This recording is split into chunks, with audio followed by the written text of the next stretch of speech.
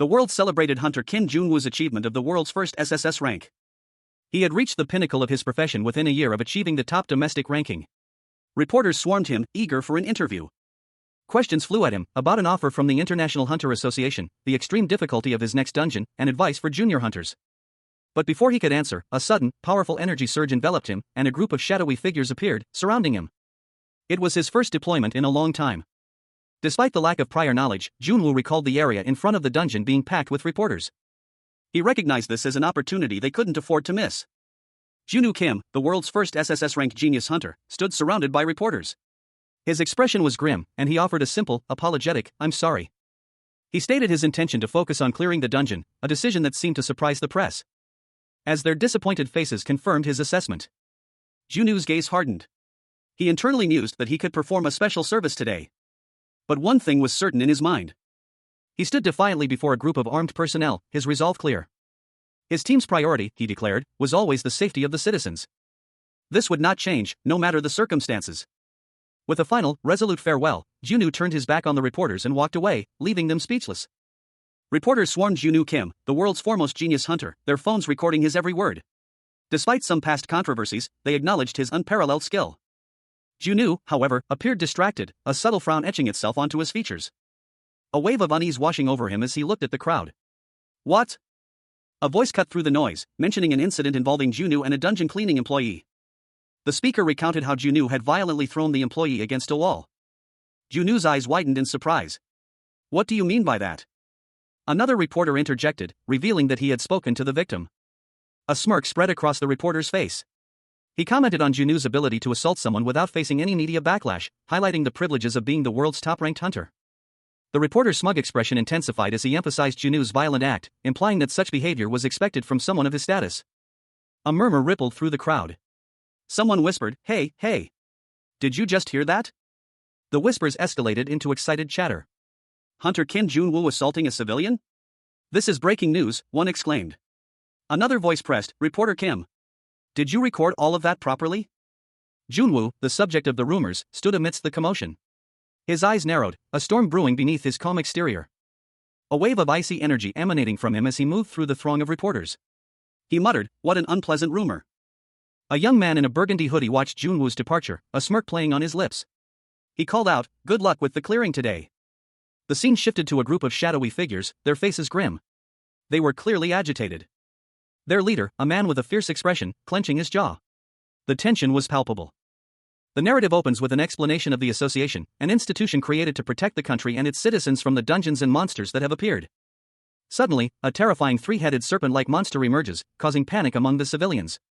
A woman screams in terror as two men flee the scene. The association, in response to this threat, gathered talented individuals with supernatural abilities, forming them into 4 specialized teams. Amongst these teams, the operations team is responsible for the actual dungeon clearing. A large boot is shown crushing a fallen figure. These dungeon clearing teams are also known as hunters. Within the ranks of the hunters, Operations Team 1 is considered the most elite. A man with short brown hair and glasses, dressed in tactical gear, stands defiantly. This team boasts a 100% dungeon clearance success rate, and each member is a high-ranking hunter within the country. The focus is on the man's determined expression, his face slightly bruised. The narrative opens with a dramatic reveal, hinting at the identity of a key figure, the leader of a mysterious team. The world's top-ranked hunter, Kim Jun-woo, is exposed. News reports and online comments detail his controversial past and recent assault allegations. Further reports highlight the stark contrast between Jun-woo's public image and the darker truths emerging about his actions, including allegations of abuse and assault related to his dungeon cleaning team. Online discussions erupt, with many expressing their disappointment and anger towards Jun-woo's behavior. The comments reveal a widespread negative sentiment. Meanwhile, a man, seemingly connected to Jun-woo, reacts angrily to the news, his frustration evident in his clenched jaw and the way he crushes his phone. He questions a woman, seemingly his associate, about the leak, expressing disbelief and anger at the situation. The woman responds defensively, reminding him of their previous conversation about preventing the incident from becoming public knowledge. She is clearly concerned about the fallout. The woman continues, expressing her worry about the story's widespread dissemination online. The man remains visibly agitated. This revelation shocks the man, leaving him wondering how a civilian could have access to such sensitive information. The scene opens on Jun-woo Kim, the former SSS-RANK genius hunter, now relegated to the role of a dungeon cleaner. He sits beside Park Gunti, the son of the dungeon cleaning team leader, and a woman with light brown hair. The narration box identifies Park Gunti as someone involved in a recent incident. Park Guntae slams his hand against his face, muttering "Goddammit." His internal frustration is palpable. He realizes this incident is not an isolated event. The woman explains that testimonies from previous incidents are surfacing due to public support, indicating the situation is escalating.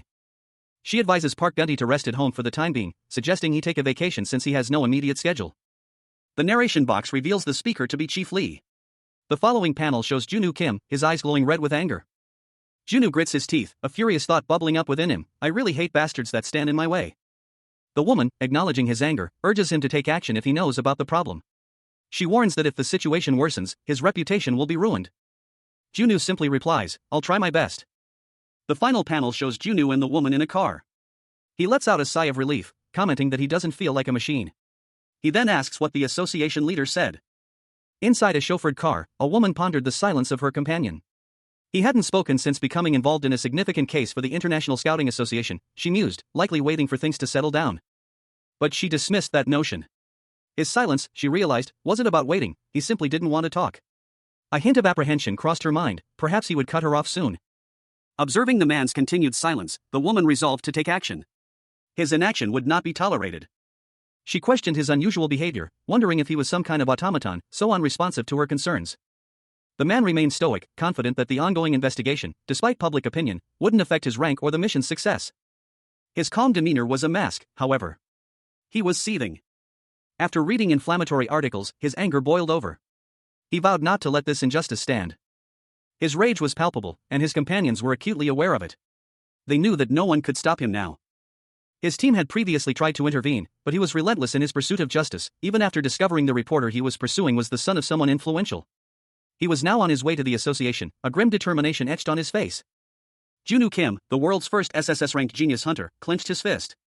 Though his outward fury had subsided, a simmering anger still burned within him. A stark reminder of the ambush that had cost him everything. Voices hailed him as their savior, their praise echoing the accolades he once received as the country's youngest and highest-ranked hunter. The scene shifted to a grand ceremony, a red carpet stretching before him, flanked by rows of uniformed officers. He stood with his back to the camera, the title, the country's youngest hunter, emblazoned below him. A testament to his unparalleled success. The text continued, highlighting his achievements: world's first SSS rank, domestic rank 1, world rank 1, even a scouting offer from the International Hunter Association. But the memories of his past glory only fueled his present rage. His eyes blazed with a fiery intensity, his face contorted in a mask of furious frustration. Years of dedication, reduced to nothing. The thought that he shouldn't be angry only intensified his fury. It would be unnatural not to feel this way. His anger was a roaring inferno, consuming him. He seethed, a silent question hanging in the air, you dare to get in my way? The scene shifted to a car, where Junwoo sat, his expression unreadable. He was calm, almost bored, as he considered the events that had transpired. A woman sat beside him, her presence a silent question mark. He calmly explained that he had been ambushed, his collar grabbed first, before he could react. An unseen interrogator questioned Junwoo Kim, the SSS-ranked genius hunter now relegated to dungeon cleaning, about a recent altercation. He pressed for the reason behind Junwoo's physical confrontation with the cleaning crew, pointing out that while Junwoo might not respect the cleaning team, this was their first direct conflict. Junwoo, sitting in a car, struggled to recall the details of the incident. He admitted that he couldn't even remember why he had confronted them. The conversation shifted to their next destination, the association, and a specific park within it. Junwoo's companion struggled to recall the name of the team leader they were targeting. His companion reminded him that the team leader's name was Park Guntae. Junwoo, clearly agitated, demanded that Park Guntae be brought to him. He insisted on settling things with Park Guntae before the situation escalated further. His companion responded with an acknowledgement.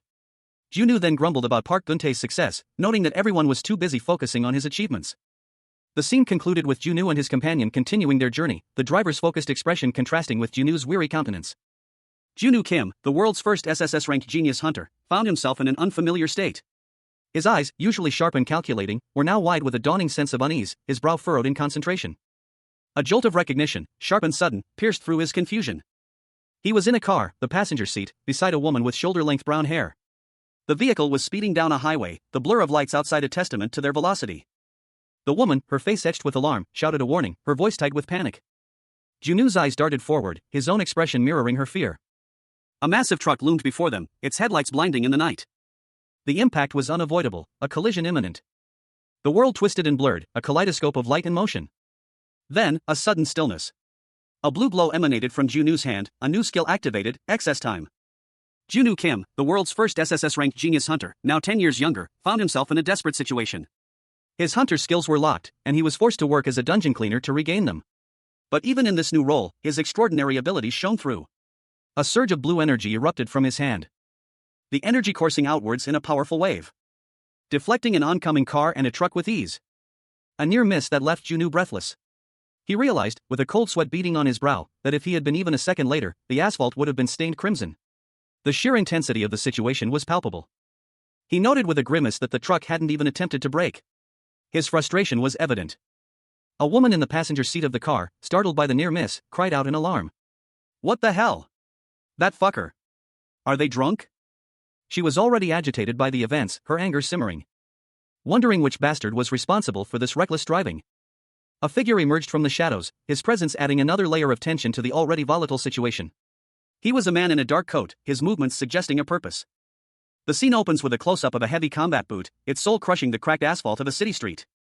A stark contrast to the sudden burst of energy emanating from Junwoo Kim, the world's foremost SSS-RANK genius hunter, now 10 years younger and seemingly caught in a powerful energy field. His face contorted in pain and frustration as he struggles against an unseen force. He grits his teeth, realizing the nature of his predicament. This is an anti-supernatural arresting device. I can't move my body. A sudden, violent impact rocks the scene as a vehicle barrels towards him. Junwoo is thrown violently to the ground by the force of the collision, his eyes wide with shock and pain. He clenches his fist, a frustrated growl escaping his lips. Damn it. I can't use my skills. The scene ends with Junwoo trapped, his face a mask of furious determination.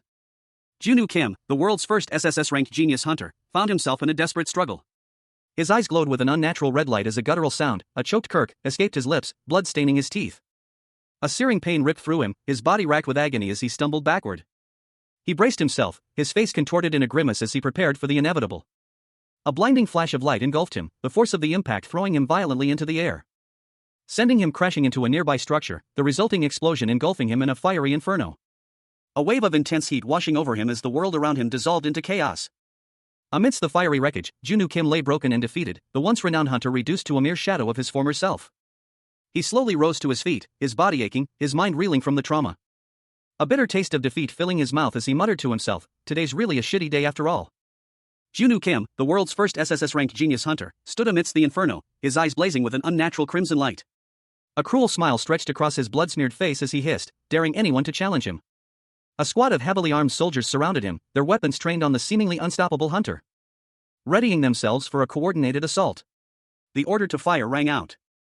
A hail of bullets erupted, tearing through the air towards Junwoo. But he remained unfazed, the onslaught seemingly having no effect.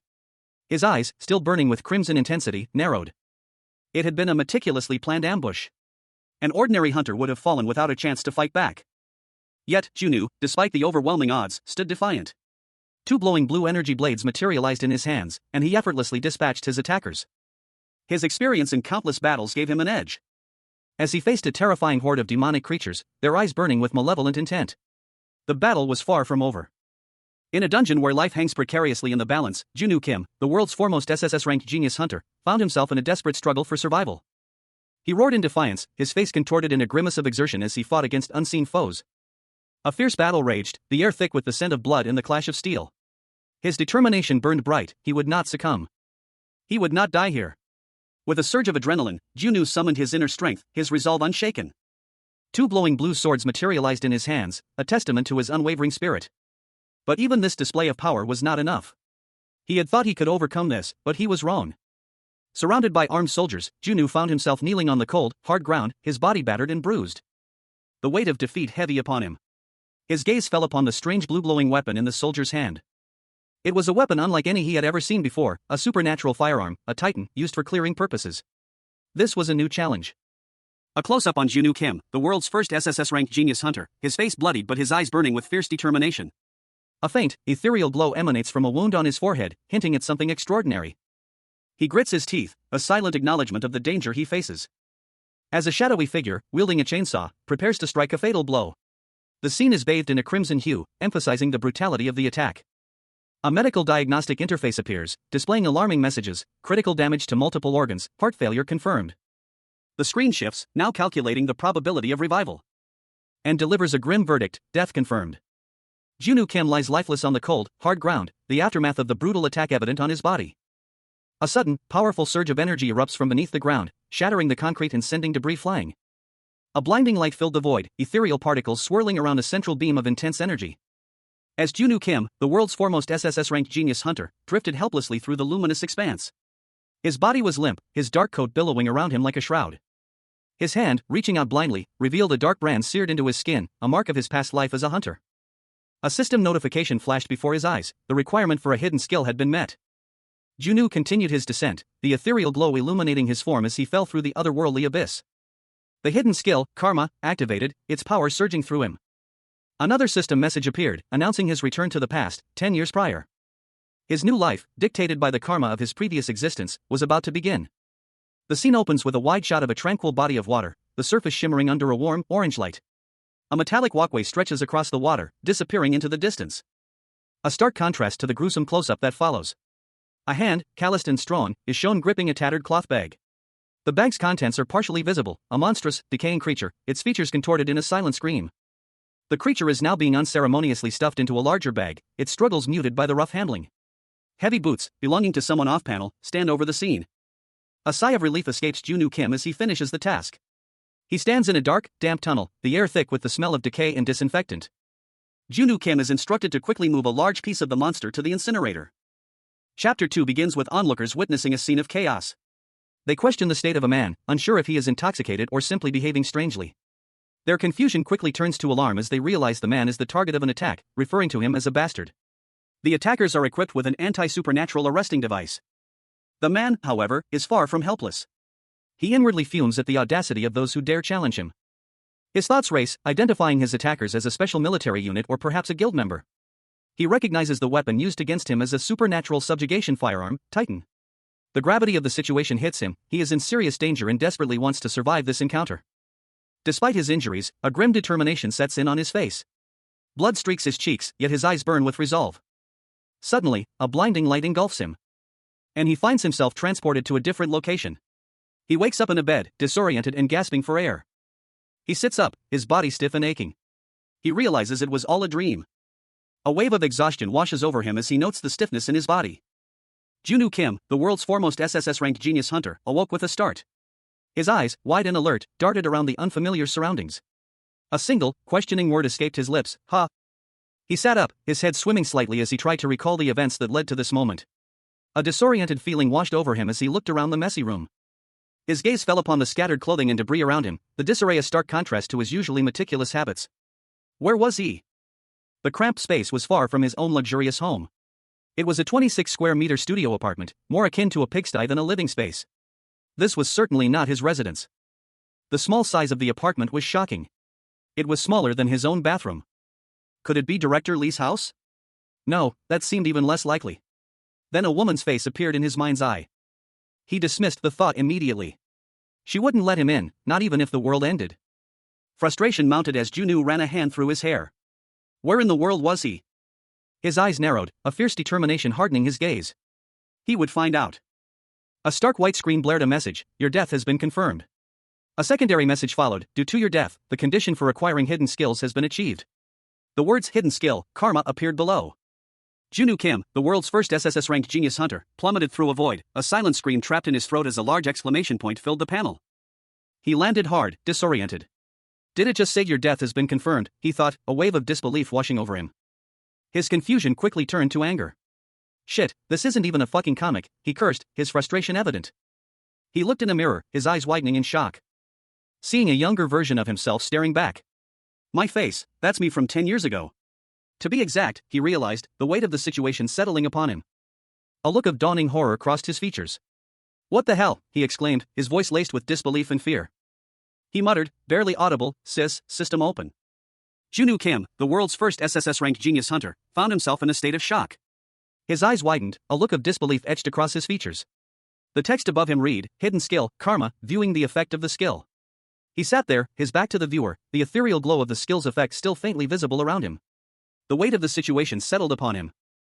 His face, now visible, was a mask of grim acceptance.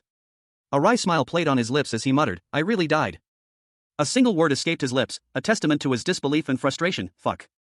A bitter realization washing over him as he recalled his past achievements. He had become a hunter at 18, rapidly rising through the ranks to reach a rank at 28, holding the 22nd position in Korea and 525th globally at the time. Junwoo Kim, once the world's foremost SSS-ranked genius hunter, reflected on his current predicament. Had he simply returned 10 years to the past, he would undoubtedly still be a hunter, a rising star basking in the spotlight. However, fate had dealt him a different hand. A surge of blue energy crackled around him, a stark reminder of the ambush that had cost him everything. The aftermath of the attack was brutal, a scene of carnage and destruction. A defeated foe lay amidst the wreckage. But Junwoo's hunter skills remained locked, forcing him to take on the lowly position of a dungeon cleaner. The irony was not lost on him, the great Kim Junwoo, reduced to a mere cleaner? A holographic display materialized before him, outlining the conditions for regaining his abilities. To cancel the karma and return to his former life, he must ascend to the position of Secretary General of the International Supernatural Association within 5 years. Failure would mean a life of cleaning, a fate he found utterly absurd. The conditions for canceling the karma were laid out: become the Secretary General within 4 years, 11 months, 29 days, 32 minutes, and 48 seconds. Junwoo slumped against the bathroom wall, the weight of his situation pressing down on him. If he failed, he would remain a cleaner forever. The absurdity of it all was overwhelming. He muttered a frustrated curse, the sheer illogical nature of his predicament clear in his mind. The International Supernatural Association loomed large in his thoughts. This international organization oversaw all supernatural associations worldwide. Its Secretary General wielded authority surpassing even the President of the United States. A shadowy figure, his face obscured, loomed over Junwoo Kim, the world's first SSS-ranked genius hunter. Behind the imposing figure, a squad of soldiers stood at attention, their faces grim.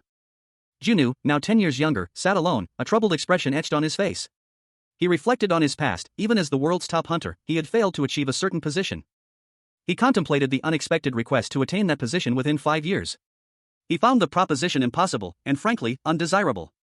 Junwoo decided to ignore the matter, dismissing it with a shrug. He was unconcerned with the implications of this strange turn of events. He realized that returning to his former life required him to become the Secretary General.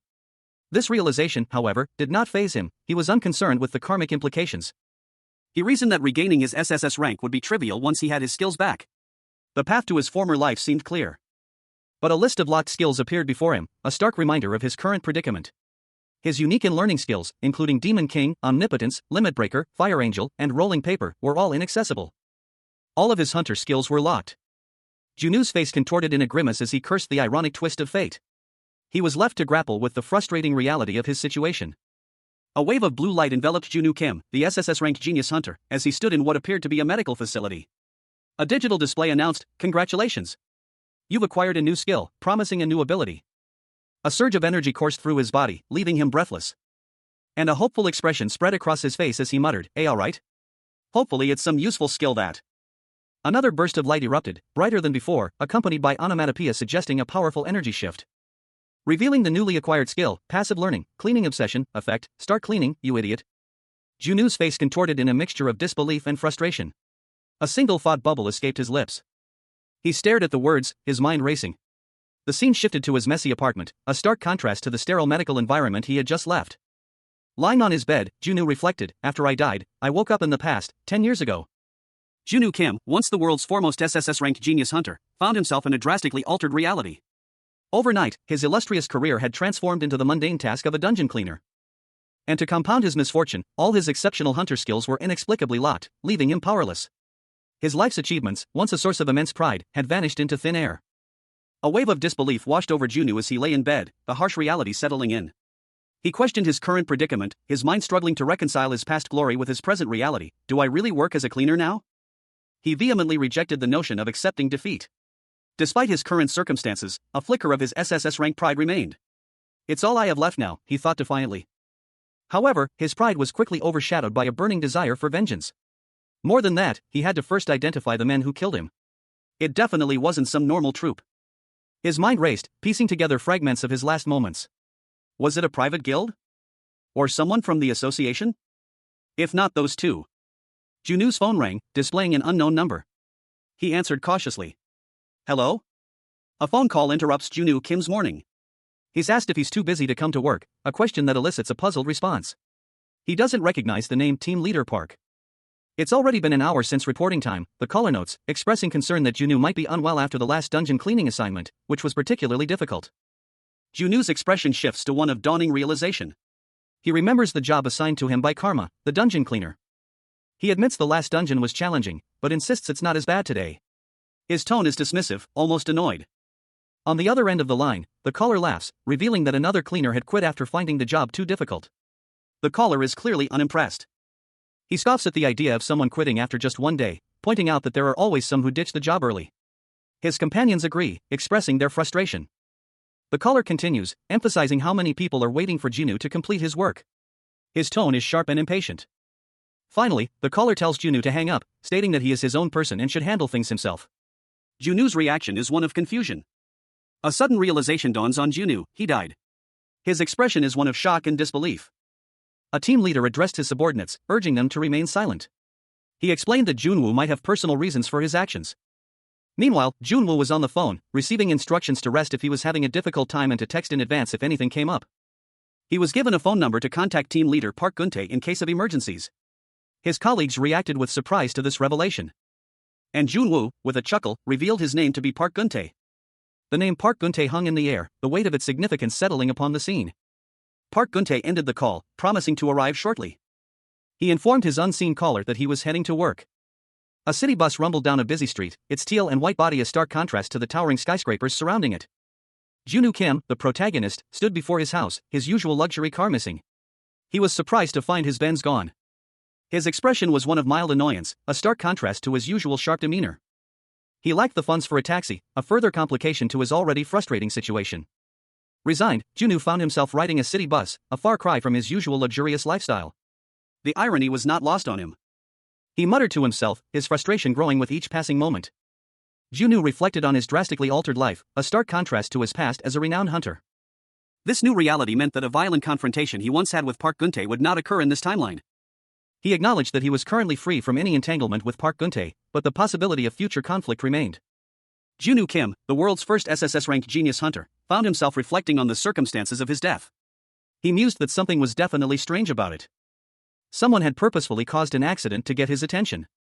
Furthermore, they had prepared an anti-supernatural arresting device to prevent him from using his skills. And finally, the gun used to shoot him wasn't any ordinary firearm, it was a high-tech anti-monster and supernatural subjugation weapon. Known as the Titan. It was one of the first-class weapons in the realm of firearms, with substantial technology and an enormous price tag. Junwoo realized this was not something Park Gun-tae, a simple dungeon cleaner, could easily obtain. But perhaps he hired a professional out of spite.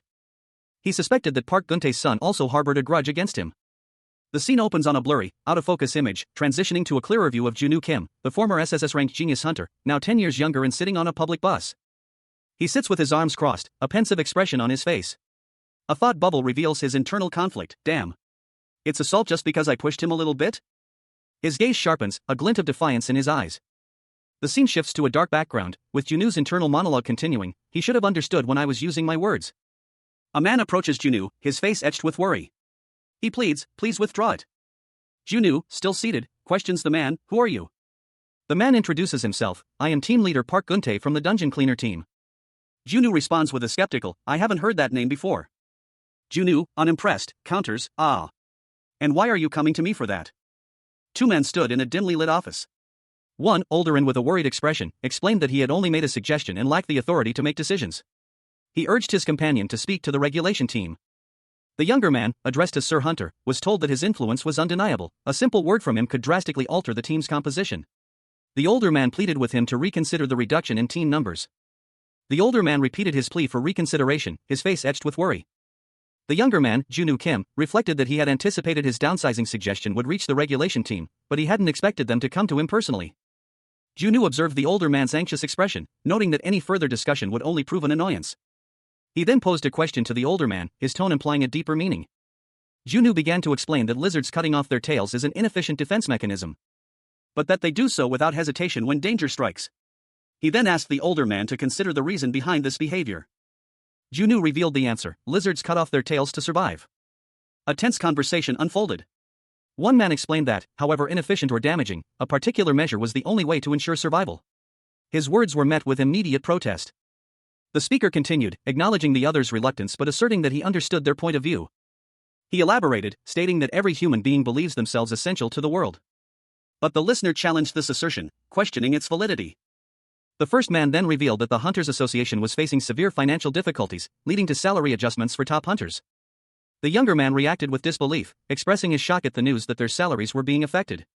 The older man explained that the association's top priority was protecting citizens from monsters, and that those jobs were done by hunters like himself.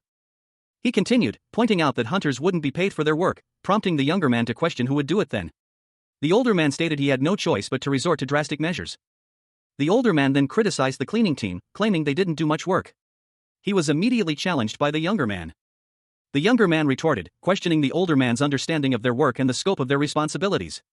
He then stated that they would simply move on, regardless of the association's decision. Two men stood in a hallway. One of them, dressed in a dark coat, stated that they were proud of their work, in their own way. The other man agreed, adding that it was something he should have done years ago. He explained that he had delayed because of his comrade, and that he would be leaving. He then questioned his comrade about the association's first priority being the protection of citizens.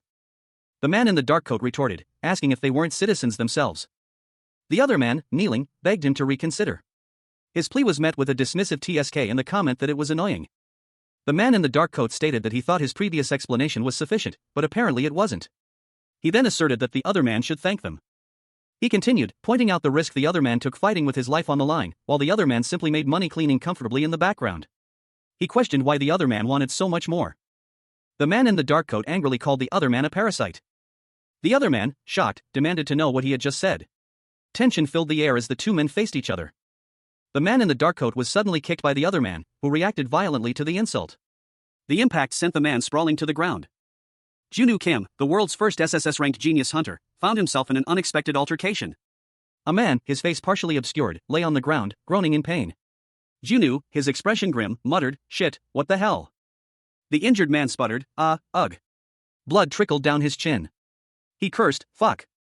Junwoo, seemingly unfazed by the man's suffering, calmly addressed someone on his phone. "Look at you acting," he said dismissively. "I just pushed you a little." He then barked into the phone, "Chief Lee. Come here and take care of this parasite." Continuing his phone call, Junwoo expressed his frustration. "I told you not to let me get involved in this kind of shit." A scene unfolded before Junwoo, a cordoned-off area, police officers, and a palpable sense of danger. A voice, presumably from a nearby officer, stated, "That's a danger-grade yellow-level dungeon." The officer continued, explaining the dungeon's boss. For this time's yellow level, Foxtrot Centipede will be the boss. A flashback occurred, showing Junwoo's past self participating in his subjugation at the age of 28. He then realized his current predicament. "I guess I really am back 10 years in the past." Junwoo Kim, formerly the world's foremost SSS-RANK genius hunter, now stood in the shadow of his past glory. His hunter skills lay dormant, a consequence of a recent ambush, forcing him to take on a new, less glamorous role, dungeon cleaner. He arrived at his assigned cleaning site, a sense of quiet determination etched on his face. Only to be greeted by a man who seemed oddly familiar, his voice brimming with an unsettling enthusiasm. The man exclaimed that he had been waiting for Junwoo's arrival. Junwoo's eyes narrowed, a flicker of recognition and unease crossing his features, as he realized the true identity of the man before him. The man, a figure from Junwoo's past, revealed that he was the one responsible for Junwoo's current predicament. A chilling laugh escaped the man's lips as he reveled in his handiwork. A middle-aged man, his face partially obscured, looked up, a surprised smile spreading across his features. "Oh, you're here," he exclaimed. He beamed, his wide grin revealing his teeth. "Junwoo. Here, over here," he called out. Junwoo, the protagonist, his face hidden, thought to himself, a grim determination hardening his expression. "I finally met him," he mused. "The one who made me like this." His face, now fully visible, showed a mixture of anger and resentment. The man from before shouted, "Dungeon cleaner, Park Guntae." The middle-aged man chuckled, seemingly unfazed. "Ha? Why are you so absent-minded?" "Ha ha." Junwoo observed the man, a typical middle-aged man in work clothes. "It's an image that matches that in my memory," he thought. The middle-aged man approached Junwoo. "Come quickly. Did you have breakfast?" Two men stood in a parking lot, one excitedly addressing a group of unseen people. He exclaimed about the arrival of another individual, emphasizing the unexpected nature of his appearance. The other man, seemingly more reserved, simply nodded in agreement, adding that the newcomer had appeared sincere from the start. The newcomer, his back to the viewer, stood surrounded by a small group of people in uniform. The scene suggested a tense atmosphere, with the uniformed individuals appearing to be observing him closely. Han Sang-hyuk, identified as a cleaner from Cleaning Team 3, scoffed. He muttered that the newcomer's arrival was only possible because he was caught trying to leave. Another member of Cleaning Team 3, Im Jang, expressed his disbelief, sarcastically commenting on the newcomer's previous claims of being unable to do anything. Mun Soyeon, also from Cleaning Team 3, questioned the need for additional personnel, pointing out that 4 people were already sufficient for the task. The newcomer, seemingly unfazed by the skepticism, calmly suggested they begin their work, and asked Sang-hyuk about the remaining time. Sang-hyuk responded that only 45 minutes remained. This news caused a visible reaction of surprise and concern from Sang-hyuk, who appeared visibly stressed by the time constraint. He explained that the time crunch was due to the newcomer's 1-hour delay. A young woman, her expression a mixture of amusement and slight annoyance, observed two men from a distance.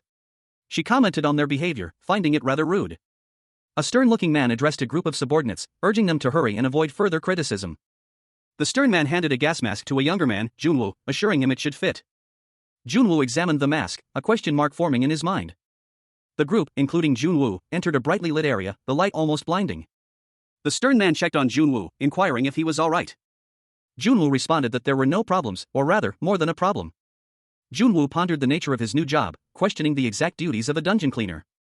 His expression turned serious, a hint of apprehension in his eyes.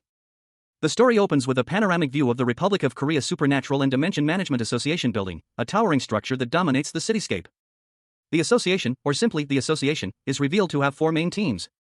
A detailed organizational chart illustrates the 4 main teams within the association: the control team, the hunter support team, the operations team, and the dungeon cleaning team. Each team's function is clearly defined within the chart. The control team monitors the status of dungeon appearances and collects information. Meanwhile, the hunter support team produces and maintains weapons and items while also supporting overall activities. The operations team is shown to be involved in more direct, hands-on operations, as depicted in the panel showing them in what appears to be a post-operation scene. Deep within a cavernous dungeon, a cleaning crew navigated a narrow corridor. Weijang, one of the cleaners, expressed concern about the disinfectant solution's reach, noting the corridor's unexpected width. While Sang-hyuk instructed Soyeon to monitor the internal gas levels. Sang-hyuk then commented on the considerable size of the boss monster, anticipating a lengthy dismantling process. The narration box revealed that Junwoo Kim, the protagonist, was unfamiliar with the dungeon cleaning team and their purpose. Junwoo, wearing a gas mask, internally questioned the team's overly cautious behavior. Suddenly, a warning shout echoed through the dungeon. Someone called out to Junwoo, cautioning him against venturing alone into the dangerous cavern. But Junwoo, seemingly unfazed, simply responded with a confused "huh?" Junwoo explained that they were heading to the boss room, and that his colleagues should follow closely. However, Junwoo's assertion was met with immediate contradiction. The path to the boss room was clearly in a different direction, as revealed by a dark opening in the distance. Junwoo Kim, the world's foremost SSS-RANK genius hunter, now found himself in an unexpected predicament. 10 years had been rewound, his hunter skills inexplicably locked away, and his current occupation was dungeon cleaner. A sudden, disorienting question echoed in his mind. What? The question hung in the air, a stark contrast to the harsh reality of his current situation. Two fellow dungeon cleaners, their faces masked by respirators, reacted with disbelief to something unseen. One of them, a woman with a bun, spoke, her voice laced with a mixture of concern and exasperation. They urged Junwoo to speak up if he was unable to continue with the task.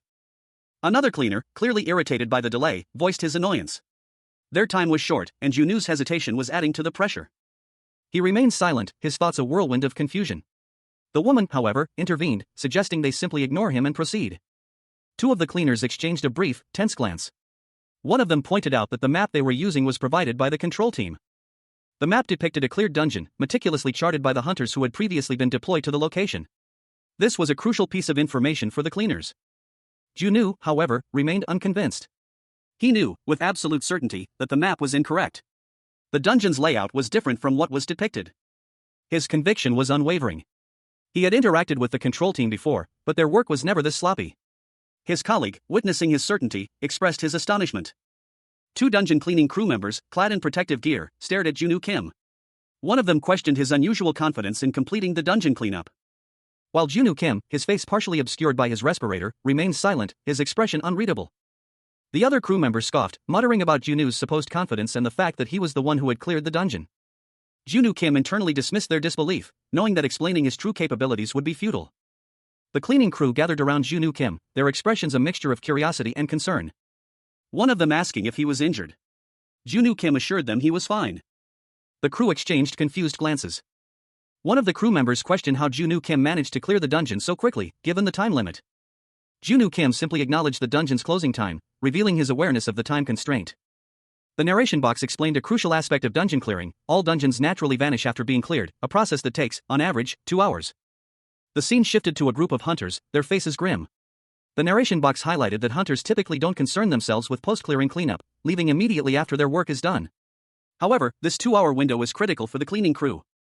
Two dungeon cleaners, clad in protective gear, voiced their skepticism. One questioned the necessity of cleaning a dungeon that would soon disappear anyway.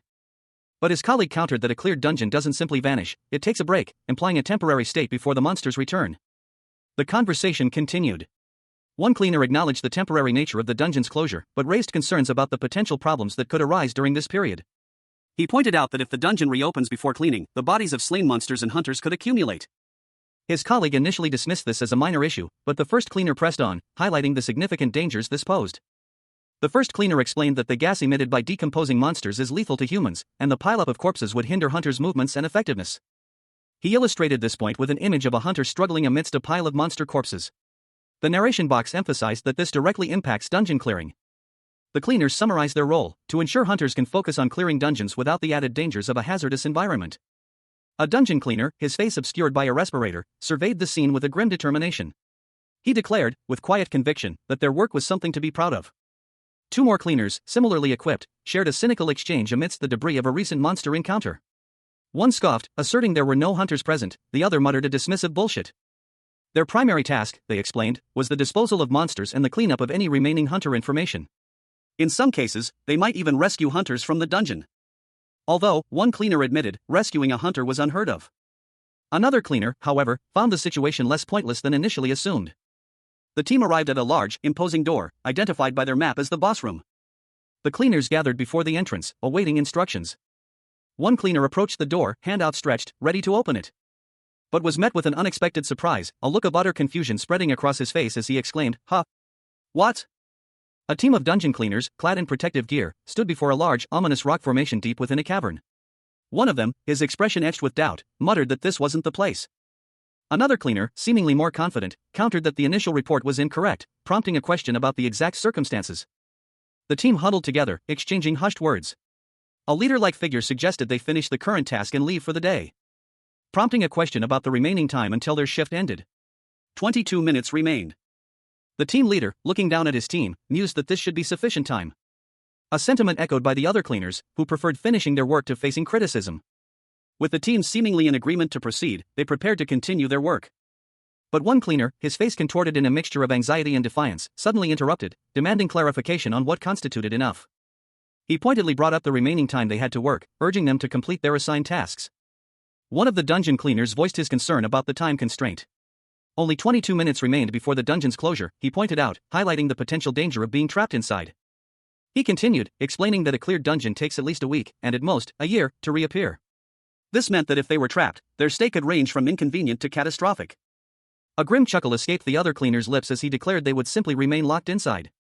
His nonchalant attitude contrasted sharply with the gravity of the situation. Junwoo Kim, the former SSS-RANK genius hunter now disguised as a cleaner, delivered a stark assessment, death. He then questioned the sanity of his colleagues, highlighting the life-threatening risks they were taking for a simple cleaning job. One of the cleaners, unfazed, retorted that this was their usual routine, implying a degree of fatalistic acceptance of the inherent dangers. Junwoo, seemingly accepting the situation, urged them to hurry up. His tone suggested a pragmatic approach to the imminent danger. The other cleaner whispered that Junwoo probably looked down on cleaning anyway, revealing a perception of Junwoo's potential arrogance. A female cleaner, her face partially obscured, glared intently at Junwoo, her expression suggesting suspicion or disapproval. The final panel shows Junwoo's back as he walks away, his thoughts and intentions remaining unclear. Junwoo Kim, the world's first SSS-RANK genius hunter, stood amidst the chaos, his expression grim. He reflected on his 15 years of unparalleled success in the field, a career marked by unwavering precision and an absence of failure. A success that culminated in his achieving the world's first SSS rank and the coveted #1 position. The image of demonic creatures loomed behind him, a stark reminder of his past triumphs. His eyes blazed with barely suppressed fury. Junwoo vehemently rejected any attempt to diminish his accomplishments, particularly in the context of his current, less than glamorous occupation.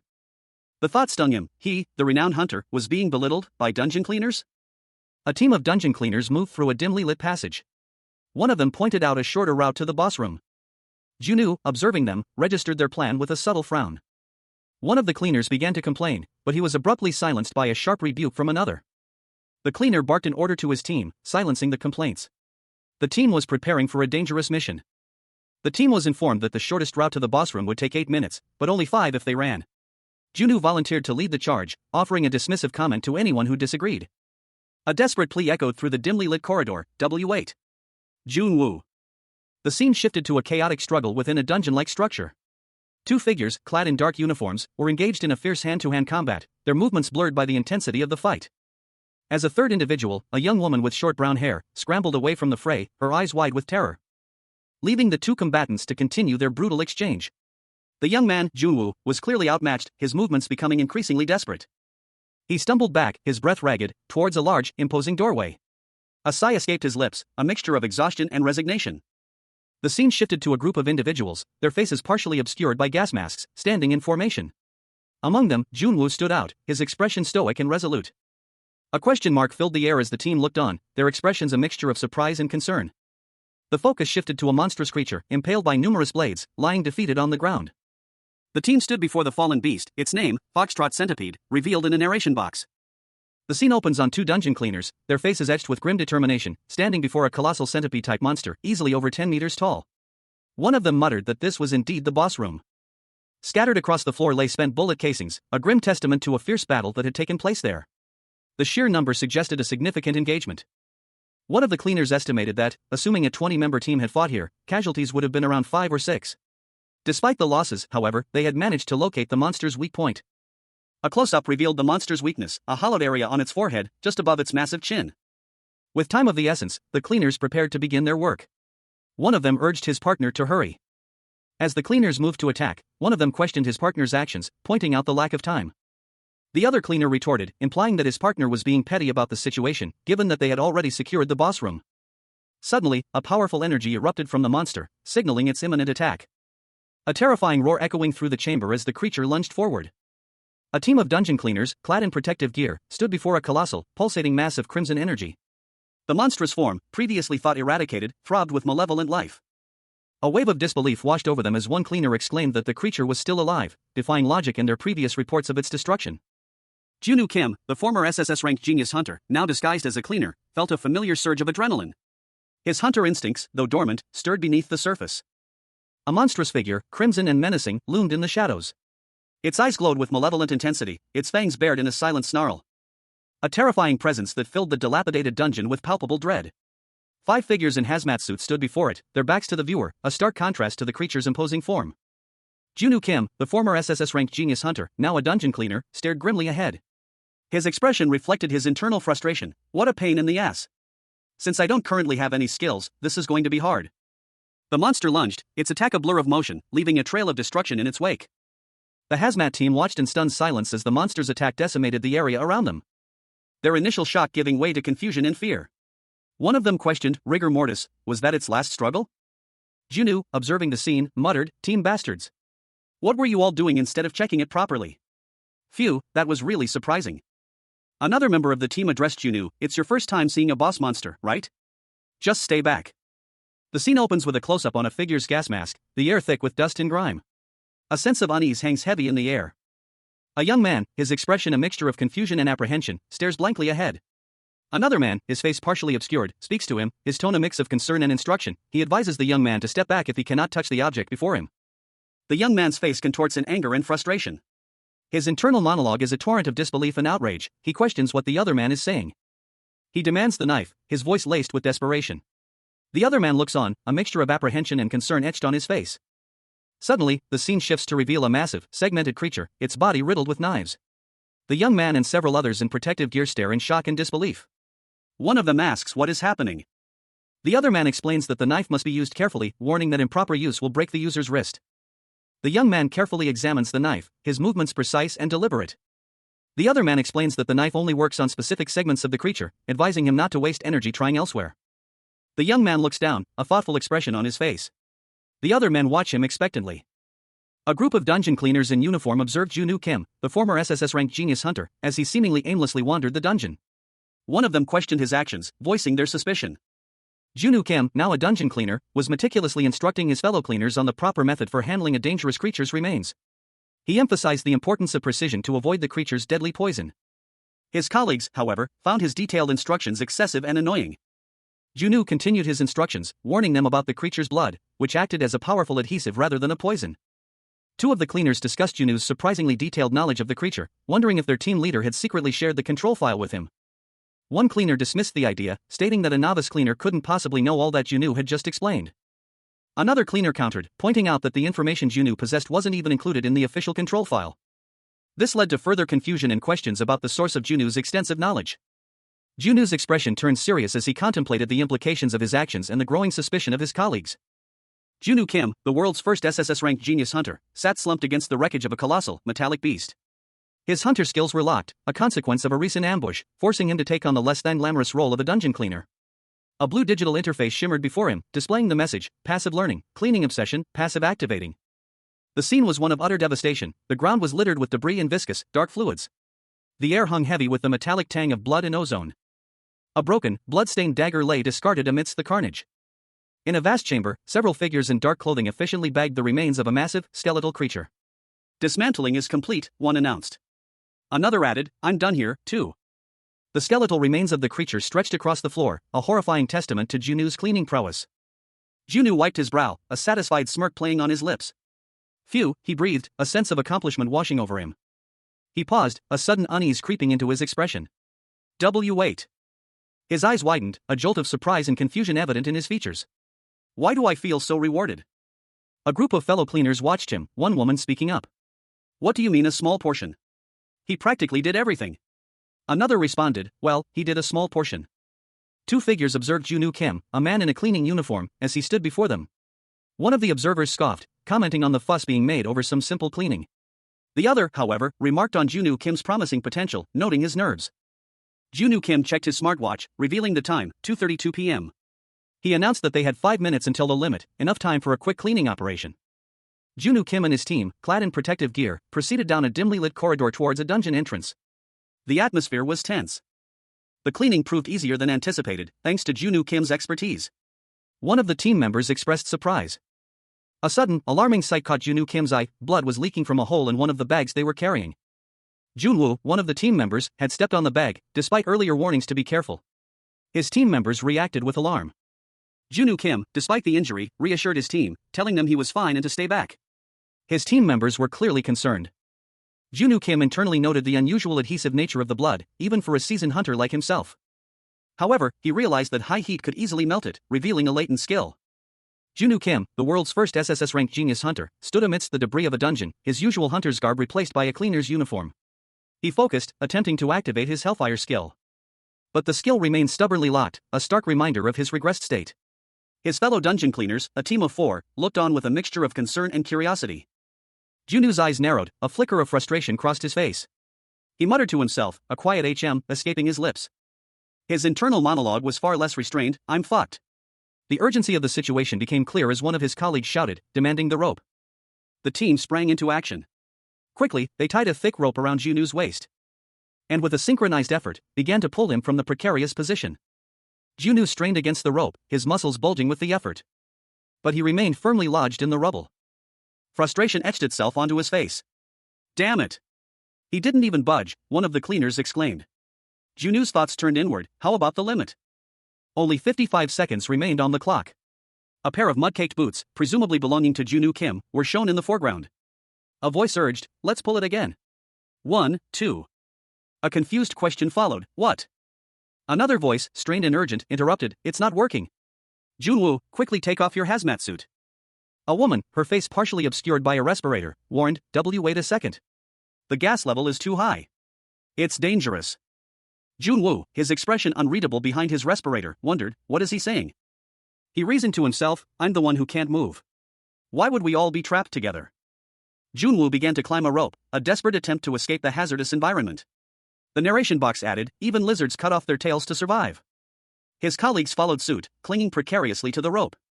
The question hung in the air, in this situation? Junwoo, still climbing, silently judged, they are less intelligent than lizards. In the heart of a dimly lit dungeon, a team of hazmat-suited figures huddled together. Their team leader, a man with short, dark hair, issued a curt order, "This isn't working, everyone, leave." One of the team members, his face partially obscured by his mask, voiced his dissent. "What? What will you do?" he exclaimed, his tone laced with disbelief and a hint of defiance. The team leader, his expression grim, retorted, "Those who can, must survive." His words hung heavy in the air, a stark contrast to the urgency of the situation. Another team member, clearly agitated, shouted, "Quickly get out. It's the team leader's order." Despite the pleas, the dissenting member remained resolute. He muttered to himself, "That's ridiculous. In that case, it's better if I..." He began to walk away from the group, his resolve unwavering. The others, heeding the team leader's order, fled the scene, their forms swallowed by the shadows of the dungeon. A digital timer appeared, displaying the number 10. The dissenting member, however, pressed on, his pace quickening as he navigated the treacherous terrain. Suddenly, he was ambushed. Two figures emerged from the darkness, tackling him to the ground. Two figures, clad in protective gear, navigated the debris-strewn landscape. One adjusted his respirator, his face etched with grim determination. A digital countdown timer, glowing a vibrant blue, displayed as 7. The pair broke into a run, their movements urgent and purposeful, through the ravaged remains of what was once a city. The countdown continued, now showing as 6, as a fallen figure lay amidst the rubble, their boots stained crimson. A bright light emerged from the distance, a beacon of hope in the desolate scene. Three figures in white uniforms watched from afar, their faces a mixture of concern and apprehension as the countdown ticked down to 5. The two runners pressed on, their pace relentless, the countdown now at 3.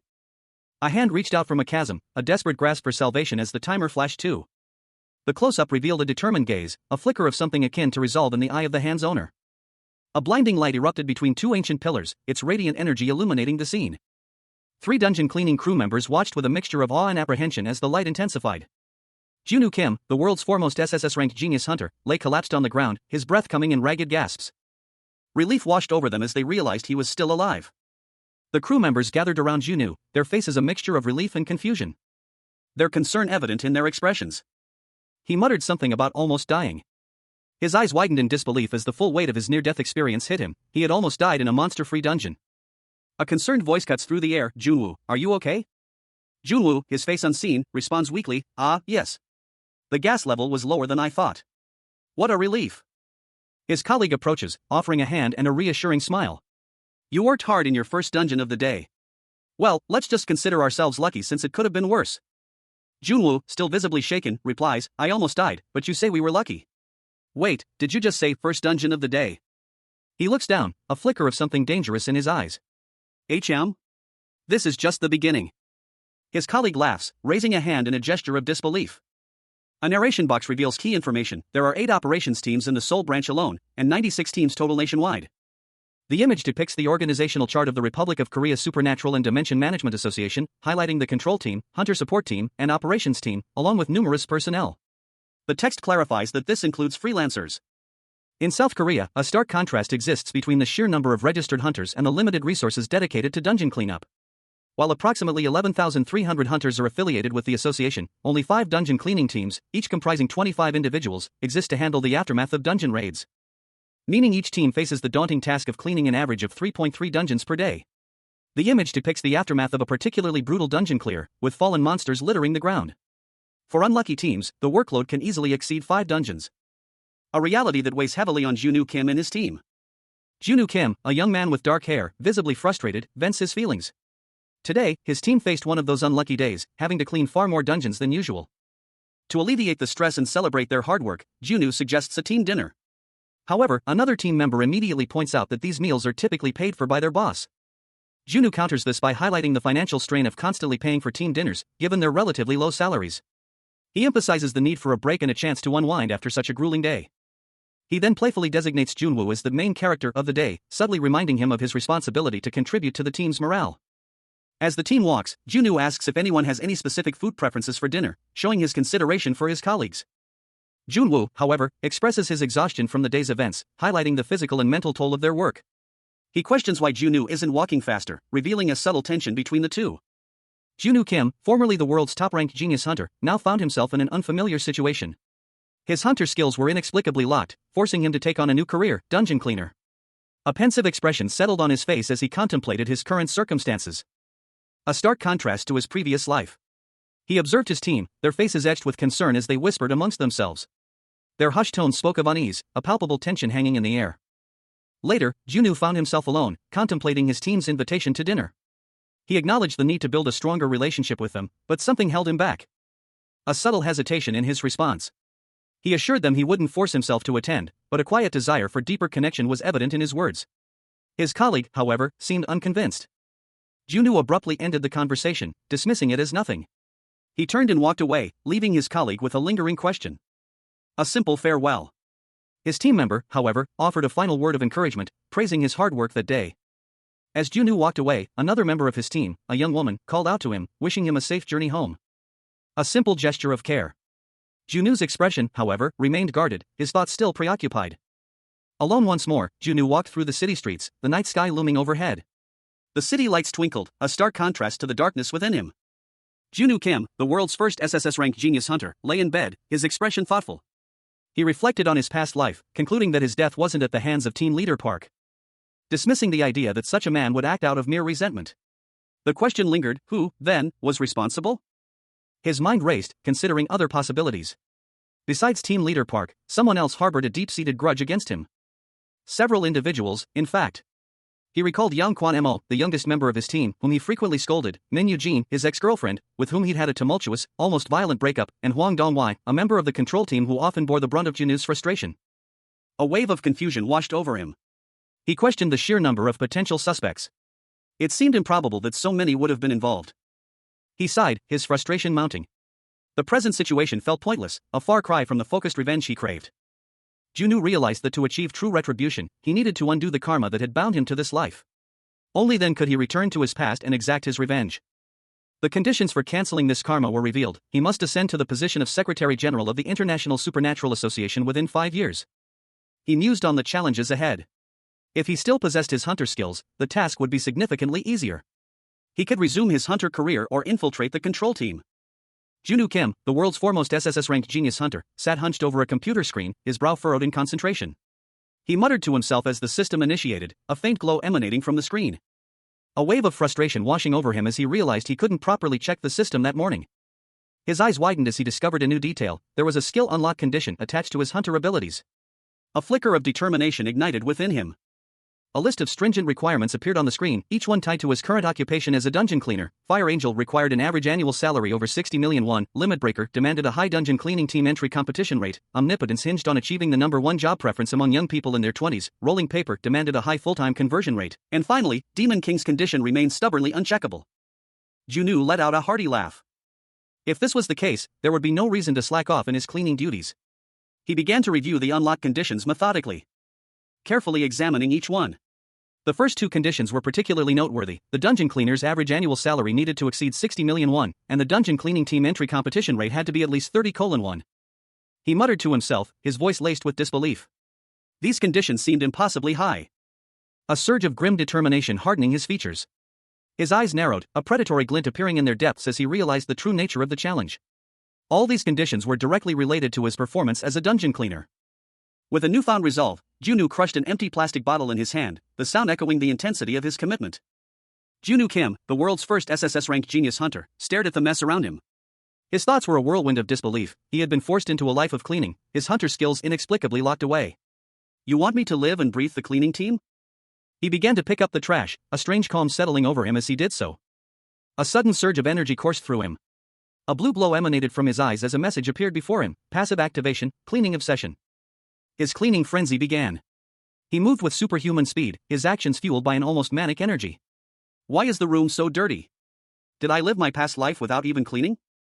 He noticed an expired item. Frustration flared within him. Gah, how annoying. How long has this been expired? With the completion of his cleaning task, a new message appeared: unlock condition achieved, 1 day at work. Another message followed: hyper boost, skill has been unlocked. Junwoo Kim, the protagonist, sat on a crowded bus, his face etched with exhaustion. He silently reflected on the past week. A week since he'd started his new job as a dungeon cleaner. His thoughts continued, a grim determination hardening his gaze. He had already cleaned 25 dungeons, using 6 10-liter bottles of cleaning solution and dismantling 30 monsters in the process. The sheer volume of his work was evident in the image of a destroyed monster, its remains scattered around him. He contemplated the skills he had unlocked. The first being Hyper Boost, a skill that drastically increased his movement speed in battle. He had acquired this ability through a random condition triggered by his daily work, a testament to his unwavering dedication. It was a highly efficient mobility skill, a valuable asset in his new, unexpected career. Junwoo Kim, the world's first SSS-RANK genius hunter, found himself in an unexpected predicament. His formidable hunter skills were inexplicably locked, leaving him with only a rudimentary ability to manipulate energy, a power useful only when combined with his now dormant attack skills, forcing him to take on the seemingly mundane role of a dungeon cleaner. He stood there, a mop in hand, a bitter laugh escaping his lips. Damn it. Despite his frustration, a flicker of resolve ignited within him. It was better than nothing. This was his new path, however unconventional. The conditions for unlocking his hunter skills were laid out before him, a daunting list of requirements. Titles like Fire Angel, Limit Breaker, and Omnipotence demanded extraordinary achievements in the field of dungeon cleaning. An average annual salary of 60 million won, a top ranking among young people, and achieving the #1 job preference were all seemingly impossible feats. Leaving Junwoo to contemplate his future from a bustling city street. He boarded a crowded bus, the weight of his circumstances heavy on his shoulders. Dungeon cleaning, he mused, was the most extreme job currently available. However, there were also easier unlocked conditions, a glimmer of hope in his otherwise bleak outlook. Among them were Circle Counter and Hellfire, both requiring less extreme measures. But Junwoo's gaze hardened. His focus sharpened on the easiest path, increasing interest in the Dungeon Cleaning Association. A plan began to form in his mind. If he, a former SSS rank hunter, cooperated with the dungeon cleaning team and shared his knowledge, he could potentially manipulate the situation to his advantage over the next 10 years. Junwoo Kim, formerly the world's first SSS rank genius hunter, now found himself in a meeting room, his hunter skills sealed. He considered his current predicament. His cleaning job was his only path to regaining his abilities.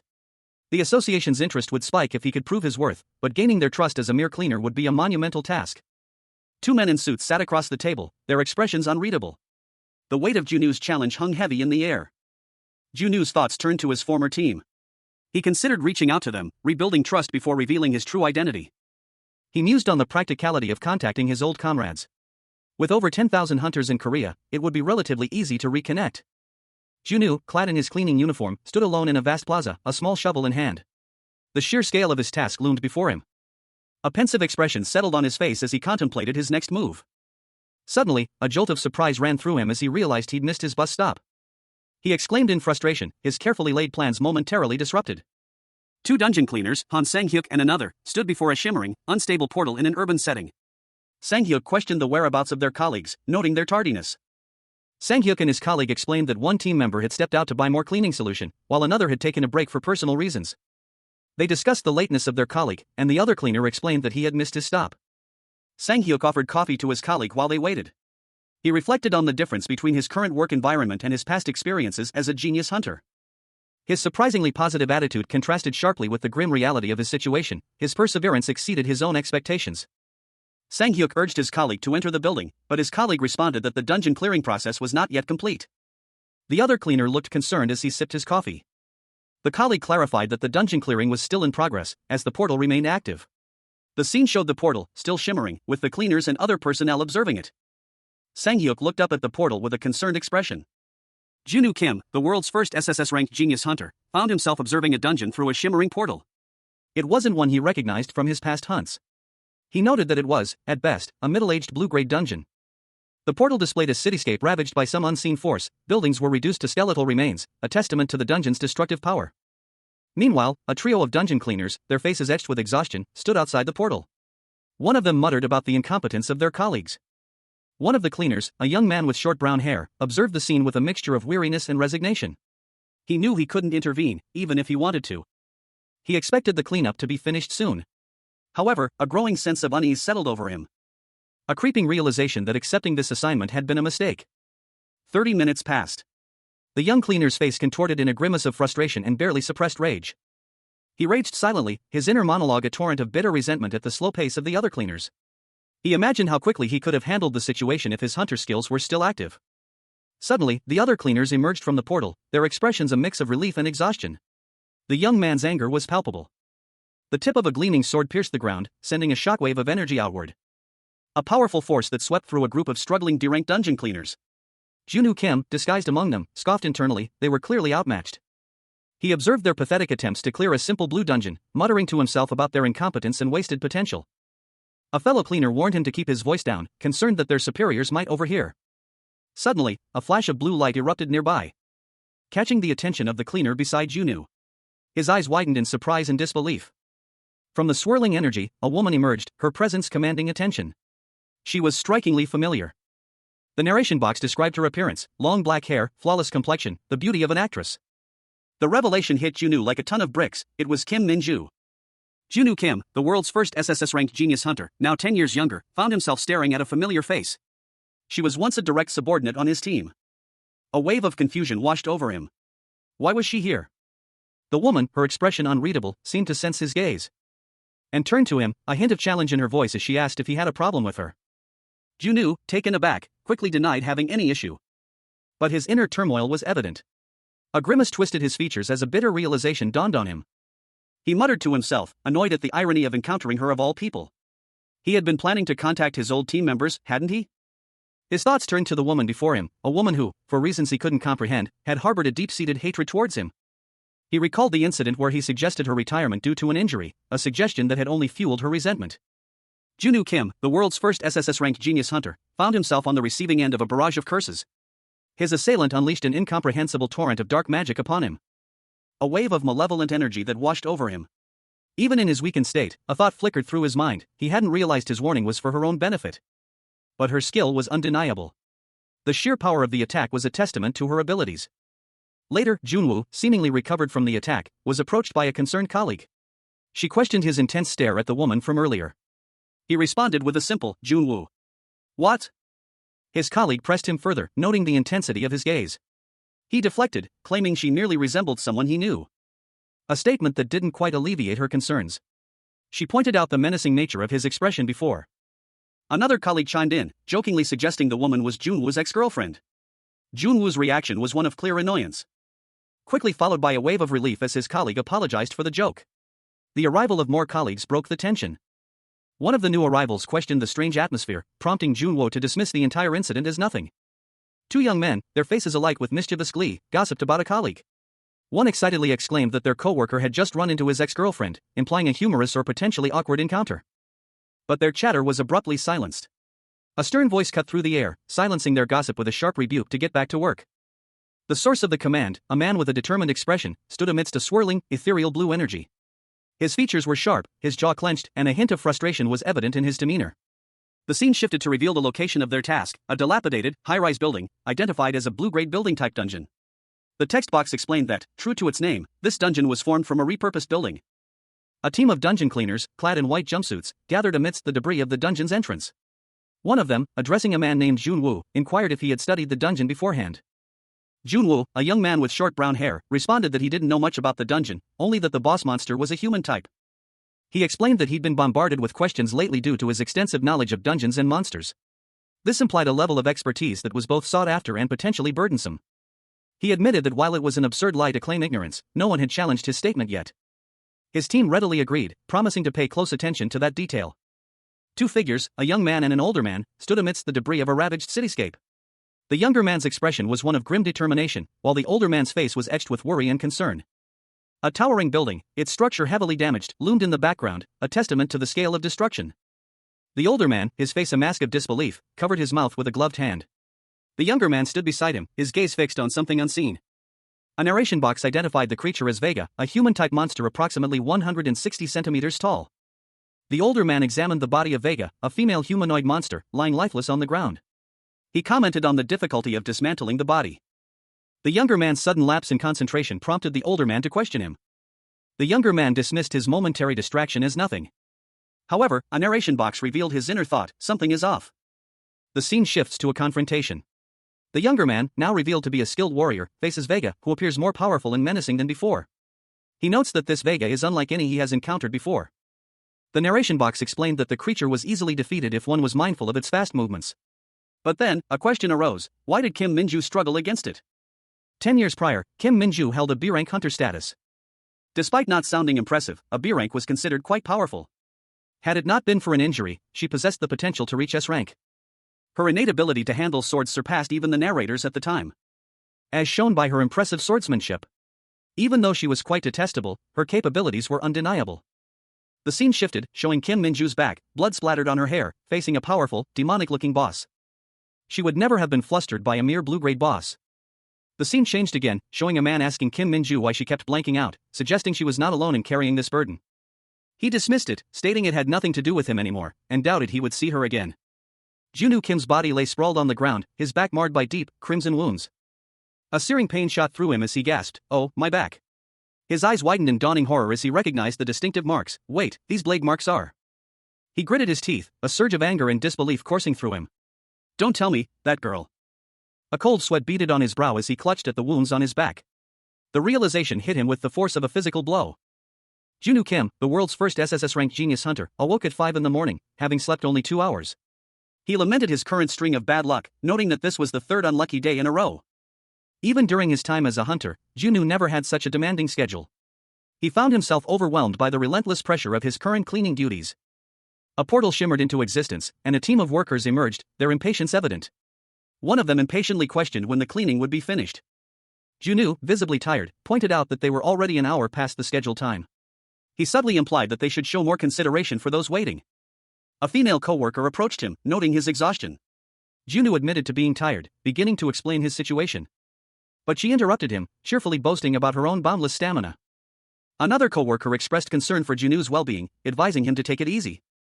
Junwoo Kim, formerly the world's top-ranked genius hunter, now found himself clad in a cleaning apron. He and his fellow cleaners exchanged bewildered glances as a group of hunters emerged from a nearby dungeon. Their arrival marked by a shimmering blue portal. One of the cleaners muttered that it had been an hour and a half since the last group emerged. A grim realization settling on Junwoo's face. He cursed under his breath. This was becoming an unsettling pattern. A young female hunter, her expression a mixture of frustration and confusion, voiced the question on everyone's mind: with so many dungeons and hunters, why did they keep encountering each other? The hunter, distinguished by her long silver hair and a distinctive sword strapped to her back, stood out amongst her companions. As the hunters dispersed, heading towards different directions, Junwoo and his colleagues watched them go. A subtle energy shift in the air signaling another group's imminent arrival. And indeed, another portal opened, revealing more hunters. A wave of déjà vu washed over him as he watched her leave. This was becoming increasingly familiar. Junwoo Kim, the world's first SSS-RANK genius hunter, now 10 years younger, found himself face to face with a young woman. Her expression was one of intense scrutiny, her gaze unwavering as she sized him up. A silent tension hung in the air between them.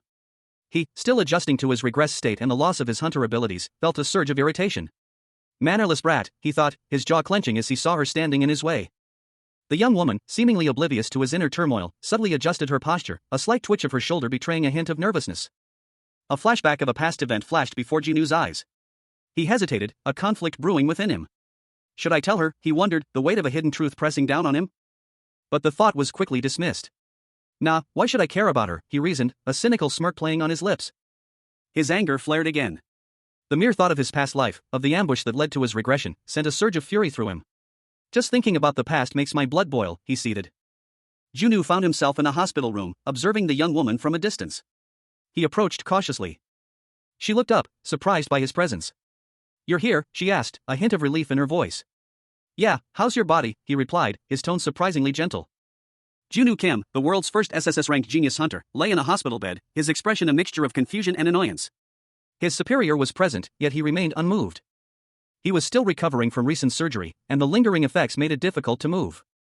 Junwoo's superior began to lecture him, pointing out the recklessness of his past actions. He had ignored his injuries, pushing himself too hard, leading to his current state.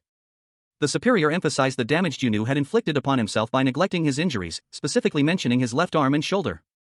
Frustration evident in her tone, Junwoo's superior questioned why he hadn't been upfront about his condition earlier.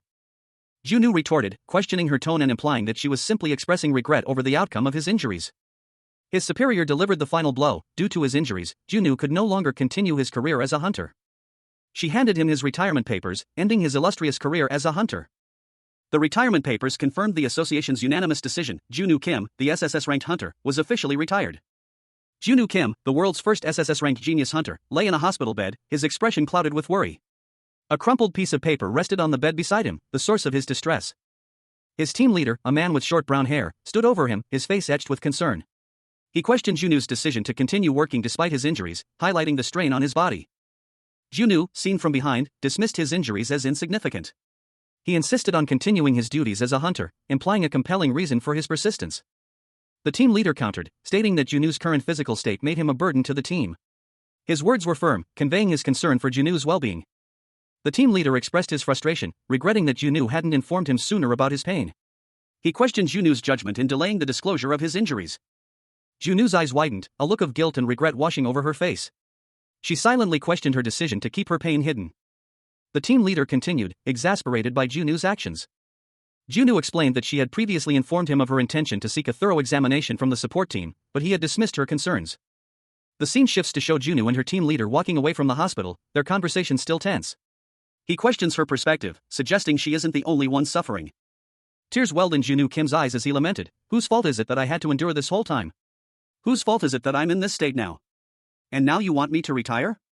Bullshit." His superior, a man with short brown hair, angrily retorted, "How is that your fault? The superior continued his tirade. Did I fuck up your shoulder? You should have taken care of your own body. Why are you blaming other people? What kind of idiot actually goes back to work just because I told you to? Anyway, I can do it. After a few days of rehabilitation. The superior questioned, who will do your work during those few days? And what can you even do with that shoulder? You're a swordsman. If you want to live like some parasite, just go join the cleaning team. Team leader, have you ever thought of me as a comrade? What? What are you talking about all of a sudden? I'm sorry, that was a stupid question. Someone like me would only have been a tool meant to be thrown away after use. Now you're showing your true colors? I honestly never liked you since the beginning. Outright disrespect for your superior. Now that I've been quite lenient with you, you dare to call me some sort of joke? That's right, I hated you. A young woman, her face partially obscured, leveled an accusation at a man with brown hair. She condemned his treatment of those under him, stating that he didn't treat them as people. The man, his eyes filled with a haunted look, admitted that it had always been that way. The woman continued her tirade, her anger palpable. She pleaded with him, her voice laced with desperation, urging him to be reborn as a human in his next life. Her words hung heavy in the air. Tears streamed down the woman's face as she unleashed a torrent of bitter words, calling him a son of a bitch. The man, now alone, reflected on the encounter. He realized he had definitely messed up, remembering her earlier statement about being in pain. He honestly couldn't recall the specifics of that conversation, only that he likely told her to stop pretending to be sick and return to work, dismissing her concerns with a careless comment. His thoughts drifted to the woman's potential, acknowledging that if not for her injury, she could have become someone great. The scene shifted to show two figures in white uniforms walking away from him, their backs turned. The man felt a growing unease, a sense of foreboding washing over him as he realized that something had already begun. He was visibly disturbed. He was approached by the woman he had previously confronted. She called out to him, and he, looking concerned, responded with a simple yes? Junwoo Kim, a former SSS-RANK genius hunter, now found himself in the unfamiliar role of a dungeon cleaner. His face, partially obscured by his apron, showed a mixture of frustration and determination. A young woman, his supervisor, approached him, her expression one of mild confusion. She asked him to repeat what he had just said. The scene shifted to a close-up of Junwoo's hands, demonstrating his unique cleaning technique. He explained that when wielding a sword, using only one hand puts excessive strain on the shoulder. He continued, emphasizing that even quick attacks would quickly overload the right shoulder. The woman listened intently. Junwoo then demonstrated the proper technique, using both hands for balance and increased strength. The woman, impressed, simply responded with an ah and an okay. Junwoo's expression shifted to one of annoyance. He could sense her disbelief, her expression clearly conveyed the thought, what does a mere cleaner know? Undeterred, the woman confidently asserted that a smart hunter like herself would figure it out. The woman then instructed Junwoo to go to the support team for an examination. A young woman, her dark hair framing a concerned expression, pondered something she had just heard. What was he saying? A doctor, his face pleasant and reassuring, spoke calmly. It could have been a serious problem, he explained. The young woman's eyes widened in surprise. What? The doctor pointed to a medical image, explaining that her right shoulder was inflamed. While not serious now, if neglected, it could become a significant issue. He continued, outlining his treatment plan, anti-inflammatory medication, but correcting her posture was more crucial. He advised her that her overall balance was poor and recommended increasing her left hand's grip strength to improve it. She was taken aback. A sudden realization struck her. That strange cleaner had said something similar. Junwoo Kim, the world's first SSS-RANK genius hunter, now found himself utterly exhausted after a grueling dungeon cleaning shift.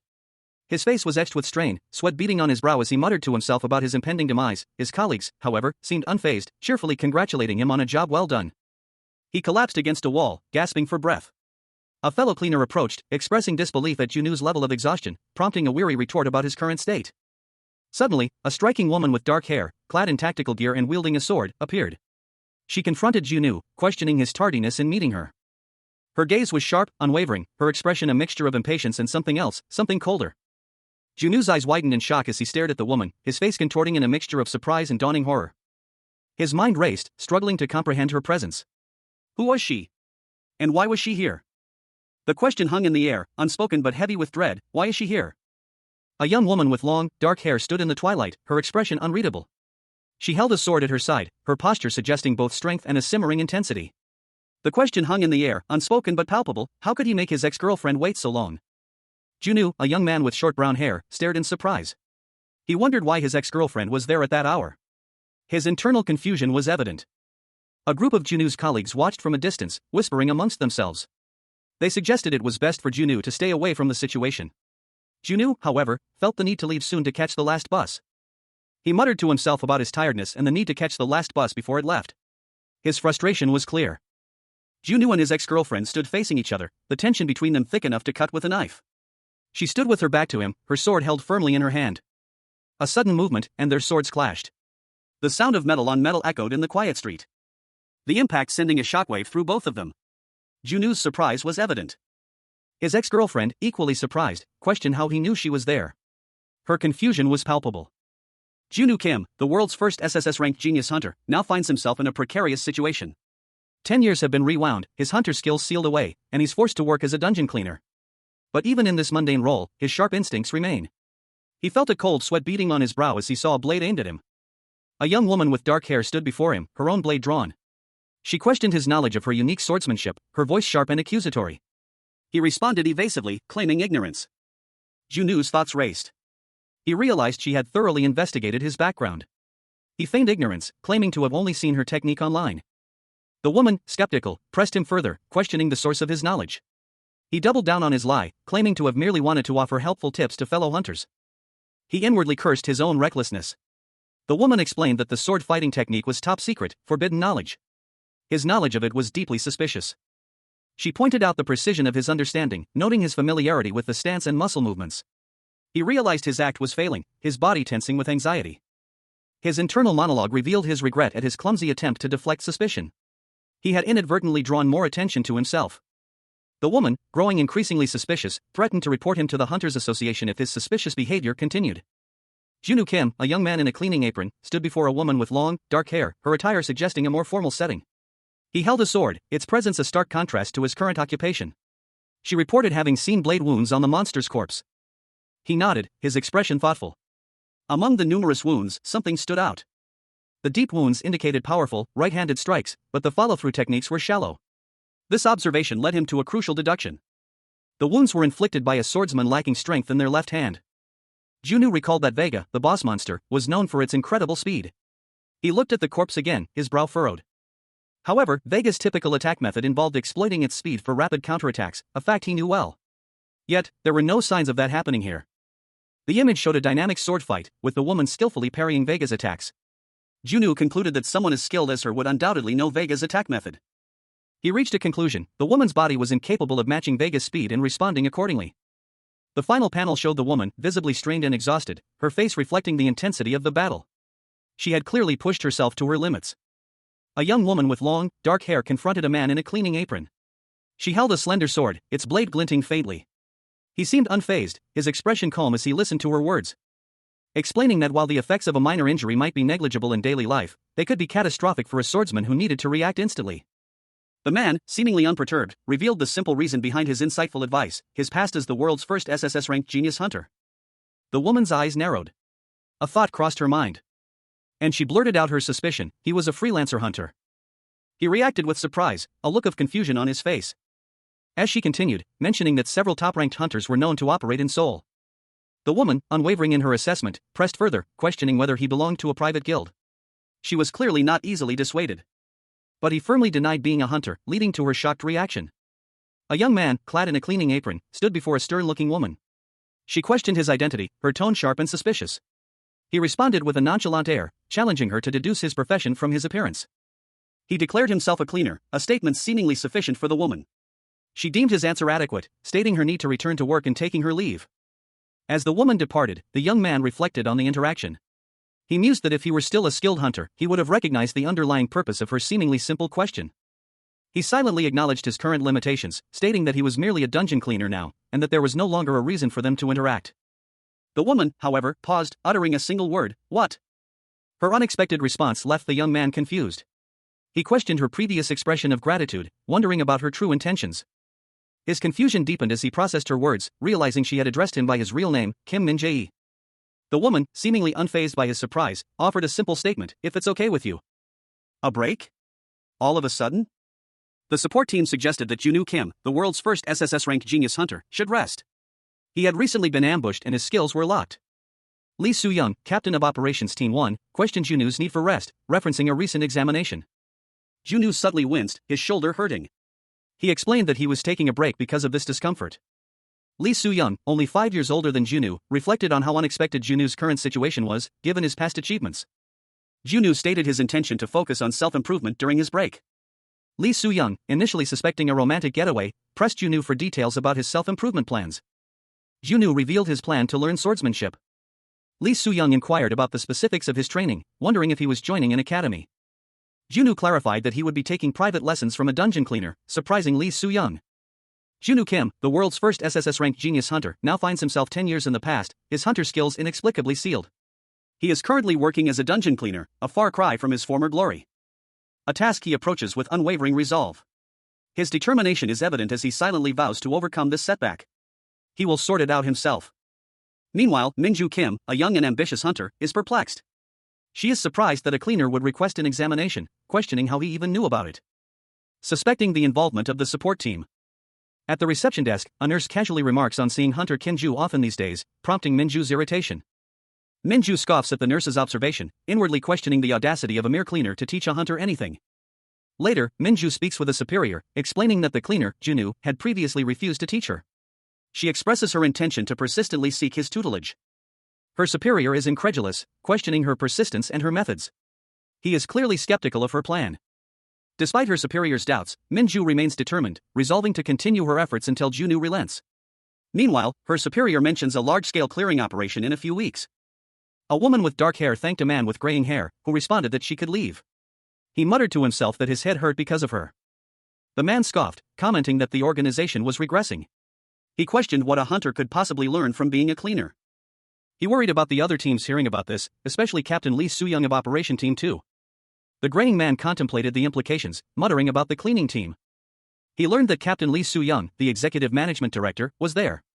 He asked what it was about. He was told to transfer the information immediately, there was something important to say. A few days later, the light subsided, revealing a figure seemingly emerging from the energy. Junwoo Kim, formerly the world's top-ranked genius hunter, now found himself scrubbing floors in a dungeon. His colleagues watched him with a mixture of amusement and concern, his unusual cleaning style raising eyebrows. One whispered, "He's finally gone mad." A few days prior, a new skill had unlocked for Junwoo, circle counter.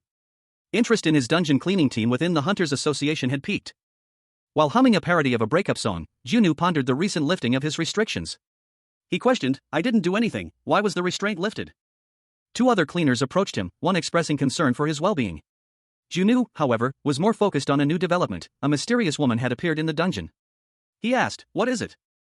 One cleaner voiced his discomfort with the woman's presence, questioning, "But why is that person here?" The other cleaner revealed that he was responsible for bringing the woman to the dungeon. Junwoo vehemently denied any involvement, stating, "That's obvious. It's not like I'm the one who brought her." The cleaners debated the pros and cons of having an extra person, particularly a hunter, in the dungeon, considering the potential repercussions if the association discovered her presence. Junwoo clarified that he hadn't brought the woman there willingly. One of the cleaners then called out to him, "Hey, are you listening, Junwoo?" Kneeling before him, a young woman with long, dark hair urgently requested, "Teach me sword fighting." The man, startled by her sudden request, muttered to himself, "Teacher. Did she eat something that was off?" He internally questioned the absurdity of the situation. What kind of hunter asks a cleaner to teach them? This is going to be annoying. How do I get her off my, He offered a compromise, "If you help with the cleaning, I'll think about it." The man reflected on the situation. I'm sure a hunter who's currently B rank would hate to be a dungeon cleaner. Just helping with the cleaning will be enough?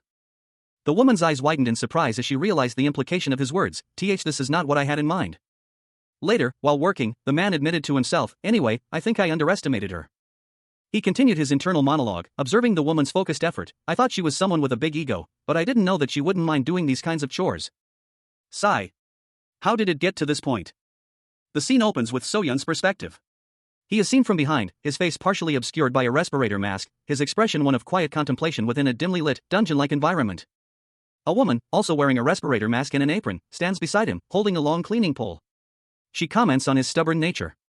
The narrative shifts again to So-yeon's extreme point of view. Her face is shown, reflecting a sense of unease. Her gaze is intense, fixed on the man beside her, her eyes wide with a mixture of apprehension and something akin to defiance. He, in turn, seems to be studying her reaction. So-yeon's extreme point of view is emphasized once more.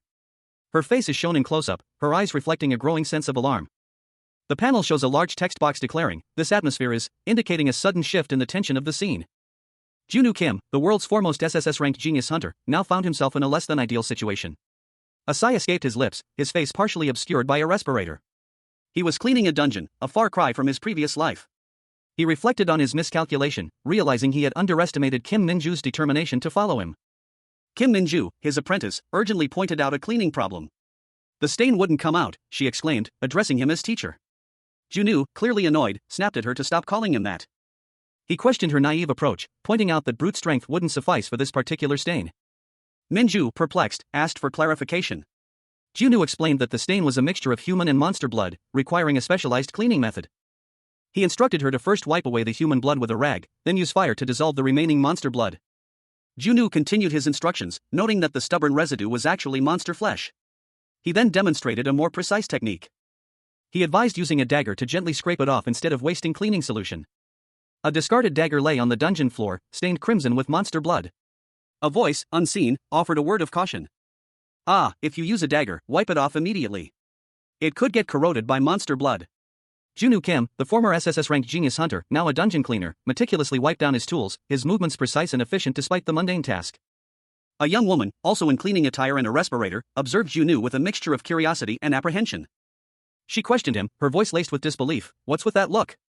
You don't want to do it?" Junwoo replied, a hint of weariness in his tone. "Well, for a hunter to do something like this is, sort of. No. I was just thinking that cleaning is quite profound." The woman's eyes widened in surprise. She muttered to herself, her skepticism evident. "You really aren't a normal person, are you?" Two other cleaners chuckled at Junwoo's unusual comment. One of them added, "I doubt there's anything else I can teach." Junwoo's eyes narrowed, a flicker of his old hunter's intensity briefly surfacing beneath his mask. He vehemently declared, "That's nonsense." His inner thoughts, however, revealed a different story. Surrounded by a menacing horde of grotesque creatures, Junwoo Kim, the world's foremost SSS-RANK genius hunter, found himself in an unusual predicament. A sardonic smile played on his lips. He couldn't help but laugh at the irony of his situation. He, a hunter of unparalleled skill, now stood amidst the chaos, not as a hunter, but as a humble cleaner. The weight of his past life, a life filled with thrilling hunts and perilous battles, pressed heavily upon him. A single, frustrated word escaped his lips. A testament to the jarring contrast between his former glory and his current, unexpected occupation. His team, clad in protective gear, observed him with a mixture of curiosity and concern. So-yeon, one of Junwoo's cleaning crew, watched him with a knowing smile. Her thoughts, however, revealed a different perspective. She found herself amused by his performance, noting his surprisingly effective cleaning methods. Having completed one section, Junwoo reported to So-yeon, his team leader. She responded with a simple question.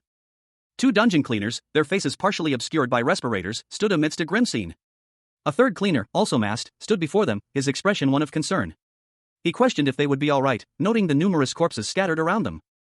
One of the cleaners, seizing the opportunity, expressed his excitement at the chance to work alongside a hunter, a rare privilege. The other cleaner, however, hesitantly agreed, and the group prepared to leave the area. As the two cleaners walked away, they discussed the hunter's prowess, confident in her ability to succeed. Their conversation continued, their belief in the hunter's skills unwavering. Meanwhile, outside the dungeon, Junwoo Kim, the SSS-ranked hunter, stood before the imposing structure, contemplating his next move. He questioned his own actions, unsure of the path he should take.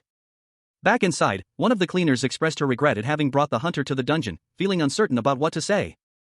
Her companion, equally troubled, questioned her impulsive decision, wondering why she had taken such an unprecedented step. Junwoo Kim, the world's first SSS-ranked genius hunter, now relegated to the mundane task of dungeon cleaning, felt a nagging unease. Despite his outward composure, a quiet frustration simmered beneath the surface, something bothered him. A fellow cleaner, a young woman with dark hair, noticed his weariness.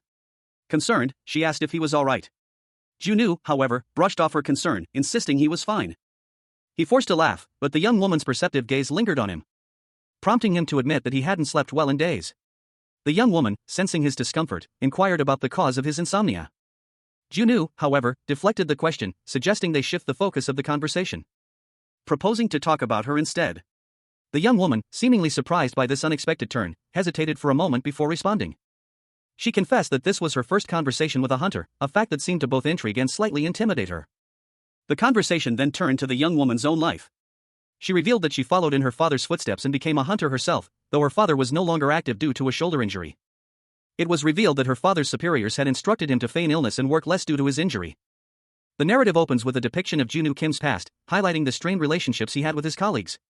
They walked on eggshells around him, fearing his unpredictable outbursts stemming from an injury. A young woman, her face partially obscured by a respirator mask, expresses disbelief at the treatment Junwoo received from his peers. She questions how his colleagues could behave so poorly towards him. A man, seemingly a superior, dismisses her concerns, stating that such behavior is common within the Hunters Association, only those above or below you matter.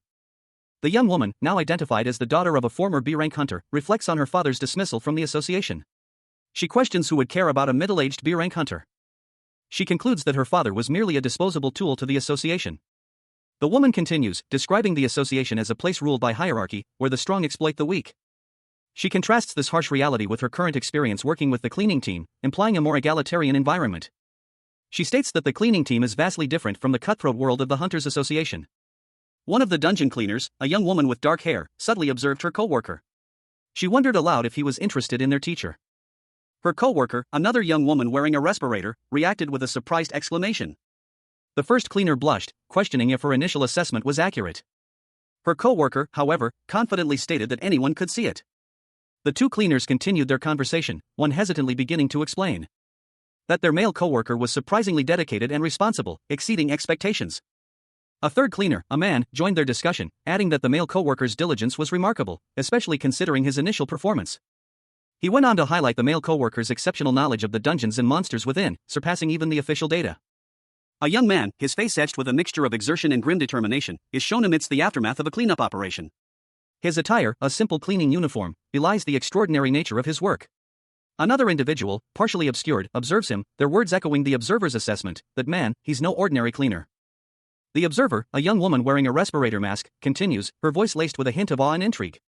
From the minimal traces left on a corpse, she deduced the exceptional skill of the cleaner, concluding that only someone with extraordinary abilities could have achieved such a feat with just a few marks left on a corpse. He figured out the condition of the one who cleared it. The woman's eyes, visible through the mask, widen, reflecting her growing fascination. Her internal monologue reveals the significance of this discovery. That's more than enough of a reason not to lose him.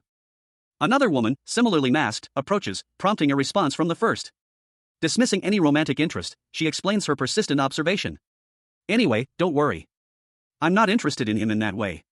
The second woman questions this, highlighting the cleaner's daily presence. Is that so?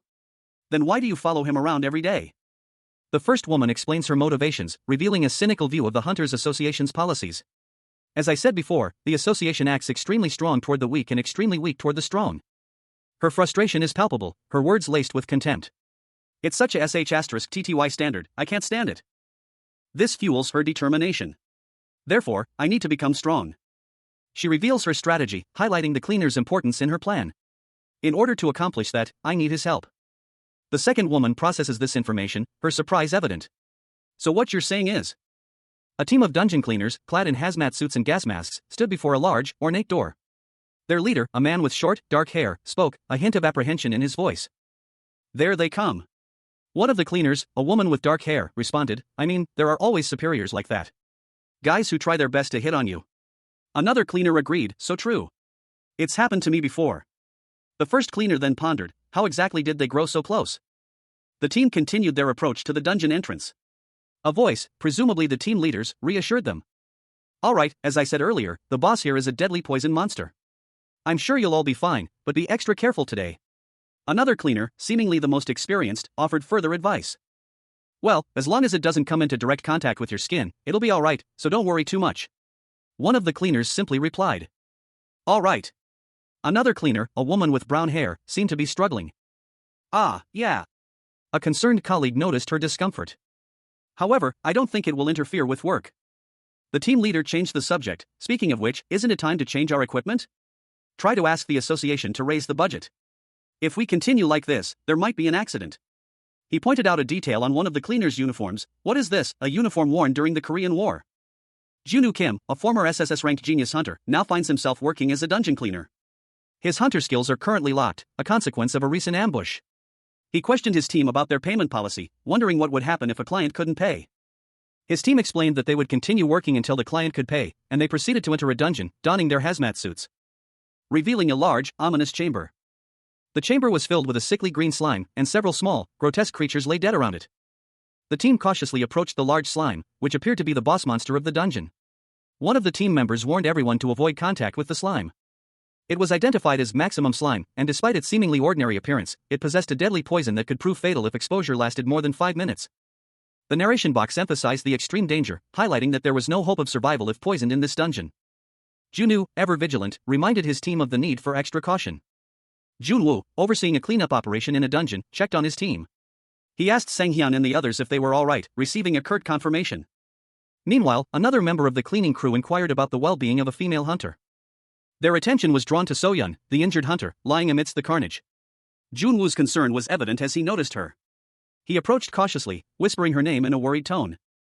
As the full extent of the scene became clear, several of his crew lay injured or unconscious around Soyeon, amidst a pool of blood and viscous green slime.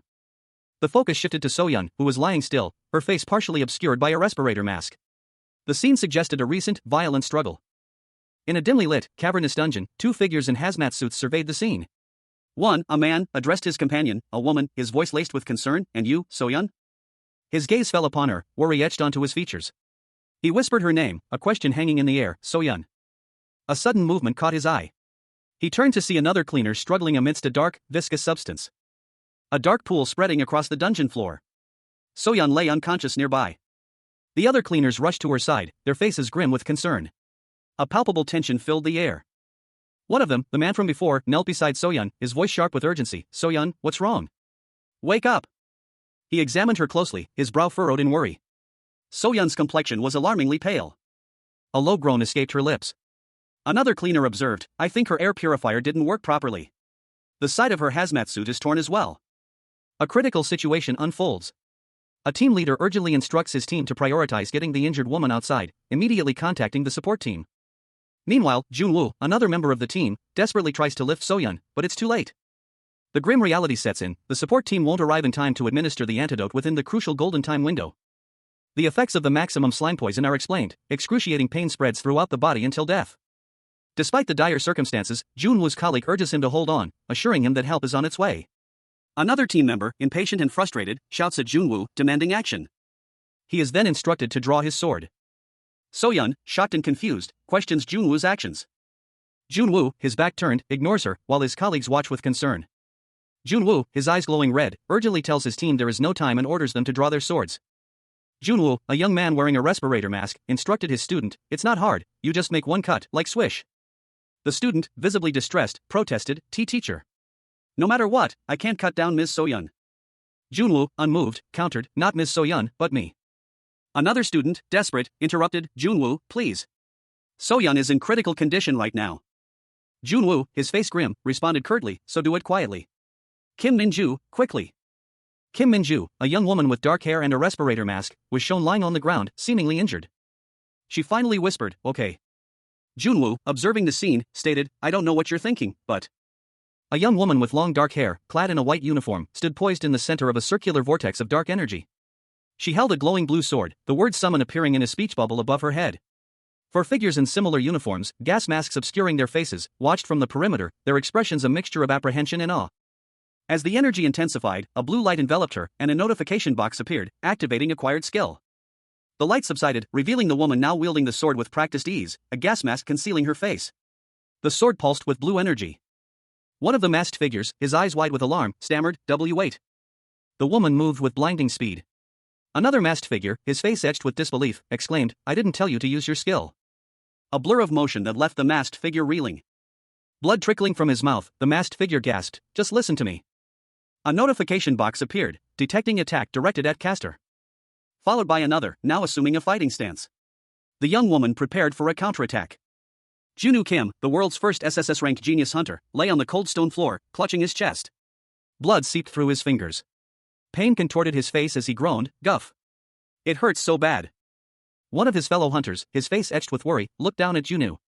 He spoke, "I'll go on ahead and take my message to the support team. I'll see you there." Another injured hunter, a woman, gasped, "WH, what are you saying, with a body like that? Getting to the support team from here would take at least 30 minutes, even by taxi." A surge of blue energy erupted from the injured hunter's body. The energy coursing through her veins? Propelling her forward with impossible speed towards the exit. Junwoo, despite his injuries, gathered his remaining strength and scooped up the woman. Activating his latent hyper boost skill, he dashed towards the support team, his determination burning bright. He muttered, "I need to hurry. There's only 3 minutes." The Republic Hospital Medical Center loomed large, a stark, modern building against the twilight sky. Inside, a man, his face etched with relief, choked out a heartfelt thank you, tears welling in his eyes. A doctor addressed Junwoo, the young man who had just been treated. He noted that Junwoo had been incredibly lucky to have survived his injuries, given how close he came to serious harm. Junwoo, deeply grateful, thanked the doctor profusely. Before the doctor added that another patient was waiting. Junwoo, introducing himself, was then informed that he needed to pay for his stitches at reception. A woman nearby reacted with surprise to the news that Junwoo had to pay for such a minor procedure. She chuckled at the absurdity of the situation. A stern-faced man, surrounded by a group of concerned individuals, stood as the central figure. His expression was one of quiet intensity, his gaze unwavering. The scene shifted to a hospital room. Mun So-yeon, a young woman lying in a hospital bed, was the focus of worried colleagues. They expressed their concern over her well-being. One of the colleagues voiced his frustration at Mun So-yeon's lack of communication regarding a serious incident, while another pointed out the poor condition of her hazmat suit and air purifier, highlighting the severity of the situation. Mun So-yeon apologized, and another colleague scolded him for cursing in the hospital. The discussion continued, with one colleague questioning the lack of gear maintenance compared to the hunter's resources, leading to a moment of self-reflection for Mun So-yeon, questioning the accuracy of his statements. Mun So-yeon attempted to deflect blame onto the hunters, but his colleague dismissed his attempt to shift responsibility, offering to investigate the incident and handle the aftermath. Mun So-yeon's colleague's words hung in the air, the term industrial accident echoing in her mind. Junwoo Kim, the world's first SSS-ranked genius hunter, now found himself in an unexpected situation. Having regressed 10 years, his hunter skills were locked, forcing him to work as a dungeon cleaner. He was currently at the hospital, having just been questioned about his well-being after a minor injury at work. He simply stated that he was going outside to get some fresh air. But his actions spoke louder than words. The panel shows only his boots, suggesting a purposeful, swift exit. A narration box revealed that Ms. So-yeon, a fellow cleaner, had suffered an accident due to faulty equipment. Junwoo continued his departure, his gait betraying a thoughtful expression. A thought bubble revealed his inner satisfaction. This worked out better than I thought? The scene shifted to Junwoo, now alone. A title card appeared, revealing the unlocked condition for his Hellfire skill, budget expansion for the dungeon cleaning team. His plan was clear: by using So-yeon's accident, he could pressure the association into increasing the team's budget. This would not only improve working conditions but also unlock his Hellfire skill. He smirked, anticipating the outcome. Back at the hospital, concern was expressed for Junwoo's demeanor. His colleague noted that he didn't look well and was probably angry. A young woman with shoulder-length brown hair, her eyes wide with a mixture of guilt and worry, confessed, because I caused too much trouble. Meanwhile, a middle-aged man with short brown hair listened, his expression unreadable, a slight furrow in his brow. He responded, his voice low and measured, it's not a problem. The young woman's eyes widened further, a silent question hanging in the air. In a different setting, two other individuals discussed the middle-aged man. One, a young woman with dark hair, commented, that guy might look hot-tempered, but he's someone who cares about his colleagues a lot. Like, you can tell it right away. The other, also a young woman, but with dark hair styled differently, added thoughtfully, he takes care of his colleagues to the extent of sacrificing his body. I knew it, there's a lot to learn from him. However, she continued, a hint of confusion in her tone, but the more you see of that guy Junwoo, the more weird he seems, doesn't he? The first young woman responded with concern, why? Did something happen? The second young woman explained, you don't seem to remember, he saved you, and using his skill at that, too. Yeah, I haven't been doing the cleaning work for long either, but a cleaner who uses skills. I'm speechless. And Mr. Junwoo did? A young woman with shoulder-length brown hair, her expression a mixture of surprise and slight embarrassment, voiced her astonishment.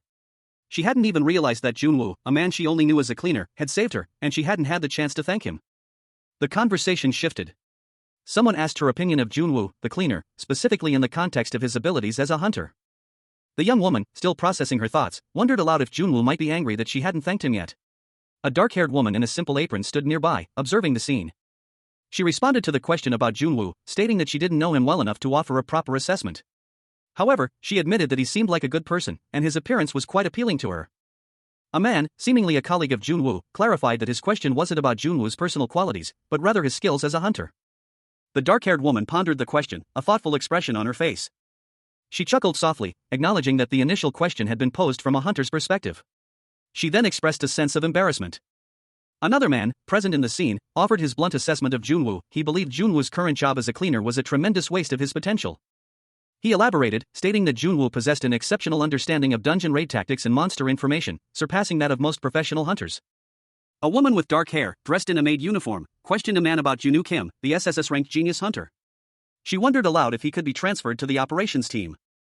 The woman continued, acknowledging that Junwoo's skill was exceptional compared to most hunters. But the problem, she realized, was that he was currently assigned to the cleaning team. Two men in cleaning uniforms reacted with surprise and concern. One of them exclaimed that it was harsh to keep such a skilled individual in such a low-level position, hindering his career progression. The other man, however, countered that the situation was actually the opposite. A dark aura surrounded the second man as he explained that even a B-rank hunter couldn't accurately assess Junu's true skill level. He reasoned that Junu, better than anyone, knew his own abilities, yet, he still chose the cleaning team over the operations team. The woman and the two men looked on in disbelief. The woman, still perplexed, questioned why Junu would choose such menial work. A young woman with long, dark hair spoke, her words trailing off slightly. It was just a small prediction, but... She continued, her expression thoughtful. She believed their teacher possessed tremendous skills, but he hadn't worked with the Hunter Association or the hierarchy. The scene shifted to a young man with short, dark hair. His eyes widened in surprise. His surprise intensified as he processed a thought. He felt a sense of camaraderie and chose to work in cleaning. The young woman with dark hair spoke again, her tone firm. It couldn't be helped, if those were his intentions, she wouldn't speak again of his movements. Another woman, this one with brown hair, gasped. Mr. Jun-woo. That guy, he's been thinking that highly of us, she exclaimed, adding, he's such a loyal guy. The young man with short, dark hair pondered. But this just popped into his mind. If he thinks so highly of his comrades? He wondered aloud. Don't tell me, he went to the association to quibble about the accident?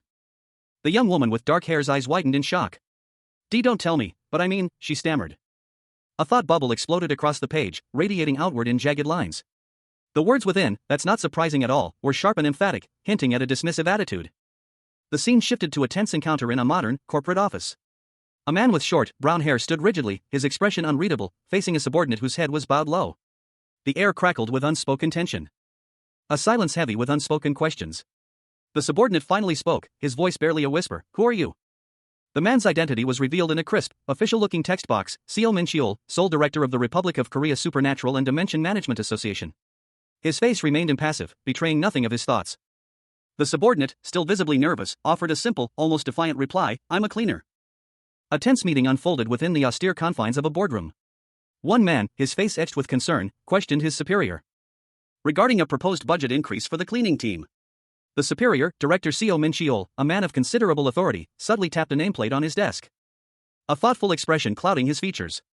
He was the sole branch director of the Republic of Korea Supernatural and Dimension Management Association. Seo Min-cheol, a figure of immense power within the association, held a position of significant influence. His network of connections had grown substantially, bolstering his authority within the organization. Returning to the initial conversation, the subordinate suggested that the budget request should have been directed to the management department instead. He questioned the efficacy of the cleaning team's approach, highlighting the inefficiency of focusing on minor issues while neglecting the larger threat. The scene opens with Junu Kim, the former SSS-RANK genius hunter, now relegated to the mundane role of a dungeon cleaner. He stands before a stern-faced director, who, upon seeing him, inquires, "Ah, you're a hunter?" Junu's expression shifts to one of mild surprise and apprehension. The director's tone turns skeptical as he continues, "So now a cleaner himself has come to the director asking for a budget increase?" Junu, unwavering, simply replies, "That's correct." The director's eyebrows raise in disbelief. He clearly doesn't expect this level of audacity from a mere cleaner. The director scoffs, "Not even the captain, but a regular worker? Someone you'd go out with without knowing better." He then questions the cleaning team's spending habits. Junu calmly explains, "The expenses don't amount to much." He's setting the stage for his request. Junu presses on, stating that he's requesting an increase because the current budget is smaller than the expenses that don't amount to much. The director chuckles, "Ha, ha. Such a bold guy, heh." His amusement is short-lived. As Junu reveals, there has been an accident. The director's face hardens as he realizes the gravity of the situation. The final panel shows damaged equipment, highlighting the need for a budget increase. Junu Kim, the world's first SSS-RANK genius hunter, now finds himself 10 years in the past. His hunter skills are sealed, and he's relegated to the unglamorous role of a dungeon cleaner. The image depicts a grim scene from a past mission. His team's gas masks malfunctioned, exposing one member to monster poison, despite their best efforts to continue working amidst the chaos. A detail he recounts to a superior, seemingly unconcerned by the incident. The superior's dismissive response only fuels Junu's inner frustration. He silently seethes, questioning the callousness of his superior's attitude. Junu attempts to reason with his superior, emphasizing the importance of providing adequate safety equipment to prevent future accidents. He points out the financial burden of replacing damaged suits and gas masks. But his superior reveals the shocking truth: the organization is facing a severe budget shortage, leaving them unable to afford even basic safety measures. The superior's statement leaves Junu incredulous. He questions the lack of funds, given the scale of operations. The superior, noticing Junu's skepticism, subtly probes his knowledge of the association's current financial situation, hinting at his inexperience. Junwoo, however, remains outwardly calm, subtly concealing his knowledge of the upcoming budget cuts. Junwoo's thoughts reveal his awareness of the massive budget allocated to the Supernatural Subjugation Department, a significant portion of which should have been directed towards operational safety. He is shocked by the blatant mismanagement of funds. A man's face, etched with surprise and suspicion, dominated the panel. His eyes, wide with disbelief, were fixed on something unseen. A barely audible question escaped his lips. How did you know that? He was addressed by a younger man with a confident smirk. The younger man continued, in that case, I'm asking you to share a little of it where it's really needed. The older man's expression shifted to one of outrage. His mouth opened in a silent scream of disbelief and anger. The younger man, unfazed, calmly responded to the older man's outburst. What's the deal with you? He asked, his tone laced with a hint of amusement. I already told you that I'm a cleaner. The older man, still seething, retorted, and as the director of the building, you should be thinking about your position as well. It's been 3 months since you joined? A large building loomed in the background, its imposing silhouette suggesting a place of power and influence. A narration box added, the cleaning team is already rumored to be treated poorly. The older man's face was grim. Wouldn't it be rough if the citizens came to know that an accident occurred because there was no budget for the purchase of equipment? Are you threatening me right now? Okay, I understand what you're saying. The older man conceded, his expression darkening. A stern-faced older man, impeccably dressed in a dark suit, leaned forward, his gaze sharp and assessing. He posed a question, his voice likely carrying an air of authority. How much of a budget increase was the young man requesting? The young man, with a confident smirk playing on his lips, responded with a nonchalant, as much as you like. His reasoning was simple, the only condition for unlocking a particular skill, Hellfire, was a budget expansion for the dungeon cleaning team. A sly grin stretched across the young man's face as he added, almost as an afterthought, that the exact amount didn't matter, any increase would suffice. With that settled, he declared the conversation concluded and began to leave. Before he could fully depart, however, the older man stopped him with a question, do you happen to know Hunter Kim Min-ju? The young man paused, a hint of surprise in his expression. He countered with a question of his own, why are you asking me that? The older man's response was a knowing smile. He stated that it seemed the young man did indeed know her, and that he would review the budget request and contact him later. As the older man dismissed him, the young man was left pondering why Kim Min-ju's name had come up. The scene opens on a pair of sleek, modern doors, hinting at a luxurious interior. A sense of anticipation hangs in the air. As the camera angle shifts, revealing a glimpse of a richly appointed room beyond. Inside, two figures engage in a tense conversation. One scoffs, incredulous, a cleaner? Bullshit. The other, seemingly unfazed, calmly replies, yes, director. Suyeon, the director, continues, relaying information about the new cleaner who arrived earlier. He expresses his skepticism, noting that the cleaner seems to have connections to Kim Min-ju, known for her exceptional swordsmanship. Suyeon speculates that the cleaner's request to increase the cleaning team's budget is a mere smokescreen for his true intentions. Despite his doubts, Suyeon acknowledges that the cleaner is now officially part of the cleaning team. He wonders aloud, that's true. Why? Suyeon reveals his plan to use this opportunity to teach the cleaning team a lesson. A sinister smile spreads across Suyeon's face as he clarifies his intentions, to teach them how to bow their heads to their superiors. The following day dawned, marked by an unusual energy surge in the city.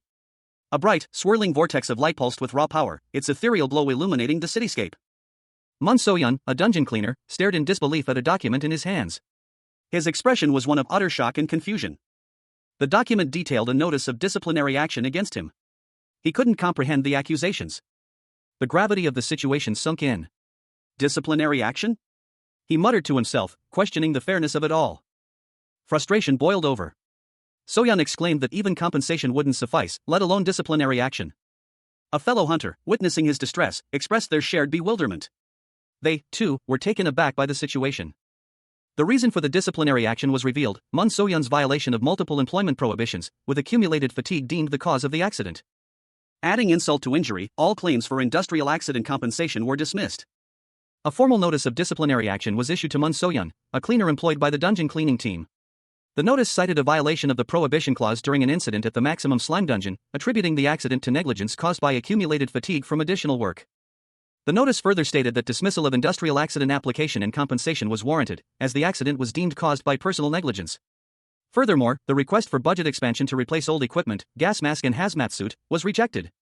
The notice concluded with a formal thank you for Mun So-yeon's dedication to the association, signed by Seo Min-cheol, sole director of the Supernatural and Dimension Management Association. Junwoo Kim, the former SSS-RANK genius hunter, reacted with a scoff to the news, muttering, fuck really? Mun So-yeon approached Junwoo, questioning his reaction to the disciplinary action notice. Seo Min-cheol, you're being like this? Junwoo, attempting to downplay his reaction, responded, Mr. Junwoo, don't worry too much. I really am fine. Mun Soyun smiled, adding, actually, I didn't even have any expectations. A thought bubble revealed Junu's internal reaction. What is she saying? The actual problem is my skill unlocking. Junu continued, hey, but still, I saw you in a new light. The colleague continued, recounting how Junu took the bullet for them and the director. I heard you took the bullet and met the director because of us. I knew you were a madman, but you're a real psycho. Junu, the former SSS-RANK genius hunter, now 10 years younger, sat dejectedly. His teacher offered a consoling remark, it's a pity, but your feelings have been conveyed well. He reacted with disbelief and disgust, did these people all eat something off? How do you interpret it like that? Junu's colleagues encouraged him, Junoi is good-hearted and worked hard today as well. So-yun, don't overdo it. I'm all better now. We should quit doing this work soon. Despite the encouragement, Junu remained troubled, no matter how I think about it, it's strange. Junu reflected on his situation, I didn't even ask for a lot of money, nor did I sue for compensation. But finding fault with someone just for working multiple jobs? Is there any reason for the superiors to be this extreme? So-yun approached Junu, concern etched on her face. He questioned, no way, don't tell me it's because of me. Junu looked at So-yun, confused. She asked, what are you saying? Why you? So-yun explained, actually, last time I was on break, I talked to the captain about the cleaning team. He kinda seemed to be a boomer, so he seemed to see it in a bad light. Junu considered this new information, maybe because of that he's teaching them a lesson. Junu Kim, the world's first SSS-RANK genius hunter, now relegated to the mundane task of dungeon cleaning, found himself questioning a subordinate. He pressed, what's the name of your team captain? Lee Soo-young, a young woman with a look of dawning horror on her face, stammered out a single name in response. Lee Soo-young. A narration box revealed more about this individual, Lee Soo-young, a representative figure of the Seo Mincho line. He became Team 1's captain through connections, and without even having any talent of his own, he has gone on a power trip. Junu's reaction was immediate and visceral. Yeah, no wonder. Fuck. His expression shifted as he turned to address another member of his cleaning crew. HM? What's it? Junu's face hardened, his eyes narrowed in thought. The weight of the revelation settled upon him. He muttered to himself, as suddenly, like this. Elsewhere, a seemingly unrelated scene unfolded. A well-dressed couple strolled through Seoul, Seochogu Samsung Station. The woman asked, honey, what shall we have for lunch? Two figures, a man and a woman, stood on a city street. The woman, seemingly unconcerned, insisted that everything was fine, while the man chuckled, noting her tendency to downplay situations. Suddenly, a violent energy erupted around them, throwing them backward. The force of the blast sending shockwaves through the city. A swirling vortex of purple energy materialized in the city center. Panic erupted among the bystanders as they realized the nature of the phenomenon. One man, amidst the chaos, urgently ordered a report to the association. A young man, seemingly unfazed by the unfolding events, smirked, muttering to himself that it had been a while. He considered whether or not to showcase his abilities. A monstrous orcish face filled the panel, its red eyes glowing menacingly as it let out a guttural roar. Two more orcs charged forward, their movements blurred by speed. Surrounding Junu Kim, the former SSS-RANK genius hunter, now armed only with a pickaxe. A surge of energy crackled around Junu as he prepared for battle, his dormant hunter skills began to stir. The pickaxe glowed with a brilliant blue light as Junu activated his skill, his eyes blazing with renewed power. With a shout of hyper boost, Junu moved with impossible speed. His movements were a blur as he effortlessly dispatched the orcs, his pickaxe leaving trails of blue energy in its wake. The scene opens with Junu Kim, the world's former SSS-RANK genius hunter, standing amidst a dungeon's carnage. His attire is simple, a stark contrast to his past glory. He wields a pitchfork, a tool far removed from his once renowned weaponry. A defeated, grotesque creature lies lifeless at his feet, its demise a testament to Junu's still potent strength, even without his hunter skills. The title card, Dungeon Intercept, appears, setting the stage for Junu's current occupation, Dungeon Cleaner. The narration box explains that clearing a dungeon without the Hunters Association's permission is considered bad manners, a practice often undertaken by freelance hunters for monetary gain. Junu's face is shown, a slight frown etched onto his features. He reflects internally on his difficulty controlling his immense strength, a consequence of his current, skill-deprived state. A narration box reveals the inherent dangers of unauthorized dungeon clearing, a high mortality rate due to the lack of information and preparation. Only a few dare to attempt such a feat. Despite the risks, Junu remains undeterred. He observes that the official hunter team has approximately 15 minutes until arrival, prompting him to consider finishing the dungeon within 10 minutes. He stands before the remaining monsters, his resolve unwavering. He reflects that this dungeon would normally take him less than 10 minutes to clear, a testament to his past prowess. However, the narration box highlights the crucial difference: he no longer possesses his hunter skills. The panel shows a powerful, heavily armored boss monster, emphasizing the danger Junu faces without his skills. Even a single hit could be fatal. Despite this, Junu's determination remains unshaken. The narration box explains that his reason for still being able to clear the dungeon quickly is his prior experience with this specific dungeon. The final panel shows Junwoo, his eyes blazing with determination, as he prepares to confront the boss. He confidently states that he has already been to this dungeon before. Junwoo Kim, the world's first SSS-RANK genius hunter, found himself in a desperate situation. 10 years had been erased, his hunter skills locked away, and he was now a dungeon cleaner. But even stripped of his abilities, his instincts remained sharp. He braced himself against a powerful energy surge emanating from a colossal, metallic structure. The raw power threatening to overwhelm him. The force slammed into him, a wave of searing blue energy washing over his body. He was thrown back, the impact jarring him to his core. But even as he fell, his resolve remained unbroken. He gripped his cleaning tool, a seemingly ordinary pole, with surprising strength. And with a powerful swing, he met the oncoming energy head-on. The impact creating a blinding flash of light. The impact sent tremors through the dungeon. As the dust settled, a notification appeared before Junwoo's eyes. He had acquired a new skill, 1 counter. Damage against weak points would be increased by 3000%. With his newfound skill, Junwoo prepared for the next attack. The once ordinary cleaning tool now pulsed with energy, ready to unleash its full potential. A powerful explosion rocked the metallic landscape, the force of it sending debris flying. The source of the blast was obscured by a cloud of smoke and fire, revealing the aftermath of a dungeon clearing operation. The text boxes identified the locations as the Metallic Boar Dungeon and the Junior Succubus Dungeon. Further text boxes detailed the day's work. The Soul Devil Dungeon and the Dimension Ant Dungeon had also fallen to the same unknown individual. A hand, calloused and strong, appeared in the foreground. A testament to the sheer power and efficiency of the unknown cleaner. The narration box provided context. A typical hunter team clears 3 to 4 dungeons a week. This individual had cleared 4 in a single day. Seated amidst the wreckage, a young man with short brown hair observed the scene. He mused that, while impressive, the dungeons cleared were lower level, resulting in less profit. The scene shifted to show a large number of association vehicles near the dungeon entrance, suggesting an emergency at headquarters. 2 men in casual attire discussed the situation, their expressions grim. One of the men commented on the unusual situation, for dungeons cleared by someone unknown. The other man grumbled about having to work security on his day off. The conversation continued, with one man referring to the unknown cleaner as a freelance bastard and warning about the consequences of getting caught. The other man pointed out that even if caught, the cleaner would likely receive compensation. Take a look at the expressions of the stunned hunters. 2 days after his disappearance, Junwoo Kim, the former SSS-RANK genius hunter, returned with a look of utter bewilderment on his face. His expression spoke volumes of a recent, shocking event.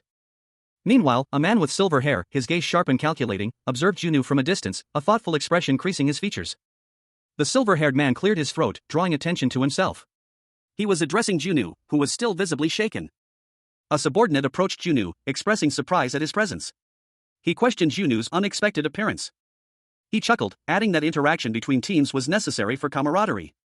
Lee Soo-young scoffed, muttering about Junwoo's current role as a cleaner, clearly unimpressed by the explanation. The silver-haired man, however, remained calm and dismissive, telling Lee to ignore Junwoo and continue with his work. Junwoo, left alone with his thoughts, suspected that the captain's unusually frequent visits were a sign that his recent absence had been noticed. He feared his involvement in the ambush was suspected. Junwoo Kim, the world's first SSS-RANK genius hunter, now finds himself relegated to the unglamorous role of a dungeon cleaner. His superior, a man with steely gray hair, instructed him to don a gas mask and hazmat suit before entering the dungeon. He explained that the work would require this protective gear. But another man, observing from a distance, scoffed at the precautions, claiming he would only watch from afar. Meanwhile, inside the dungeon, the grim task awaited. A scene of carnage was revealed. Numerous grotesque goblin corpses littered the floor. One of the cleaners, Sang-hyuk, inquired about the remaining time. Another cleaner, So-yeon, reported that the flesh of the goblins had hardened, requiring a stronger cleaning solution. They also needed a new mop. So-yeon then checked the gas levels, while Kim Min-ju, another cleaner, was asked about the remaining chemicals. So-yeon reported a gas concentration of 150 micrograms per square meter, dissipating quickly. Han Sang-hyuk was then tasked with helping to clear the remaining debris. The gray-haired supervisor, observing the scene, considered the possibility of using the situation to set a trap. He called Min-ju over and asked her about a recent incident, an intercept that had occurred 2 days prior. Junwoo, meanwhile, was clearly disturbed by something. A young woman, her face partially obscured by a respirator mask, narrowed her eyes. She mused to herself about the implications of someone discovering her absence from duty. The scene shifted to a group of individuals in protective gear, gathered around a fallen creature in a desolate, post-apocalyptic landscape. A man in a suit addressed them, his voice carrying a sense of urgency. He mentioned Kim Min-ju, indicating a shared concern. One of the individuals in the group, a man with dark hair also wearing a respirator, felt a growing unease. His internal monologue revealed his suspicion that someone was deliberately trying to provoke a reaction. He considered the situation dire, his apprehension palpable. The young woman from the first panel spoke again, her voice laced with a hint of grim understanding. She commented on the seriousness of the hunter's backlash. A man in a suit, seemingly a superior officer, explained that they were searching for the person responsible for the earlier incident, but the search was proving difficult. He mentioned the director's anger. Another member of the group inquired about the reward for capturing the culprit.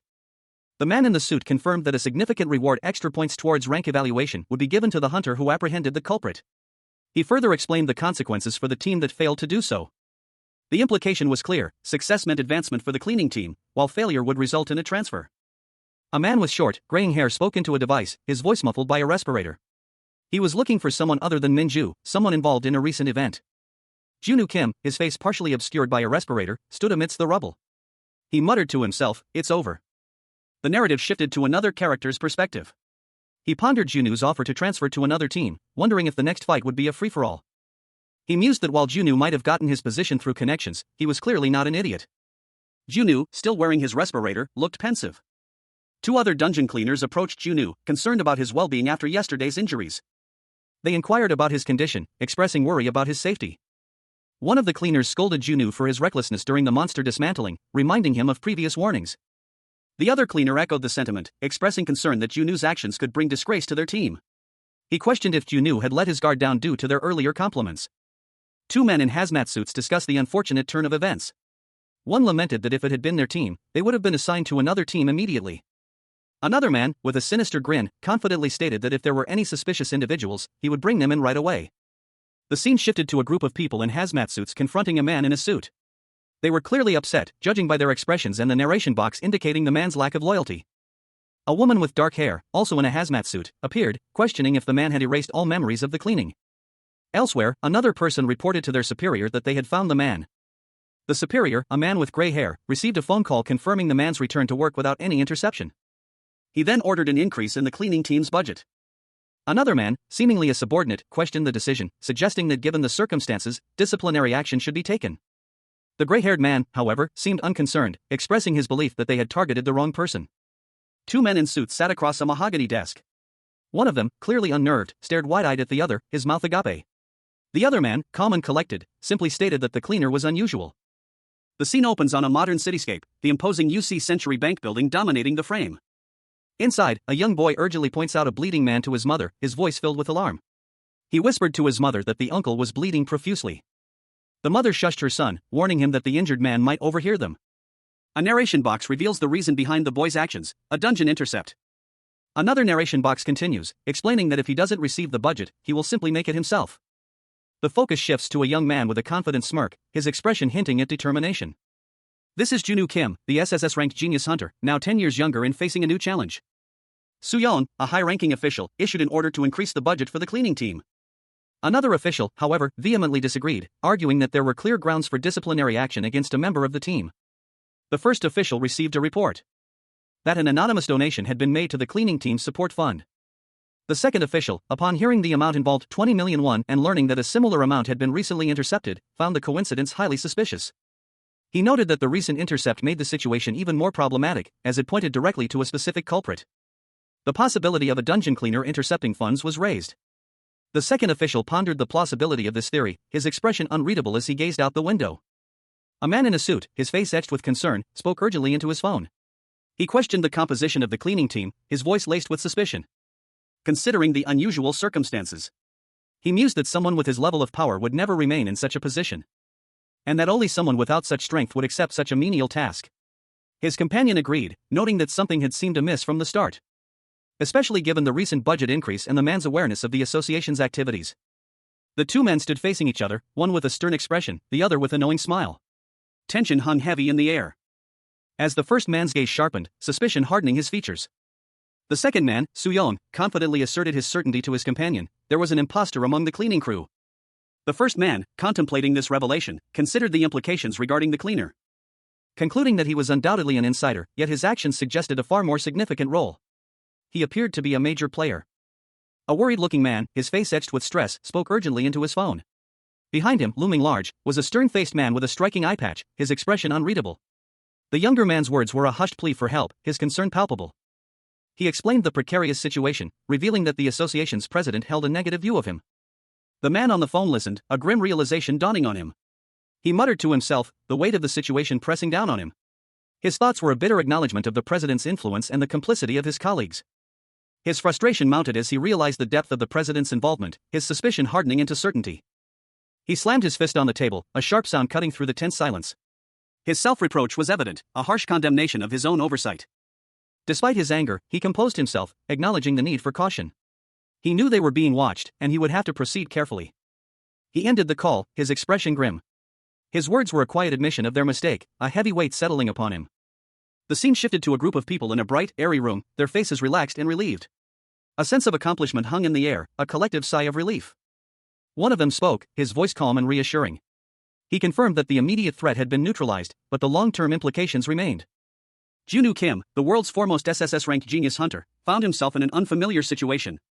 10 years had been erased, his hunter skills sealed away. A single question echoed in his mind. As he stared at a pile of boxes, a puzzled expression on his face. Two uniformed men approached the boxes. One of them, a subordinate, questioned his superior, the captain, about the contents. The captain and his subordinate discovered hazmat suits and gas masks inside. The subordinate's eyes widened in surprise. The boxes contained a full set of protective gear, suits, gloves, and masks, all neatly organized. The captain pondered the unexpected delivery. He questioned whether headquarters had provided this extensive support. His subordinate dismissed the idea, certain that headquarters was not involved. An official letter was discovered among the supplies. Junwoo surmised that the equipment and letter were likely sent by an anonymous supporter.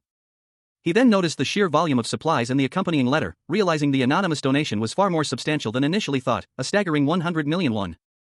Junwoo Kim, the former SSS-RANK genius hunter, now working as a dungeon cleaner, stared at the document in disbelief. His eyes widened as he processed the staggering number, 200 million won. His colleagues reacted similarly, their expressions mirroring his shock. A mixture of astonishment and disbelief painted across their faces. He couldn't believe it, the amount was far beyond his expectations. Junwoo's jaw dropped as he realized the true scale of the compensation.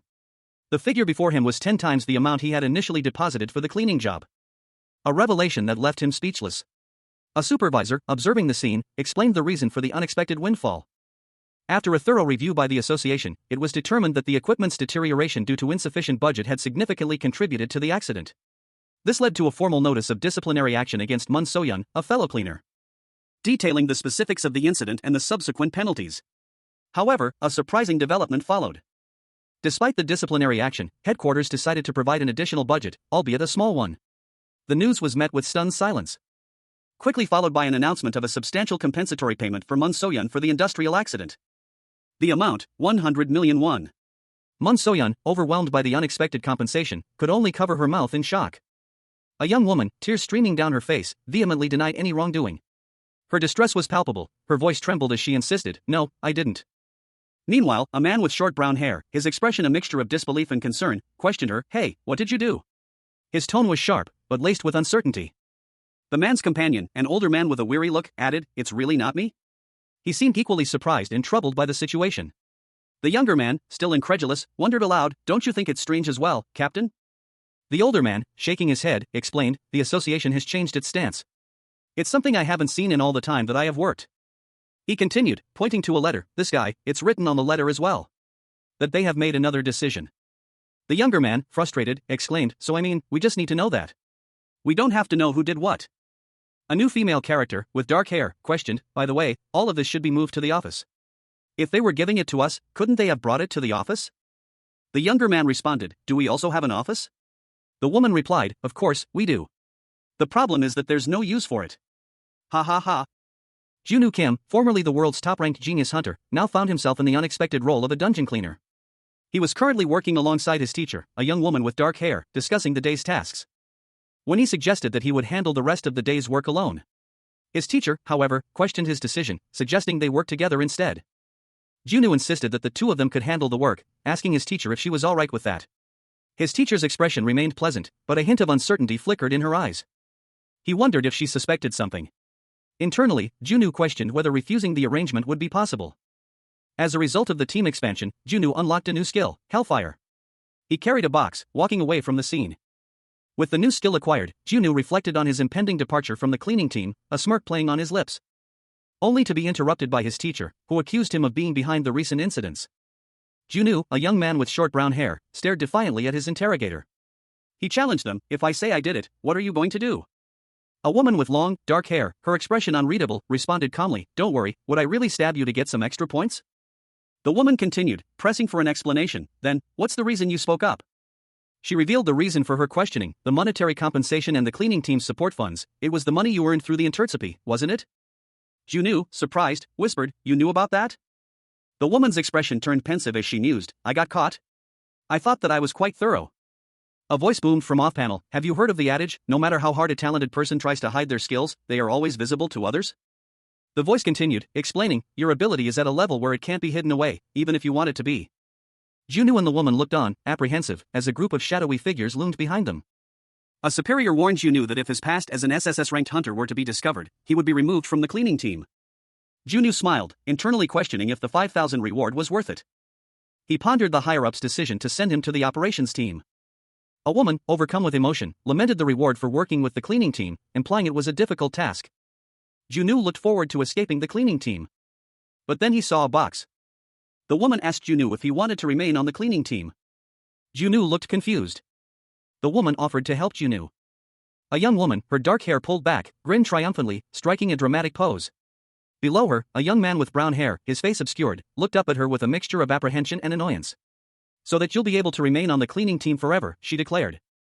The young woman's expression shifted, a thoughtful frown replacing her earlier glee. She mused internally, of course, a B-rank fry might not be of great help, but if I become an A-rank hunter. She continued her internal monologue, a glimmer of determination in her eyes. I can help you stay on the cleaning team. The young man's face, now fully visible, contorted in a grimace of barely suppressed rage. His eyes were wide, his teeth gritted. A vein pulsed in his temple. His internal fury erupted. Are you kidding? The narrator's voice interjected, the intercept case ended well like that. But a new incident immediately followed. The young man's voice, filled with disbelief and anger, echoed in his mind, what the hell is going on? Two other young men, dressed similarly to the first, stared at him with a mixture of concern and apprehension. One of them stammered, this is. A wall behind them was covered in graffiti, insulting messages directed at crazy cleaners. One of the young men glared at the first, his expression hardening. Go die, you getting mad pissed off? LOL you stink, garbage. Just be a cleaner all your life.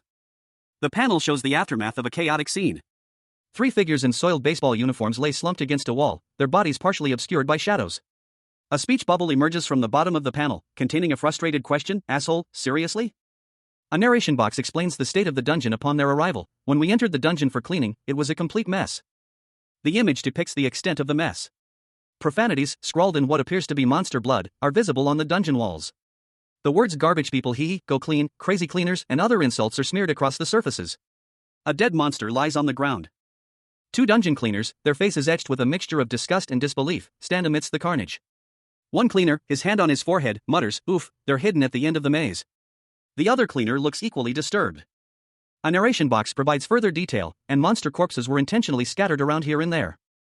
A female cleaner, her eyes wide with indignation, confronts her male colleague. She urges, hey, Kim Junwoo. Let's go after them. This isn't right. He remains unconvinced, responding, even if we go after them, it's all over if they play innocent. Let's just ignore it and move on. The female cleaner is clearly angered by his apathetic response. She exclaims, even after seeing this, you're saying to let it go? Aren't you getting angry at all? The male cleaner, Kim Junwoo, sighs, a look of irritation on his face. He explains, if you don't react to this, they'll stop. A thought bubble reveals his inner frustration, ugh, this is so infuriating. A narration box concludes, based on circumstantial evidence, it's the work of the hunters from the operations team. Junwoo Kim, the world's first SSS-ranked genius hunter, now found himself relegated to the mundane task of dungeon cleaning. His hunter skills were locked, a consequence of a recent ambush, and this menial job was the key to regaining them. He internally mused that while he yearned to confront his attackers immediately, such action would jeopardize his skill unlocking process, requiring him to avoid conflict with the operations team. He reasoned that the current harassment, which he considered a childish prank, would likely cease within a few days. This was his initial assessment. Junwoo continued his cleaning duties amidst the chaos. The scene depicted a grim tableau, several injured individuals lay scattered amongst the debris, while his fellow cleaners worked diligently around them. However, 3 days had passed, and the attacks persisted. A female cleaner, visibly distressed, voiced her concerns to a male colleague. She expressed her frustration at the ongoing situation and her willingness to confront the operations team directly. The male cleaner, seemingly more composed, explained that he had already attempted to address the issue multiple times, but their captain was currently unavailable due to a business trip. He further elaborated that, according to Junwoo, the operations team was simply denying any involvement. A member of the operations team scoffed at the suggestion of their involvement, questioning the cleaners' ability to provide any proof. He highlighted their already heavy workload, implying that hunters would be more likely to carry out such attacks. Junwoo Kim, the world's first SSS-RANK genius hunter, received a call. He was curtly told to leave the situation to Hunter Minju. But Junwoo vehemently refused, stating he wouldn't contact anyone because he was leaving. Ignoring his colleagues' protests, Junwoo abruptly left, his colleagues exclaiming in disbelief at his impulsive departure. One of them warned him not to clean the place. As he walked away, Junwoo internally lamented the absurdity of his situation, being a hunter and doing such things for 3 days straight. He muttered to himself about the unfairness of it all, calling his former colleagues great bastards. However, a more significant development was about to occur. Junwoo's passive skill, OCD, activated. A sinister grin spread across his face as he muttered about the damn hunter brats. Continuing his walk, Junwoo internally complained about the long working hours, expressing his exhaustion. He arrived at a modern building, his thoughts still focused on his grueling work schedule. Junwoo Kim, the world's first SSS-ranked genius hunter, stood before the Seoul branch headquarters. A bitter expression twisted his lips as he muttered about the time he'd lost training his subordinates, referring to them as bastards. He had been ambushed and regressed 10 years into the past, his hunter skills now sealed away. He was now tasked with the seemingly mundane role of a dungeon cleaner, a job that would, in time, unlock his lost abilities. He entered the building, his demeanor calm despite the turmoil within. 2 guards stood by the automatic doors. He asked how he could help, but before they could respond. With surprising speed and precision, Junwoo swiftly incapacitated both guards, sending them sprawling to the floor. The impact echoed through the otherwise silent hallway. The sudden attack left the remaining personnel shocked and confused. Their stunned silence was broken only by a question of disbelief: who dared to attack a hunter? Junwoo, his face hardening, stood defiantly. He was ready to face whatever consequences came his way. A threat hung in the air, let's see the very end of it today. Junwoo Kim, formerly the world's foremost SSS-ranked genius hunter, now finds himself in an unexpected predicament. His hunter skills are inexplicably locked, forcing him to take on the seemingly mundane role of a dungeon cleaner. Yet, even in this new guise, his extraordinary abilities shine through. With a swift, precise movement, he incapacitates several men who had surrounded him, leaving them sprawled on the floor. One of the onlookers, aghast, exclaims about the audacity of attacking a hunter. His jaw clenched, Junwoo's eyes narrowed in a silent fury. He remains unmoved by the outburst. The reason for the attack becomes clear: it's a consequence of events 3 days prior. A putrid smell fills the air, a telltale sign of the dungeon's foul emanations. 2 men, noticing the stench, express their disgust. Junwoo, however, is unfazed by the smell, his focus shifting to a new problem. He notices that several people are obstructing his path. He mutters a frustrated curse under his breath, realizing that they've noticed him and are now watching. Junwoo Kim, formerly the world's top-ranked genius hunter, now found himself in a less than glamorous situation. He scoffed inwardly, his thoughts a sharp contrast to the mundane task before him. So what if they are, he mused, why don't they know their place, messing with another team's budget? His co-worker, a young woman with worried eyes, voiced her own concerns. She muttered, if it were me, I would have rather done some part-time job instead. Junwoo's silent agreement was palpable. He, too, felt the indignity of their current predicament. Junwoo's patience snapped. A furious expression contorted his face as he roared, these fucking bastards. His outburst was immediate and raw, fueled by years of suppressed frustration. He demanded to know their affiliation. You guys, which team are you from? A woman with long, dark hair and a katana appeared, her expression cold and sharp. The 2 men beside her flinched at Junwoo's outburst. She responded with disdain, how dare this little, speak so informally. One of the men beside her hissed, just get lost while we're still making nice. The woman with the katana narrowed her eyes, her voice hardening. Didn't I ask you? The 2 men scoffed, which team are we from? Would you even understand if we said it? The 2 men looked at each other, a silent understanding passing between them. The tension was palpable. 2 men, their faces etched with surprise and a hint of apprehension, stared at someone off-panel. Their mouths hung open, eyes wide with disbelief. One of them, exasperated, muttered under his breath, asshole. It's our team's senior, Kim Minju. A young woman with dark hair, dressed in formal attire, appeared before them. She greeted them curtly, greetings, senior. She calmly acknowledged their presence, stating, I see, you're from my team. The 2 men, now visibly flustered, apologized profusely. I am sorry. We didn't realize you were our senior. We're sorry. Before they could offer further apologies, she continued, before you say sorry for not recognizing me. A dark aura emanated from the woman, her eyes glowing with an intense power. Her expression hardened. The 2 men visibly flinched, and she turned to address another individual, asking, and Mr. Sanghyuk? Are you all right? In reality, they are merely E-ranks. Anyway, I'm really sorry. The other man replied, it's okay. We are fine. Two figures, cloaked in shadow, their faces partially obscured, exchanged a meaningful glance. Their expressions were grim, hinting at a shared secret or a plan in motion. Their eyes, narrowed in intensity, spoke volumes of unspoken threats. The air crackled with anticipation. The scene shifted to a bright, bustling workplace. A woman with dark hair cheerfully greeted her colleagues, her voice brimming with false cheer. One of the workers, a man with short brown hair, approached her, his expression a mixture of curiosity and apprehension. He asked if she was ready to begin their work immediately. The woman, her smile unwavering, politely declined, stating that she had come only to offer her greetings. A subtle aura of power emanated from her, a stark contrast to her seemingly innocent demeanor. Her colleagues, visibly surprised, exchanged nervous glances. The workers expressed their gratitude for her help, noting how much she had learned in a short time. The narration box confirmed the worker's observation. She was a quick learner, now fully capable of handling the workload. Kim Min-ju, a young woman with long, dark hair, smiled serenely. Well, that's only up to today, she mused, a hint of amusement in her eyes. She continued, actually, I should be the one who's thankful for meeting such nice people. Minju's expression shifted slightly as she looked at a distraught coworker, tears streaming down her face. The coworker's distress was palpable. Minju and her coworker stood outside, observing two other colleagues. How close did they get in just a week? Minju thought, a slight smile playing on her lips. One of the colleagues spoke, suggesting they make sure to stop by sometime and show your face. A young man with short brown hair, Kim Minju's brother, stood alone, a thoughtful expression on his face. He reflected, everyone was sad about Kim Minju leaving except for me. He stood with his arms crossed, wearing a cleaning apron. His demeanor was calm and collected. The young man's inner thoughts were revealed, it's because I told her to leave. He added, addressing someone unseen, you don't come from tomorrow on. Kim Minju looked shocked upon hearing her brother's words. But she quickly realized what it meant. Minju's brother explained his reasoning, because asking her to not come anymore meant that I'd give in to her request. He continued, after that, based on my knowledge and experience, I decided on a clearing schedule. Junwoo Kim, formerly the world's top-ranked genius hunter, now finds himself 10 years in the past, his skills sealed. He meticulously reviewed his students' notes, explaining that if she followed his instructions, she could achieve a rank hunter status within 6 months. A stark contrast to his previous life's achievements. He realized that his current circumstances prevented him from pursuing his former career path. His plan was to cultivate her into a top-tier hunter, using her as leverage in negotiations with the Hunters Association. A sinister glint appeared in Junwoo's eyes as he contemplated his strategy. He was prepared to use anyone necessary to achieve his goals. He coldly reminded the young woman of her instrumental role in his plan, emphasizing her status as a mere tool in his grand scheme. The student, taken aback by his bluntness, simply responded with a quiet, teacher.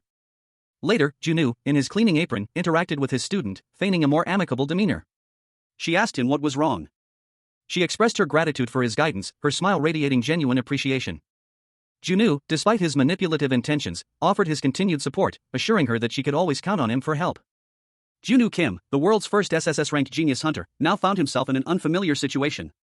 His thoughts drifted, a question forming in his mind. Was she always like this? The question lingered as he observed his current surroundings.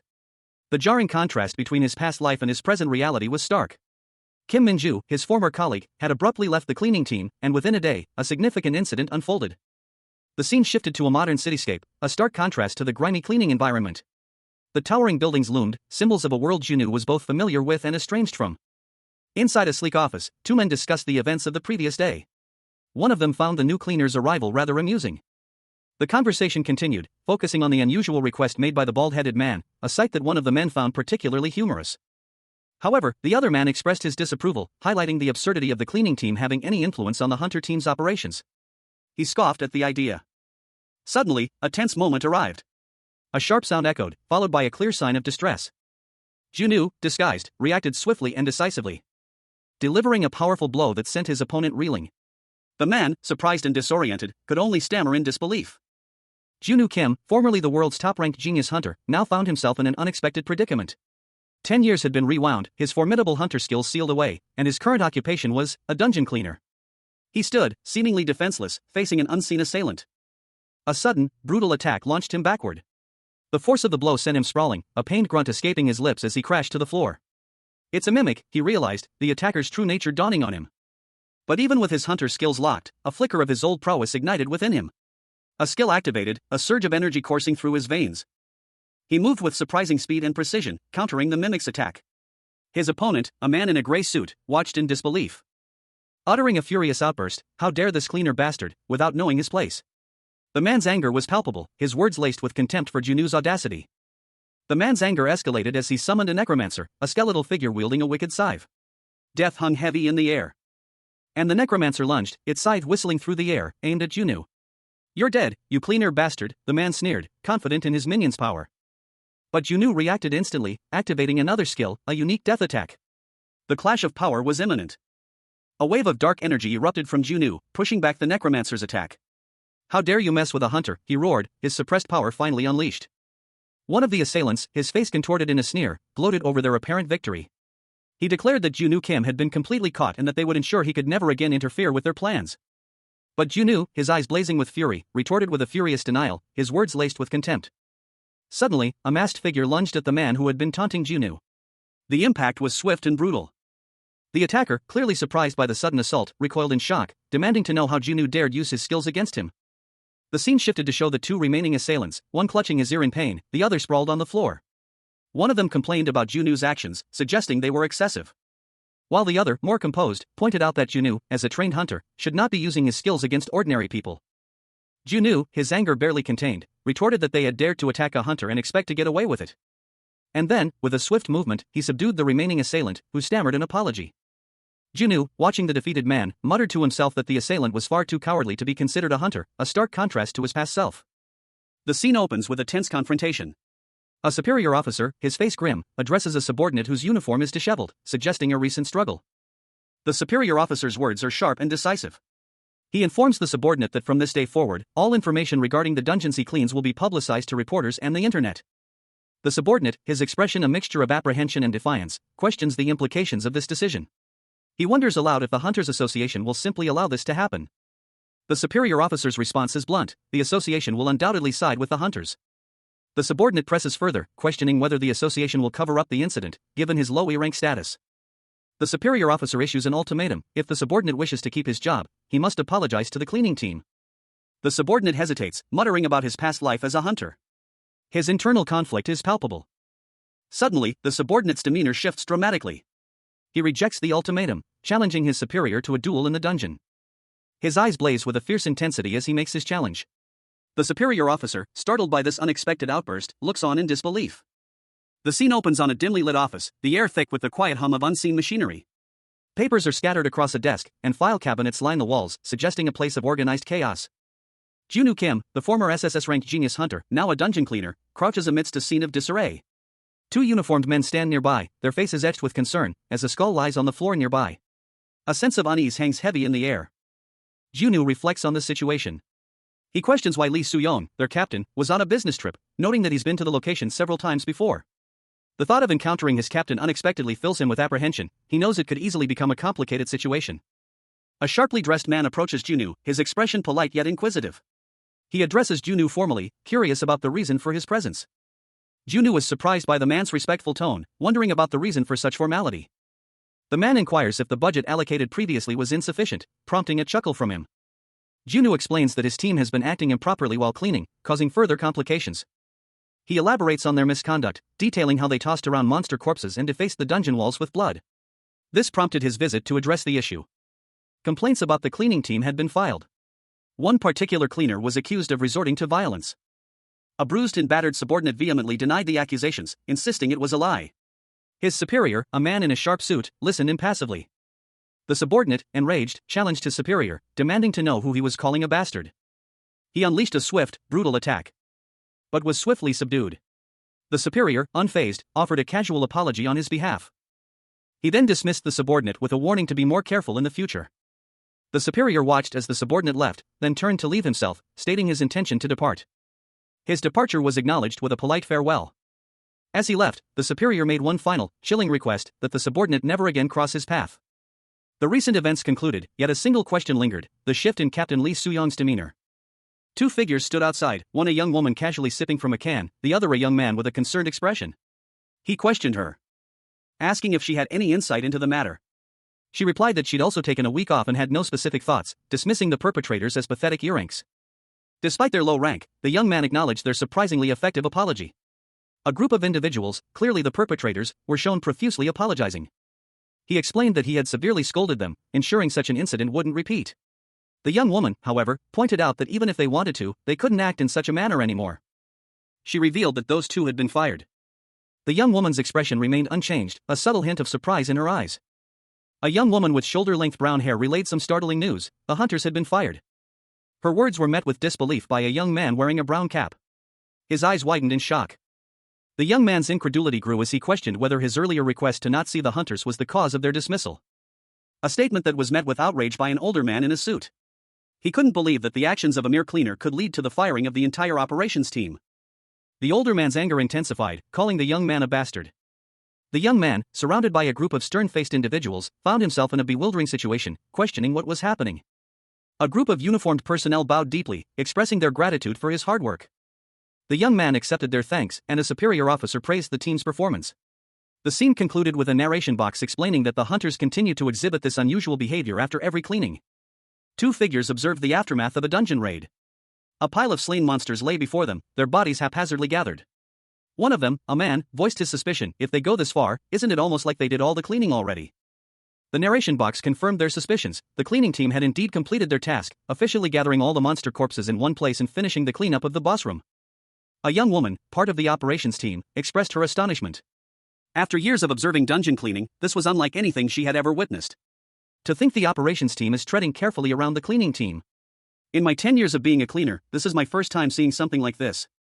One of the men, seemingly impressed, commented on the speed and efficiency of the cleaning team, suggesting that their performance would overshadow the operations team.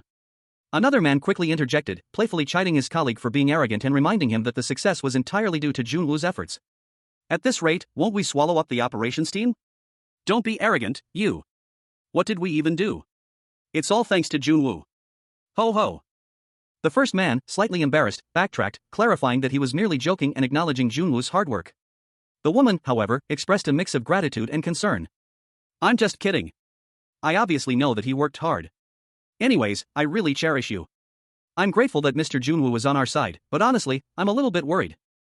Her apprehension was evident as she pondered her colleague's words. Junwoo's exceptional performance had raised a new question in her mind: what did this mean for the future? The man, noticing her unease, shared his own concerns. He wondered who was taking whose side in this situation. What's she saying? He speculated that the others might be subtly avoiding Junwoo, perhaps out of fear or apprehension. At this rate, I wonder if they're lying low and avoiding you. The woman confirmed his suspicions, stating that while some were wary, others might have their eyes on Junwoo. The man, however, remained defiant, suggesting that only the truly fearless would dare to challenge him. Avoid? Me? Yeah, they're being wary of us now, but some of them might have their eyes on you. Well, unless there's someone who's pretty fearless. Junwoo Kim, the world's first SSS-RANK genius hunter, now finds himself 10 years in the past, his formidable skills inexplicably sealed. He reassures himself, muttering that everything will be alright for a while, a consequence of his own actions.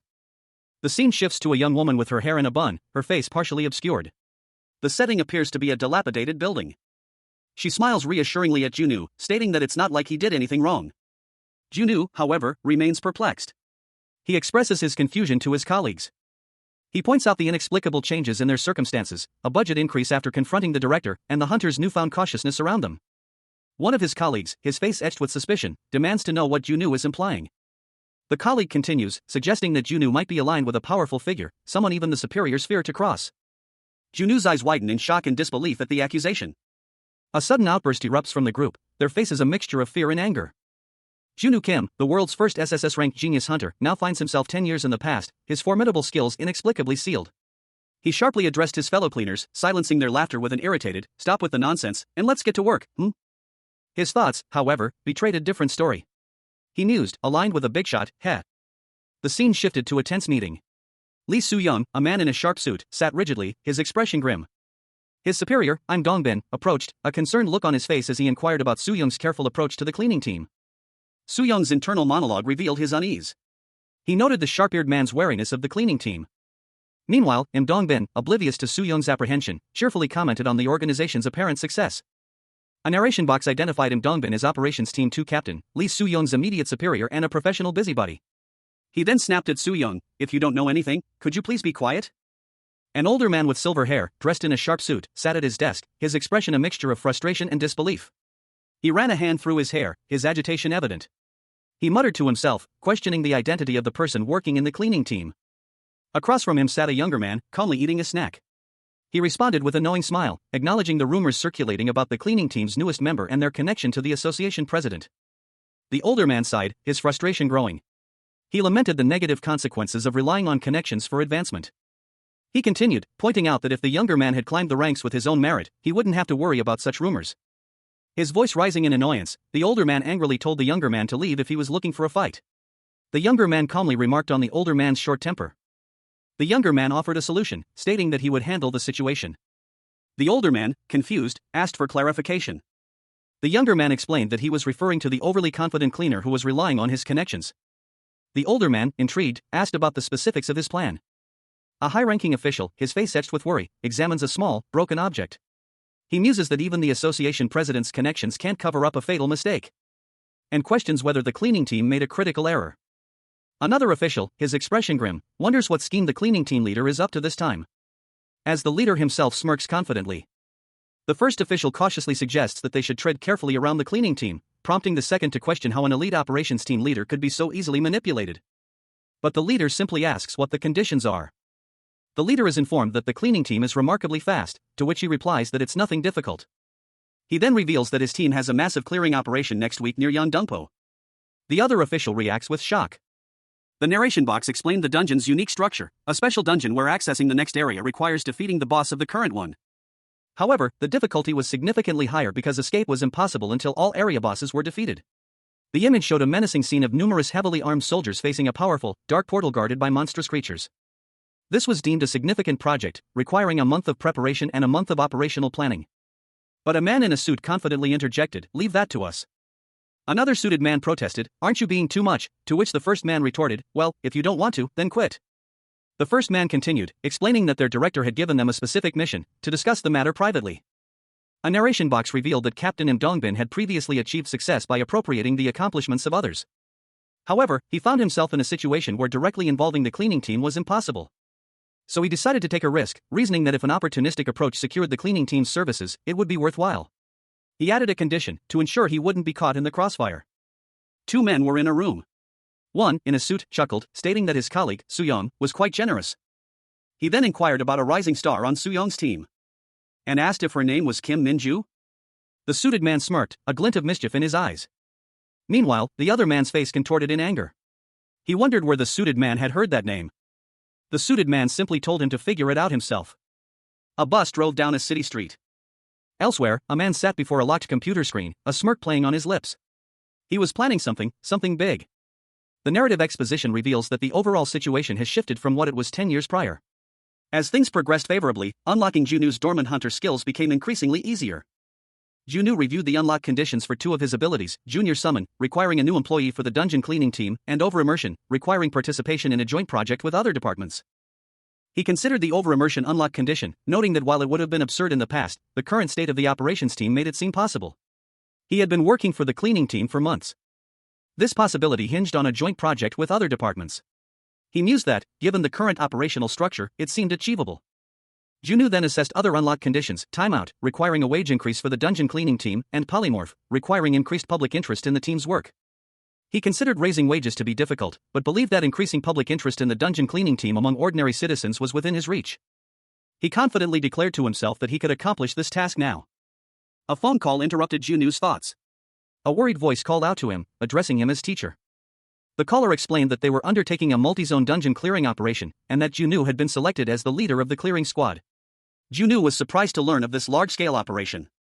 Junu Kim, the world's first SSS-RANK genius hunter, now finds himself 10 years in the past, his formidable skills inexplicably sealed.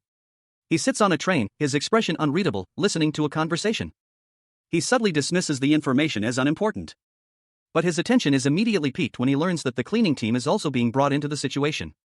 A phone call interrupts his thoughts, leaving him shocked and speechless. The scene shifts to a pair of imposing skyscrapers, a stark contrast to the mundane train he was just on. A man, his face etched with worry, explains that their budget has been cut and their jobs are threatened.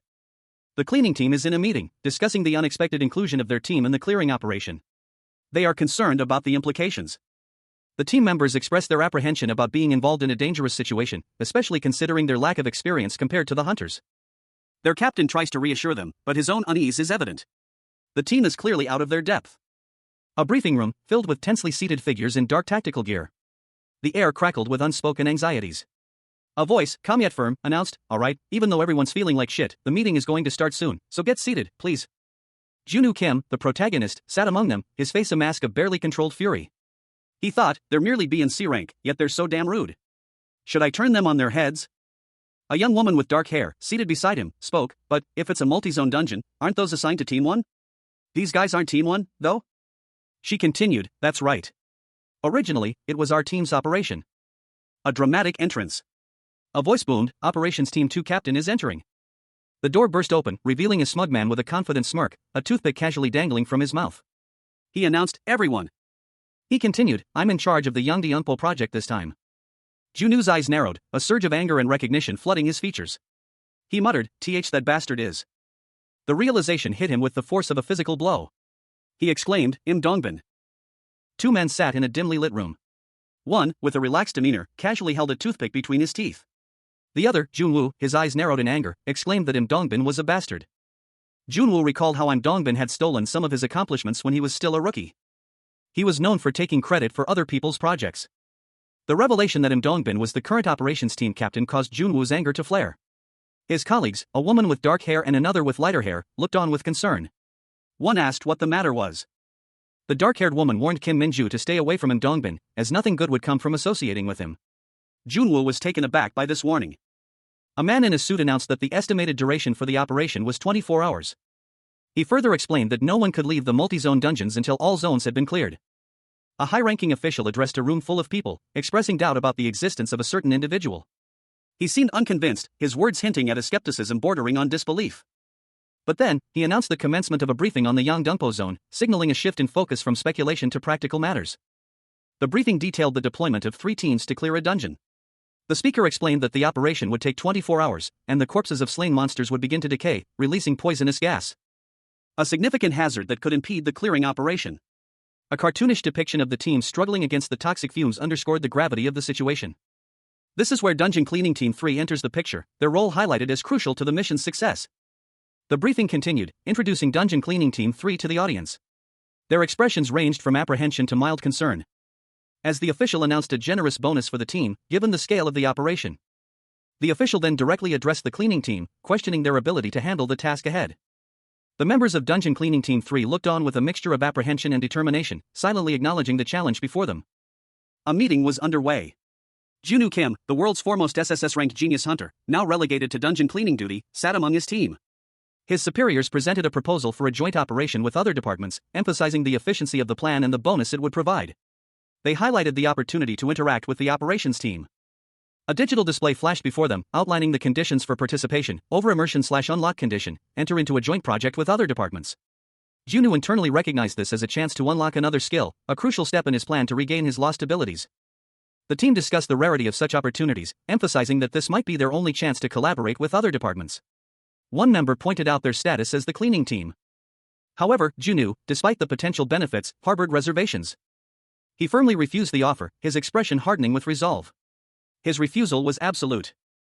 His superior, a man with a lollipop, reacted with surprise and disbelief to Junwoo's unexpected rejection. The superior questioned Junwoo's decision, his voice laced with incredulity. Junwoo's response was immediate and defiant. He would rather die than participate in what he perceived as a fraudulent scheme to inflate performance records. A conversation unfolds, focusing on Mr. Junwoo's unexpected refusal of a rare opportunity. The speaker questions the decision, highlighting the unique nature of the proposition. Further emphasizing the lucrative bonus involved in expressing disbelief at Junwoo's apparent hesitation. 3 individuals, 2 women and a man, react to this news with varying degrees of surprise and frustration. Despite Junwoo's refusal, another individual offers a counter perspective, suggesting that Junwoo's reluctance stems from concern for the team's safety. The panel then shifts to show a depiction of monstrous creatures, emphasizing the inherent danger of the operation. One of the women voices her apprehension, highlighting the grueling 24-hour nature of the operation and the potential risks involved. While another, a man, firmly states his refusal to participate, emphasizing the inherent danger of the mission and Junwoo's superior understanding of the risks. The perspective shifts to a third party, who speculates on Junwoo's motivations, suggesting that his immediate refusal was a preemptive measure against an anticipated request, leading to accusations of deception and a sense of betrayal among the team members. Despite the setback, a sense of understanding dawns on the team. They now comprehend Junwoo's intentions, accepting his refusal while acknowledging the team's inability to participate in the dangerous operation. A young woman with dark hair, dressed in a maid uniform, announced her decision to withdraw from an operation, leaving 2 other individuals, a man and a woman, looking surprised and slightly concerned. The two remaining individuals questioned her decision, emphasizing her role as the leader of the operation. They pressed her for an explanation. The young woman explained that she wasn't joining because she felt unqualified to lead and, more importantly, because her teacher had explicitly warned her against getting involved with a particular man. A close-up on the young woman's face showed a confident, almost mischievous smile. One of the men chuckled, accepting her explanation as a valid excuse. The scene shifts to a high-rise building at sunset. A man with light brown hair, wearing a suit, is shown from the forehead up, his expression one of intense focus and slight concern. Two men sat across a mahogany desk. One, older and sharply dressed, leaned forward, his expression grim. The other, younger, nervously chewed on a lollipop. The older man stated that the dungeon cleaning team would not be participating. The younger man's face fell. He was clearly distressed. A colleague entered, casually inquiring if he had screwed up. The younger man responded defensively, emphasizing that he had warned them the individual was not someone to be easily trifled with. He pointed out how quickly the man had noticed something was amiss. The younger man, clearly agitated, warned the newcomer to leave if they were looking for a fight. The older man, still seated, questioned whether Operations Team 2 could handle the project, expressing surprise that even Kim Min-ju had withdrawn. The younger man, irritated, repeated his previous order to leave. The older man then questioned if the younger man was considering hiring a private guild. The older man bragged about his recent spending, implying he had the resources to handle the situation. Suddenly, the younger man winced in pain, clutching his side. He then asked to use the older man's influence. Junwoo Kim, the world's first SSS-RANK genius hunter, now finds himself 10 years in the past, his formidable skills inexplicably sealed. He muttered to himself, needing to create a mandatory participation roster. The document, titled Mandatory Participation Roster, was an executive order mandating participation in dungeon clearing, issued under the authority of an association director. A superior pointed a finger at a subordinate, explaining that disobeying such orders could result in disciplinary action or even a request to resign in lieu of dismissal. The superior scoffed, dismissing the subordinate as a novice bastard with no experience in operations. The subordinate, his face contorted in anger, retorted, "How dare you anger me?" A few days later, news spread that Dongbin had implemented the mandatory participation roster, forcing a team to join the dungeon clearing operation. A young woman, witnessing the massive gathering of people, exclaimed in shock, "Why are there so many people?" News of a large-scale dungeon clearing spread, attracting media attention. Junwoo Kim, the team leader, worried about being interviewed, wishing he had prepared better. An onlooker questioned Junwoo's nervousness. Junwoo explained his apprehension stemmed from his inexperience as a leader. His teammate advised him to appear confident, as a nervous hunter would unsettle the citizens. She urged him to straighten his shoulders and maintain composure. Junwoo's teammate reassured him, stating that she is always composed during actual battles. Junwoo's teammate gave him final instructions before entering the dungeon. Upon entering the dungeon, Junwoo was told to focus solely on clearing it, ignoring his team. A woman with long, dark hair and striking golden eyes addressed a young man in a cleaning apron. She insisted that he keep the transceiver on, implying a level of distrust or a need for constant communication. He seemed reluctant, suggesting that he wasn't planning on asking for help. The woman's expression softened slightly, a hint of a smirk playing on her lips as she observed the young cleaner. He, in turn, maintained a guarded expression, his brow slightly furrowed. She conceded, stating that if he was determined to proceed alone, she wouldn't stop him.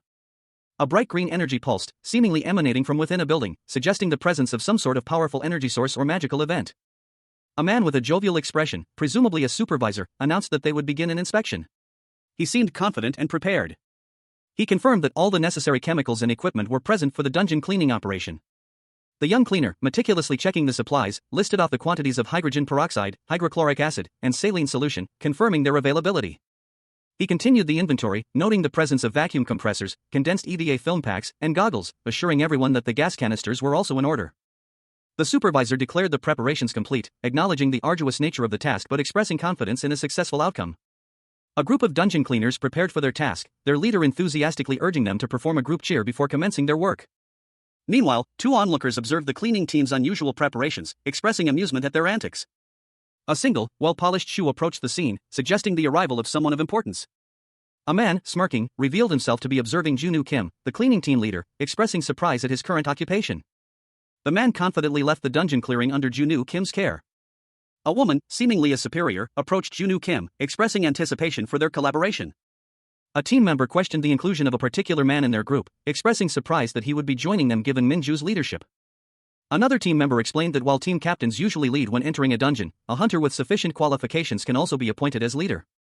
She clarified that this was how Minju became the leader, prompting a somewhat reluctant agreement from her colleague. A woman with long, dark hair contemplates the leadership qualities of someone named Minju, acknowledging their potential but hinting at underlying reservations. She walks away, lost in thought. Her internal monologue reveals a critical assessment of Im Dongbin's unsuitability for leadership, highlighting his lack of practical experience. Three men in suits stand behind her, their expressions mirroring her skepticism. The woman continues her assessment of Im Dongbin, emphasizing his parasitic reliance on dungeon raids and lack of genuine leadership experience. Im Dongbin, a man with short brown hair, approaches, offering his assistance and a reassuringly nonchalant attitude. He assures the woman that he will be there to help if she encounters any problems, and she acknowledges his offer with a detached, almost indifferent response. The woman internally criticizes Im Dongbin's attitude. Im Dongbin and his team agree to do their best. Junwoo Kim, the world's first SSS-RANK genius hunter, now finds himself relegated to the less-than glamorous role of a dungeon cleaner. His hunter skills are locked, a consequence of a recent ambush, and his frustration boils over as he unleashes a furious outburst at an unseen individual. A portly man in a suit, seemingly unfazed, observes him with a smug expression. He remarks on Junwoo's attitude, challenging him to maintain his defiance. Meanwhile, another individual, a woman with dark hair, calmly observes the scene. She is addressed as Miss Leader and is informed that everyone has arrived. A slight headache seems to trouble her. The portly man, still smirking, covers his face in mock distress as Miss Leader approaches. She exudes an air of quiet authority and addresses the assembled group, reminding them of the mission parameters. Her tone is firm and leaves no room for misinterpretation. She explains that the dungeon clearing operation will involve 3 teams, designated A, B, and C, each responsible for a different zone. The order of operations is clearly defined. Team A will tackle the first zone, followed by Team B in the second, and finally Team C in the third.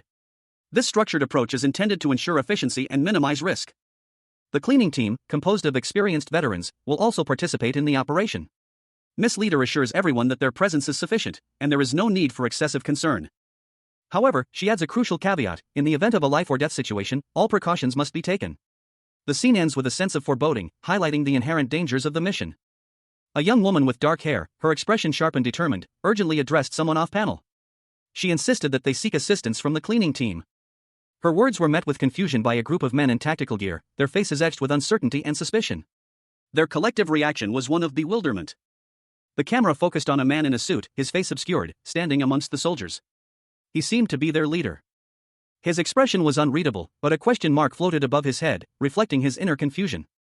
As the young woman's request clearly puzzled him. He wondered aloud about the oddity of her statement, while one of his men chuckled nervously, suggesting their leader's apprehension.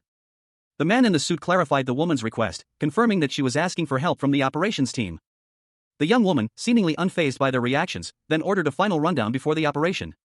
She reiterated her instructions, emphasizing that once everything was ready, they would commence with the operation. A surge of bright green energy erupted, signaling the imminent start of the operation. A surge of emerald energy crackled in the air, its ethereal glow illuminating a trio of figures: a young woman with a serious expression, a stern-faced older man, and a brooding young man with dark hair. They stood poised, anticipation hanging heavy in the air. The younger man, his gaze sharp and determined, spoke, his voice firm despite the tension. He declared that they should also proceed. And as if summoned by his words, a monstrous beast materialized within a swirling vortex of green energy. Its terrifying form, a hulking creature with glowing eyes and sharp fangs, filled the frame, causing the team to react with a mixture of fear and determination. The scene opens on a grim landscape, a courtyard littered with the skeletal remains of monstrous creatures. A young woman with short, brown hair, dressed in practical work clothes, stands amidst the bones, her expression one of weary resignation. Beside her, a man in similar attire surveys the scene with a grim determination. A team of cleaners, clad in white and gray uniforms, works diligently to clear the area. One cleaner, his face partially obscured, struggles to move a large, bloody limb, revealing a massive, demonic figure lying defeated on the ground. The creature's red skin is marred by wounds, and steam rises from its body. The brown-haired woman sighs, her voice laced with frustration. She explains that, given the scale of the operation, the cleaning crew will likely not interact with the main operations team until the cleanup is complete. A male cleaner, his face etched with weariness, voices his discontent. He questions the point of participating in such a large-scale operation if they are only involved in the cleanup. Another cleaner, seemingly the leader of the group, sharply rebukes the complaining man, reminding him that they are cleaners, not hunters, and should focus on their assigned tasks. The leader then announces that, with the dismantling complete, it is time to prepare for the chemical treatment of the remains. The scene opens with 2 dungeon cleaners, engaged in a grim task. One cleaner instructs his colleague on the proper procedure for handling the corpses. They must be treated before being placed in sealed vinyl bags to prevent decomposition during the ongoing clearing operation.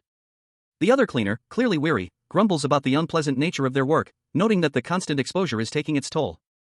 A wide shot reveals the scale of the operation, a large room filled with numerous corpses, some still smoldering from a recent incineration. The narration box explains that this method of disposal is currently unavailable due to the ongoing clearing operation. To address the problem of rotting corpses, a detailed explanation is given. The corpses are dismantled, chemically treated, and vacuum sealed in bags. One of the cleaners, Junwoo, expresses his frustration at the seemingly endless task, questioning when it will all be finished. His colleague responds, exasperated, pointing out that Junwoo is already complaining about hunger despite having only recently started the work. Unexpectedly, a third cleaner arrives, suggesting a snack break before continuing. She reveals that she brought chocolate bars. She offers one to Junwoo, who looks surprised and pleased. The scene ends with the third cleaner apologizing for interrupting Junwoo's work, acknowledging his dislike of interruptions. Junwoo Kim, the world's first SSS-RANK genius hunter, now finds himself relegated to the less-than-glamorous role of a dungeon cleaner. His hunter skills are currently locked, a consequence of a recent ambush, and this menial task is his only path to regaining them. Despite the mundane nature of his work, a determined glint shone in his eyes as he voiced his snack preference. "I want the strawberry-flavored one." He enjoyed a quick break, his thoughts momentarily drifting to the simple pleasure of his snack. A cartoonish image of himself, complete with bunny ears, happily munched on a carrot. Refreshed, Junwoo and his co-worker prepared to resume their duties. "Okay. Now that we've had our snacks, let's get back to it," he declared, his team echoing his enthusiasm with a collective "let's go." The dungeon cleaning operation, although their first large-scale project, had been proceeding smoothly. The team, experienced in this type of work, moved with practiced efficiency. A close-up showed numerous packages of what appeared to be preserved dungeon creature meat, the spoils of their labor. But 8 hours into the job, while the operations team was clearing the dungeon with ease, the cleaning team found themselves in a drastically different situation. A sudden and unexpected confrontation with dungeon creatures erupted, testing their skills and endurance. And during the 15th hour, Han Ganghyuk injured his hand in the fray. His injury, though initially minor, raised concerns about the escalating danger. "Oh my," he exclaimed, his voice laced with worry. The scene opens on a pair of dungeon cleaners, their faces grim with exhaustion. One cleaner's hands are stained crimson, a testament to the hazardous nature of their work. A few plastic bags have burst, adding to the chaos. As they struggled to contain the mess, their fatigue mounting with each passing moment. A groan escaped one of the cleaner's lips, a sound of utter weariness. The image shifts to show a cleaner holding a damaged containment bag, the scene highlighting the growing disparity between the cleaning and operations teams. A gap that widened significantly by the 18th hour of their grueling shift. The scene changes to a radio communication between the cleaning and operations teams. The operations team reports that the dungeon's gas levels are rising, prompting a check. A member of the cleaning team apologizes for their slow progress, revealing they are 5 zones behind schedule. The operations team expresses disbelief at this report, highlighting the significant discrepancy between their progress and the expected pace. The cleaning team requests a 1-hour break to catch up, a desperate plea born from exhaustion and mounting pressure. The operations team reacts with shock and anger to the cleaning team's request, their frustration palpable. A tense scene unfolded within a dimly lit dungeon. A cleaning crew, exhausted from their labors, argued with their superior. The superior pointed out the widening gap between their progress and the deadline, while the crew pleaded for a break, citing their utter exhaustion. One of the cleaners, visibly distressed, suggested that their leader, Kim Min-ju, temporarily halt the dungeon clearing operation. The implication was that the team was in no condition to continue. Their plea was met with immediate refusal. The superior insisted that stopping was impossible due to the team falling behind schedule. The exhausted cleaners argued that their team was not in a fit state to continue working, but their concerns were dismissed. The superior retorted that it was the cleaning team's problem to solve, leaving them to figure out a solution. One of the cleaners, exasperated, pointed out the obvious solution: why not send the hunters who are currently resting to take over? A determined expression crossed the leader's face as he spoke into his radio. He offered a compromise: if they helped out, the team would do their best to catch up. The radio crackled to life. The leader's internal monologue questioned the absurdity of a hunter performing cleaning duties. His frustration boiled over. A furious outburst followed. He angrily demanded that his team captain be put on the line immediately. A team of men in dark suits stood in a dimly lit dungeon. One, heavier set than the others, with short brown hair, spoke with a hint of annoyance. He questioned their progress, wondering why they weren't further along. He gestured emphatically, drawing attention to the dangerously high levels of gas in the dungeon. His concern was palpable. The man continued, chiding them for wasting time instead of focusing on their unfinished tasks. His frustration was evident in his sharp tone. 2 of the men in the background showed signs of anger, their fists clenched. He stressed that this was no time for games, and that their negligence was unacceptable. He then inquired about the whereabouts of leader Kim Min-ju. Another man, seemingly younger and more reserved, responded defensively, questioning the need for such information. He accused the heavier man of trying to shift blame. The younger man explained that the dungeon clearing operation was crucial and could not be interrupted. They had been working nonstop for 18 hours. He rhetorically asked if they were considered machines, implying their exhaustion. The heavier man, unimpressed, retorted that their team's inability to continue was the problem. The heavier man, exasperated, cursed under his breath, lamenting the disastrous situation. A superior, his face obscured by shadow, addressed someone unseen. His voice was laced with barely controlled fury. A major dungeon clearing operation was about to be completely ruined, all because of a cleaning team.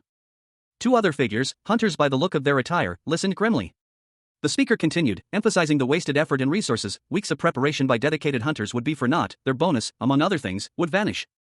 The focus shifted to Junwoo Kim, the SSS-ranked hunter now relegated to cleaning duty. His superior, the same one from the previous panel, confronted him directly, listing the accusations: neglecting his duty, insubordination, and abandoning his post during a raid. The superior continued his reprimand, emphasizing the gravity of Junwoo's actions. It was his team's first active clearing operation, and any negligence could not be overlooked. He would ensure the cleaning team was held accountable for their actions. Junwoo, however, reacted with a quiet, almost amused, chuckle. His superior, taken aback, questioned his reaction. "You're laughing?" Junwoo explained his amusement, revealing a calculated plan. He had been wondering why they were assigned to this mandatory participation roster. It was all part of his scheme. He had deliberately sought to find fault in whatever way possible, to justify disciplinary actions. After all, he had always been a master of manipulation, favoring this kind of underhanded method. Two figures, one with a stern expression and the other with a look of barely contained anger, engaged in a tense conversation. The first man explained that the delicate nature of the operation meant the team couldn't afford to upset the cleaning crew. The second man, visibly furious, interrupted, accusing the first of deliberately provoking the cleaners with disciplinary actions. He argued that even the president of the association wouldn't be able to cover up the fallout. A third man, with a smug smile, announced that the cleaning team was abandoning the operation. He then questioned the other's ability to continue clearing the dungeon given the rising threat level. A close-up of a hand holding a walkie-talkie, suggesting an urgent communication is about to take place. Team Captain Im Dongbin, using the walkie-talkie, contacted someone. Leader Kim Min-ju, who was apparently busy dealing with a monstrous dragon. The dragon roared, flames erupting from its maw. The scene shifted to show a team of hunters battling the beast. One of the hunters, responding to Captain Im's call, briefly explained their predicament, noting the cleaning team's abandonment of the operation and expressing surprise at the informal tone of the message. The scene cuts to a female hunter, her expression grim, wielding a glowing sword. News of the cleaning team's withdrawal has reached her, leaving her shocked and concerned. A dungeon cleaning team faces a dire situation. Their leader, a man with a worried expression, observes that they risk suffocating before completing the dungeon clearing, and declares that he will take command, assuming the leader position. Another team member, holding a radio, looks surprised and begins to question this decision. The newly self-appointed leader angrily rebukes the questioning team member, belittling his experience and demanding he relinquish the leader position. The team member, seemingly unfazed, observes that the leader's bullying behavior hasn't changed. Another team member approaches the leader, addressing him as teacher and inquiring about the team's continued cleaning duties. The leader, Kim Min-ju, sarcastically questions the other team members' endurance, suggesting they should simply give up and die. A woman with red hair, seemingly another member of the cleaning team, appears, confused by the situation. The scene shifts to show the aftermath of a recent battle. The woman and two other team members are exhausted, having barely managed to defeat a large monster. Kim Min-ju angrily confronts the team, furious about the time it took them to complete the task. A tense scene unfolded. A man in a suit barked orders into a radio, his face contorted in a grimace. "Hurry up and hand over command to me. You want everyone here to die?" A young woman with dark hair and intense golden eyes, holding a similar radio, responded with a curt, "Ah. I understand. I'll hand it over." A sinister smile spread across the suited man's face as he received the confirmation. "Good. If you had done it earlier." He addressed a group of armed men, his voice carrying an air of authority. To the dungeon cleaner, Kim Junwoo. Another man, Kim Min-ju, stepped forward, his expression grim. "I, Kim Min-ju, the current dungeon clearing leader, will hand the command over to Cleaning Team 3's Kim Junwoo starting now." A sinister grin spread across Junwoo's face as a dark aura emanated from him. His eyes glowed with an eerie light. The other men reacted with shock and disbelief. What did you say?" Junwoo's smirk deepened, a hint of something dangerous in his eyes. "From this moment on," he declared, "it's been a while, from this moment on, I will be commanding this operation." Junwoo Kim, the world's first SSS-ranked genius hunter, now found himself 10 years in the past, his formidable hunter skills inexplicably sealed. A sly smirk played on his lips as he stood, clad in a stained cleaning apron, his gloved hands subtly flexing. A silent challenge in his eyes. He contemplated his current predicament, a dungeon cleaner by necessity, yet his inner hunter's spirit burned bright. The question hung in the air, unspoken but palpable: should he reveal the terrifying power he once wielded? Junwoo Kim, formerly the world's foremost SSS-ranked genius hunter, stood resolute. His expression was grim, his eyes burning with a fierce determination. He addressed a group of dungeon clearing operatives, his gaze sweeping across their faces. A chilling smile spreading across his lips as he declared his intention to command the operation. One of the operatives, clearly taken aback by Junwoo's sudden assertion of authority, voiced his incredulity. He couldn't believe a mere dungeon cleaner was taking charge of the operation. He argued that the leadership position had been given to him, not earned, and that didn't make him a commander. But Junwoo countered, highlighting the operative's ignorance of the dungeon's internal hierarchy and the true nature of command. The operative's shock was palpable. His question, "Were you a hunter?" hung heavy in the air. Junwoo Kim, the world's first SSS-RANK genius hunter, now finds himself relegated to the mundane task of dungeon cleaning. His hunter skills are locked, a consequence of a recent ambush. He internally questioned the incessant inquiries about his past life as a hunter, wondering about their significance. But his thoughts were interrupted by the gravity of the situation. Lives were at stake, a fact emphasized by the urgency in the surrounding officers' expressions. This was no mere disciplinary matter. A superior officer argued that the responsibility should not fall on Junwoo, a relative newcomer to dungeon cleaning, but rather on a seasoned hunter. He pointed out the inherent risks involved. Another officer, eager to take charge, insisted on taking over the task, promising to ensure the cleaning team faced no repercussions. However, Junwoo's response revealed a surprising indifference to the potential punishment of his team. A subtle smirk played on Junwoo's lips as he revealed a deeper reason for his nonchalance. More than just indifference, it was something else entirely. The mere sight of the dungeon brought back painful memories, leaving him feeling utterly despondent. His superior officer observed that Junwoo had been remarkably successful in life, easily achieving numerous accomplishments. The officer's statement left Junwoo's superior speechless, clearly taken aback by the implication. Surrounded by armed personnel, Junwoo Kim, the world's foremost SSS-RANK genius hunter, stood defiantly, his expression a mixture of disbelief and simmering anger. A superior officer informed him, "You don't have to do anything from now on." The officer continued, "You are officially dismissed from this operation." Junwoo's shoulders slumped slightly, his back to the viewer, as the weight of the unexpected dismissal settled upon him. A look of dawning horror spread across Junwoo's face as the reality of his situation began to sink in. His 10 years of experience as a hunter, his skills, his very identity, seemed to be slipping away. His mouth fell open in a silent scream, a visceral reaction to the sudden, inexplicable change in his circumstances. The shock was palpable, his eyes widened, reflecting the turmoil within. Dismissed in action. The text box explained the severity of this disciplinary action, the highest possible level, preventing any benefit or performance incentive from dungeon clearing.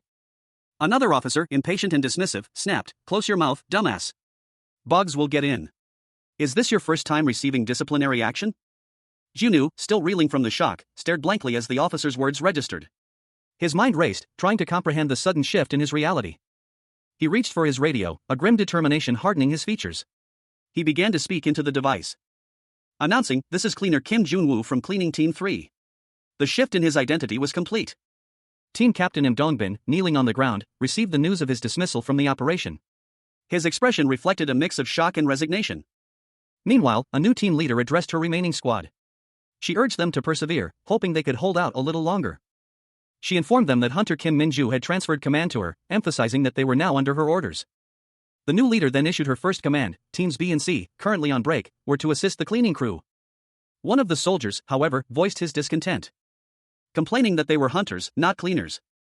His fellow soldiers echoed his sentiment, expressing their frustration at being relegated to such menial tasks. Unfazed, the new leader calmly dismissed teams B and C from the operation, citing insubordination as the reason. The dismissed soldiers reacted with shock and disbelief to their sudden dismissal. Junwoo Kim, the world's foremost SSS-RANK genius hunter, found himself in an unexpected predicament. His usual hunter skills were inexplicably locked, forcing him to take on the less-than-glamorous role of a dungeon cleaner. He gripped his radio, a frustrated frown etching itself onto his face as he barked into the device, demanding an answer from Team A. His team members, visible in the background, reacted with a mixture of fear and confusion, questioning the unfolding situation. A female voice, sharp and authoritative, cut through the static.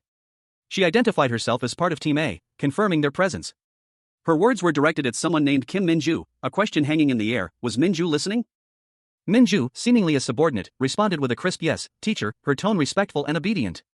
The teacher then relayed grim news: their team had been significantly reduced, meaning Min-ju would have to work much harder. A sudden, intense burst of light and energy erupted, signaling an imminent threat. The source of the energy was revealed to be a monstrous creature. A question was posed: was Min-ju currently clearing the 11th zone? Min-ju confirmed this, but added a crucial detail about the monster. The monster was immune to attacks. The teacher, observing the situation, cursed the creature's immunity. She issued a series of tactical commands: position the Guardian-class hunter at the front, have the healer focus their buff skills on that hunter, and prepare for an immediate counterattack. She also instructed those with high physical stats to bear the brunt of the damage, as it wouldn't be significant. The team, following orders, prepared for the imminent confrontation. The teacher's final instruction was to be ready to counter immediately. The scene concluded with the team strategically positioned around the massive, seemingly invincible bear, ready for battle. A young woman with dark hair, her face etched with determination, stood poised, a sword held firmly in her grip. Someone off-panel questioned her training, noting her left-hand grip. She confidently replied that, of course, she'd been training. Encouraged to proceed, the young woman prepared for battle. Simultaneously, a booming voice commanded the other members of her team to take their positions as a monstrous, red-eyed bear emerged from the shadows. The team, comprised of several individuals in tactical gear, moved to engage the monstrous bear. The scene was one of controlled chaos, as they prepared for a fierce confrontation. Meanwhile, another member of the team, a young man with short brown hair, activated a skill called Celestial Blessing, enhancing his allies' abilities. The young woman, undeterred, confidently challenged the monstrous bear, inviting its attack. The bear responded with a ferocious roar, its eyes glowing menacingly. The battle commenced. The young woman lunged forward, her sword meeting the bear's powerful claws in a clash of steel and brute force. A pained grunt escaped her lips as the impact sent a shockwave through her body. But she quickly recovered, unleashing a powerful counterattack. A surge of energy surrounded her as she moved with incredible speed and precision. Activating her circle counter skill. The skill created a powerful energy field that repelled the bear's attack. The young woman's arm crackled with energy as she channeled the power of her skill, preparing for the next phase of the battle. A powerful energy surge erupted from a figure, sending shockwaves through the air. The source of the blast was a young woman with long, dark hair, wielding a sword that crackled with electric energy. She moved with practiced grace, her movements precise and deadly. A monstrous growl echoed through the dungeon as a large, red-eyed wolf emerged from the shadows, its teeth bared in a snarl. The young woman, her breath ragged, barely managed to whisper a single word, "Teacher." Meanwhile, in a different part of the dungeon, a man with short brown hair and a determined expression reported into his radio, "Zone 2 is clear." His team, however, reacted with shock and disbelief to his report. Their faces etched with a mixture of fear and astonishment. The man with brown hair smirked, his eyes glowing with an unnatural light. "Okay. Starting now, within 30 minutes, we'll clear everything." The 12th zone, a place known for its ghost-type monsters, presented a unique challenge to the hunters. Physical attacks proved useless against these spectral foes, therefore, the swordsman-class hunters were ordered to stand down. Instead, the magician-class hunters were instructed to unleash their most potent abilities. The next zone was an illusion zone, and the healer-class hunter was told to prepare their purification skills. Hit-and-run tactics were recommended to avoid prolonged engagement. Amidst the chaos and confusion, a question arose among the hunters: what was going on? Their attention was drawn to a particular individual, a cleaner, seemingly out of place amidst the battle. One of the hunters exclaimed that such a feat was impossible. Another hunter questioned the impossibility, pointing out that their skill effects were significantly weaker due to exhaustion and depleted stamina. Junwoo Kim, the world's first SSS-RANK genius hunter, now finds himself 10 years in the past, his formidable skills inexplicably sealed. His current occupation? Dungeon cleaner. A grimace contorted his features as he muttered to himself, overwhelmed by the sheer power of the dungeon's inhabitant. He wondered what kind of hunters could possibly subdue such a creature. He questioned the possibility of ever defeating it, a chilling doubt creeping into his mind. A voice, however, cut through his despair, urging him to persevere, to endure, even if only for a short while. With renewed resolve, Junwoo Kim, his back to the other cleaners, walked towards the dungeon's depths, his gait firm despite the daunting task ahead. The other cleaners watched him go, their expressions a mixture of apprehension and awe. Suddenly, a powerful energy erupted from the darkness, a young woman with long black hair unleashing a devastating attack. The force of the blow sent shockwaves through the dungeon. The attack struck its target, a monstrous creature of stone and crystal, its single, glowing purple eye glaring menacingly. The creature's immense size and formidable appearance hinted at its immense power. The young woman, her expression grim, realized the true nature of the beast before her. This was no ordinary monster. It was far more powerful than any they had encountered before, a challenge of an entirely different magnitude. Junwoo Kim, the world's first SSS-RANK genius hunter, now relegated to dungeon cleaning, faced a formidable foe. He observed the creature, noting its surprising resilience for its size. Its speed, however, was even more alarming. He lunged forward, his sword ablur, aiming to exploit a weakness. But the creature's unexpected power proved too much. A grunt escaped Junwoo's lips as he staggered back, his body aching. He braced himself, readying for another attack. A swift, precise strike aimed at the creature's core shattered the creature's defenses, sending debris flying. The battle raged on, a whirlwind of steel and stone, leaving Junwoo exhausted and bleeding, his face pale with exertion. Despite his injuries, Junwoo remained determined, his gaze fixed on the task ahead. He would clean this dungeon, no matter the cost. A young woman with long, dark hair lay on the ground, blood dripping from her mouth. Her eyes, wide with a mixture of pain and fear, stared blankly ahead. A young man with short, dark hair approached her, concern etched on his face. He muttered, "Teacher." The woman, despite her injuries, chuckled weakly. "Ha ha. I can handle this much. I've always been quite tough, you see." The young man reached down, his expression hardening slightly. He commanded, "Sword." The woman, wincing in pain, weakly responded, "Pardon." He repeated his request, "Hand me your sword." The young man carefully took the sword from the injured woman. He asked, "Are you okay?" He examined the sword, a grim expression settling on his face. He muttered to himself, "Giant rock ogre. I wasn't expecting a red-class monster to be here." The young man, despite his apprehension, stood firm. He admitted, "I do feel intimidated." His jaw clenched, a determined glint appearing in his eyes. He silently resolved, "Activate." Junwoo Kim, the world's first SSS-RANK genius hunter, found himself 10 years in the past, his hunter skills inexplicably sealed. He now worked as a dungeon cleaner, a seemingly mundane job, but one with a hidden purpose. It was the key to regaining his lost abilities. He reflected on a skill he had managed to unlock through his current work. The unlock condition for this new skill, over-immersion, was revealed to require a joint project with other departments. A visual representation of the skill's activation emphasized its importance. Junwoo stood amidst a desolate landscape, his sword at his side, a grim determination etched on his face. He was ready. The over-immersion skill unlocked. Its description detailed a significant increase in the effectiveness of any skill activated during combat. Suddenly, a colossal fist loomed over Junwoo, threatening to crush him.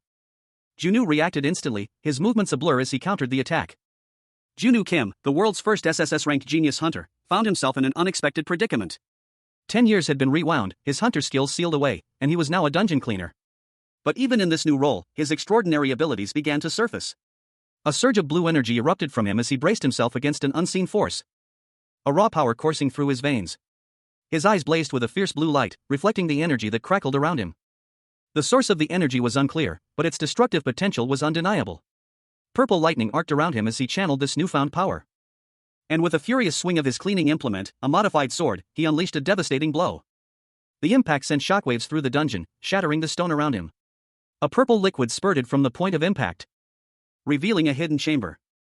From within the chamber, a monstrous roar echoed, shaking the very foundations of the dungeon.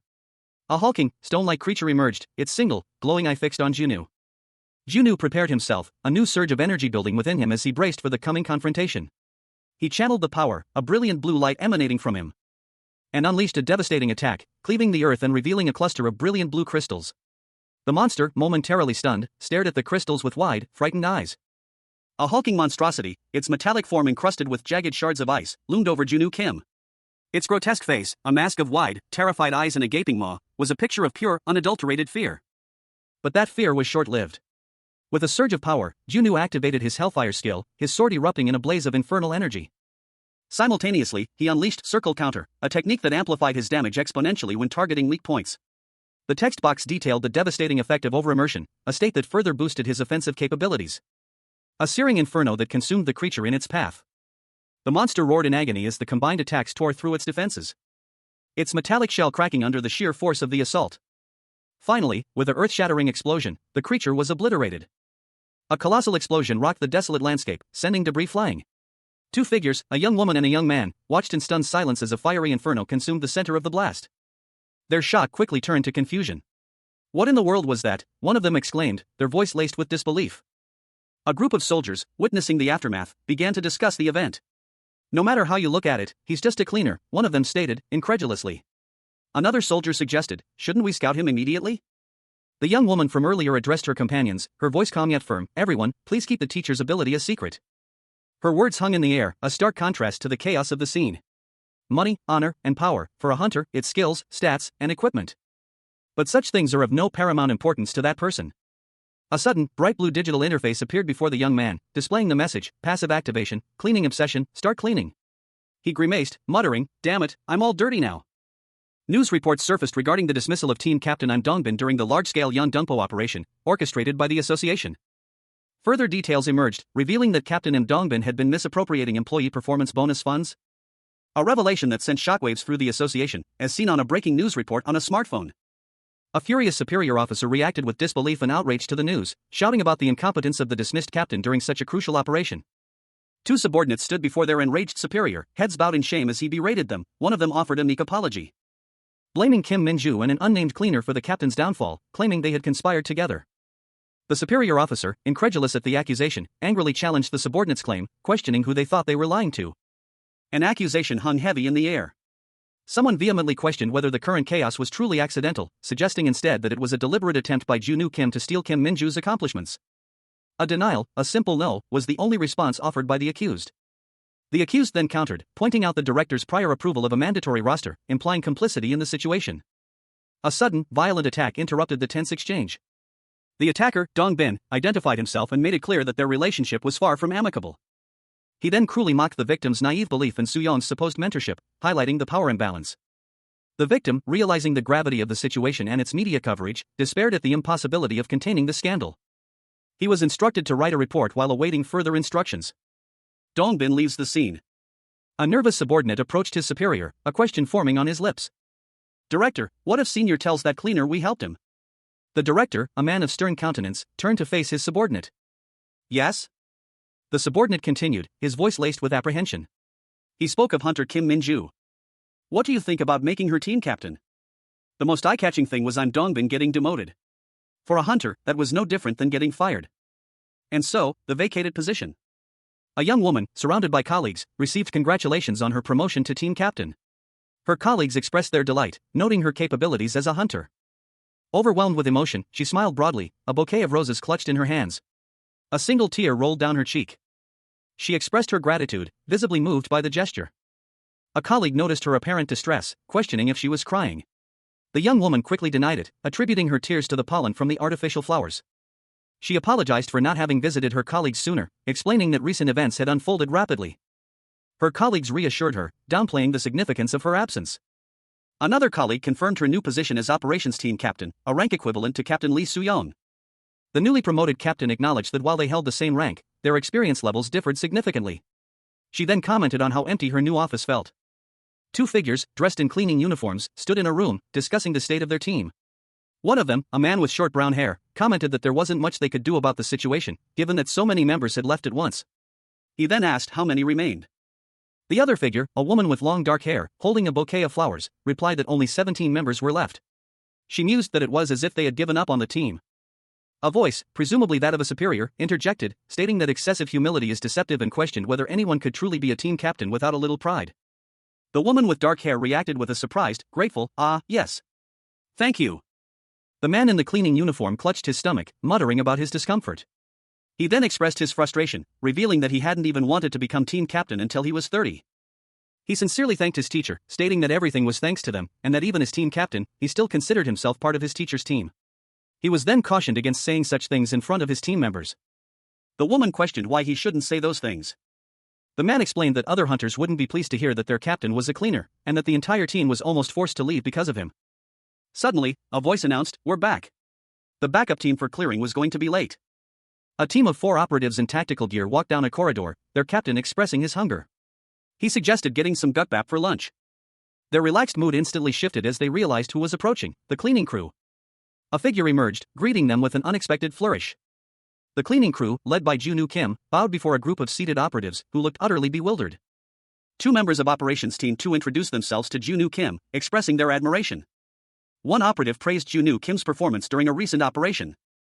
Another operative urged Junwoo Kim to consider them teammates, offering their assistance. They reiterated their support, promising to be there whenever he needed them. Junwoo Kim, however, remained unconvinced, questioning the operative's unusual behavior. A young woman with dark hair, dressed in sharp business attire, addressed someone off-panel with a confident smirk. She declared that even headquarters couldn't be easily messed with, and that the person she was speaking to could clean to their heart's content. The abnormality stemmed from the team captain herself. It was almost time for that person to arrive. A young man with brown hair, looking somewhat concerned, asked who the new assistant was. A woman with dark hair, also in business attire, informed him that the support team had said an assistant would be arriving that day. He realized that this assistant was exclusive to the operations team captain. The young man reflected on his past experiences as a team captain, remembering the significant help he received from his assistant. His full-time assistant during active duty, Lee A-yang. A flashback showed Lee A-yang, a woman with light brown hair, in a car. The young man remembered that she was the only one with him on the day he died. And she had been with him the longest. He wondered if Lee A-yang was already working at the association. The young man asked the dark-haired woman the assistant's name, but she replied that she didn't know yet, only that someone would be arriving today. Junwoo Kim, the world's first SSS-RANK genius hunter, now 10 years younger, dismissed the idea of contacting anyone from his past life.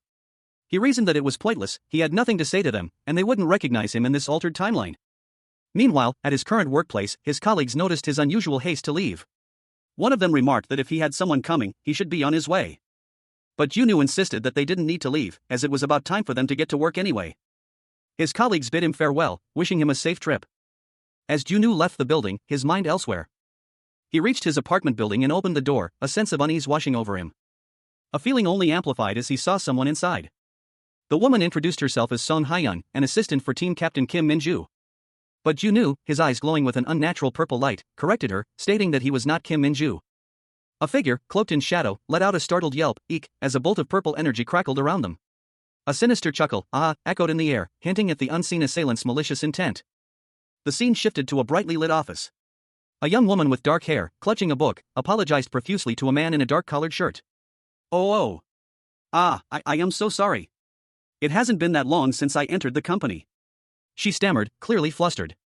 The man, identified as Kim Junwoo, responded with a calm, please, Kim Min-ju. Outside the office, two men, one looking concerned, urged another, Junwoo, we'll be late, let's hurry up. The third man, Junwoo, responded curtly, okay.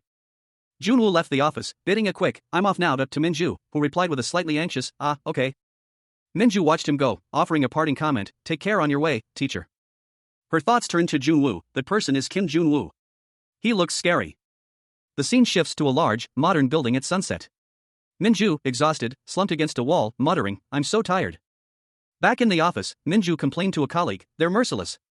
It's only been 2 months since I was hired, and they're already making me an assistant? What's wrong, Miss Hyun? Was your boss not as nice as you were expecting? Miss Lee Aeon, the deputy manager, stood poised and professional, a clipboard held firmly in her hands. Her expression was one of polite inquiry, her gaze directed towards someone unseen. She addressed the unseen individual, her words a subtle question regarding their assignment to Captain Kim Min-ju's operations team 2, a team on the brink of disbandment. The subject of her inquiry, a young man with glasses, responded, acknowledging the assignment. He mused that while his superior was kind, the director likely didn't care much for him, especially as a recent assistant. Miss Lee Aeon countered, suggesting that his lack of notice from Seo Min-cheol, a higher-up, indicated he was already performing well. The young man insisted he was serious, then continued, mentioning a rumor about a cleaner with powerful backing from the association president. Miss Lee Aeon, intrigued, asked for the cleaner's name, revealing it to be Kim Junwoo. She advised the young man to maintain a close relationship with him. The young man, however, expressed his dislike for Junwoo, recounting a recent unpleasant encounter. He described Junwoo as ill-tempered and seemingly proud of his powerful connections. Miss Lee Aeon, amused, speculated that Junwoo's intimidating demeanor likely hindered his chances of forming relationships. A woman with shoulder-length brown hair, a thoughtful expression on her face, mused, is that so? The scene shifted to show 2 cleaning crew members handing over aprons. Another woman, this one with shorter, darker hair, looked distressed as she spoke. She commented that Junwoo Kim had somehow managed to secure a budget for his team, and had even dismissed operational team members who disregarded the cleaning team members. A nearby man whispered, those aren't ordinary hunters we're talking about. I must say, he has guts. The brown-haired woman from the first panel reappeared, observing, all of that is just for the sake of his reputation. As soon as a major problem pops up later, I bet he'll just avoid all the blame. She tilted her head, a smirk playing on her lips as she questioned, is that so? The woman continued, Kim Junwoo, now, I'm getting curious about what kind of person he is. Suddenly, Junwoo Kim appeared, a thought bubble above his head revealing his suspicion, who's talking about me behind my back? A shimmering, blue portal opened in the middle of a city street, its energy crackling with raw power. A young man, Junwoo Kim, the world's former SSS-RANK genius hunter, now a dungeon cleaner, struggled with a heavy shovel, his face etched with grim determination. A young woman with dark hair approached him, a smirk playing on her lips. He wondered what she wanted. She questioned his presence there, implying he should be working instead of idling. Junwoo revealed that he was a newly promoted team captain, tasked with cleaning dungeons, a fact that seemed to surprise her. The woman observed the aftermath of a monster's demise, questioning the effectiveness of Junwoo's cleaning methods. Junwoo, however, confidently declared his intention to show her a superior technique. Junwoo Kim, the world's first SSS-RANK genius hunter, now finds himself 10 years in the past, his formidable hunter skills inexplicably sealed. He surveys his current predicament, a dungeon, in desperate need of disinfection, and he asks aloud if anyone wants to help him with the task. But his plea is met with the cheerful yet practical response from a young woman that the job won't get done unless someone helps. A team of cleaners, brimming with youthful energy, arrives to assist. Their synchronized movements and shared enthusiasm reveal a deep camaraderie and a unified approach to their work. They are, in fact, Operations Team 2, completely in sync with Cleaning Team 3. Junwoo, however, seems disheartened by this unexpected assistance. A wave of defeat washes over him as he silently declares, I give up. A young woman with long, dark hair approaches Junwoo, questioning his presence and the unexpected assistance he's received. She finds it unbelievable that he would come all this way just to help with cleaning. Junwoo, with a sigh, explains that he's facing difficulties with this month's operation plan. He simply states, I see. His tone suggests a quiet understanding of the situation. The young woman, eager to help, asks for more details, and Junwoo, with a newfound resolve, readily agrees to share his plan. A briefing document detailing the dungeon cleaning assignments is shown. 50 dungeons need cleaning, but Team 1 has 40 people while Team 2 only has 17, leaving a shortage of approximately 20 people. Junwoo Kim, a young man with short brown hair, and a young woman with long black hair, both dressed in cleaning uniforms, discuss the situation. The woman, clearly frustrated, expresses her disbelief at the additional complication that only higher-grade dungeons count towards the quota. "That's bullshit," she exclaims. Junwoo explains that headquarters set the lowest grade for the association, meaning that all dungeons, from blue to navy grade, are included in the quota. He explains the chain of command. Headquarters dictates to the association, which then assigns the dungeons. He continues, outlining a strategy to divide the team members into 3 groups to clear dungeons twice a day, once in the morning and once in the afternoon, noting that a navy-grade dungeon can be cleared by 3 to 4 people. He assures her that if their team faces difficulties, they can always rely on the support team for assistance. Junwoo is impressed by the efficiency of the plan, noting that he never considered such a solution. He writes down the details. The woman observes that there were people who had no idea how to do team captain work despite being captains for 10 years. He muses on the inexperience of fledgling team captains compared to those with a decade of experience. The woman thanks him for his help. The woman, smiling, expresses her gratitude, stating that she always feels indebted to him. Junwoo tells her to leave now that she's finished with her business, as they still need to finish the cleaning. He then asks if he made her uncomfortable. Junwoo Kim, the world's first SSS-RANK genius hunter, now finds himself relegated to the mundane task of dungeon cleaning. His hunter skills are locked, a consequence of a recent ambush.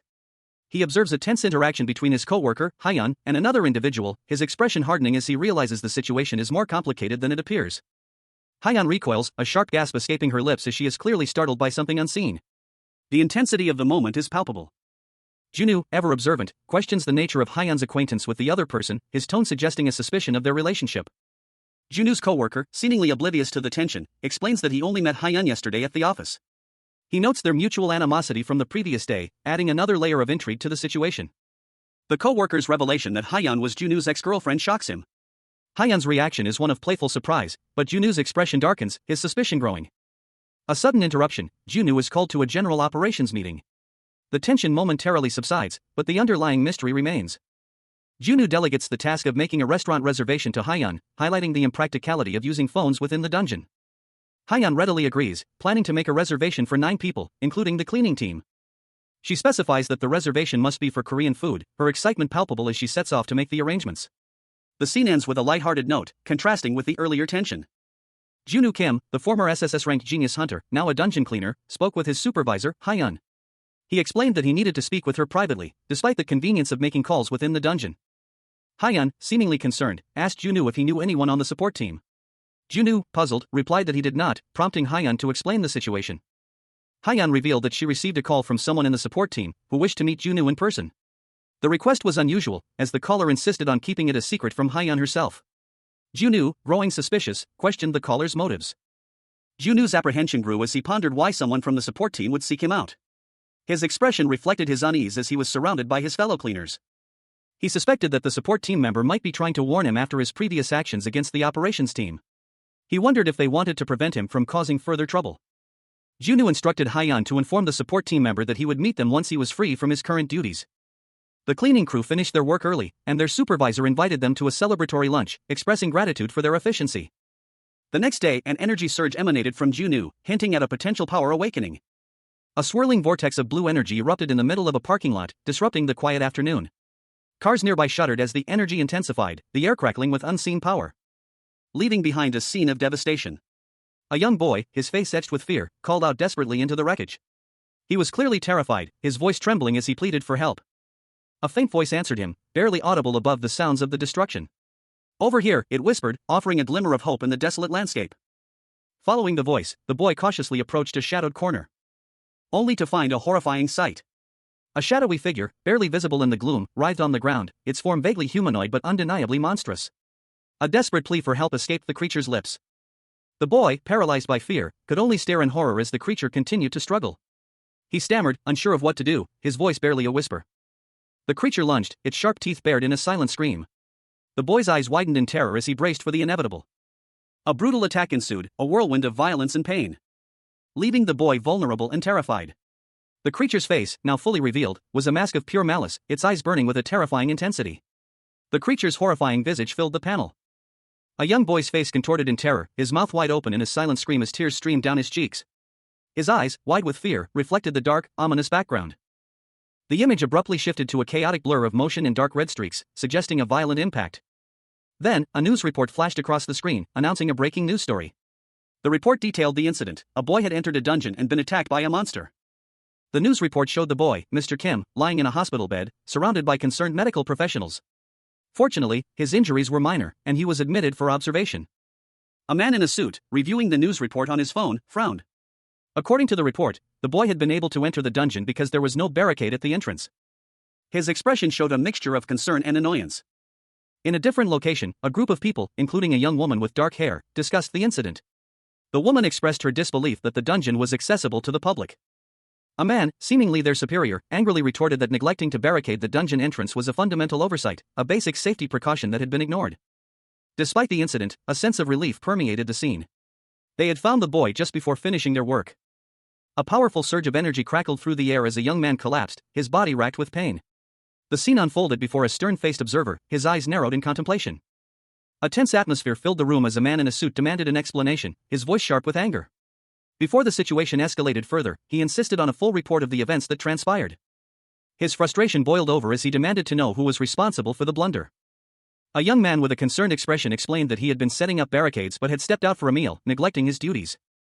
His words were met with disbelief and outrage from a woman with dark hair, her eyes wide with shock. She vehemently argued that their teacher was responsible for the security measures, implying a deliberate oversight. Another individual intervened, reminding her of the director's presence and urging her to maintain composure. The director, observing the unfolding drama, questioned if the cleaning team was at fault. His unexpected confession left the others stunned, particularly the director, who pondered the implications of his bold declaration. A superior, his face etched with suspicion, interrogated Junwoo. "What the hell are you thinking? What benefit could there be for you in taking the blame?" Junwoo remained resolute. "There's no such thing. I'm only telling the truth. Tomorrow, if you can, save a seat for me. I'll admit it in person, and take the stance that it was an error on my part." A younger man, dressed in a cleaning apron, listened impassively as his superior spoke. He then responded, "I see. The press conference is scheduled for 9 a.m. tomorrow." The superior sighed, his face a mask of grim resignation. "This big of an accident, there's no way you can avoid disciplinary action." The superior dismissed his subordinates. "You can all leave if we're done here." The cleaning crew exited the room, their expressions a mixture of relief and apprehension. One of the cleaners, a young woman, stopped Junwoo in the hallway. "What are you doing?" Another cleaner, a girl with glasses, spoke up, her voice sharp with accusation. "Teacher, I saw with my own eyes that you put up that barricade." The young woman glared at Junwoo.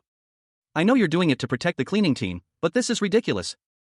A narration box presented a question. Even without the barricade, how could a child enter a dungeon so easily? How could a monster be left alive in a supposedly cleared dungeon? The scene shifted to a young boy, his face etched with fear, standing before a woman with dark hair. He exclaimed about the impossible situation, a monster surviving in a cleared dungeon. The woman, equally shocked, echoed his disbelief, muttering that it made no sense. A thought bubble revealed the woman's conclusion: this was a deliberate setup to sabotage something. The scene changed to show the woman confronting a man in an apron, angrily questioning why he was taking responsibility for something that wasn't his fault. The man, seemingly unfazed, simply retorted, "So what?" The woman, taken aback by his nonchalant response, paused, then suggested they proceed as if it were a deliberate setup. She then asked if he had a quick way to catch the mastermind and make them confess. He responded that they needed to find a solution before the press conference the next day, assuring her that he would handle everything. Junwoo Kim, the world's first SSS-RANK genius hunter, now relegated to dungeon cleaning, examines the remains of a Vega monster. He realizes this isn't a natural occurrence, this creature shouldn't have been in that dungeon, and it was deliberately weakened before its demise. A grim realization dawns on him. The details, however significant, are inconsequential now. A holographic interface displays the unlocked condition for Junwoo's polymorph skill, increasing public interest in the dungeon cleaning team. Junwoo's eyes gleam with a calculating intensity. A sinister smile plays on his lips. He's confident in his ability to easily unlock another skill. A young woman with dark hair, dressed in formal attire, sat at a table, her expression one of disbelief and frustration. She muttered to herself, unconvinced, that this couldn't be it. The scene shifted to a parking lot where a shimmering, energy-filled portal had opened, disrupting the normal flow of the day. A voiceover explained that someone had removed a barricade, leading to a child accidentally entering a dungeon moments before its scheduled disappearance. Adding to the mystery, a monstrous figure lay dead within a supposedly cleared dungeon, a stark contrast to the official reports. Two men, one with dark hair and the other with brown, stood in hushed conversation. The dark-haired man concluded that this incident was no accident, it was meticulously planned. The brown-haired man, however, took responsibility, admitting his role in a conspiracy against a teacher and the cleaning team. A close-up revealed a man in a suit, his eyes glowing with an eerie purple light, suggesting a hidden power or influence. Another man, this one with gray hair, observed the situation, deducing that the culprit was likely someone within their own organization. A young woman with long dark hair sat at her desk, a frustrated expression etched on her face. She muttered to herself, lamenting her inability to act, feeling like a mere bystander in a critical situation. The panel transitions to a dark, almost entirely black background, suggesting a shift in mood or scene. The scene shifts to a meeting room. The same young woman sits at a large table, her head in her hands, sighing heavily. Other individuals, presumably her colleagues, observe her with concerned expressions. One of the colleagues, a young man, speaks up, expressing his concerns about the situation and suggesting something is amiss. Another colleague questions why cleaner Kim Young-woo, who is seemingly uninvolved, is taking responsibility for the incident. The first colleague agrees, emphasizing the need to find the true culprit. The young woman from the beginning, now looking more determined, explains that cleaner Kim assisted them during a joint project, and they should give him time. Her gaze hardens, and she orders a suspension of all operations, instructing Operations Team 2 to begin searching for the real culprit. The scene ends with the young woman, resolute in her decision, walking away. The scene opens on a tense meeting. A woman in a dark suit stands with her back to the viewer, her posture rigid. Across a table sit several other individuals, their faces obscured, but their expressions clearly strained. A man's voice cuts through the silence, his words firm and resolute. He declares that even if they fail to meet their quota, the mission will continue. He challenges anyone with objections to speak now. Another team member, seemingly younger, adds that no one would be surprised if the team disbanded anyway, so they might as well push for the quota. A woman with long dark hair, her face partially visible, speaks up, stating that she has no objections. Her expression is one of quiet determination, suggesting a weariness with the situation. The woman from the first panel is now shown more clearly, her face etched with a mixture of apprehension and resolve. She seems to be waiting for something, her gaze fixed on something unseen. A second woman, with shorter, lighter hair, stands behind her, her expression unreadable. The shorter-haired woman approaches, a pleasant smile on her face. She introduces herself as Lee A-young, the deputy manager of the support team, expressing her pleasure at finally meeting Captain Kim Min-ju. Lee A-young's introduction is accompanied by a close-up of her identification badge, confirming her position. A flashback begins, showing a young woman with brown hair, her expression one of worry and confusion. She wonders aloud why such a big incident happened only 3 days after she started her job. Another woman, presumably Lee A-young, reassures her, saying that she didn't do anything wrong and should just consider it bad luck.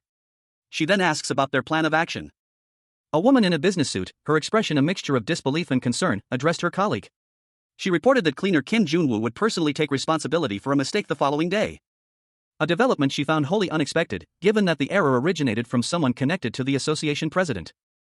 The woman clarified that, while cleaner Kim Jun-woo had volunteered to accept the blame, Captain Kim Min-ju insisted it wasn't his fault. This prompted a question: why would he take responsibility for something he didn't do?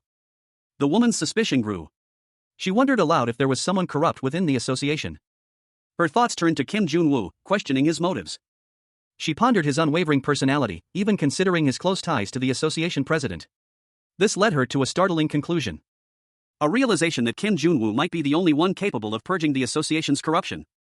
The woman, Miss Hyun, decided to keep this information secret from the rest of her team, and considered helping Kim Jun-woo. A young woman with glasses, her cheeks flushed, looked up at a man with a name tag. She appeared to be a support staff member, possibly quite junior. A woman with shoulder-length brown hair questioned another woman with dark hair, curious about the reason for her visit from the support team. The dark-haired woman replied that she was there to offer help. The brown-haired woman, suspecting an investigation into the recent incident, asked about the progress of the investigation. The dark-haired woman confirmed that she was indeed investigating and admitted that they had not yet made any significant progress. They were just about to begin, planning to go to the location and secure any CCTV footage available. The brown-haired woman commented that it seemed like a needless trip, as even with the association's backing, viewing CCTV footage without police permission was impossible. However, the dark-haired woman revealed that she had already checked the case files and found that there was no working CCTV in the area where the dungeon appeared, rendering the trip unnecessary. A wide shot showed the rundown area where the dungeon had appeared, confirming the lack of CCTV cameras. The brown-haired woman, understanding the futility of going there, suggested another approach. Thankfully, there were cars parked nearby at the time of the incident, and those cars might have black boxes. A scene unfolds in what appears to be a modern office. Someone, presumably a superior, informs another individual that Miss Hyun is currently tracking the locations of several cars, having noted their license plates during a restaurant reservation. Miss Hyun, eyes blazing with fiery intensity, furiously types away at a computer keyboard. The image conveys a sense of urgency and focused determination. Once she locates the vehicles, it will be possible to check their black boxes using an official document. The speaker, seemingly confident, displays this document. Gratitude is expressed for the assistance provided. The atmosphere is one of relief and collaboration. However, a caveat is immediately added: there's a price for this help. The tone shifts to one of anticipation and potential conflict. A young woman, seemingly a team captain, expresses her apprehension. She's only been in her position for 3 days and feels unprepared to offer anything of value to the support team. The other woman points out that the captain has a close relationship with a cleaner named Kim Jun-woo. This suggests a potential leverage point. Curiosity is piqued about the nature of this Kim Jun-woo. The question of his identity and background is raised. Rumors abound about Kim Jun-woo. He's a genius hunter, possibly connected to a private guild and even the association president. The intrigue deepens. A young woman with long brown hair, her eyes wide with a mixture of surprise and confusion, stared blankly ahead. Question marks floated around her head, mirroring her internal uncertainty. She was clearly taken aback by something she had just heard. This is my first time hearing such rumors, she stated, her voice betraying a hint of disbelief. The same young woman's expression shifted to one of utter shock. What? She whispered, her eyes widening further. Another woman, with shoulder-length blonde hair, interjected, her voice sharp with urgency. Wait, are you serious? These rumors have been circulating headquarters for weeks now. The blonde woman's face contorted in disbelief. Hold on, don't tell me this person really thinks of Kim Jun-woo as a mere cleaner? A group of people, including the brunette from earlier, reacted with a mixture of shock and pity. Our poor team captain. We should talk to her more frequently from now on, one of them commented. The blonde woman stifled a laugh, her hand covering her mouth. Pfft, she chuckled. Her colleagues whispered amongst themselves. She's laughing at her for not having friends, one said. Our captain's so pitiful, added another. The brunette's expression turned thoughtful. A narration box appeared, a cleaner taking the blame for something that wasn't his fault. The weight of the situation settled upon her. The narration box describes a team captain mobilizing her entire team to assist a cleaner. A woman with shoulder-length blonde hair, wearing a business suit, smiles knowingly. She reflects on the unexpected decency within their organization, stating that she will help. She proposes a trade, assistance in exchange for a meeting with Kim Jun-woo later. Her team reacts with surprise and immediate action, beginning a search for the cars. The team captain gives orders, dispatching operations team 2. Someone hands Kim Jun-woo something, wishing him to wear it well. Jun-woo, now dressed in a suit, explains that he bought the outfit for an upcoming press conference. So-yeon contacts Jun-woo, asking if he can reach Min-ju. Jun-woo is confused. He tried to contact Min-ju but she isn't answering his calls. So-yeon suggests that Min-ju might be busy clearing a dungeon and that team captains are usually hard to reach. Junwoo Kim, the world's first SSS-RANK genius hunter, now relegated to the mundane task of dungeon cleaning, received a concerning text message. He initially dismissed it as insignificant. But the message's content quickly changed his mind. It was from someone named Kei Min-ju, who claimed she would definitely save Mr. Jun-woo and urged him to try convincing the press regarding the upcoming press conference if she was late.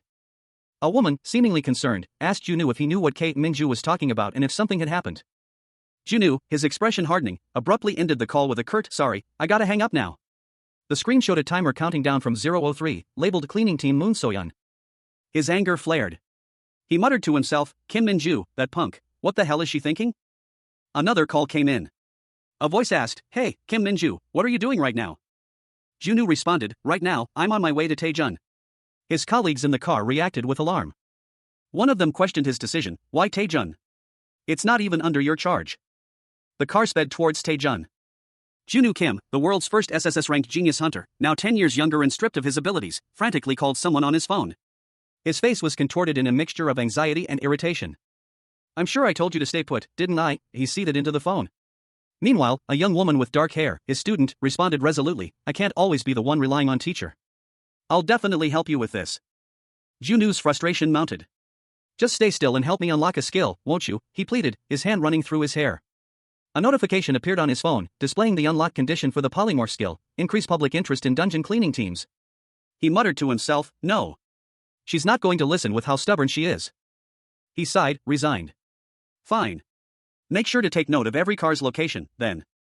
His thoughts turned darker. "I can't let that idiot find any kind of evidence." Junwoo's student, undeterred, replied, "Will do, teacher. I'll text you the locations."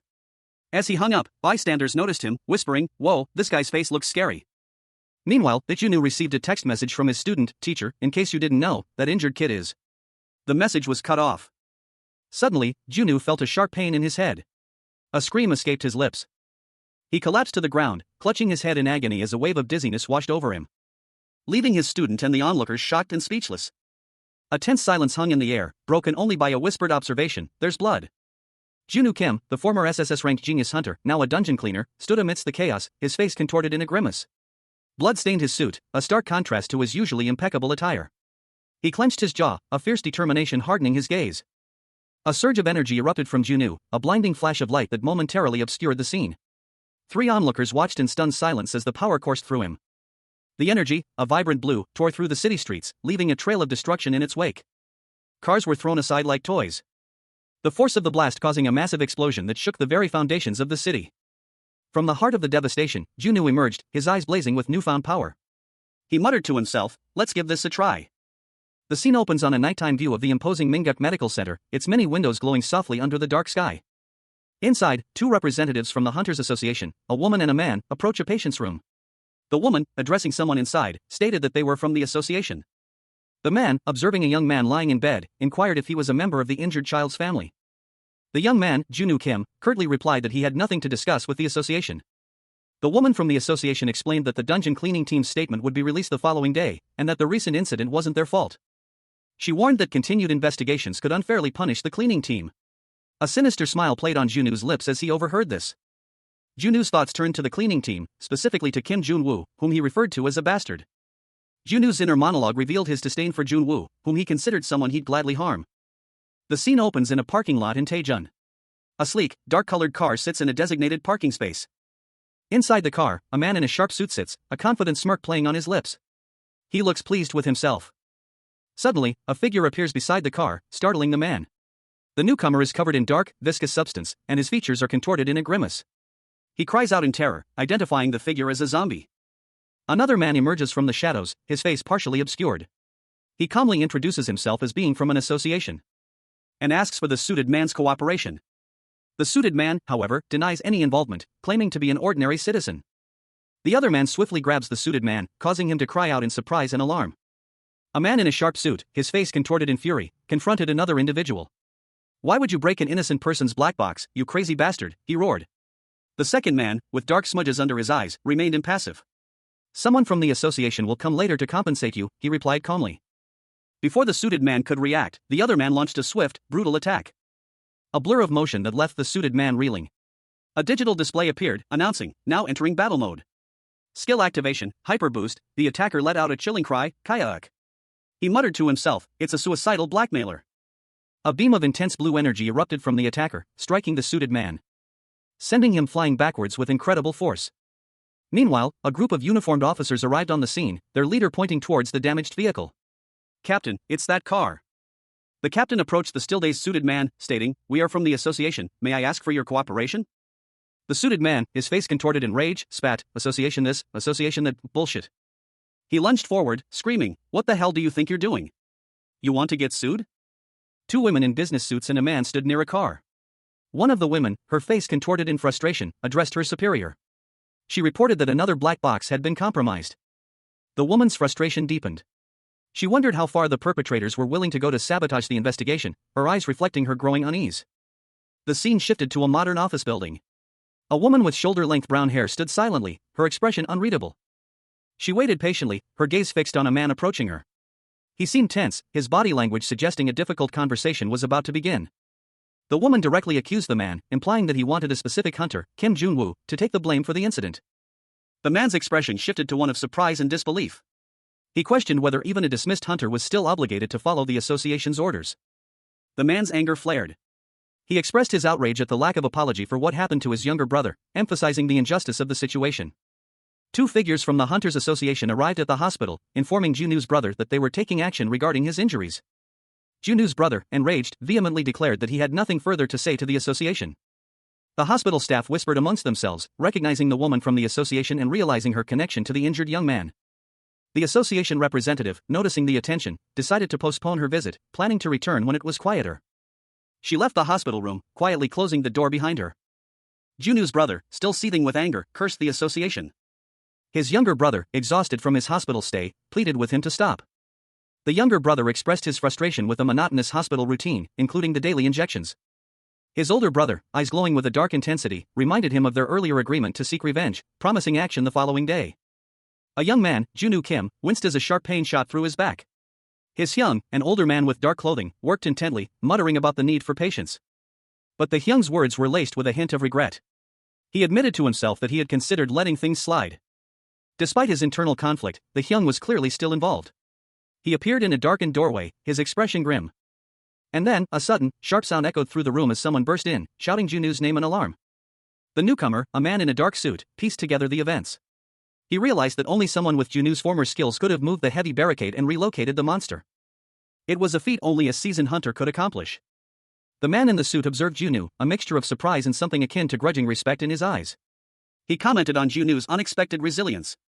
Meanwhile, Junwoo's thoughts turned to the person who had saved him, and the implications of the Hyung's actions. The Hyung, overcome with rage, unleashed a torrent of blame upon Junwoo. Junwoo Kim, formerly the world's first SSS-ranked genius hunter, now found himself in a precarious situation. His hunter skills were locked, forcing him to work as a dungeon cleaner.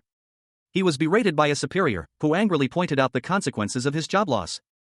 Junwoo, his face contorted in barely suppressed rage, retorted that the other man had started the conflict. He then unleashed a swift, powerful slap across the other man's face. The impact echoed through the room. Despite his anger, Junwoo surprisingly stated that he would forgive the man. He then grabbed the man by the shoulder, his expression unreadable, and calmly explained that there was no need to escalate the situation, as his hunter skills would unlock the following day.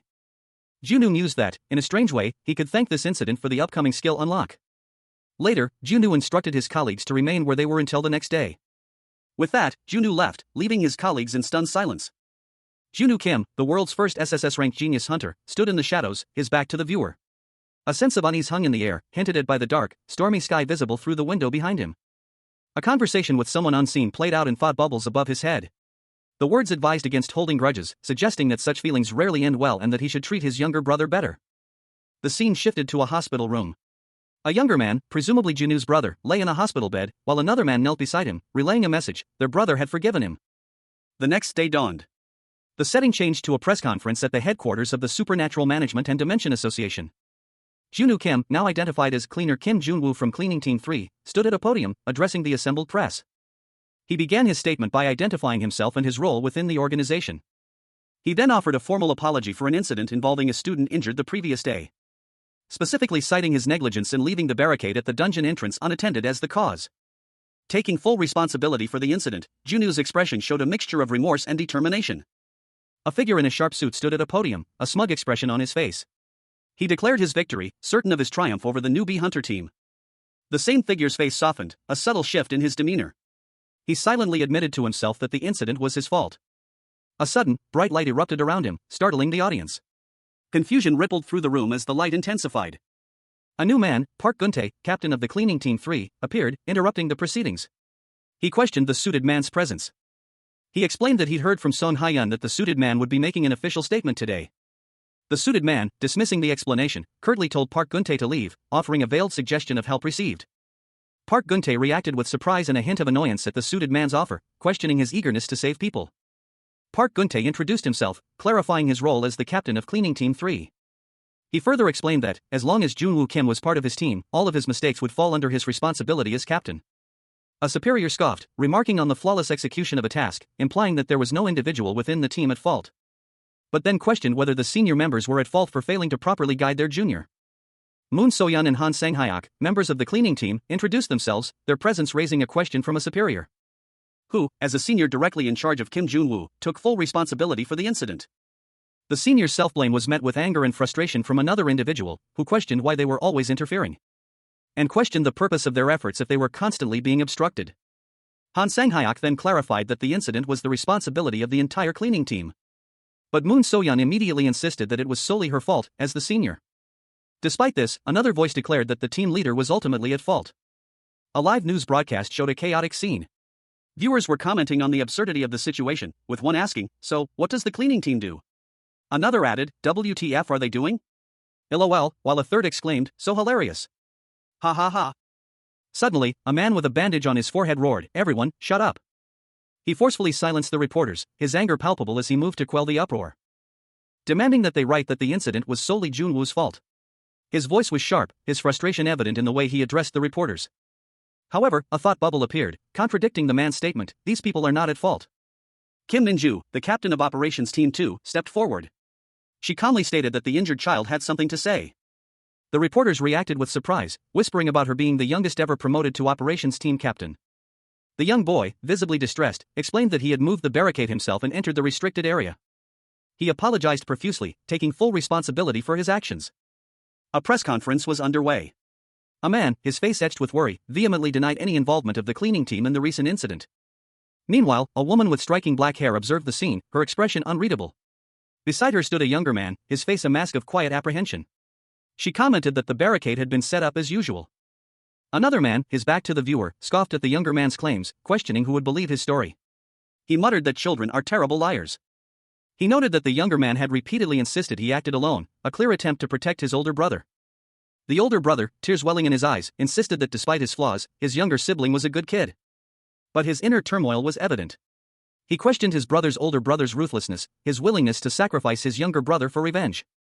The younger brother, alone in a quiet room, made a decision. He would turn himself in. The older brother walked away, leaving the scene. The younger brother, left alone with his thoughts, whispered a single word, Hyung. At a somber funeral service, a young boy, clutching his older brother's arm, whispered, Hyung, does this mean we can't see father anymore? The older brother, his face stoic, reassured him, don't worry. I'll do my best as your Hyung to fill father's place as well. You trust your Hyung, don't you? The boy, overwhelmed with grief, buried his face in his hands, tears silently escaping.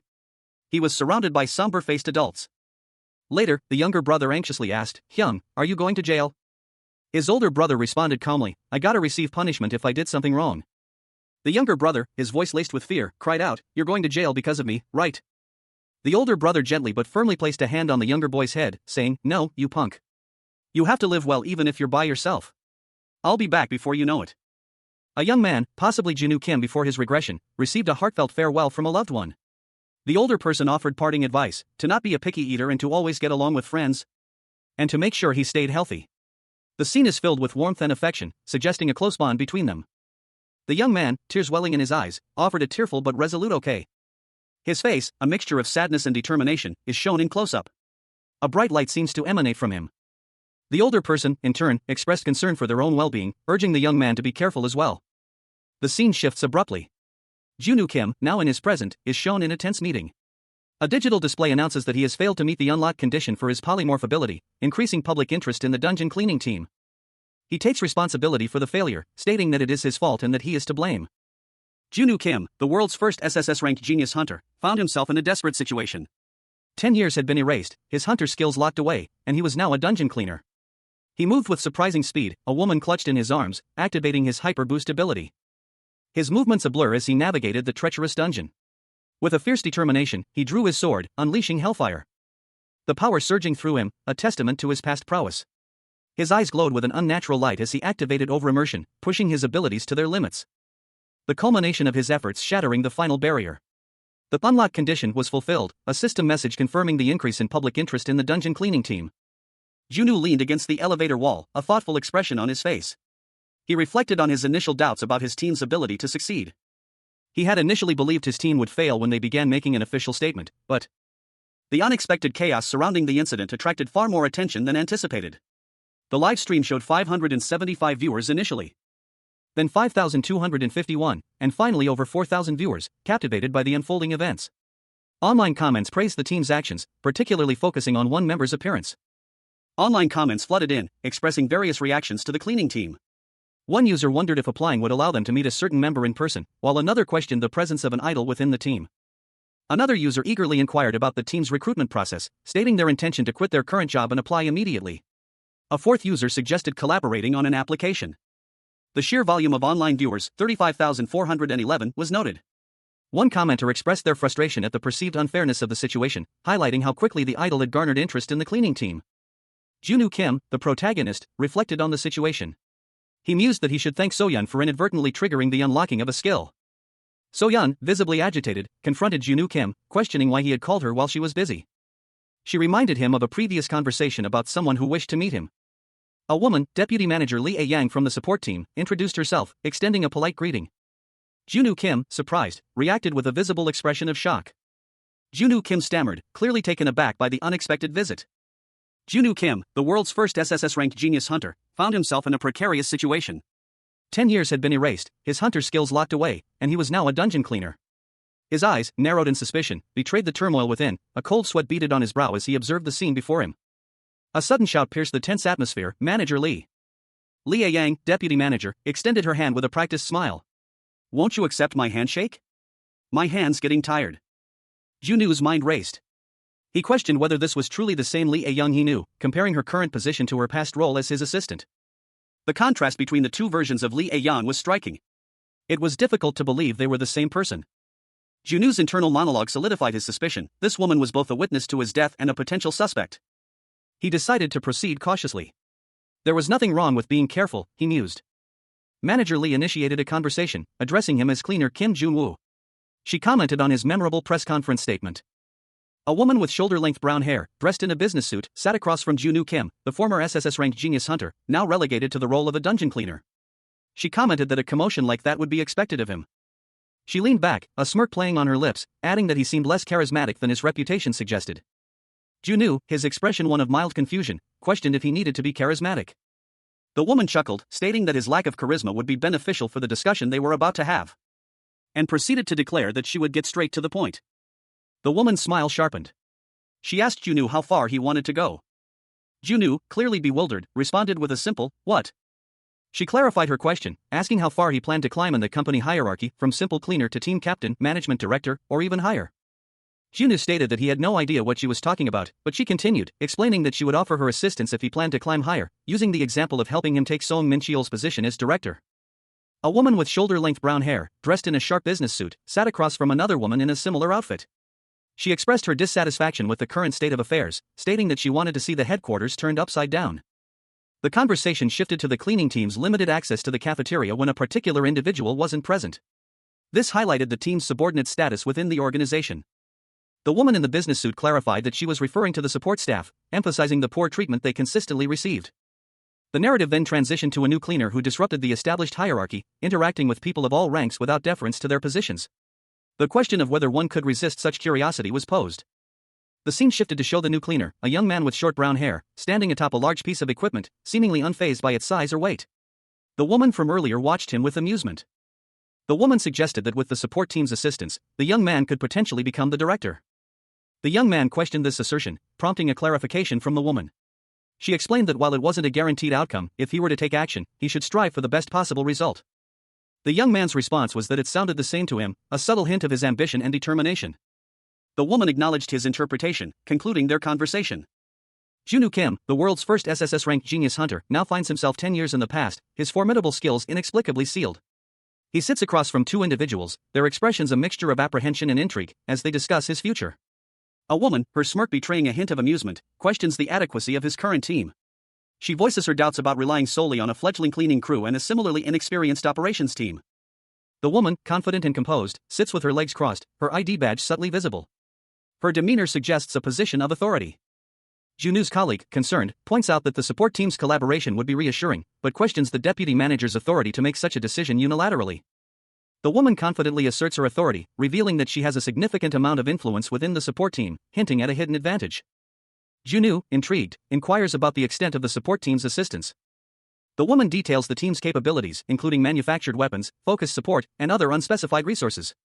However, she notes that these resources would be more beneficial to the operations team than the cleaning team. A narration box reveals the reason behind the woman's confidence. Her father is a member of the association's board of directors. The final panel shows the woman's father, a stern-looking man with glowing purple eyes, further emphasizing her powerful connections. The narrative opens with Executive Director Lee Do-shik, one of the few high-ranking executives within the association who truly understands its inner workings. And Lee Yang, who, before the protagonist's time regression, rose to become a department manager, forming a powerful connection within the organization. Their collaboration was a significant asset. But this powerful alliance was short-lived. Unfortunately, their partnership didn't last long. 5 years into the future, Lee Do-shik would be dismissed from his position as executive director, likely due to his involvement in the restructuring of the Seoul headquarters and subsequent conflicts with higher-ups. Following this, Lee Yang's influence waned, and she eventually became the protagonist's personal assistant.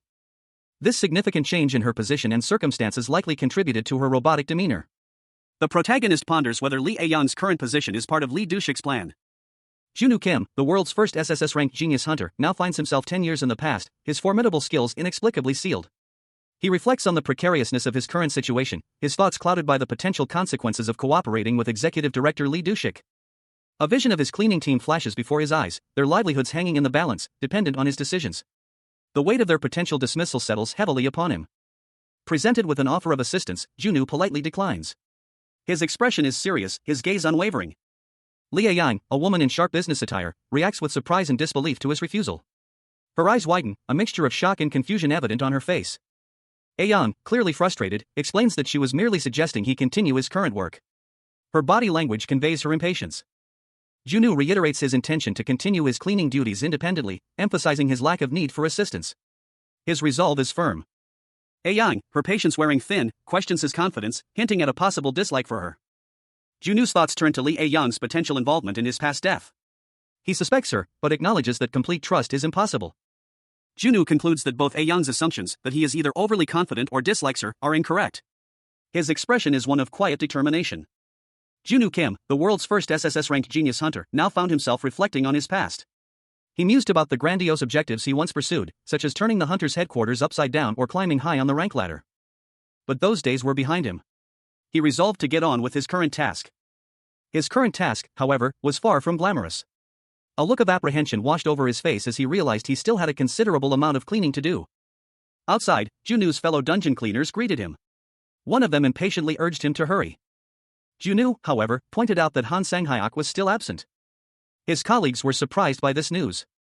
One of them wondered aloud if Sang-hyuk was ill, while another explained that Sang-hyuk's older sister was visiting from abroad, and he had taken leave to meet her. The conversation continued, revealing that Sang-hyuk's sister was also a hunter affiliated with the International Hunters Association. One cleaner had heard she returned to Korea for a job, though the details remained unclear. Another cleaner clarified that Sang-hyuk only had one sibling, his sister, and that he had given him a few days off to spend time with her. Two young men, one with a slightly annoyed expression, stood in a dimly lit room. The taller one scoffed, his thoughts revealing his disdain for the situation. The older sister is an international hunter, but her younger brother's just a cleaner. Even a punk like that has some things to worry about. He continued his internal monologue, while outside, three figures in cleaning uniforms stood before a glowing blue portal. One of them, a man with a determined expression, voiced his concern. Still, for only 3 people to do this job, we're definitely going to miss the last train. The team, now visibly tired, discussed their workload. One of them chuckled, that punk better take this opportunity to get some rest. Okay, let's work hard to fill Sang-hyuk's place. Another member of the cleaning crew, a woman with dark hair, asked Junwoo, where did you put the solution? Junwoo, looking slightly flustered, replied, it's beside Soyeon. Soyeon, the woman who had been addressed, immediately responded, wait, I'll bring it over there. Their supervisor, a stern-looking man, checked on their preparations, asking each member individually if they had packed everything. He addressed Junwoo, Soyeon, and then Sang-hyuk, confirming their readiness. Only to be interrupted by a sudden outburst, what the dash? Who the hell are you? A new character, a woman with dark hair, appeared, laughing. She explained, I didn't even notice because there's usually 4 of us. Hello. I'm reporter Gu Sangchan of Central News Daily. I'm in charge of covering Cleaning Team 3 starting today. One of the cleaning crew members, clearly surprised, questioned, covering? Why didn't we hear anything about this? The reporter responded, You weren't notified? I thought you were already aware since headquarters gave me the okay. I even went through a lot just to get that permission. But why are you suddenly interested in covering our cleaning team? Junwoo Kim, the former SSS-RANK genius hunter, now finds himself leading a dungeon cleaning team. His superior, Miss Moon Soyeon, explains that the recent press conference has generated significant public interest in their work, particularly regarding the unusual stories surrounding the team's activities and the special treatment they receive from the association. Soyeon points out, however, that many people misunderstand the true nature of their work. A team member expresses concern that they've been subtly advised against publicizing their work further. Soyeon, however, believes that increased publicity could attract more recruits. She suggests that a positive article could significantly benefit their team. Junwoo, though, worries that this approach might backfire, potentially worsening public perception of their already unpopular job. Another team member agrees with Junwoo's assessment, until Junwoo has a sudden realization. He questions whether increased publicity might actually increase the number of applicants, despite the potential downsides. A colleague explains that while this is possible, it often leads to a decrease in quality, as unqualified individuals apply simply because they believe the job is easy. A man with dark hair and a weary expression sat in a dimly lit room. He murmured to himself, resolving to write an article that would prevent a certain undesirable event from occurring. Meanwhile, a young man with determined eyes and a sharp grin stood before a group of dungeon cleaners. He confidently instructed them to write an article that would make their job seem as easy as possible. The man from the previous panel, seemingly a superior, explained that the article needed to be so convincing that it would make people believe even he could perform the dungeon cleaning tasks. He added that if the article was successful, the reporter could continue covering their team. The young man enthusiastically agreed, promising to write an article so compelling that even grade school students would want to clean dungeons. The young man and the man from the previous panel shared a knowing smile, a silent understanding passing between them. A digital interface appeared, revealing the unlock condition for the young man's hyper-bleed ability, acquiring a new member for the dungeon cleaning team. The man laughed, pleased with the progress. The young man, seemingly named Seo Min Cheol, mused about the ease with which his plan was working. Meanwhile, another individual questioned the director's decision to allow a reporter to cover the cleaning team. The director responded that a positive article would boost the team's morale. The scene then shifted to a gruesome depiction of the dungeon cleaning process, highlighting the dangers involved. The director dismissed concerns, stating that such a negative outcome was unlikely. The final panel showed a female cleaner amidst the carnage of a dungeon, emphasizing the harsh reality of their work. Two men in suits sat in an opulent office. One, older with a stern expression, listened as the other, younger with silver hair, chuckled. Ha, as expected of the director. It's my mistake for not seeing the bigger picture. The younger man's words implied a missed opportunity, a detail overlooked. The older man, lost in thought, steepled his fingers. He mused, this is also a good opportunity for those cleaners to learn their place. A sudden question interrupted his contemplation. The younger man tilted his head, a puzzled expression on his face. Ha? What's the matter? He seemed to recall something important. A worried frown creased his brow as he asked, did I tell the cleaning team that a reporter would be covering them today? Ah. Junwoo Kim, the world's first SSS-RANK genius hunter, now found himself lamenting the monotony of his current occupation. Dungeon cleaning seems like a never-ending job, he thought, the weight of his predicament heavy on his shoulders. A colleague approached him, curious about his tenure. He inquired, Hyungnim, is it okay if I call you Hyungnim? Junwoo Hyungnim, how long have you been working in the cleaning team? His surprise was palpable upon learning Junwoo was a relative newcomer. Junwoo's irritation flared, his expression hardening. He muttered, this noisy fucker. His inner monologue revealed his true motivation, I'm only putting up with this to unlock a skill. He continued, explaining his tolerance for the tedious work. 'Cause if a good article comes out, a few applicants could come in.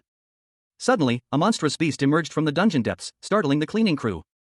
One of the cleaners reacted with fear, shouting, "AA monster." Junwoo grinned, anticipating the opportunity. Wow. XCITING. Time to dismantle a monster, huh?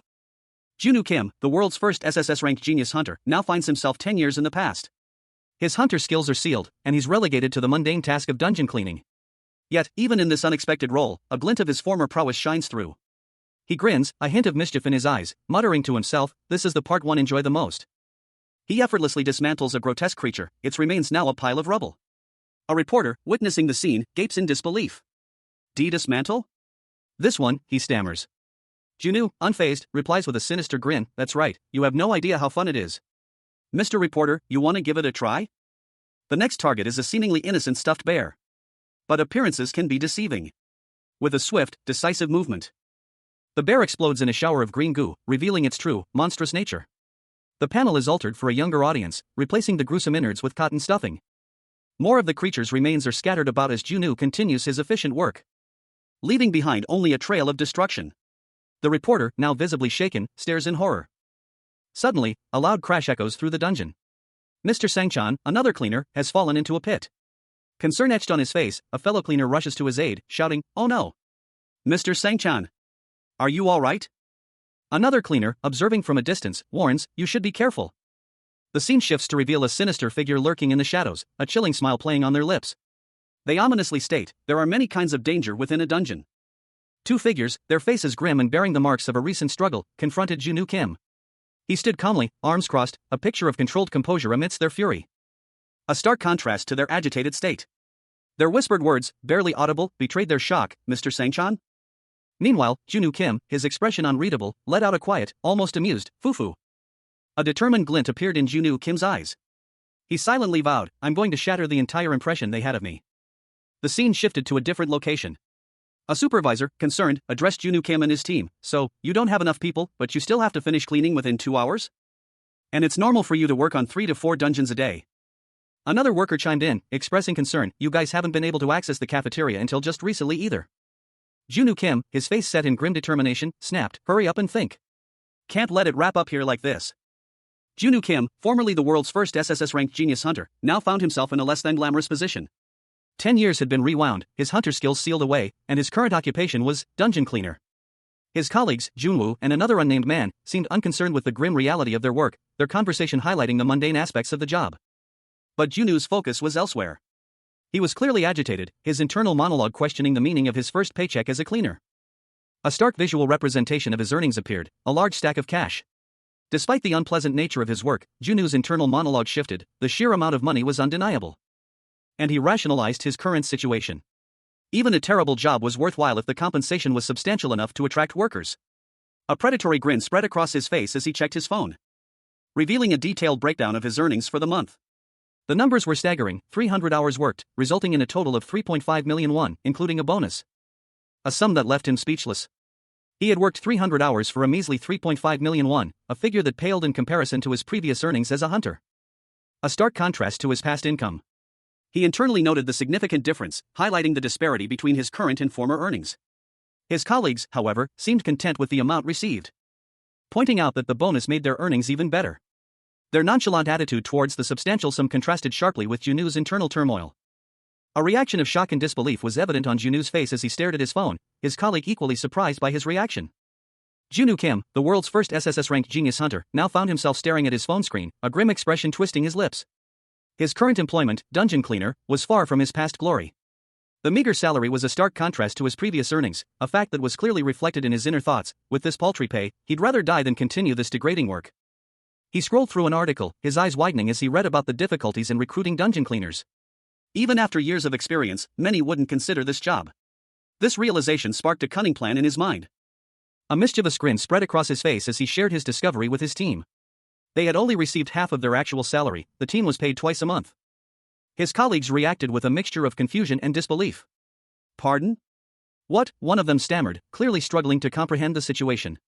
Junu, however, simply clarified, "It's like that, I see." Another team member, a man with a wide, jovial smile, voiced the question on everyone's mind: how could they possibly receive such a high monthly salary for the relatively simple work they were doing?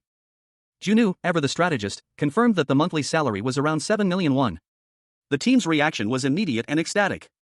Their expression shifted from shock to delighted disbelief. It was far more than what they could earn at most large companies. One of them pointed out that such a high salary would attract many applicants, even if the job was difficult. This was precisely Junu's intention. Junu's unwavering confidence hinted at a larger scheme, a plan to leverage the dungeon cleaner position to achieve his ultimate goals. A tense scene unfolded within a cavernous, dimly lit space. Several figures, their faces grim, surrounded a man in a dark suit. He spoke, his words carrying a weight of conviction, and I am not lying. The scene shifted to a towering skyscraper at night. A man, his face etched with worry, looked out at the city. He muttered to himself, "I'm keeping my hands clean of that madman's team from now on." Another voice, filled with disbelief, responded, "What?" The conversation continued, focusing on the erratic behavior of a certain individual. One man questioned, "There is no rhyme or reason to the behavior of that human. Why on earth is he doing all of these things?" Another responded, his voice laced with suspicion, "Isn't it because of the cleaning team?" A weary sigh escaped his lips as he concluded, "Well, in any case, it's better to stay out of the way of a madman like him." The scene shifted to a man sitting at his desk, his face a mask of weariness. He resolved, "I better not even see his face from here on." Suddenly, a door burst open, and a man in a cleaning apron rushed in. He exclaimed, "I'm coming in." The man at the desk reacted with a mix of surprise and dread, muttering, "Ah, shit. Speak of the madman." Junu Kim's eyes narrowed slightly as he looked down at the man, his expression unreadable. He added, "My salary, please." Junu Kim, the world's first SSS-ranked genius hunter, now found himself in an unexpected predicament. His extraordinary hunter skills were locked, forcing him to work as a dungeon cleaner. His current employer, a stern-faced man in a suit, addressed him, pointing out his salary increase despite his short time on the job, but also reminding him that his probationary period was far from over. Junu, however, had a different idea. His expression was serious, almost grim, as he calmly stated his counter-proposal. A sudden shift in the atmosphere. The panel cuts to a close-up of the employer's face, his eyes narrowed in a mixture of disbelief and anger. A vein pulsed in his temple. The employer, clearly taken aback, questioned Junu's request, wanting to understand the reasoning behind such a bold demand. Junu, maintaining his composure, explained that while the current salary wasn't bad, it didn't reflect the true difficulty of the job. He then made a further, even more audacious request, a salary increase for the entire team, doubling their pay. The employer's reaction was immediate and explosive. A fiery image erupted from his head, mirroring his inner rage. He angrily confronted Junu, questioning his motives and expressing disbelief at the sheer audacity of his request, especially considering the context of a simple cleaning job. Junu, however, remained unfazed. He calmly explained that he believed Song Min-cheol, his colleague, possessed surprisingly good interpersonal skills, implying that this was a factor in his request. A tense atmosphere hung in the air as a man in a suit, his face etched with worry, explained that the matter was beyond his authority, requiring the board of directors' decision. He continued, aware of the subtle attempt to make him stumble, to pin a mistake on him. But he insisted that this was truly something beyond his capabilities. Junwoo Kim, the protagonist, reflected that he had perhaps acted too hastily. The panel displayed the unlocked conditions for two of his skills. Hyper Bleed required acquiring a new member for the dungeon cleaning team, while Timeout required a salary increase for the team. He had hoped to unlock both skills simultaneously, but his impatience had proven to be a miscalculation. The scene shifted to a close-up of a polished shoe, suggesting a change in location or a shift in focus. Suddenly, a sharp voice called out to Seo Min-cheol, identifying the speaker as the executive director. The executive director pointed out the blatant favoritism towards Team 1 in the distribution of operations, a suspicion shared by Seo Min-cheol. A jovial, almost gleeful, expression spread across the face of a man with a full beard as he exclaimed his surprise at the unexpected guest. Two stern-faced men in suits confronted Junwoo Kim, a young man in a cleaning apron.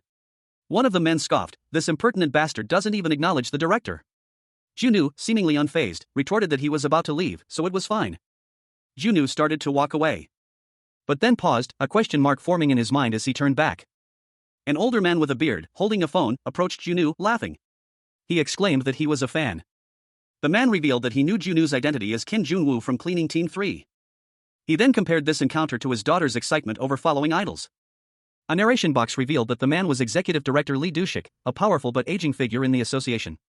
Meanwhile, Junwoo's thoughts revealed his frustration at unexpectedly running into Lee A-young again. Lee A-young, a young woman, was shown holding a sign supporting an idol group, while Junwoo looked on with a mixture of surprise and annoyance. He internally mused about Lee A-young's surprising idol-following habit. Lee Do-shik questioned Junwoo about how the executive director's office knew someone like him.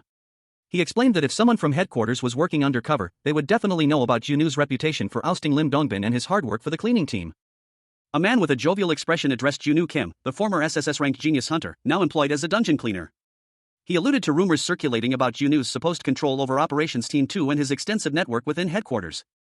The man continued, mentioning another rumor suggesting Junwoo was manipulating events to his advantage, potentially swallowing the entire headquarters. Junwoo, however, internally questioned the absurdity of the accusations. He then inquired about the reason behind Junwoo's visit to Seo Min-cheol. The man chuckled, pointing out the obvious contradiction. If Junwoo truly held such influence, why would he need to ask? He then casually mentioned the cleaning team's notoriously low salaries. Junwoo, looking concerned, asked if a salary increase was possible. The man responded that such a decision was beyond his authority, requiring approval from the board of directors. The man complimented Junwoo's sharp intuition. The scene shifted to show the man explaining that the current payment was for the month's operational teams. The information provided by the dungeon cleaning team to Operations Team 1 alone was already over 100 pages long. He continued, noting that Seo Min-cheol's actions were making things too easy for Lee Soo-young, whose faction Seo Min-cheol was aligned with. The man then mentioned that the captain of Operations Team 2 was aligned with Lee Soo-young's faction. Junwoo, however, denied any such faction alignment, emphasizing his role as a simple cleaner. Junwoo Kim, the world's first SSS-RANK genius hunter, now finds himself 10 years in the past, his formidable skills inexplicably sealed. His current occupation? Dungeon cleaner. His superior, a stern-faced man, dismissed his past achievements, stating that his current status as a cleaner held no significance. He was given a challenge, demonstrate his worth to justify a salary increase. The superior explained that this would allow him to make a proposal to the board of directors. The challenge involved a competition against Operations Team 1. He would have to work alongside Operations Team 2 and surpass Team 1's performance results at least once. His superior pointed out that Junwoo had previously led a joint project successfully, implying that this new challenge shouldn't be insurmountable. Success would allow his superior to push for a salary increase for the entire cleaning team. The superior's expression hardened, his eyes narrowed in determination. He reiterated his demand, "Show me how good you are." Junwoo, a bead of sweat trickling down his temple, contemplated the challenge ahead. His expression was one of grim determination. A few days passed. Junwoo and his cleaning team, now assembled, stood ready. Their faces were grim, reflecting the weight of the upcoming competition. A group of individuals, dressed in what appears to be a uniform, sat attentively in a room. One of them, a young woman with dark hair, voiced a question to the presumed instructor. Teacher, why did you ask us to gather here today?" The teacher, a man with short brown hair, responded calmly, "Nothing unusual. It's already payment season for the operations teams, right?" He continued, his expression hardening slightly. "This time, Operations Team 2 will be working with Cleaning Team 3. I will aim for the number 1 spot." A group of young operatives, dressed in dark, uniform attire, sat assembled in a room. One of them, a woman with dark hair, voiced their collective question to their instructor. Why were they summoned? Their instructor, a man with short brown hair, calmly explained that it was the usual payment season for the operations teams. He then inquired about their progress. The dark-haired operative reported that they were meeting their quota, but added a piece of concerning information. Seo Min-cheol was openly backing Team 1 and had hired 3 freelance hunters. The instructor, his expression hardening, demanded better results this time. He offered his assistance and revealed he had a plan. He proposed a risky strategy, suggesting it was worth a try. The dark-haired operative listened intently as the instructor explained that by using a team of sellouts, they could potentially break away from their current predicament. The instructor pressed the operative for a decision, asking if she was in or out. Considering the instructor's proposal, the operative readily agreed to the plan. A group of individuals, likely part of a special operations team, discussed their next course of action. Their conversation centered around cleaner Kim Jun-woo, an individual who had offered his assistance. The team members seemed to be in agreement that they couldn't refuse such an offer, and resolved to proceed without further questions. The team's discussion shifted to the nature of their operation. They clarified that this was not a typical cleaning job, but rather a crucial part of a larger operation, specifically during the dungeon clearing team's payment season. One member emphasized the importance of systematic clearing of dungeons, highlighting the need for perfect coordination between the exploration and cleaning teams. It was a joint operation, a collaborative effort. One of the team members, seemingly the leader, revealed a crucial detail: another team was involved in the operation. His expression showed a mix of concern and anticipation, a fact that seemed to surprise and slightly irritate a woman who had previously been overlooked. She expressed her displeasure at being called upon only when needed, after having her previous offer of assistance rejected. The woman continued to express her frustration, emphasizing the extent of her disappointment, and pointed out that if it were anyone else, they wouldn't have received such consideration. The team leader acknowledged her feelings, but also reminded her that he holds grudges. The scene ends with a tense atmosphere, suggesting a potential conflict or further complications. Junwoo Kim, the world's first SSS-RANK genius hunter, now finds himself 10 years in the past, his formidable skills inexplicably sealed. He reflects on the current predicament, his expression grim. The operations and cleaning teams are struggling against overwhelming odds, and he realizes that they cannot succeed without outside assistance. A woman with shoulder-length brown hair, dressed in a business suit, smiles serenely, dismissing the gravity of the situation with a dismissive wave of her hand. She suggests they discuss the matter later. He then turns to her, his expression hardening slightly as he asks what kind of help he can expect from her. Junwoo explains that delays in the other cleaning team's work will inevitably slow down the overall dungeon clearing process, creating an opportunity for them to rise to the challenge. He outlines a plan involving enhanced support for the hunters, including high-grade weapons and consumables, and regular check-ins every 2 days. Furthermore, he proposes establishing a chain of command to better manage the team's movements and suggests providing plasma cutters and drones to enhance the cleaning team's efficiency. Junwoo's plan is met with immediate skepticism from a male colleague. The colleague questions the necessity of such extensive resources, pointing out that it might be excessive for securing a stable rating. Junwoo, however, firmly asserts that his request is not excessive, emphasizing that he is not aiming for just any insignificant rank. His expression is one of steely determination. A team meeting was underway. A woman, holding a notepad, scornfully dismissed 2 individuals, referring to one as a nepotism baby team captain who lacked operational understanding and the other as a dumbass who only focused on superficial aspects of their work. She expressed her lack of interest in either of them. She continued, emphasizing her disinterest in both individuals. Suddenly, a young man with determined eyes interrupted, stating their team's goal was to achieve first place. The woman countered, pointing out that Team 1 had access to superior information regarding dungeon formation. Even with cooperation, there would still be a significant difference in intelligence. The young man dismissed her concerns, stating there was no need to worry. The woman challenged his statement, highlighting their lack of knowledge about dungeon appearance times and locations. He confidently replied that his sense for these things was quite good, predicting a dungeon's imminent appearance. The young man, seemingly appearing out of nowhere, apologized for interrupting, causing a surprised reaction from the team. The team members reacted with shock and disbelief to his sudden presence. A woman, her face etched with a mixture of curiosity and apprehension, posed a question to someone unseen. She wondered aloud if the cleaning team usually took charge of joint operations on such a large scale. Her question was met with a chorus of doubtful murmurs from a group of young people, their expressions a blend of confusion and skepticism. They collectively concluded, with a shared uncertainty, that it was highly unlikely. Suddenly, a jarring sound echoed through the room, causing a collective start. The source, it turned out, was the dungeon the woman had just mentioned. Undeterred, a young man with a determined expression addressed the group. He issued a crisp command: it was time to clear some dungeons. He then added a stern warning, his gaze sweeping across the assembled team. Anyone who wasn't fully committed should leave immediately. Meanwhile, a woman with short blonde hair, her face a picture of focused efficiency, instructed the support team to prepare the necessary equipment without delay. A nighttime cityscape, shimmering with the lights of countless buildings, filled the panel, setting the scene for the upcoming operation. In a control room, a discussion was underway regarding camera placement to prevent overlapping coverage. Concerns were also raised about the readiness of weapons and other materials for the operation. The conversation turned to the potential delays caused by a shortage of raw materials. A team member reported that the raw materials department couldn't spare anything, as they were already working at full capacity. A young woman with wide eyes exclaimed that the others weren't lacking anything, they were simply giving everything to someone else. Another individual, seemingly in a position of authority, instructed them that if they continued to refuse, they should steal what they needed. A young woman wearing glasses looked on with a worried expression. She expressed concern over the casual way little goofs were being thrown around, hearing it repeatedly. An unseen individual vowed to use this opportunity to ruin both Seo Min-cheol and Lee Soo-yeon. A violent explosion rocked the scene, sending debris flying. A monstrous skeletal figure with glowing blue eyes emerged from the chaos, its mouth agape. A horde of skeletal warriors, armed with swords and shields, surrounded the creature. She moved with swift precision, her blade a blur of motion. A blur of motion, a flash of teal energy. Junwoo Kim, once the world's foremost genius hunter, now a dungeon cleaner, moved with practiced grace. His movements a whirlwind of controlled power as he sliced through the air, leaving a trail of shattered bone and sparking energy in his wake. Despite his current occupation, Junwoo's skills remained sharp. He surveyed the scene, a battlefield littered with the remains of giant iron skeletons. Of all things, he muttered, it has to be giant iron skeletons. One of his companions, a young woman with dark hair, offered a tactical assessment. They're as tanky as the giant rock ogre you fought last time, she explained, so attack with a one-shot KO skill. Another member of the team pointed out a crucial weakness. The monster's weakness is at the spinal joints at the back of its neck. It should be easier if you concentrate your attacks in those places. A plan formed.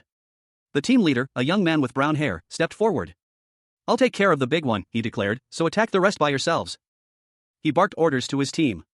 Listen, everyone. Attack using the formation we've practiced. The team, a coordinated unit, moved into position, swords drawn, ready to execute their carefully rehearsed strategy. The young woman with dark hair, leading the charge with a powerful, focused strike. A guttural cry escaped her lips as she unleashed her attack. Junwoo Kim, the world's first SSS-RANK genius hunter, found himself in a desperate struggle.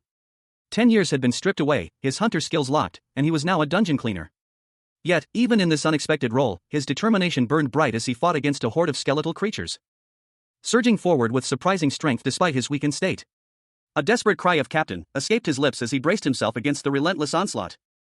A blur of motion as a figure, seemingly a woman with long dark hair, launched herself into the fray. Her arrival a whirlwind of power. The scene shifted, showing a close-up of a hand, seemingly the woman's, gripping something. A tense moment before she unleashed a powerful attack. Simultaneously, another scene unfolded, showing two figures, one with a bow and arrow, aiming at the woman. Dodging the attack with ease. She then countered with a devastating blow, sending her opponent flying. A powerful roar, whop, echoing through the dungeon as she unleashed another attack. A beam of emerald energy striking the largest skeleton, stunning it. I've stunned it, she declared, her voice filled with triumph. As two other figures, seemingly Junwoo's allies, activated a skill called Light of Elisanos, a buff that enhanced their abilities. The buff is activated, one of them exclaimed, their faces alight with anticipation. A blur of motion, a whirlwind of energy. Junwoo Kim, the world's foremost SSS-RANK genius hunter, found himself hurtling through the air. His body a projectile, propelled by an unseen force. His sword, usually a weapon of precision, was now an extension of this raw power. A surge of energy coursed through him, a forgotten skill reawakening within his 10 years regressed body. His eyes blazed with newfound power as he unleashed a furious attack. His opponent, a grotesque skeletal monstrosity with glowing cyan eyes, roared in defiance. The clash of steel against bone echoed through the dungeon. A battle of immense power erupting in a flurry of light and shadow. Junwoo's movements were a blur, a dance of death. Each strike precise, each parry flawless. He channeled his latent abilities, his lost skills returning with a vengeance. Observing from afar, a figure, Kim Min-ju, watched in astonishment. He muttered to himself, questioning the immense growth and power displayed by Junwoo. Junwoo Kim, the world's first SSS-RANK genius hunter, now finds himself 10 years in the past, his hunter skills inexplicably sealed. He surveys the scene, a faint question mark forming on his lips as he takes in the debris-strewn landscape. A colossal, stone hand crumbles into dust before him, the remnants of a powerful attack. The sheer scale of the destruction speaks to the intensity of the conflict that just transpired. A furious woman, her dark hair framing an angry face, shouts in outrage. Her expression is one of disbelief and fury. Junwoo, clad in his cleaning uniform, stands amidst the chaos, his gaze fixed on a large, metallic object lying on the ground. A sword is embedded within it. A sight that fills him with a sense of unease. He mutters to himself, a statement of fear.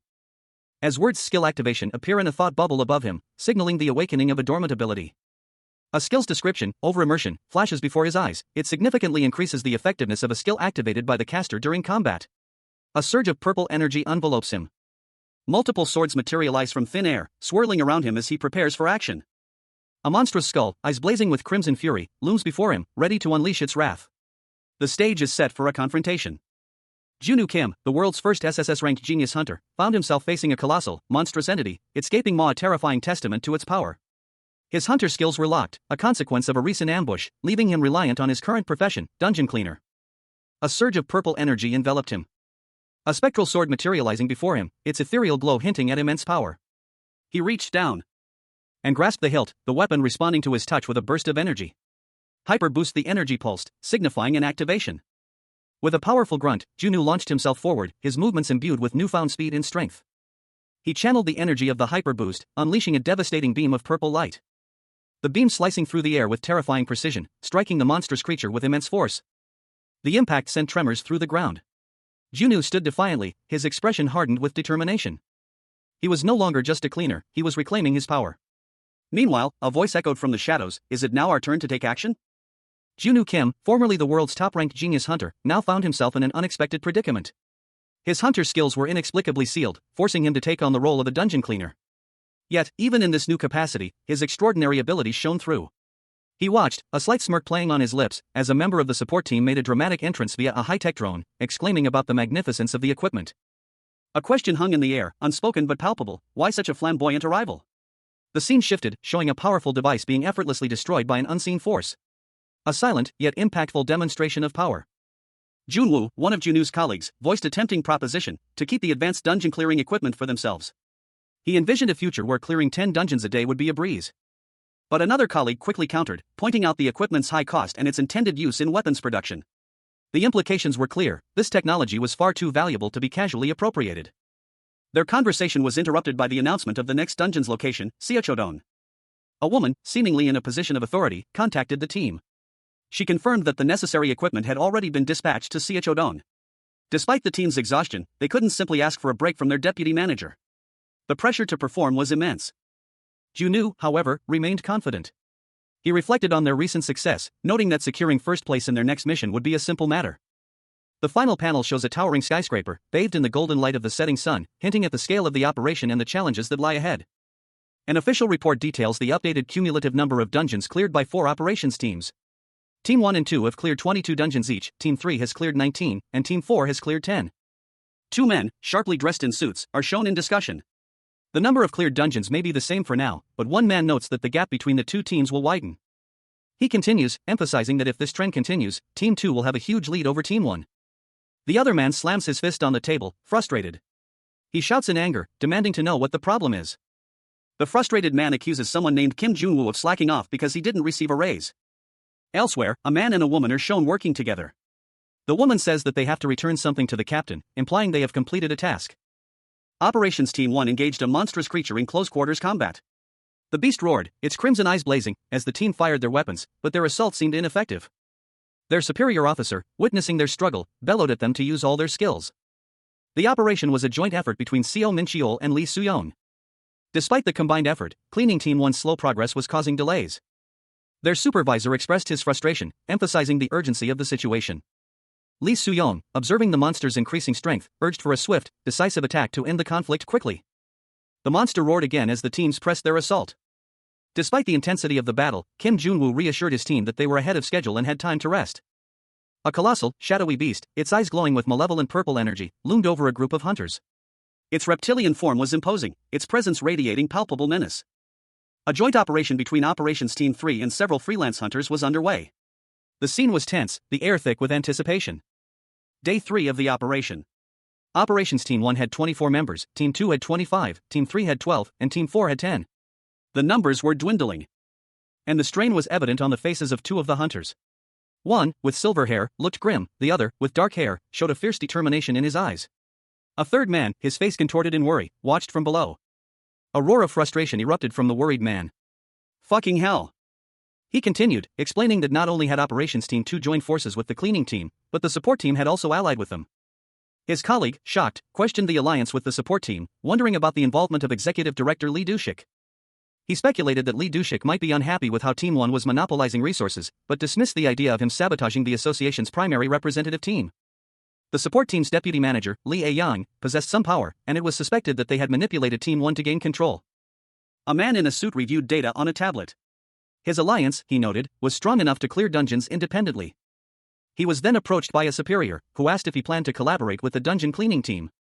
He flatly refused, stating there was no way he would.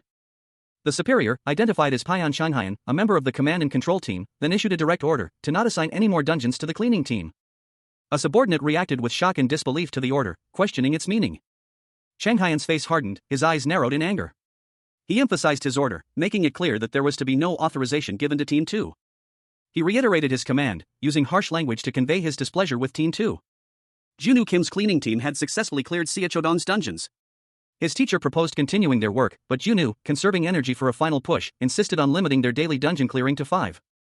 A reporter, impressed by Junwoo's efficient use of specialized equipment, expressed his admiration. The reporter questioned whether the dungeon clearing process was easily replicable, prompting Junwoo to reveal his drone-assisted disinfection and dismantling techniques. A process the reporter deemed remarkably simple. Junwoo explained that the dismantling was done with a cutting machine and disinfection with a drone, with additional personnel for observation. The teacher, however, was skeptical, questioning whether all the equipment was truly free of charge and suggesting that Junwoo's plan was to obtain everything at once. He pointed out that the borrowed equipment would need to be returned eventually. The teacher then appealed to Junwoo for assistance, emphasizing the need for new recruits and expressing his understanding of Junwoo's underlying motives. Junwoo, understanding the bigger picture, agreed to help. The teacher reflected that Junwoo should have stated his intentions from the outset, before contacting the cleaning team. A young woman, her expression serious, contacted the support team, reporting an urgent matter. A man, seemingly in charge, responded by inquiring about the nature of the emergency. The woman explained that all dungeon clearing operations requiring completion had been transferred to Operations Team 1. The man, upon hearing this, expressed concern that the control team, including Seo Min-cheol, was showing excessive persistence. A document detailing the current tally of cleared dungeons was shown, revealing that Operations Team 1 had cleared significantly more dungeons than the other teams. The woman explained that the problem was the sheer number of dungeons that Team 1 now needed to clear. The number had tripled. The sheer volume of work overwhelmed the other cleaning teams, who struggled to keep up with the influx of dungeons. The man noted that 3 dungeons remained uncleared, and that the number would continue to increase. He questioned whether the others were aware of the consequences of leaving dungeons uncleared, but ultimately decided it was none of his concern. The aftermath of a fierce battle was laid bare. Several monstrous orcs lay lifeless on the ground, their bodies scattered amidst a pool of dark blood. 2 dungeon cleaners, clad in protective gear, methodically cleaned the scene, their mops diligently working to erase the traces of the recent conflict. Meanwhile, inside a nearby building, a team of cleaning crew members discussed their current predicament. One of them, a young woman with brown hair, anxiously wondered what they should do next, her worry evident in her expression. Another member sighed heavily, the weight of their situation palpable. A young man with short, dark hair, a member of the cleaning crew, contemplated the dire consequences of failure. He knew that if their team didn't secure first place in their current operation, there would be no salary increase, no positive press coverage, and their future prospects would be severely jeopardized. His grim determination hardened his features. There was too much at stake to simply give up. He would not allow their operation to fail. He strategized, realizing that even if Team 1 reached their limit, a final push from his team could still allow them to catch up. His resolve strengthened. However, a significant problem arose. In the meantime, numerous dungeons remained uncleaned, posing a serious threat. Even with protective suits, surviving the poisonous gas in an unclean dungeon was impossible. The risk was too great. Furthermore, if the dungeon cleaning was delayed, the order of operations could be altered, leading to unforeseen complications. A sense of urgency filled the air. The cleaners, facing this perilous situation, knew that their job was far more dangerous than it initially seemed. The weight of responsibility pressed down on them as they stared into the darkness of the unclean dungeon. A young woman, dressed in a maid's uniform, expressed concern to a stern-looking man. She worried about the safety of her team, though she felt she would be all right herself. Meanwhile, the man contacted his team via radio, his expression grim. He issued a curt request for a status report from the operations and support teams. The camera panned to the Uedo Supernatural and Dimension Management Association building, a towering structure against the twilight sky. A notification popped up on a screen, indicating 3 uncleared dungeons had been discovered in Seoul. The news sparked a furious outburst from a man, who angrily cursed Seo Min-cheol, blaming him for the disaster. And immediately ordered his secretary to contact the control team captain. A sharply dressed man, his face partially obscured, stood before a woman with shoulder-length brown hair. He uttered a single word, barely audible yet filled with a sense of urgency, yes. The woman, Lee A-young, her name displayed on her association ID, calmly responded, "There's no need." A man with a neatly trimmed beard and a stern expression appeared, his words laced with a hint of annoyance. He questioned, "I thought I asked you not to come looking for me during office hours?" Lee A-young, maintaining her composure, reassured him, "Please don't worry. I'm here on work matters." The bearded man's irritation grew. He retorted, "If that's the case, shouldn't you be more polite towards your superior?" Lee A-young, a slight smirk playing on her lips, countered with a pointed question, "Why does someone who cares so much about etiquette only know how to eat at home and not even wash the dishes?" Lee A-young, unfazed, calmly stated, "Anyway, there's no need to cancel all operations because of the unclean dungeons." The bearded man's expression shifted to one of concern. He exclaimed, "What are you saying? You also know very well how much danger an unclean dungeon poses." Lee A-young explained, "Right now, every team member involved in our collaboration has joined the cleaning team. Cleaning Team 2, with Operations Team 2 and our support team, are currently working on the unclean dungeons. A team of cleanup crew members, clad in sterile white suits and protective gear, diligently worked to clear away the remnants of a recent conflict. Amidst the debris and lingering traces of a battle, one of the workers, a woman with dark hair, explained to her colleague, a man with brown hair, that their actions were not of their own volition, but rather, they were following their leader's orders." A statement that clearly bewildered the man, who questioned what she meant. Meanwhile, elsewhere, another member of the cleanup crew, a young man with dark hair and intense eyes, approached a woman with shoulder-length brown hair. He delivered a message from their leader, a chilling command to absolutely defeat him this time. The woman, seemingly unfazed, mused about the timing of their next encounter, feeling excluded from the planning. Later, the woman, now dressed in business attire, prepared to leave. She was asked if she was leaving already. She responded that she didn't have much free time, as she had cleaning to do. The scene shifts to a mysterious, dark doorway, hinting at the nature of her cleaning duties. Finally, a man with a beard and a suit, seemingly amused, laughs heartily, commenting on the crazy punks. A man with a distinguished beard and weary eyes admitted defeat, though he boasted that he would win next time. He was a self-proclaimed genius, the head of a cleaning team responsible for dungeon maintenance. A fact that baffled an observer who questioned how such a team could so readily obey his every whim. The scene shifted to a disciplinary committee meeting. A subordinate quietly confirmed the report. Song Min-cheol, it was announced, had lost his position to the cleaning team. Song Min-cheol's face was grim, his expression one of barely contained fury. Elsewhere, concern rippled through the ranks of a group of officials. One nervously suggested halting operations. A question met with a grim assessment of the potential consequences of such a move. Two men in suits sat in a dimly lit office, their faces etched with worry. One of them spoke, his voice laced with apprehension. "Not only the other teams, but even the boards will most likely make a fuss. From the time we handed out the exclusive authority to clear dungeons, all the other teams have become our enemies." The two men from the previous panel remained in the same office, their expressions now reflecting a deeper sense of unease. One of them exclaimed, "Things have already gotten out of control, so it's too late to try and fix it now. Shit. Look at what's happening. Board member Lee Do-sik's ship ended up being in vain." A third man, appearing more confident, burst into the room. He declared, "Director, it seemed there's no need to stop the operations." The confident man's announcement was followed by a flurry of activity. Team 2 and the support team were dispatched to help with the cleaning. One of the original two men responded, "That means there won't be any problem if we proceed with our operations."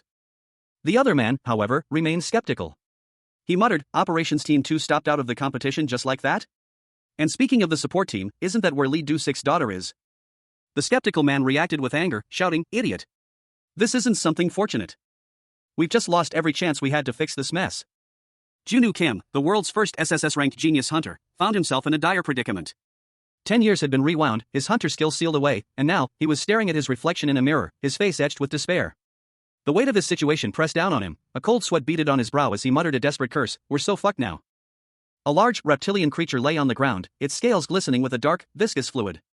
A knife plunged into its side. As three figures in white uniforms watched from a safe distance. One of them, a young woman with short brown hair, looked on with a mixture of apprehension and fascination. The young woman with brown hair frowned, questioning why the knife wasn't cutting through the creature's thick hide. Her colleague, a woman with dark hair, explained that they needed to follow the grain of the scales for a clean cut. With renewed determination, the brown-haired woman made a precise cut, following her colleague's instructions. The blade sliced cleanly through the tough hide. The dark-haired woman observed the methodical process, noting that the blood flow was intermittent, a sign of careful cuts. She explained that due to time constraints, they needed to quickly dismantle the creature. Impressed by the brown-haired woman's skill, the dark-haired woman complimented her work, noting her proficiency despite being a first-timer. The brown-haired woman modestly explained that her skill came from prior experience helping with similar tasks for several days. Junwoo Kim, the world's first SSS-ranked genius hunter, now found himself in an unexpected predicament. 10 years had been rewound, his hunter skills sealed away, and his current occupation was dungeon cleaner. He overheard two of his colleagues discussing his absence from a recent operation, one expressing concern, the other dismissing it casually. One of the colleagues quickly brushed off the concern, assuring the other that it was nothing to worry about. Meanwhile, Junwoo, observing the scene from a distance, was labeled as an eccentric person by one of his fellow cleaners. The group prepared to leave the dungeon before closing time. As the team exited the dungeon, one of the cleaners thanked Junwoo for his hard work, addressing him as teacher. Junwoo acknowledged their thanks, and the team expressed their exhaustion from the day's work. Later, as Junwoo and one of his colleagues walked away, he expressed his concern that their current pace was hindering their progress towards the top ranking. He felt that he was making everyone suffer in vain. His colleague was surprised by his unexpected display of concern and care. She commented on his attentiveness, highlighting a side of him that was previously unseen. Two young men, one carrying a tool, chatted.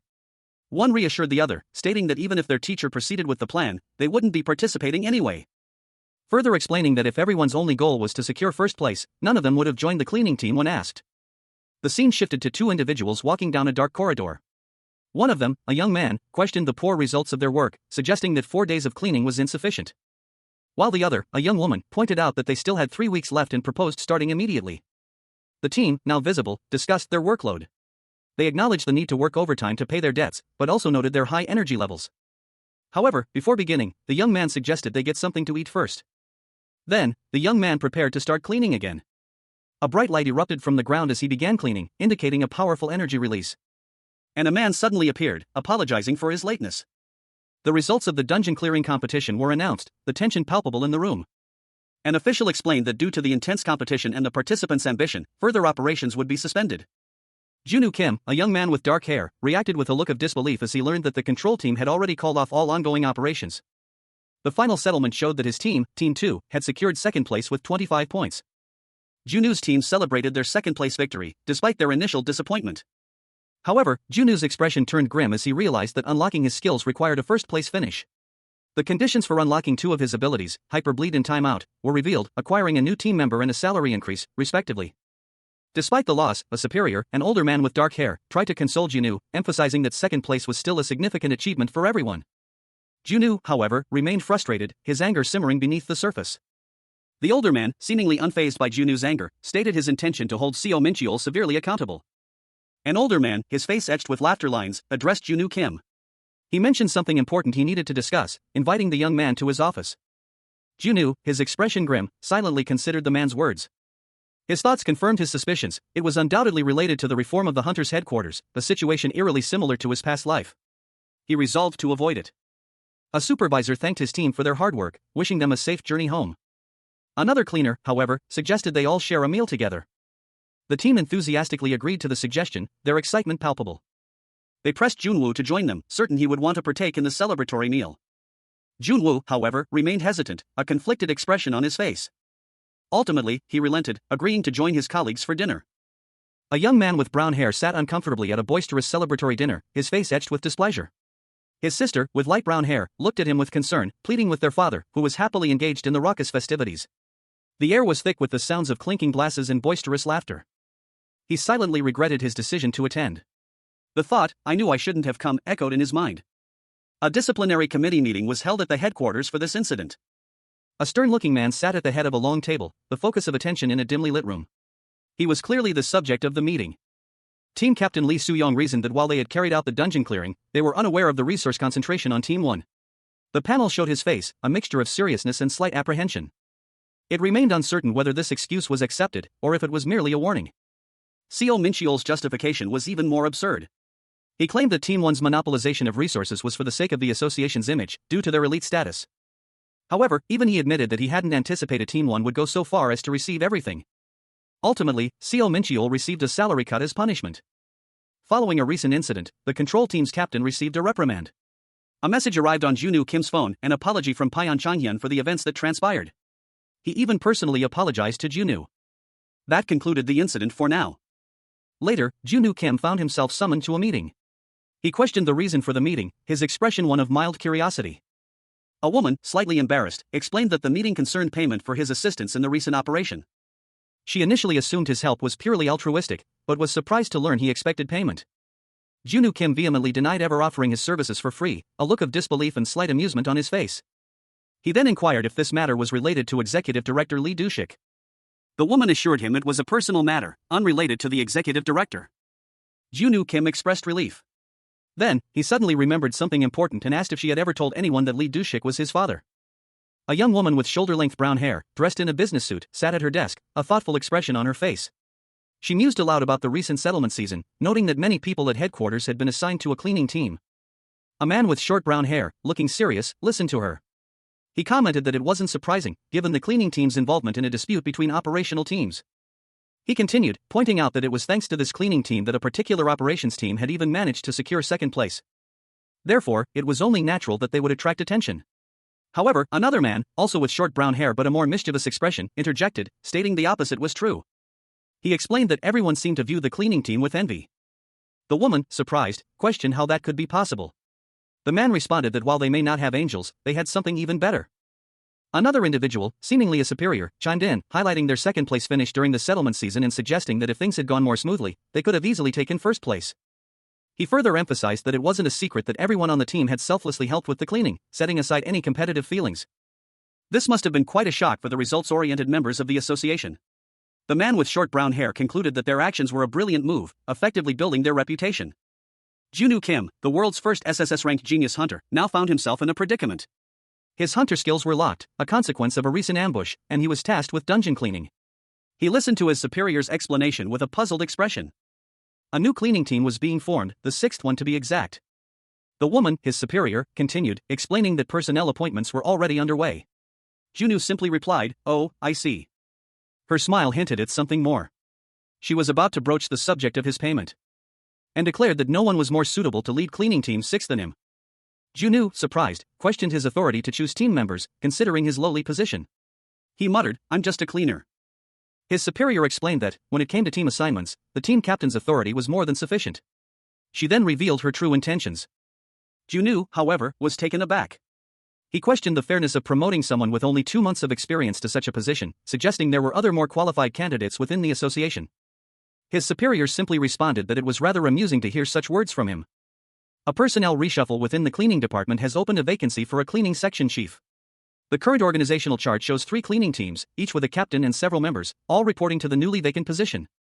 A fact that is not lost on Junwoo Kim, a young man with dark hair, who is shown reacting to this news with a thoughtful expression. The operations department, it seems, has already begun considering candidates for the position. A woman with shoulder-length brown hair sits across from him, explaining that the original plan was to offer him the position of section chief. Junwoo, however, firmly states that he is not interested in the role. Junwoo reflects that the offer to become a team captain isn't so bad, considering it could serve as a stepping stone for future advancement within the department. However, he also realizes that the responsibilities of being a team captain are far more troublesome than he initially anticipated. The woman then asks Junwoo about the process of hiring new staff, implying a connection between his role and the department's staffing needs. To which Junwoo replies that he has nothing to do with it. The woman, however, smirks, suggesting that genius recognizes genius, implying that Junwoo's involvement is inevitable. She advises him to start scouting for suitable candidates from private guilds or even the streets. A man with his arms crossed sat calmly in his office. He dismissed a concern with a wave of his hand, stating that there was no need for worry, as a large number of recruits would be arriving shortly. His words prompted a confused question from a woman with shoulder-length blonde hair. "Recruits?" she questioned, her brow furrowed in uncertainty. The scene shifted to a group of men gathered around a table. One explained that a reporter had been covering their team, and they had made their work look easy in the article. He had intentionally crafted the article to make the cleaning team's work appear simple, anticipating a surge in applicants. The blonde woman from earlier approached the man in the apron, interrupting him to ask if he had read the article yet, as it had already been published. He replied that he hadn't yet, but the reporter had said he would notify him once it was released. He then reached for his phone. His expression shifted dramatically as he read the article, his eyes widening in shock and disbelief. The man's face contorted in a mixture of anger and confusion as he exclaimed, "What the hell is this?" A news report flashed across a smartphone screen, detailing the association's frontline dungeon cleaning team. The accompanying video showed a group of cleaners in action, amidst the aftermath of a dungeon raid. The narration box explained the team's primary function, to clean dungeons after monster extermination, ensuring smooth future operations. Their work involved dismembering monster corpses and removing other hazardous materials. The panel depicted a group of cleaners, their faces etched with exhaustion. The narration box highlighted the dangerous conditions they faced, including exposure to toxic gases and poisons. The scene shifted to show a cleaner using specialized equipment to process a monster carcass. The narration box emphasized the difficult, dirty, and dangerous nature of their work, classifying it as a typical 3D job. However, a new perspective was introduced. A man, his expression serious, observed the cleaning team, noting that their duties extended beyond the initially described tasks. It wasn't just about cleaning up after monster hunts. The workload was especially heavy during the operations team's settlement season. Cleaner Kim Junwoo, from Cleaning Team 3, had planned and led a joint operation. The narration box revealed that the cleaning team's role was far more significant than simply cleaning dungeons. The narrative opens with a glimpse into the inner workings of a powerful organization. A figure, partially obscured, is shown, overseeing operations. The text reveals that this group meticulously coordinates the tasks of all its teams, ensuring efficiency and stability. This highly organized structure is known as the planning team, the very core of the association. Two women, sharply dressed and with intense expressions, are shown. The narration explains that their high skill and abilities justify their positions, despite their comparatively low salaries. The scene shifts to a group of individuals in cleaning uniforms. A man, his face alight with conviction, declares that the cleaning team is, in fact, the front line of the association. Elsewhere, a man is shown reacting to a message on his phone. He expresses surprise, muttering that he had previously underestimated the importance of the cleaning team. His expression shifts to one of intense focus as he reads further. He recognizes the potential of the individual he's reading about, seeing him as a future leader. The man's phone displays a contact, reporter Gu Sangchan. A text message arrives, inquiring about the status of an article. The reporter, Gu Sangchan, is shown, a playful expression on his face as he awaits a response. Back with the man from earlier, a woman approaches him, commenting on the article's success. The cleaning team's reputation precedes them. Rumors swirl, suggesting they are something more than just janitors, some even whisper of a special operations unit.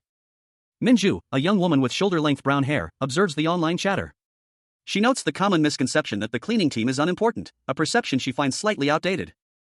A notification pops up: there are no applicants for the cleaning team. Minju and her colleague discuss the lack of applicants, noting the surprisingly high skill requirements for the position, despite the low salary. Suddenly, Gu Sangchan bursts into the room, his face contorted in anger. He shouts Gu Sangchan's name. He unleashes a furious outburst, calling Minju a bastard. A man's face appears, his expression one of shock and recognition. He mutters, Kim Jun-woo. The man is informed that he will be promoted to team captain, and that a new position for a cleaning section chief is opening up. He is stunned to realize that the only person who could possibly fill that position is director Lee Do-shik. Two figures in suits stood silhouetted against a vibrant sunset, their conversation hinting at the complexities of power within the organization. It was none other than Kim Jun-woo, whose influence was undeniable, despite the upcoming changes.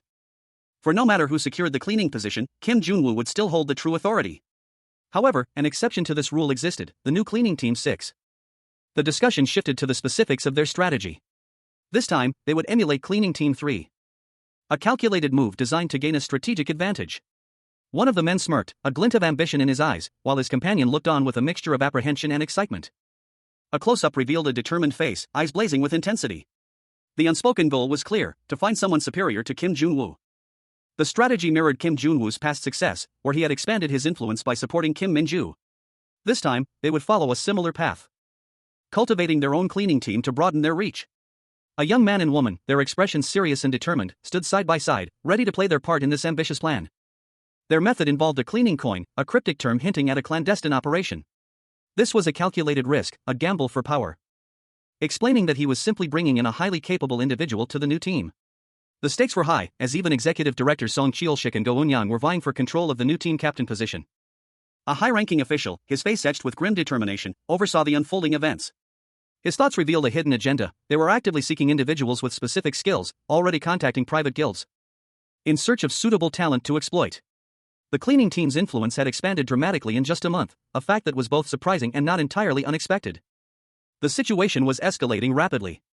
Operations Team 2, the support team, and even the control team were considering joining the cleaning team. At this rate, a new division, impervious to headquarters' influence, could be formed. A woman with a sly smile observed the situation, her expression hinting at a calculated plan. She and a male colleague watched intently, their thoughts focused on a potential countermeasure. If someone from their side joined the new cleaning team, the headquarters' influence could be subtly manipulated. The power dynamics were shifting. The choice of the cleaning team's captain would determine who held the key power within headquarters from that point forward. A shadowy figure, radiating an aura of immense power, loomed large. His gaze was intense, his grip on a glowing model of the headquarters building firm. Two men, dressed in sharp suits, discussed their next move. One instructed Soo-young to investigate freelance hunters in Gyeonggi-do, while he would also conduct his own investigation. The question of selection criteria for the cleaning team captain arose: prior cleaning experience was suggested. Two figures discussed the requirements for a dungeon cleaning position, noting that it was merely a formality, and that someone with high rank and experience would be needed to fill the role. They then considered Jun-woo Kim as a potential candidate for the new team. However, one of them expressed concern that whoever was brought in by a greenhorn like Kim might not be as capable. The other countered that, regardless of personal connections, they could not afford to lose any more fights. A third individual, seemingly surprised by this conversation, appeared in the panel. The scene shifted to show a discarded cigarette pack and several used cigarettes on the ground. A thought bubble revealed someone's surprise that Jun-woo had apparently quit smoking years ago. Jun-woo is shown drinking from a cup. He is relaxing and enjoying his time off since the settlement season ended. A woman with dark hair confronts Junwoo, questioning his thoughts. An official personnel appointment notice announced the promotion of Kim Junwoo to captain of Cleaning Team 3. Junwoo, now the new team captain, sat with a coffee cup in hand, looking somewhat disgruntled. A young woman with dark hair, his subordinate, expressed her surprise at his promotion, finding it unreasonable that a mere employee could become team captain. Junwoo calmly explained that organizational structures often function differently from individual perspectives. The subordinate, intrigued, inquired about the process of selecting new team members. Junwoo responded that he wasn't personally involved in the selection process, surprising his subordinate. Junwoo explained his lack of involvement, stating that he doesn't know how to choose people and that there's someone more suitable for the job. He further explained that he had lost motivation after a recent joint operation and that the vacancies would naturally fill themselves. He suggested that someone suitable for cleaning should be chosen, implying that the selection criteria were already met. Junwoo's nonchalant attitude is highlighted as he states that the unlock condition will be automatically met, thus negating the need for hard work. His subordinate, however, presses him further, asking what criteria he would use if he were to personally pick someone. A young man with brown hair, Junwoo Kim, is shown in a conversation with a more formally dressed individual. He ponders aloud, let's see. I guess, someone who is submissive and has a good personality? A woman with dark hair observes Junwoo, her expression one of mild surprise. She asks, that's surprising. Then what about you? If you were to choose, what kind of person would it be? Junwoo considers the question, for me.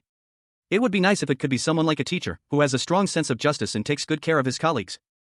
He then adds with a slight chuckle, like me. Shouldn't it be the other way around? A new scene begins. A formally dressed man approaches, asking, please excuse me. Is cleaner Kim Junwoo in here? Junwoo, along with the dark-haired woman from earlier, are surprised by the question. Junwoo asks, who are you? The man introduces himself, I'm the one who contacted you the other day, Control Team Captain, Pyeon Changhyun. He's someone well on his way to joining Seo Min-cheol's line. Junwoo inquires about the reason for the visit. The captain responds, in other words, after the recent disciplinary committee, he is putting duty who is directly connected with that line. The captain gets to the point, revealing, the new Cleaning Team 6, you definitely have to get hold of it. The scene opens with a list of influential figures, Director Seo Min-cheol, Executive Director Go Eun-yang, Executive Director Song Cheol-shik, and many others. A man, his face etched with urgency, speaks to a woman. He reveals that powerful figures are vying for positions on a new team. Junwoo, the protagonist, is startled by this revelation. He reacts with disbelief and disgust, prompting a woman to ask him to calm down. The woman offers her support, expressing her own desire to distance herself from Seo Min-cheol and his associates. She explains that the Cleaning Team 6, a seemingly insignificant group, has become a highly sought-after asset. The woman continues, revealing that powerful individuals are actively competing to place their own people within Cleaning Team 6. And that they are seeking a replacement for him. Junwoo is shown contemplating the absurdity of the situation, questioning why anyone would choose a cleaning team over an operations team. He realizes that they are looking for someone to replace him, a thought he finds ridiculous. The woman urges him to prepare. Two figures sat across from each other. One, a man with short brown hair, held a stack of papers. The other, dressed in more formal attire, assured him, just tell us, and we'll do our best to accommodate them with the budget we have. The man with brown hair looked over the documents, a slight frown creasing his brow. He muttered to himself, this development's too fast. So I'm a little confused, but, you're asking me to pick someone from this list to be on my side? The formally dressed man responded, that is correct. You have been nominated for the promotion to team captain, right? Even if you aren't the least bit careful, you might get suppressed by the new Cleaning Team 6. The man with brown hair looked thoughtful, a hint of apprehension in his expression. He was asked, so you really decided to join this side, huh? Because since when was there a concern that the cleaning team is becoming an influential figure? The formally dressed man leaned closer, his expression serious. Still, the more teams you have under your management. The formally dressed man continued, wouldn't everyone like it if cleaner Kim Junwoo is directly involved with that team? The man with brown hair reacted with a look of disbelief, exclaiming, gosh, that's got nothing to do with me, hold on. Junwoo Kim, the world's first SSS-RANK genius hunter, found himself 10 years in the past after a fatal ambush. His hunter skills were inexplicably locked, forcing him to take on a new career, dungeon cleaner. He reconsidered his current predicament. He contemplated the offer before him, a flicker of his old cunning in his eyes. Finding it rather appealing. With a grin, he accepted. He shook hands with his new superior, cleaner Kim Junwoo, addressing him as captain in a show of respect.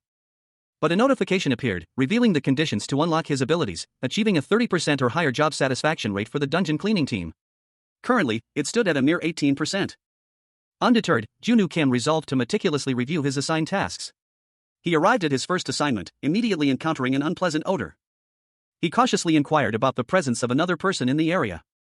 Junwoo Kim, the world's first SSS-RANK genius hunter, now finds himself 10 years in the past, his skills inexplicably sealed. His sister, exasperated by the state of their apartment, confronts him. She expressed her concern over his hygiene and lack of responsibility, highlighting his neglect of even basic chores. Her anger escalated as she berated him for his lack of initiative, suggesting he find another job if he's been fired from his previous one, and pointed out his failure to even clean the house. Meanwhile, Junu's sister, scrolling through her phone, stumbles upon a news article about a cleaning team's involvement in a joint operation. A sinister smile spreads across her face as she reads the headline, revealing a dark amusement at the situation. Junu's eyes widen in shock and disbelief as he processes the information. He frantically tries to stop his sister from revealing his secret, pleading with her not to tell him what she's about to say. Ignoring his pleas, she continues, revealing that she knows he's joined a cleaning team. His sister's expression turns to a knowing smirk as she reveals the truth. The panel reveals the sister's identity, Han Yubin, a former International Association hunter. She pointedly reminds him of her earlier suggestion that he find a new job, highlighting the irony of his current situation. Junu Kim, the world's first SSS-RANK genius hunter, now finds himself 10 years in the past, his hunter skills inexplicably locked. His current occupation? Dungeon cleaner. The unlock condition for his abilities is displayed, to raise the dungeon cleaning team's job satisfaction rate to 30% or higher. He ponders the problem, a thoughtful expression on his face. The task seems insurmountable at first glance. His gaze falls upon his phone, and a solution begins to form in his mind, adjust the workload in accordance with the salary. He reviews the team's current financial data on his phone. The calculation shows a total monthly balance, working days, average hours per day, and a project bonus. He realizes that providing a good working environment is also crucial. However, the current cleaning team fails to meet either of these conditions. Despite this, Junu is surprised to see that the job satisfaction rate is already at 18%. He scoffs internally, questioning the naivete of the people involved. The workload will decrease once a new team is formed, but creating a good working environment remains a challenge. To create a positive work environment, a deep understanding of the cleaning team is necessary. The current team members look unenthusiastic and exhausted. A wide, almost unsettling grin stretched across the face of a middle-aged man, his eyes crinkling at the corners as pure amusement radiated from him. In contrast, a stern-faced man with a prominent scar across his cheek sat across the table, his expression unreadable. His gaze was intense, fixed on something unseen. The stern-faced man spoke, his voice laced with a hint of disdain. He was aware of the changes within the Hunters Association, specifically the addition of a new cleaning team. He continued, explaining that he was currently unemployed, having left his guild. However, since he'd been asked, he didn't mind performing the cleaning job as a favor. The man sipped his coffee, a thoughtful expression crossing his face. He pointed out that simply being asked didn't guarantee acceptance. But, he added, if the other man begged for the job as a favor, he would reconsider his application. The man in the apron explained that he was currently recruiting for a cleaning team. He questioned the relevance of the other man's former position as a high-ranking guild member. He suggested that if the other man was so proud of his past achievements, he should apply for a more suitable position instead of the cleaning team. The man in the apron, his patience clearly wearing thin, revealed his true identity, Shin Tae-won. His outburst was sharp and filled with barely contained rage. An unseen individual accosted Junu Kim, the newly famous hunter, with a sneering remark. They accused him of acting superior due to his recent rise in the association's ranks, threatening dire consequences. Junu, unfazed, calmly responded that he wasn't concerned, already anticipating this confrontation. He assured his aggressor that they would meet again soon, a hint of challenge in his tone. His opponent, visibly enraged, seethed with barely contained fury. Later, Junu reflected on the encounter, noting that the individuals who had confronted him were similar to those he'd met in previous association meetings. He dismissed them as incompetent fools, highlighting his own successful career as a hunter and his current role on the special cleaning team. Junu's internal monologue continued, expressing his concern over the potential chaos if these individuals joined the cleaning team. He questioned Captain Pion's decision to give him this particular list of recruits. Junu received a call, a woman's voice expressing her gratitude for his hard work. Confused, Junu questioned the call's purpose, only to be informed that someone named Han Yubin was waiting for him. Li Jiang, an association member, spoke on her phone, a half-eaten meal sitting forgotten before her. In the background, another individual sat quietly, sipping from a mug. She urged the person on the other end of the line, Han Yubin, to hurry to headquarters. A question mark hanging in the air as the recipient of the call wondered who could be so important. Han Yubin, a woman with bright orange hair, confidently introduced herself. Kim Junwoo, the recipient of the call, reacted with confusion to this unexpected introduction. His companion, Li Jiang, questioned how he knew someone like Han Yubin. Han Yubin then identified Junwoo, commenting on his appearance, before the scene ended. Junu Kim, the world's first SSS-RANK genius hunter, sat across from an interviewer, his expression unreadable. The interviewer, a woman in a sharp business suit, offered a formal apology before proceeding with the interview. Junu, however, inwardly seethed, his thoughts a furious, unspoken this runt. The interviewer inquired about his reasons for applying to the cleaning team, given his prestigious past as an international association hunter. Junwoo, now dressed in a cleaning uniform, calmly explained that there was no difference in level when it came to the work itself. She countered that, considering his experience, operations teams or private guilds would be a better fit. Junwoo's response was immediate and blunt. He had already been disqualified as a hunter. The interviewer, intrigued, leaned forward. Junwoo explained that he lacked other job prospects and that the cleaning position seemed similar, at least. She questioned whether he was no longer looking for work as a hunter. Her tone suggested a hint of suspicion. Junwoo confirmed that they were still looking for hunters, but the interviewer, slightly taken aback by his unexpected question, seemed momentarily flustered. She then asked why he was curious about his disqualification. Junwoo's curiosity, however, was not about his disqualification. The interviewer finally explained that the cleaning team's job was to clean up residual dungeon products. Junwoo Kim, the world's first SSS-RANK genius hunter, now found himself in an unexpected predicament. 10 years had been rewound, his hunter skills inexplicably locked away, and his current occupation was dungeon cleaner. He was being interviewed, a slight frown etching itself onto his face as he listened to the interviewer's words. The interviewer continued, her tone brimming with an almost unsettling enthusiasm. She explained that the Korean cleaning team was far more than just janitors, they coordinated special projects and oversaw operations in general, even holding overall operational planning and command. Junwoo's eyes narrowed. He clenched his fist, a question mark hovering above his head as confusion washed over him. What on earth was she talking about? The interviewer, sensing his bewilderment, clarified her statement. She pointed to a news article on a nearby screen, a picture of the association's dungeon cleaning team prominently displayed. Just in case, she said, did you come here after seeing that article? Junwoo, his eyes fixed on the image, could only offer a breathless affirmation. He quickly tried to downplay the team's importance, explaining that the cleaning team wasn't as grandiose as it was made out to be. It was just a team that cleaned up dungeons, nothing more. The interviewer, however, seemed to already know this. She recognized the similarity in methods, a knowing glint in her eyes. Junwoo, increasingly perplexed, questioned her. The interviewer revealed that she had heard similar things when she first joined the US branch, a detail that further fueled Junwoo's confusion. She explained that the operations teams often handled trivial tasks, contrary to public perception, and that her annual salary was much lower than expected. The revelation hung heavy in the air. Junwoo Kim, the world's first SSS-RANK genius hunter, now finds himself 10 years in the past, his skills inexplicably sealed. He's currently tasked with the seemingly mundane job of dungeon cleaner, a position he approaches with his characteristic intensity. A woman, her expression a mixture of amusement and skepticism, observes him, commenting that his current role is a far cry from his previous title. He counters that even a veteran hunter like himself can't escape the realities of his situation. Examining a document detailing the specifications of a new recruit. He notes that while the applicant may not be entirely mentally stable, her abilities are undeniably impressive. A flashback reveals the applicant, a powerful berserker-class hunter from the International Association. The flashback continues, showcasing the applicant's formidable combat prowess. Despite her impressive skills, Junwoo contemplates her suitability for the cleaning team. He reflects that her high self-esteem is likely a consequence of her exceptional abilities, but this doesn't change the fact that she's not a fit for the cleaning team. And he decides to politely decline her application, offering to help her find a more suitable position as a courtesy. The woman overseeing the hiring process expresses regret at having to reject such a talented individual, but reiterates that her skills are not suited to the cleaning team's tasks. Junwoo, with a sigh, confirms his decision to reject the applicant. Two men in lab coats observed Junwoo Kim, a young man with intense eyes. One of them spoke, reminding the other to hold on. They revealed that Sang Hyok's older sister is an International Association hunter. Junwoo's expression shifted, a question forming in his mind, a hunter from the International Association? A woman with shoulder-length orange hair, seemingly surprised, then asked if the young man before her was Han Sang Hyok's younger brother. Junwoo, seated at a table, nervously explained that he was there for a job interview. He internally reflected on the unexpected turn of events. The orange-haired woman, seemingly unfazed, commented that she could treat them well since her only precious family member belonged to this kind of team. Junwoo reacted with disbelief, calling her crazy. Junwoo angrily confronted the woman, reminding her that he had told her not to come.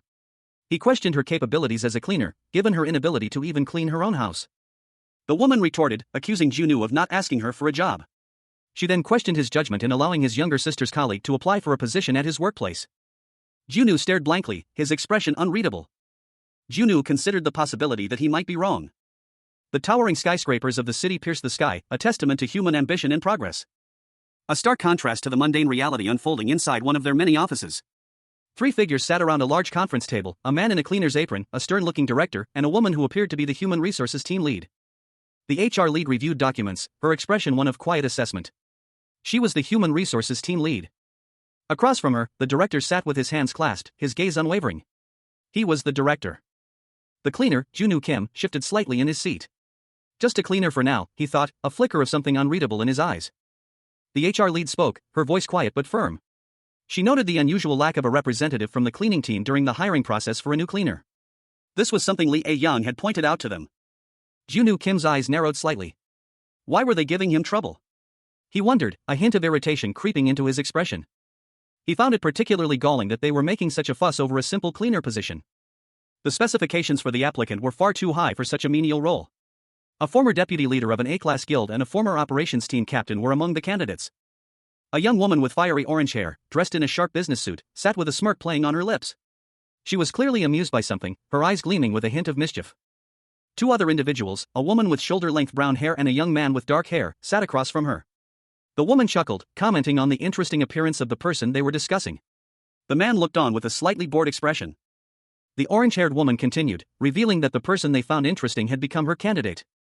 She admitted the candidate was a bit unusual, but reassured the others that it would be all right since she was a former International Association hunter. The scene shifted to a formal meeting room. Several individuals, including the orange-haired woman and the young man, sat around a large table. The young man announced that he would begin the questioning. The question posed was a hypothetical scenario: how would the candidate handle an undefeatable monster encountered during an active operation? A terrifying image of a powerful monster flashed across the panel, emphasizing the gravity of the question. A blonde-haired man, seemingly concerned, voiced his opinion that continuing the operation despite the overwhelming odds would only result in casualties. He suggested halting operations and devising a new plan if the dungeon wasn't multi-zoned. Kam Woo-hyuk, identified as Executive Director Go Eun-young's candidate and a former operations team captain, responded cautiously, highlighting the significant financial losses that abandoning the operation would entail. He proposed requesting backup from the control team instead. The scene opens with two men in sharp suits. One, identified as No So-min, a candidate put forward by Executive Director Song Cheol-shik, projects an air of calm confidence.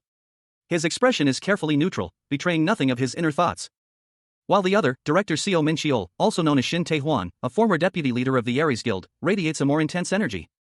He proposes a plan to suspend active operations, regroup, and minimize time and monetary losses. Shin Tae-hwan's sharp gaze and set jaw emphasize his decisive nature. His past as a high-ranking hunter is evident in his bearing. The conversation shifts to So-min's qualifications. Seo Min-cheol notes that he wouldn't pass up a candidate like So-min, as his responses during the interview were deemed perfect. Another individual, observing from across the table, shares this assessment. The discussion turns to a final candidate, Miss Han Yubin. Miss Han Yubin is shown, her expression serious and thoughtful. She appears composed but not entirely pleased.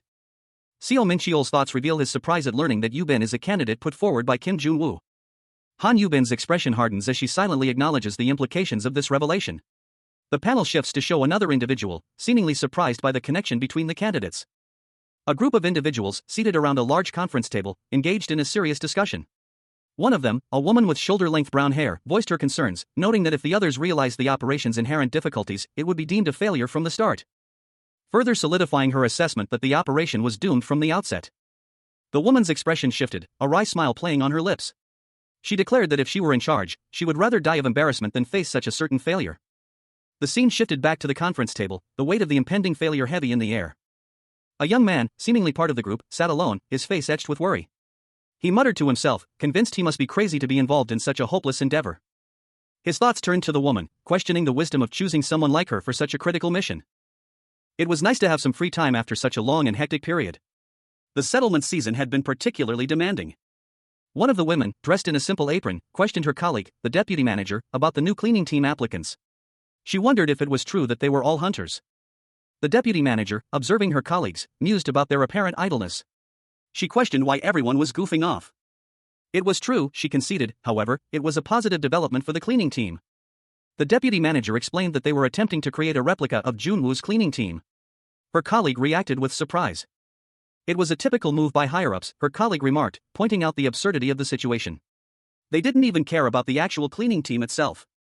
The deputy manager continued, observing that the candidates selected by the higher-ups made their intentions quite obvious. They only cared about the cleaning team as their own property, she stated, emphasizing the arrogance of the higher-ups. The cleaning team was now working with their heads held high. A tense meeting unfolded. A man's voice, sharp and urgent, cut through the air, emphasizing the critical importance of Junwoo's success in the upcoming recruitment. Because his success would guarantee at least one trustworthy recruit within Cleaning Team 6. Elsewhere, two young women, members of the team, whispered amongst themselves, their apprehension evident. Wondering aloud about the nature of the individual Junwoo was bringing into their midst. One of the women, her eyes wide with curiosity, speculated about the newcomer's strength.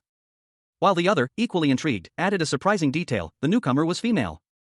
The first woman admitted uncertainty, but the second remained convinced that the newcomer was someone special. The second woman, a mischievous glint in her eyes, confidently declared the newcomer to be interesting. The scene shifts to a formal meeting room, where a group of individuals, including Junwoo, await the arrival of this mysterious newcomer. Junwoo Kim, the world's first SSS-RANK genius hunter, now 10 years younger, wore a subtle smirk.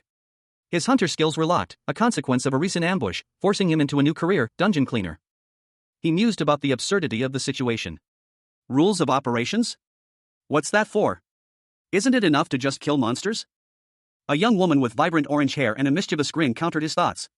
Equipment? In the US though, it's all up to each person. The woman continued, her tone sharp. She questioned the priorities of the association, wondering if their performance results were more important than protecting citizens and if his own team or the association was more important than the person who came up with that question. A man in a suit sat with his arms crossed, listening intently. He seemed unimpressed by her argument. One of the men observing the scene commented that the woman had been answering in that manner since earlier. Another man wondered aloud how she even managed to get into the US branch. Junwoo, his face partially obscured by his hand, wondered if this was some sort of American style. A man with dark brown hair and piercing green eyes scrutinized something unseen, a subtle smirk playing on his lips. He mused that the outcome of a certain punk's endeavor was inconsequential.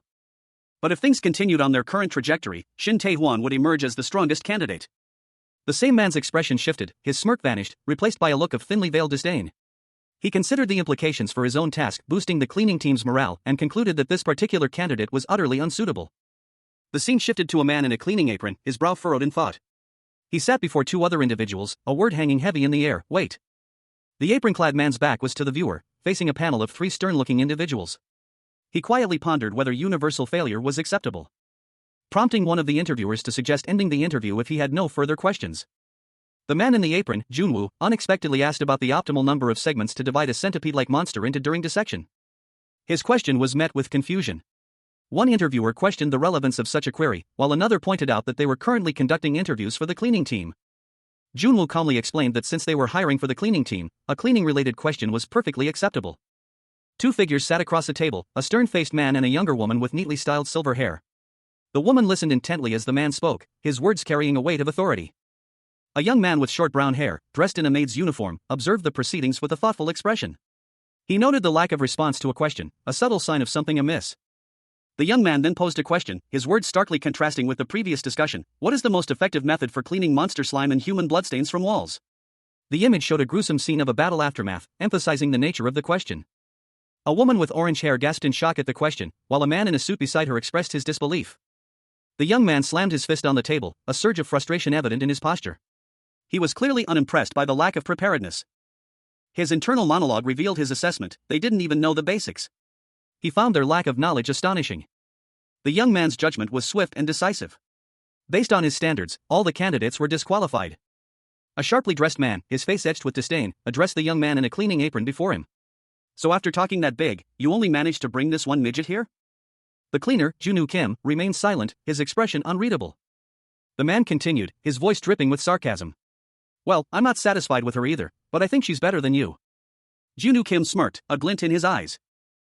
Is that so? But that's just from your perspective. The man's expression shifted, a knowing smile spreading across his face. By the looks of it, the interview wasn't going your way, so you decided to turn things upside down instead. He chuckled, a low rumble in his chest. Go ahead and do as much as you can. Junwoo Kim's lips curled into a confident grin. Because looking at her level, it seems like she won't get what she does. The man's smile widened, a predatory gleam in his eyes. He seemed amused by Junwoo's confidence. Junwoo Kim's expression turned serious. A young woman with orange hair watched him with concern. Why the hell is he that confident? How come he's feeling that proud? Something's not right.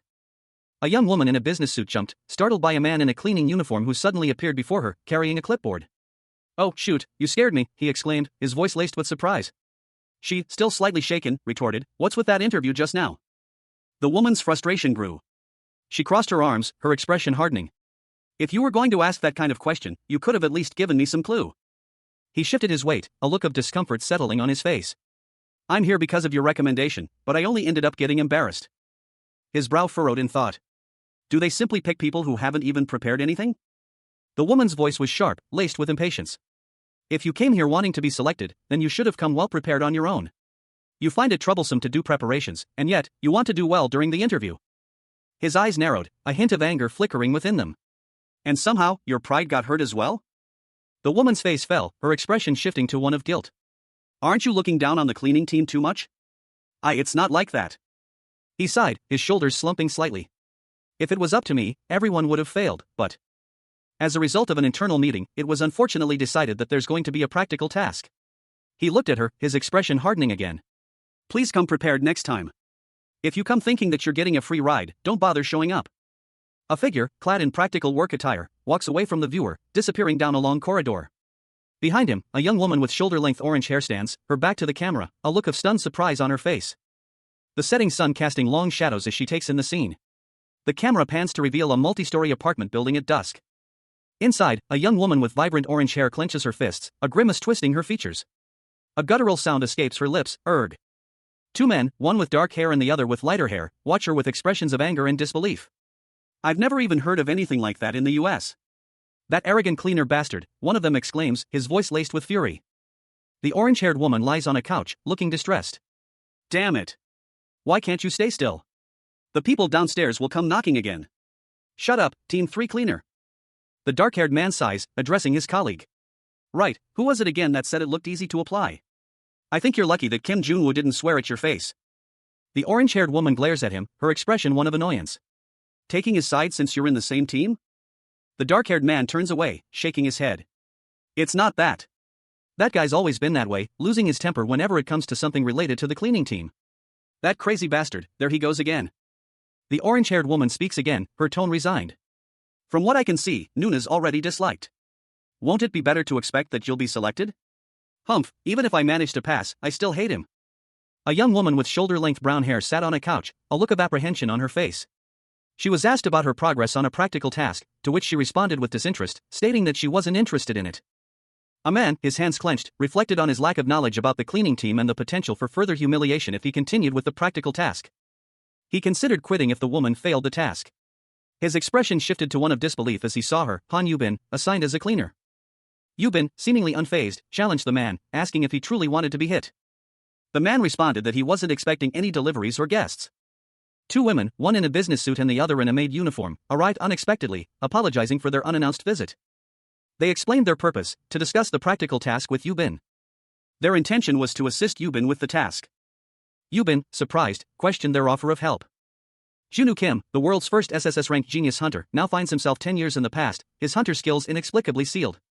He is currently undergoing a practical task, and those assisting him expressed that it must have been difficult for him to prepare for it on his own, prompting them to bring in some experts to help. A group of individuals, including a young woman with striking pink hair, observed the scene with a mixture of curiosity and apprehension. Their expressions shifted as they witnessed something unexpected. Among them, a man with a startled expression recognized Captain Park, and also the deputy manager. The sheer number of people present, including even the control team captain, was overwhelming. A request for directness followed. A group of diverse individuals, ranging from office workers to those in more casual attire, stood attentively before a man in a suit, who seemed to be the leader of the group. A young woman with orange hair was informed that she had to be selected in this recruitment process. A statement that seemed to cause a stir, not just for the young woman, but for everyone involved. The man in the suit, Captain Payan, was particularly animated, his enthusiasm palpable. Captain Payan, brimming with confidence, declared his intention to share his cleaning expertise, much to the chagrin of his more composed colleagues.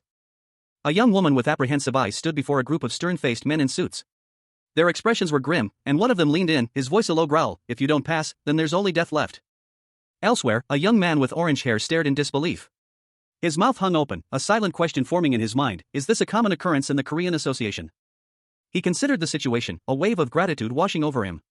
The young woman, her face etched with worry, stammered, I'm very thankful that you all gathered enthusiastically to help me, but... A man in a suit, his face obscured by shadow, scoffed internally. I am not planning to show up for the practical task though. His thoughts were punctuated by a sudden, jarring image of swirling question marks and lightning bolts. A week later, on the day of the practical task, a scene of anticipation unfolded. Before them, a swirling vortex of golden energy pulsed between two towering pillars, a gateway to the dungeon. Two young individuals stood amidst a group of onlookers. One, a woman with fiery orange hair, questioned the man beside her, her voice laced with irritation. She demanded to know why he hadn't wanted her there. He responded curtly, kinda. The woman continued, expressing her belief that if he felt that way, he shouldn't have recommended her in the first place. He simply stated, anyway. His gaze fell upon the woman, noting her confident demeanor and the dark circles under her eyes. His expression hardened. Junwoo Kim, the world's first SSS-RANK genius hunter, stood before a group of individuals, his expression unreadable. He stated his intention to receive an apology for being ignored previously. While one of them, a man in a suit, calmly instructed a young woman with orange hair to put on her protective gear. The young woman, clearly annoyed, complained about a persistent interruption, but the man insisted she complete the task immediately. Despite her frustration, a sly smile played on her lips as she seemed to find amusement in the situation. The man sighed, resigned to waiting and observing. He then questioned her casual speech, revealing himself to be an examiner. The young woman, unfazed, responded with a playful smirk, suggesting his style was reminiscent of American culture. The man, looking weary, commented that the week had been difficult due to her actions. Explaining that her overly enthusiastic colleagues presented a significant challenge, though they had asked her to keep it a secret from him. The man, curious about her reference to colleagues, then called for everyone to gather. A man in a suit addressed a group of people through a megaphone, explaining that the practical task would take place inside a real dungeon. He continued, informing them that they would be entering the dungeon with examiners. And that upon entering, several issues would be presented, and their performance would be evaluated based on how they handled each one. The man emphasized the importance of careful judgment and appropriate action in response to these issues. Among the applicants, one person questioned whether the dungeon had already been cleared. The man in the suit responded that an active dungeon was chosen specifically because dungeon clearing was part of the practical task. He added that all applicants were hunters, so there shouldn't be any problems, and announced the start of the practical task. A bright flash of light erupted, and the group of applicants prepared to enter the dungeon. The applicants, now seen from behind, walked towards the dungeon entrance, ready to face the challenges within. The scene opens with a blurry, dark image, suggesting a chaotic and intense moment. The perspective shifts to reveal two figures locked in a tense confrontation. The darkness obscures their features, but the atmosphere is thick with unspoken tension. A group of figures, their faces grim and determined, stands silhouetted against the shadowy background. Their attire suggests a coordinated team, possibly military or paramilitary in nature. A man in a dark suit, his expression serious, addresses two subordinates. He speaks of an issue that has arisen, his tone conveying urgency and concern. A message arrives on a smartphone, detailing a call for backup from Operations Team 4. The situation is critical, there are no available teams to assist. The man in the suit, now visibly stressed, turns to his team, the weight of the situation evident on his face. He asks how they will proceed. A young man with short brown hair steps forward, his expression calm and resolute. He proposes a plan: complete his current task within 20 minutes and then assist Team 4. He asks if anyone objects. Another team member, a man with a serious expression, agrees, stating that the task is easily manageable in the current circumstances. Junwoo Kim, the world's first SSS-RANK genius hunter, now finds himself 10 years in the past, his formidable hunter skills inexplicably sealed. He assesses the situation, a clipboard in hand, his expression serious. He mutters to himself that continuing with the dungeon cleaning assignment is the logical course of action. A scoresheet detailing the abilities of four individuals: Kang Woo-hyuk, a former Special Operations Team captain, No So-min, a freelance hunter, Shin Tae-hwan, another former Special Operations Team captain, and Han Yu-bin, an international hunter, is presented. Their abilities are deemed on par with current team captains. However, all four will receive deductions. A man, his face partially obscured by shadow, observes this, a smirk playing on his lips. He reflects that their continued ignorance of what truly matters will ultimately lead to their failure. The dungeon cleaning team, comprised of several individuals in white overalls, stands before their superior. Han Yu-bin, the orange-haired woman, objects to the plan, claiming it's impossible to complete the task within the allotted 20 minutes. Another team member suggests a strategic retreat to regroup before resuming the dungeon clearing operation. Their superior scoffs at the suggestion, questioning their competence and offering them the option to withdraw if they lack confidence. He points out that their inability to even consider a simple retreat highlights their lack of preparedness. Despite the objections, the team leader declares that they will proceed with the dungeon clearing operation, adhering to the majority's decision. Junwoo Kim, observing the scene, lets out a frustrated sigh. He is clearly unimpressed by the team's lack of strategic thinking. Junwoo Kim, the world's first SSS-ranked genius hunter, now found himself in an unexpected predicament. 10 years had been rewound, his hunter skills sealed away, and his current occupation was dungeon cleaner. He stared at the task before him, a grim expression settling on his face. A cold sweat beading on his brow. No way, he thought, disbelief washing over him as the enormity of the situation sank in. Meanwhile, in a boardroom, several figures observed the scene unfolding. One of them, a woman with sharp features, commented, "The other guys are making a huge mistake right now." The practical evaluation, disguised as an interview for the cleaning team, required the candidates to clear and clean the dungeon within 20 minutes. It was a test of efficiency and skill, a seemingly impossible task for ordinary cleaners. The other cleaning crew, overwhelmed by the task, struggled to keep up. Their small, chibi-like forms frantically attempted to clear the dungeon, their efforts clearly insufficient. As Junwoo watched, his expression hardening. Proposing a retreat here is the correct decision, he concluded, his mind already strategizing. A young woman with shoulder-length brown hair, part of the observing group, smirked, her eyes glinting with amusement as she watched the struggling cleaners. A hulking, demonic figure with crimson eyes and a single horn emerged from the shadows, its guttural roar shaking the very foundations of the dungeon. Its terrifying presence looming over three figures, their backs turned, seemingly caught completely off guard. Three dungeon cleaners, clad in identical white uniforms, stood ready to face the threat. One of them, a man with short, dark hair, held two daggers, while the others prepared their weapons, a sword and a glowing staff, ready to summon aid. But the creature's speed was overwhelming. Before they could react, it lunged forward. Junwoo Kim, the former SSS-RANK genius hunter, now a dungeon cleaner, moved with impossible speed, his eyes blazing with a fierce determination as he swung a seemingly ordinary mop with deadly precision. The mop, imbued with an unseen power, connected with the creature's head, sending a shockwave through the dungeon. The impact sent the creature reeling, its form momentarily distorted by the force of the blow. But it quickly recovered, its rage amplified by the unexpected attack. The creature roared again, its eyes burning brighter than before, as it charged towards Junwoo, a glowing green crystal clutched in its hand. Junwoo Kim, the world's first SSS-RANK genius hunter, now relegated to the role of a dungeon cleaner, faced a yellow-grade dungeon boss. His hunter skills were locked, but his cleaning instincts were not. He activated his Oberon's Tooth skill. A wave of green energy erupted from his hand, striking the beast with surprising force. And with a swift, precise movement, he sliced through the creature's defenses with his cleaning blade. The impact was swift and decisive. He followed up with a powerful knuckle punch, finishing off the dungeon boss. Observers nearby noted the efficiency of his actions. Their conversation turned to the ease with which Junwoo had dispatched the boss. One of them commented on how easily he'd taken down a yellow-grade dungeon boss. They contrasted his performance with that of another hunter, Han Yubin, whose methods they considered crude. Doubt was cast on the newcomer's affiliation with the International Association. However, a more senior member dismissed their concerns, stating that the simple attack held deeper meaning. A problem had arisen within the cleaning team. A superior's expression turned grim as he received a report. He looked concerned. The scene shifted to Junwoo and his fellow cleaners, standing over the defeated boss. A sense of unease hung in the air. A sinister grin stretched across Junwoo Kim's face, his eyes gleaming with a chilling intensity. A jagged, abstract image filled the panel, suggesting a chaotic energy surge. Junwoo, now 10 years younger, sat in a car, his brow furrowed in confusion. What is this? He wondered, his gaze fixed on something unseen. Beside him, a man in a suit held a document, a training guide for operations team captains, a copy. The man spoke, his voice tight with frustration. He commented on the guidelines for the practical task written by Kim Junwoo, noting that Junwoo, as a cleaner, couldn't possibly reach his level through mere imitation. Junwoo questioned the discrepancy between this reality and what he'd been told. He pointed out the initial promise that the new cleaning team would only exist in name, requiring no actual cleaning. The man explained that while that was the initial plan, circumstances had changed. Junwoo was still required to take a practical examination. The man continued, expressing his desire to remove the practical task, but lacking sufficient justification. He then revealed the reason for Junwoo's presence. An unseen individual presented a document to another, instructing them to examine the final page. The document, it turned out, detailed a cleaning task. A practical task assigned to Junwoo, a member of the cleaning team. The objective was to assess how efficiently the team could handle unexpected situations during dungeon cleaning. Due to delays by other teams, Junwoo was tasked with completing the current dungeon alone, without the promised support from the operations team. He was expected to complete this task after clearing the first boss. And, crucially, this task was to remain strictly confidential. Another individual, observing Junwoo's assignment, commented that, given Junwoo's experience as the former deputy leader of the Ares Guild, he shouldn't require additional support or equipment for this task. He expressed a strong desire for Junwoo to lead the new cleaning team. He then asked Junwoo if he felt confident in his ability to complete the task.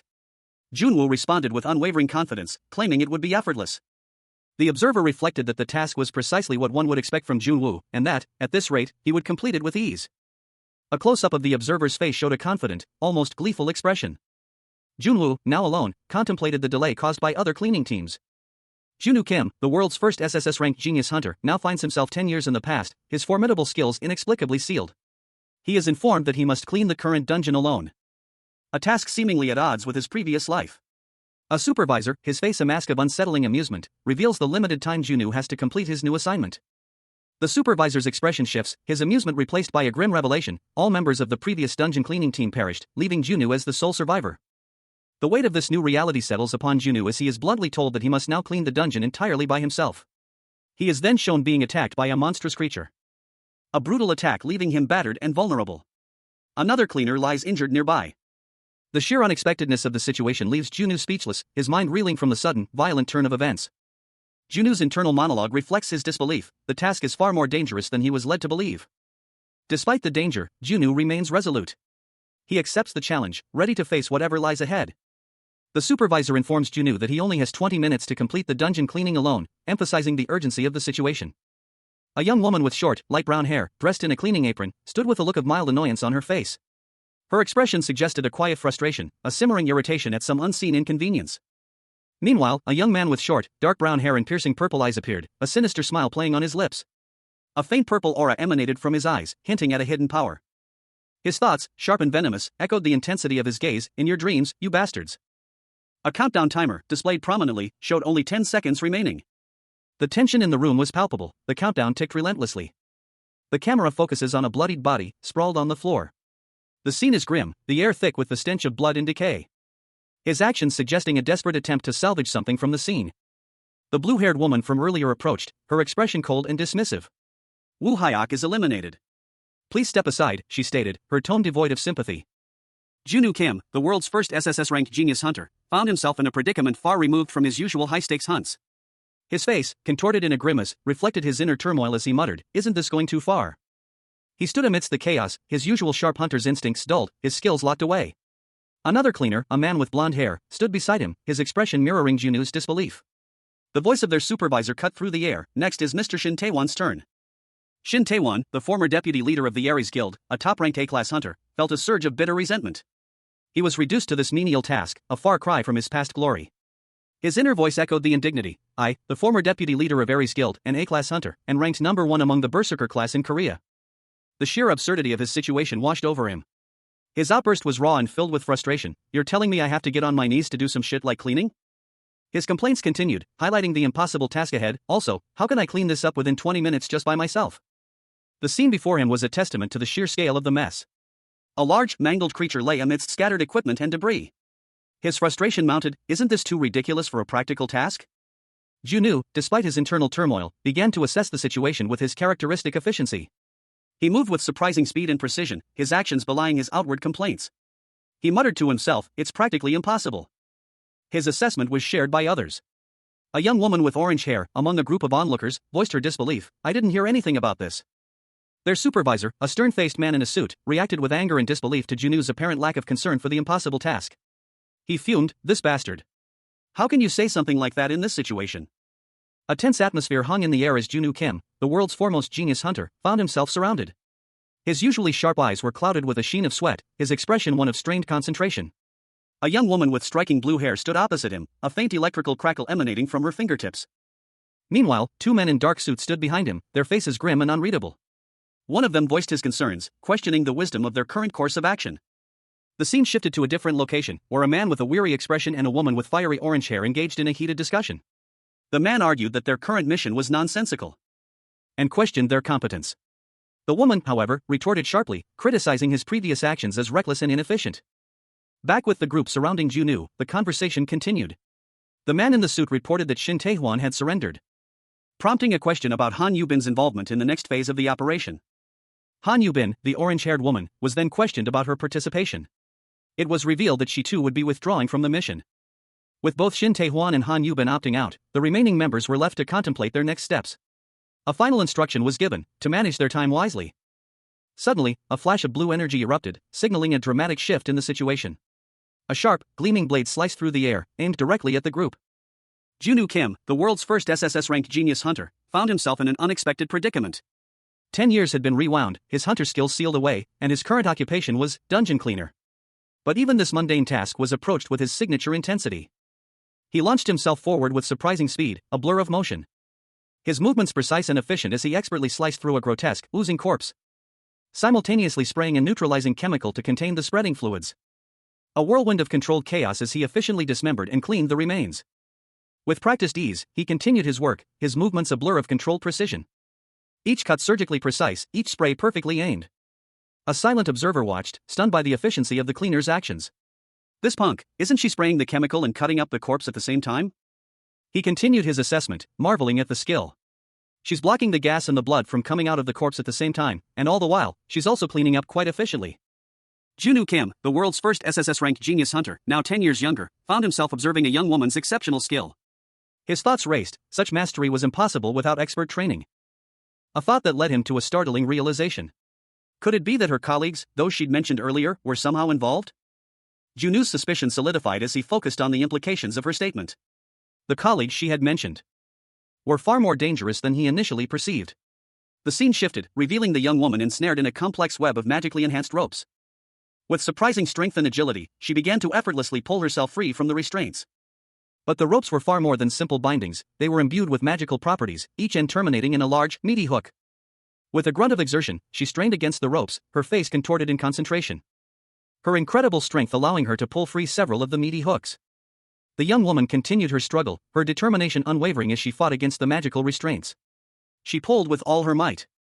Junu Kim, the world's first SSS-RANK genius hunter, now 10 years younger, observed the scene with a grim expression. His hunter skills were locked, forcing him to work as a dungeon cleaner. He watched as Han Yubin, his cleaning crew member, effortlessly wielded her cleaning tool with surprising efficiency. A thought struck him: with that momentum, she would easily complete the task within the given time. Meanwhile, another cleaner voiced his bewilderment at Junu's sudden seriousness about his cleaning duties. "Why did you suddenly become serious about cleaning, you lunatic?" Junu's internal monologue revealed his strategic thinking. He was confident that Han Yubin would pass the recruitment at this rate. The other cleaner's words caused Junu to wince, a sound escaping his lips: "Ack." The conversation continued with another cleaner questioning why Han Yubin was the only candidate capable of completing the task. He suspected Junu had already informed her beforehand. Junu's rival, Shin Tae-won, observed the situation with a mixture of anger and disbelief. He muttered to himself, "How blinding. Shin Tae-won's shining so bright that I can't even look at him." The other cleaners openly protested the unfair hiring practices, stating, "It's not right. This is definitely unfair hiring." Han Yubin, seemingly oblivious to the brewing conflict, remained focused on her work. Junu, however, muttered under his breath, "Brainless bastard." Junu Kim, the world's first SSS-RANK genius hunter, now stood before a group of dungeon cleaners, his hunter skills inexplicably locked. He was 10 years younger, his past self, and his current occupation was far removed from his former glory. A stark contrast to his previous life. One of the cleaners, a man with a cruel sneer, addressed him with a mocking tone, questioning his silence. Junu, though outwardly calm, felt a surge of irritation. He internally questioned why this person was behaving this way again, his frustration simmering beneath the surface. He then subtly challenged their competence, highlighting their lack of preparation for the job. The cleaner's anger flared, his face reddening as he unleashed a furious insult at Junu. But Junu remained unfazed, calmly shifting the conversation to a more strategic point. He questioned their reliance on external support, subtly highlighting their weaknesses compared to his own past achievements. His words were a calculated jab, designed to provoke and expose their insecurities. The cleaner, seething with anger, retorted with a final, furious remark. Junu Kim, the world's first SSS-RANK genius hunter, found himself in an unexpected predicament. 10 years had been rewound, his hunter skills sealed away, and his current occupation was dungeon cleaner. His opponent, the former deputy leader of the Ares Guild, activated his skill, Rampage. The man, a domestic berserker ranked number 1, was a formidable foe, even for Junu in his prime. A sneering woman, her eyes glinting with malice, posed a question. Her words hung heavy in the air. "Do you know why I got fired from my previous job? Because there was a bastard like you who was all talk, but with no skills to show." The woman, a former International Association hunter, activated her skill, High Panic Berserker. Her power surged, a crimson aura enveloping her. "And I broke his entire jaw to pieces." Her global ranking, number 152. The woman, radiating power, stood defiantly against her opponent. A fierce clash of abilities was imminent. The impact of their skills sent shockwaves through the air, the man groaned in pain. He called her a midget, but acknowledged her as no ordinary hunter. He roared at her to go to hell. A flash of blue energy erupted from Junu Kim's fist as he unleashed a powerful blow. The force of the impact sending his opponent reeling backward. A blue energy surge followed the initial blow, intensifying the attack. As opponent staggered, clearly unprepared for such power.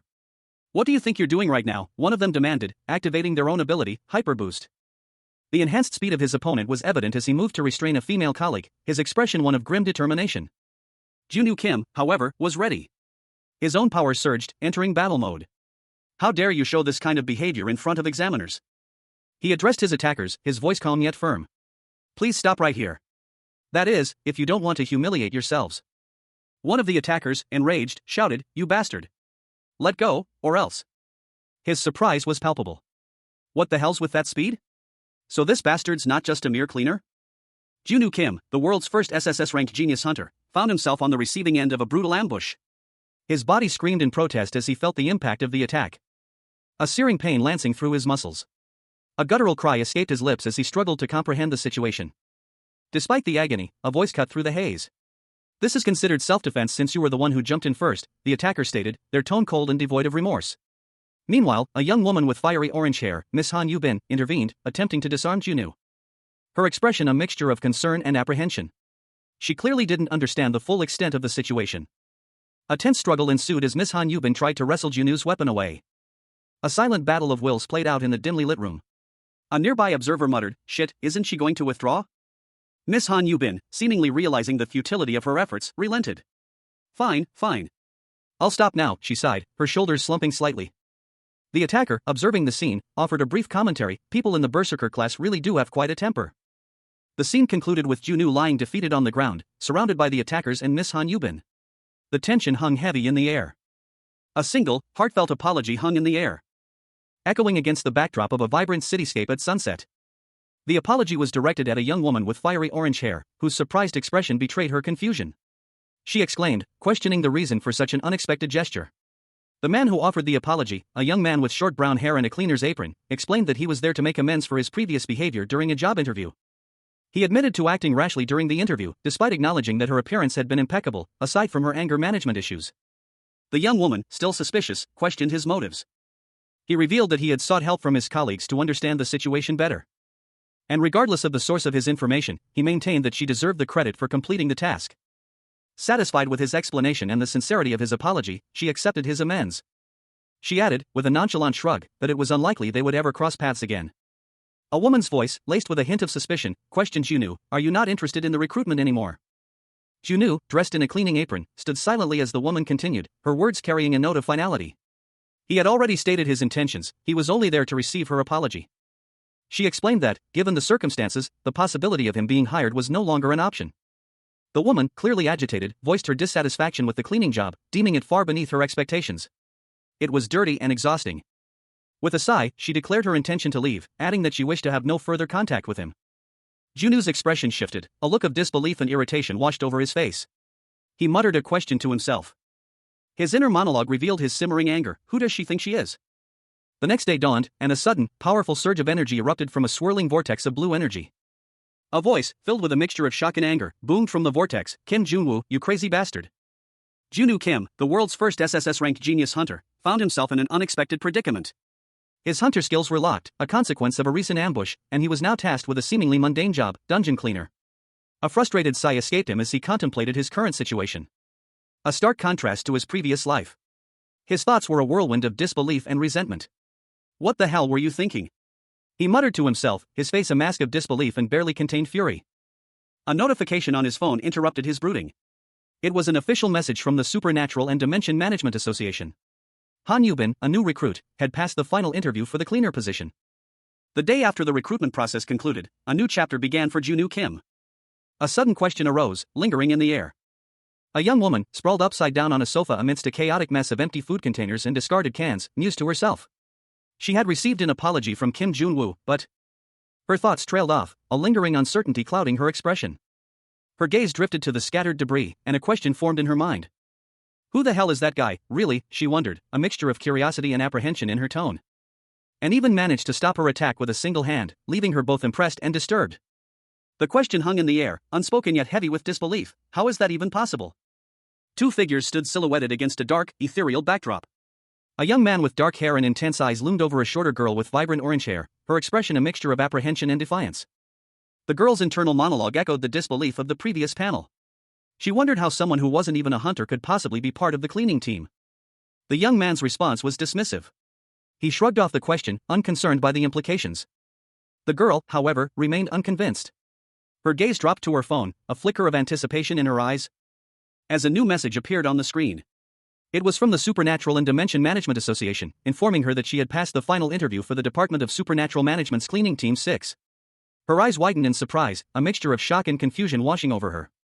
As the weight of the news settled upon her, a silent scream of disbelief echoed in her mind. The girl's shock gave way to a furious outburst. A single word, raw and visceral, escaped her lips: fuck. Three figures stood amidst the towering skyscrapers of New York City.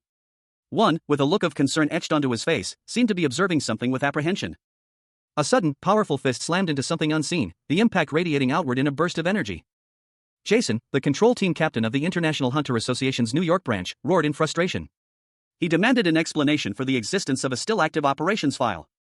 Chloe, the support team manager, calmly explained that while she had ensured the data's deletion under her team's control, a copy existed with the operations team.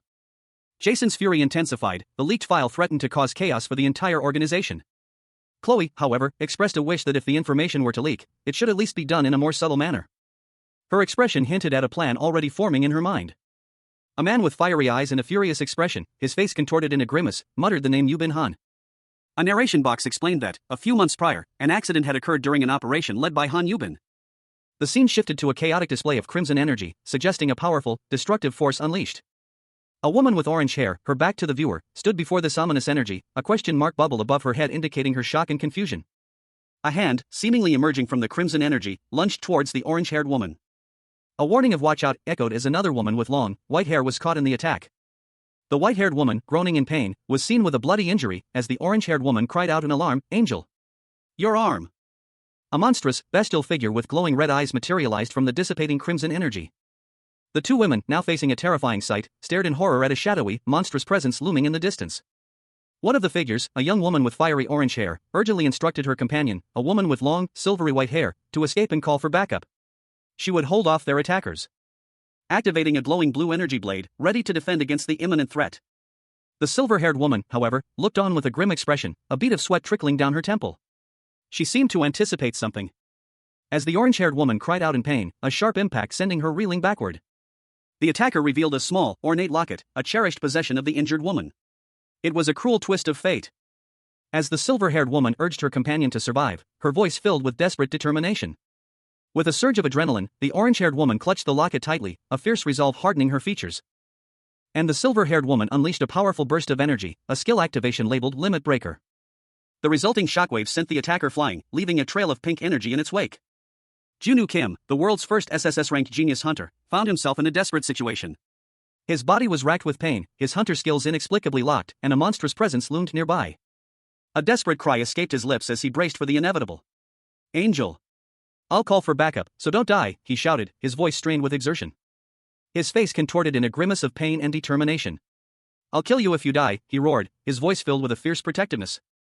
A monstrous beast emerged from the shadows, its eyes glowing with malevolent intent. A guttural roar echoed through the chamber as it prepared to strike. The creature's massive claws extended, poised to deliver a fatal blow. Its power was palpable, a terrifying force that threatened to overwhelm Junwoo. Suddenly, a figure appeared, a woman with long, silver hair, her presence radiating an ethereal calm. "Goodbye," she said, her voice soft yet commanding. A swirling vortex opened, pulling the monstrous beast into its depths. The threat was gone, but the mystery remained. Meanwhile, Junwoo's colleague, Angel, frantically contacted their control team. "Control team. This is Operations Team 3. We need backup now," she yelled into her radio. Her voice was filled with desperation as she tried to reach someone, anyone, for help. "Shit! Someone answer me," she cried out. A figure, obscured by shadow and dust, reported to someone over a comm unit that this was control team.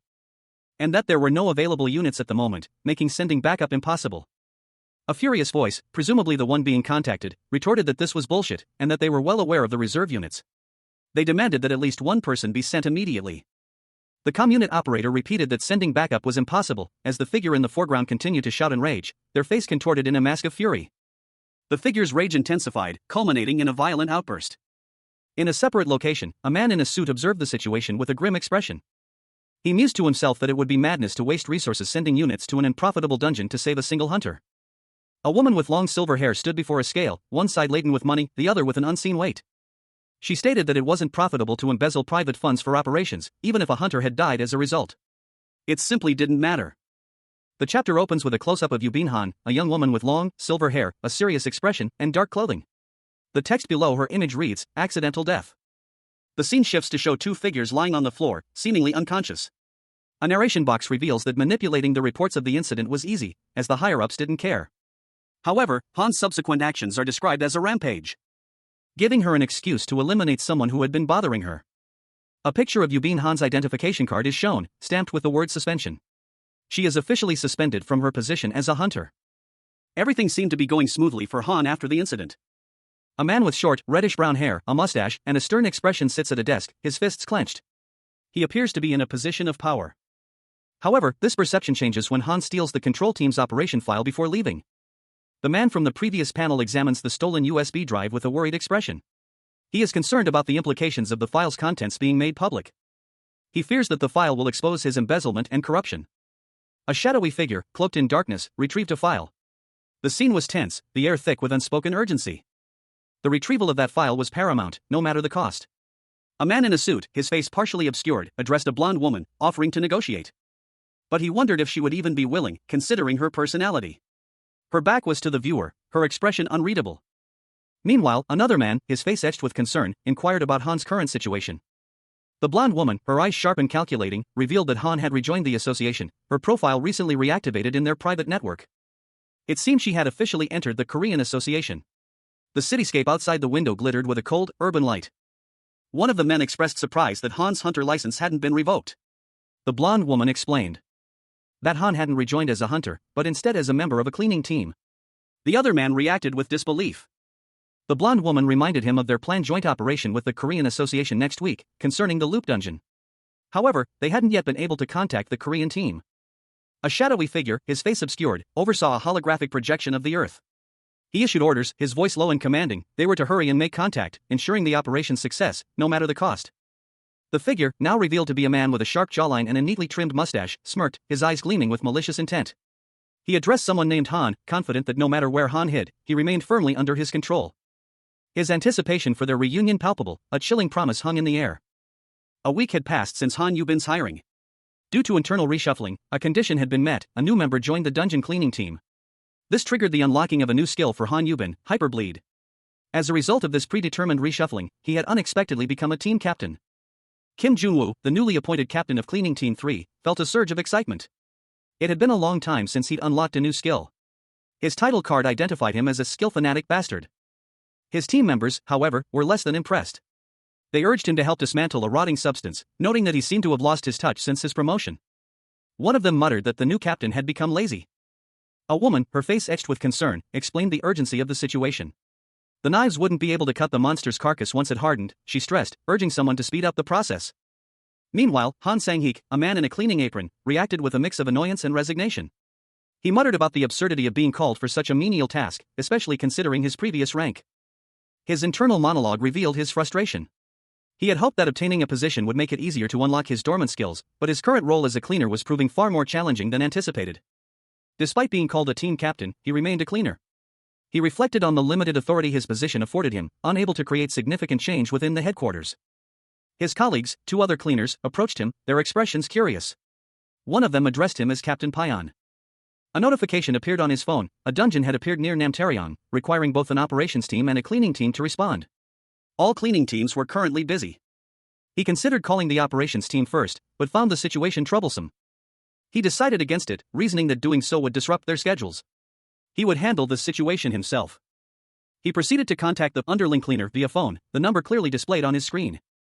A man contacted Miss Han Yubin, a dungeon cleaner, inquiring about her availability. She replied that she had just finished her work and was about to get lunch. He informed her that another unclean dungeon had just spawned, urging her to hurry and clear it. The scene shifted to show Miss Han Yubin's team amidst a field of dinosaur skeletons. They angrily questioned why they were constantly tasked with dungeon clearing, expressing their frustration at being treated as expendable. They questioned if there were other teams capable of handling dungeon clearing, to which the man on the phone replied that help would arrive once their current job was complete, suggesting they proceed with the dungeon clearing first. The man on the phone, seemingly realizing his mistake, apologized for overestimating Miss Han Yubin's team's capabilities, stating he would send another team. Miss Han Yubin, initially frustrated, reacted with a sudden burst of determination, exclaiming that they would proceed with the dungeon clearing. She immediately set off towards the dungeon, her movements suggesting a swift and decisive action. A determined stride reflecting her resolve. He further emphasized that no other team possessed the same capabilities for both clearing and cleaning dungeons as Miss Han Yubin's team. Two dungeon cleaning team members sat together, taking a break. One of them mused about the increased free time they now had since returning from vacation, noting that they seemed to have more free time for work now. The other cleaning crew member, observing their relaxed state, commented that they had a lot of overtime nowadays. This was all thanks to the fact that Junwoo Kim's team was capable of handling tasks that typically required two teams, effectively having their workload. A bright blue light erupted, signifying that Junwoo Kim had met the conditions to unlock a new skill. The message "Unlock condition fulfilled" appeared, along with the details, make the job satisfaction rate of the dungeon cleaning team 30% or higher. The notification confirmed that the skill replica had been successfully unlocked. Junu's face, now visible, showed a smirk of satisfaction. Junu, now in a dark, shadowy setting, mused to himself about the perks of being a team captain. He could push all the undesirable jobs onto others and simply watch them suffer. He considered this a rather nice aspect of his position. The following panel clarified that this was merely Junu's personal opinion. The scene shifted to a bright, sunny day outside an apartment building. Inside one of the apartments, Junu's son happily informed his father that he had ironed his clothes. Junu Kim, the world's first SSS-RANK genius hunter, now 10 years younger and stripped of his abilities, stood in his small apartment. His shoulders bore the faint marks of past battles, now covered by bandages. A young man, presumably his son, entered, carrying a bag of clothes. "Oh my. You didn't have to," Junu said, his voice laced with a hint of surprise. He looked at the clothes, a mixture of confusion and gratitude in his eyes. Carefully examining the worn fabric. "My work clothes are a bit worn out, huh?" he muttered to himself, a hint of self-deprecation in his tone. His son approached, a concerned look on his face. His father chuckled, "Ha, my son. You don't have to iron my work clothes from now on." The son's expression shifted, his voice laced with worry. "Dad, did you get fired?" The scene shifts to show Park Geun-tae, the Supernatural and Dimension Management Association cleaning section chief, sharply dressed in a suit. He had recently been promoted. Junu, seeing his former colleague, offered his congratulations. "Wow. Mr. Geun-tae, wearing that suit makes you look nice. You got promoted? Congratulations." A man in a business suit, radiating an almost manic energy, threw his fist in the air, a wide, gleeful grin splitting his face. He laughed heartily, his eyes sparkling with unrestrained joy, as he thanked two colleagues standing beside him. Park Geun-tae, brimming with excitement, announced to his team that it was his first day as section chief, wishing everyone a pleasant day as well. A tense meeting unfolded within the operations planning office. A young man with dark hair and intense eyes voiced his concern, muttering about the current situation. The regular meeting of the operations teams, held in the command and control team's office, was underway. One of the team members questioned the current strategy. Seated around a large, modern table, the operations team members exchanged concerned glances. A man with dark hair, seemingly the leader, inquired about the nature of the problem. The young man from earlier reiterated his point, emphasizing that the current operational inefficiencies were unacceptable. The discussion continued, with Captain Kim Min-jae and Captain Chu Ji-yeon, leaders of operations teams 5 and 4 respectively, engaging in a heated debate. Captain Chu Ji-yeon pointed out the importance of prioritizing dungeon clearing. Captain Kim Min-jae countered, noting the current state of affairs, where many hunters had joined the cleaning teams due to exhaustion. He questioned the feasibility of continuing operations under these circumstances. The argument escalated. Captain Chu Ji-yeon expressed her frustration, questioning whether operations should be cancelled simply because hunters were tired. Captain Pyeon, a more senior officer, intervened, reminding everyone of the sacrifices made by hunters on the front lines and suggesting a compromise to alleviate the unreasonable schedules. A young woman, her expression a mixture of disbelief and exasperation, voiced her thoughts aloud. A cleaning team, she pointed out, should not be burdened with such demanding schedules. Her words hung in the air, prompting a response from a man with fiery red hair. He echoed her sentiment, questioning why they should even concern themselves with the team's schedule. The reason, another individual explained, was entirely due to the influence of one Kim Jun-woo. His backing was so significant that it skewed the team's assignments, despite the obvious mismatch in capabilities. The absurdity of the situation was not lost on the assembled group. One member lamented the stark contrast between the current cleaning team's performance and the standards of their past. The discussion continued, punctuated by expressions of frustration and disbelief. Then, a calm voice cut through the tension. A woman with dark hair, her face betraying a hint of annoyance, addressed the group. She acknowledged their frustrations but deemed their reaction immature. Her words sparked a retort. The team captain, clearly agitated, questioned the assessment of unskilled and the disregard for operational efficiency. He challenged the assessment, demanding they review the settlement reports for the week. His frustration was palpable. Another team member, addressing Captain Kim Min-joo directly, reminded him that their current proximity did not equate to equality of standing. A young woman with dark hair and intense eyes stared intently at a report. The document detailed a significant increase in dungeon clearing efficiency. She continued reading, her expression a mixture of surprise and disbelief. The performance was unprecedented, almost defying the natural limitations of the season. Such efficiency was remarkable, bordering on the impossible. She questioned if such a feat was even achievable by anyone. The scene shifted to a tense meeting.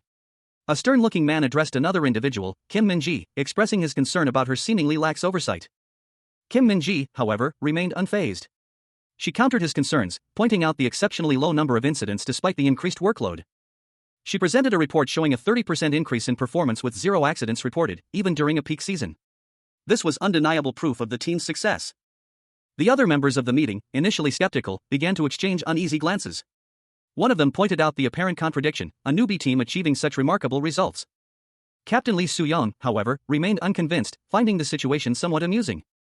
Ultimately, she refused to acknowledge the current work schedule as normal, hinting at a deeper, more complex issue at play. Two figures, one in a white kimono-like garment and the other in dark tactical gear, stood in tense confrontation. The man in tactical gear sneered, his words dripping with sarcasm. He suggested that the other would regain his senses if they were to leave the scene. The conversation continued, with the woman with dark hair sharply telling Captain Kim Min-ju that if he wanted to continue, he could do it all by himself. Captain Kim Min-ju, taken aback, questioned what was meant by that statement, his expression one of disbelief. The response was that it would be great if he liked the cleaning team that much, as they would be adjusting to his own team for the next week. Another individual, observing the exchange, pointed out that the loop dungeon was opening next week. This was deemed good news, as it meant Captain Kim could keep all the loot from the loop dungeon to himself. Team 5 would also be absent from operations next week. As would Team 8. The group decided to leave first, leaving Captain Kim to handle the situation alone. The scene shifts to a meeting, where Captain Kim Min-ju apologizes for interrupting, explaining that he'll be working alone and that command will adjust the team accordingly. The scene opens in a brightly lit office, where Hwang Dong-hee, the assistant manager and control team member, sits at his desk. A call has come in from the U.S. branch, requesting to speak with Captain Pyon. Hwang Dong-hee looks surprised and slightly concerned at the news, his eyebrows raised in question. The U.S. branch?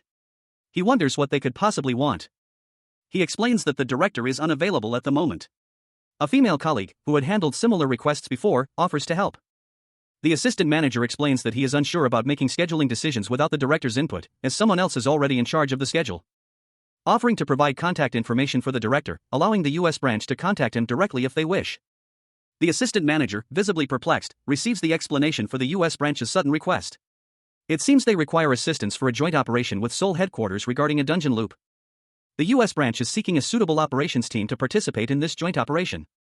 However, since the assistant manager will be unavailable for dungeon cleaning next week, Operations Team 2 will be taking over the task. The news is met with visible apprehension by the team members.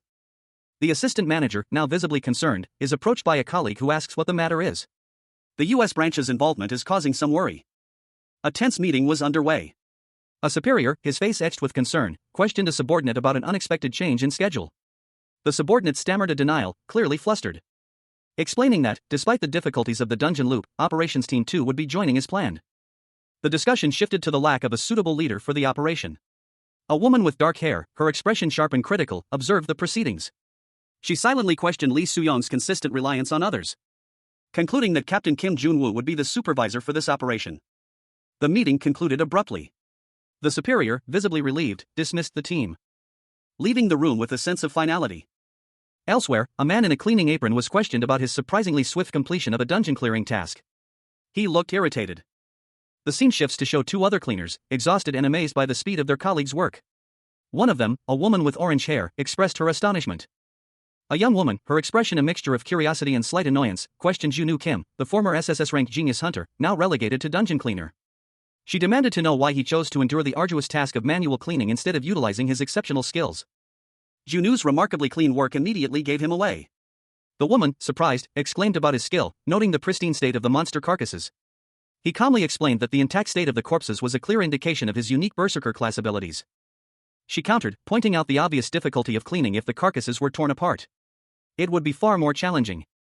Junwoo explained that during the hunter's exam, efficiency was prioritized, but in reality, the top priority was clearing the dungeon, regardless of the method. The woman questioned the necessity of such an efficiency during a dungeon clearing operation, emphasizing the association's focus on clearing dungeons above all else. Junwoo's response was sharp. He pointed out the absurdity of her argument, stating that both of them were suffering under the same circumstances, simply doing their jobs. He was surprised she thought he only favored the cleaning team. He then asked if she had eaten yet. She confirmed she hadn't, and he suggested they eat together. He then proposed one more cleaning job before they left. As they prepared to leave, another cleaner, visibly angry, demanded a chance to attack Junwoo. Junwoo Kim, formerly the world's top-ranked genius hunter, now found himself staring at an unfamiliar phone number. An overseas number. He answered, a hint of apprehension in his voice as he listened to the caller's introduction. It was the U.S. branch of the International Association, inquiring about Captain Kim Jun-woo. Having arrived to assist Miss Yu Bin, Junwoo found himself forced to leave abruptly. An urgent phone call demanded his attention. He apologized for his sudden departure, leaving Miss Yu Bin and her colleagues to manage the situation alone. A wave of intense heat and energy erupted from the dungeon entrance. A powerful surge that sent Miss Yu Bin and her team reeling. Junwoo, witnessing the event from a distance, reacted swiftly. He dashed towards the source of the explosion, a look of determination etched on his face. Having regained his composure, Junwoo confirmed his ability to speak freely on the phone. He then questioned the U.S. branch's reason for contacting him. Junwoo listened intently, his expression unreadable. A man in a sharp suit, his face a mask of calculating amusement, addressed someone unseen. He proposed a joint operation, emphasizing his extensive experience. The narration box explained the nature of a loop dungeon, a special dungeon that resets to its starting point unless cleared under specific conditions. The number of loops being infinite. Two figures in uniform observed a monstrous creature, its form vaguely reptilian. The narration box clarified that clearing this dungeon could be done an indefinite number of times until the specific conditions for successful completion were met. A young man with short brown hair braced himself against the monstrous creature's attack. The creature's gaping maw filled the panel.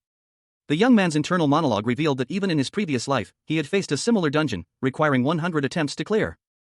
He considered it a hellish experience. The narration box revealed that the fact that they were the first to propose a joint operation was something to be thankful for. The scene showed dungeon cleaners working in a grim, bone-strewn chamber. Junwoo Kim, the world's first SSS-RANK genius hunter, sat fuming, his face contorted in a grimace as he spoke into his phone. His words, though muffled, carried the weight of his simmering anger. This was unacceptable. He recalled a past incident, a similar phone call from the U.S. branch of his organization, a thinly veiled attempt to exploit his skills under the guise of gaining experience. This deception culminated in the theft of the Time Stone, a powerful artifact unique to loop dungeons.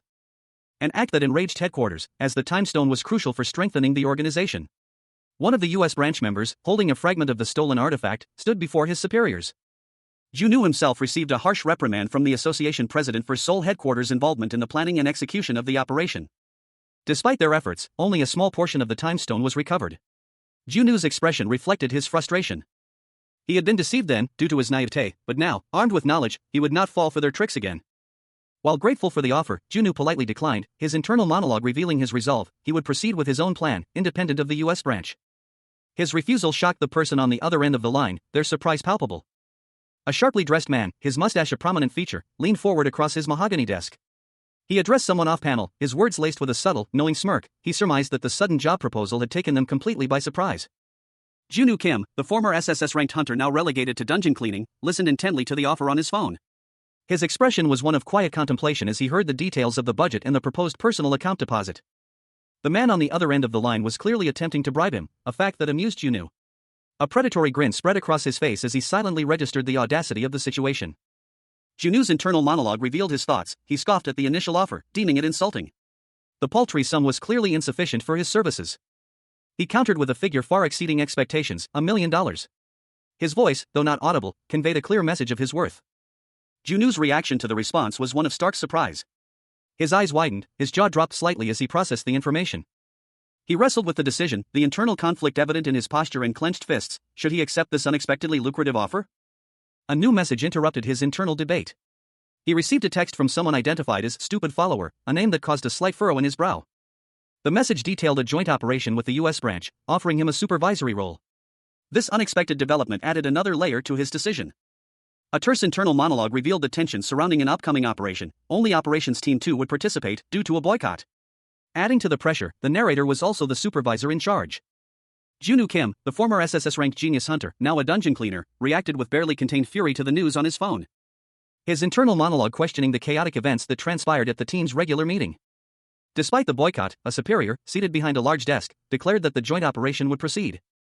However, he immediately acknowledged a complication. The complication involved a file. A photograph of a young woman with unusual features was shown. He was unconcerned about the added expense. The superior's calm demeanor and dismissive attitude towards the added expense were evident.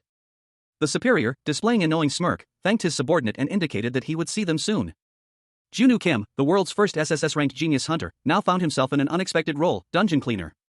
His hunter skills were locked, a consequence of a recent ambush, and this menial job was the key to regaining them. He reviewed his schedule, a slight frown creasing his brow. He muttered to himself that he would have to push back next week's cleaning by a bit, as it should be pretty much fine if his team participated. A sudden realization washed over him. He paused, a look of dawning comprehension on his face. Wait. Junwoo checked his phone, his expression shifting to one of thoughtful consideration. He silently pondered the information displayed on the screen. If they were talking about the U.S. branch, wasn't that Han Yubin's former workplace? The image on his phone triggered a memory, bringing forth the faces of his former colleagues. A stern-looking man with a handlebar mustache and a young woman with fiery orange hair appeared alongside Junwoo, their expressions a mixture of concern and apprehension. He was clearly troubled by this unexpected development. Junu's apprehension grew as he contemplated the implications. His gaze dropped to the table before him, his expression one of deep worry. The weight of the situation pressed down on him. A question formed in his mind, a silent plea for guidance. Was it really alright to have Han Yubin participate? 1 week later, on the day of a joint operation with the U.S. branch, a tense atmosphere hung in the air. A group of operatives, cloaked and hooded, stood silently in the rain, their expressions grim. Among them, a young woman with dark hair and intense eyes seemed particularly apprehensive. Meanwhile, elsewhere, a man with blonde hair shielded himself from the downpour with an umbrella, his face partially obscured. Lightning flashed in the background, illuminating the scene. He stood alongside several other figures in suits, all of them appearing equally concerned as the storm raged around them. Suddenly, a powerful surge of dark energy erupted from the storm clouds, casting an ominous purple glow over the scene. The operatives and the suited figures watched in stunned silence. One of the suited men muttered about the unusual atmosphere surrounding the operation itself. Another operative explained that the meeting was particularly important because different organizations have different rules when it comes to clearing combat dungeons. A young operative voiced her fear of being trapped in the dungeon for life. A woman with a bun hairstyle cautiously responded, "Well, I can't say for sure that it's not possible." Her eyes widened in alarm, a look of sheer terror washed over her face. Another woman, along with 2 men, looked on with concern. One of them questioned, "Why are you scaring people before it even starts? Do you think she's going to be able to work properly if she's scared? Also, the US branch is here, so what's the worst that could happen?" A man with short brown hair responded, "That's the problem. It's because we don't know what those guys from the US branch are planning." A surge of purple energy erupted behind him, as if a powerful force was about to be unleashed. The man's eyes widened in horror as he was enveloped by the energy. A narration box appeared, stating, "There was a hunter who went insane after going through a loop 1,400 times. His face contorted in a grimace of pain and fear as the energy intensified." Another narration box appeared, stating, "That's proof of how dangerous this type of dungeon can be." A man with short brown hair, seemingly unaffected by the energy surge, smirked. A narration box appeared, stating, "But then, that happened back when there was no information available. I entered this dungeon in my past life, so I already know the conditions to clear it." He continued, "However, if I possess the information to clear the dungeon that the US control team doesn't even have, it would only raise suspicion." Junu Kim, the world's first SSS-RANK genius hunter, now 10 years younger, found himself relegated to the mundane task of dungeon cleaning. His hunter skills were locked, a consequence of a recent ambush. He observed Kim Min-ju, a fellow cleaner, and made a decision. Leaving the dungeon clearing to her, reasoning that she needed the experience as a leader. Meanwhile, a glint of determination shone in Junu's eyes as he secretly eyed a glowing blue gemstone. He planned to discreetly take the time stone without anyone noticing. A subordinate addressed him as Captain Kim. But Han Yubin, another cleaner, angrily confronted him. She questioned why he hadn't informed her about his plans to participate in the US branch operation. Junu explained that she wouldn't have agreed to participate if she'd known the full details. 2 other cleaners watched, speculating about an impending fight. One suggested they call for reinforcements, while another remarked that it looked like a good show. Junu, however, urged caution, suggesting they avoid unnecessary conflict. He believed that the other side would be the ones to initiate any trouble. He emphasized the importance of sticking to the official operation, regardless of provocation. He doubted the other cleaners would remain passive. Junu's concerns centered on Han Yubin's unpredictable nature and her tendency to lash out unexpectedly. Under a dreary sky, Chloe, a young woman in a burgundy suit, expressed her suspicion to a man with a goatee and an eye patch. Her words hung heavy in the air, "Those guys are definitely up to something." Meanwhile, inside, a young man with dark hair contemplated the precarious situation. He worried about the consequences of failure. Under the current situation, if something goes wrong with this operation, the operations team captains will no doubt take the chance to pick on the cleaning team. His gaze fell upon his cleaning team, a mix of apprehension and determination etched on his face. He was the leader, and the weight of responsibility rested heavily on his shoulders. The young man steeled his resolve, a grim determination hardening his features. He muttered to himself, "Didn't they say that tearing something down is easier compared to building something up?" His team, standing beside him, mirrored his seriousness. The stakes were high, and they knew it. Suddenly, a figure tumbled into a puddle, the impact echoing the growing tension. Jason, the control team captain, approached the cleaning team, a hint of a smile playing on his lips. He greeted them smoothly, "It's nice to meet you. Cleaning team captain, right?" The young man nodded curtly. Chloe, the support team manager, also introduced herself, "I'm Chloe, manager of the support team." Jason, maintaining his composure, finished the introductions, "I'm Jason, the control team captain."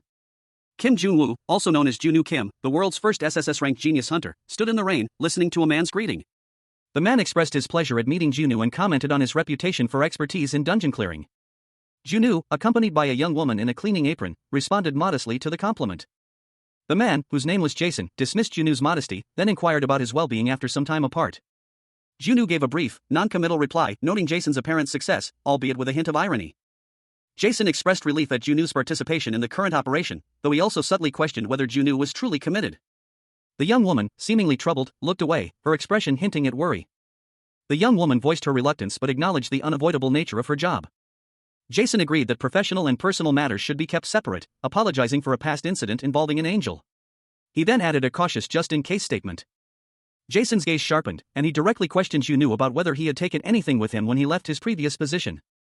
A young woman, her face obscured by shadow and a cascade of brown hair, stood before a sharply dressed man. His silhouette suggested authority, his posture rigid. The air crackled with unspoken tension. She quietly denied his accusation. Her expression was one of defiance, a subtle tremor in her hands betraying her apprehension. The man, seemingly unconcerned by her denial, dismissed the matter, suggesting they speak again later. He turned to leave, his footsteps echoing in the rain. However, he expressed his anticipation for their collaboration on an upcoming operation, revealing a team of individuals waiting under umbrellas in the downpour. The man, identified as Chloe's superior, instructed her to complete the task regardless of the method. Chloe, a woman with short blonde hair, responded with quiet understanding. While he, in a private thought, revealed his intention to retrieve a file from someone he referred to as that bitch. Elsewhere, a figure cloaked in darkness addressed a group of people, calling them to assemble for a final briefing before entering a dungeon. The dungeon, he explained, was a loop-type dungeon with 2 zones and 2 bosses. Despite the relatively small team, a confident woman with dark hair assured them that they could clear the dungeon slowly but surely. A briefing took place. The team was informed that, while they would be clearing a loop dungeon, the duration of the operation was unknown. They were instructed to prioritize efficient clearing while conserving their strength. The team, composed of several individuals in dark, uniform attire, prepared to follow the U.S. branch's manual for dungeon clearing. They stood under an overcast sky, the atmosphere heavy with anticipation. And with the instructions given, they initiated the operation. The team, now visible in their cleaning attire, moved forward with grim determination. 3 hours into the operation, the team pressed on. A climactic moment arrived, the final blow was about to be delivered. A shout of encouragement rang out, urging the team onward. Junwoo Kim, the world's first SSS-RANK genius hunter, found himself in an unexpected predicament. His hunter skills were locked, and he was now a dungeon cleaner. But even in this new role, his extraordinary abilities shone through. He moved with impossible speed, dodging the blows of several colossal, sand-colored creatures. A blur of motion as he expertly evaded their attacks. He landed gracefully, drawing his sword with practiced ease. Preparing to face the monstrous creature head-on. The sheer size of the beast was daunting, its glowing eyes fixed on him with malevolent intent. The battle raged, a whirlwind of motion and power. Junwoo, despite his locked skills, fought with the precision and skill of a seasoned warrior. He moved with a grace that belied his current circumstances. A flash of blue energy surrounding him as he launched a counterattack. His eyes, sharp and determined, reflected the intensity of the fight.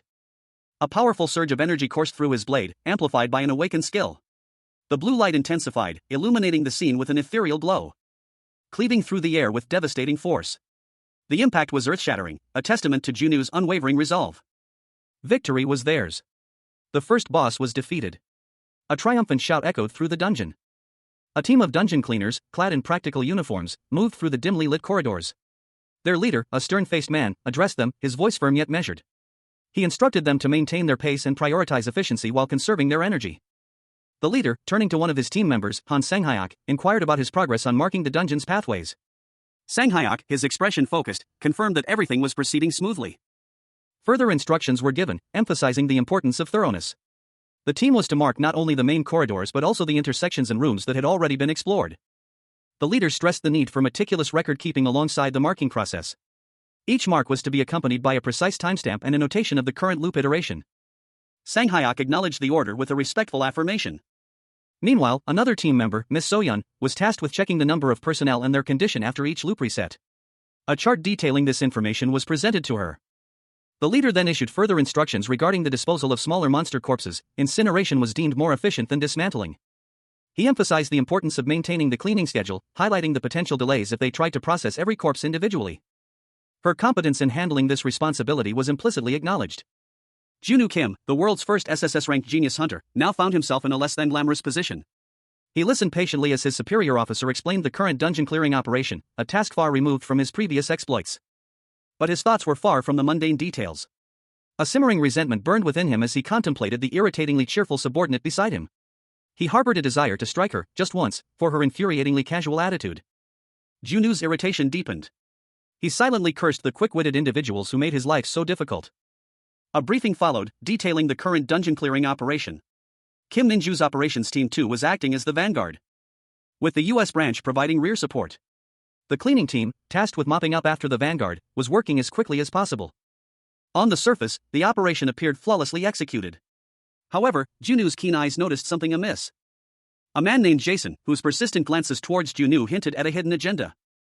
Junu's suspicions grew. Jason's behavior suggested a hidden motive beyond the official mission. If Jason was after the time stone, he wouldn't be concerned with the cleaning team. This implied a secondary objective, one that Junu was determined to uncover. A young man with determined eyes watched from the shadows, a smirk playing on his lips. He muttered to himself, unconcerned, that it was none of his business, because as long as he was there, they would never get their hands on the time stone. His gaze was fixed on a group of figures in the distance, their intentions clearly malicious. A team of operatives, having cleared several corridors, stood before a large, imposing door. They confirmed that this was the final room, the boss room.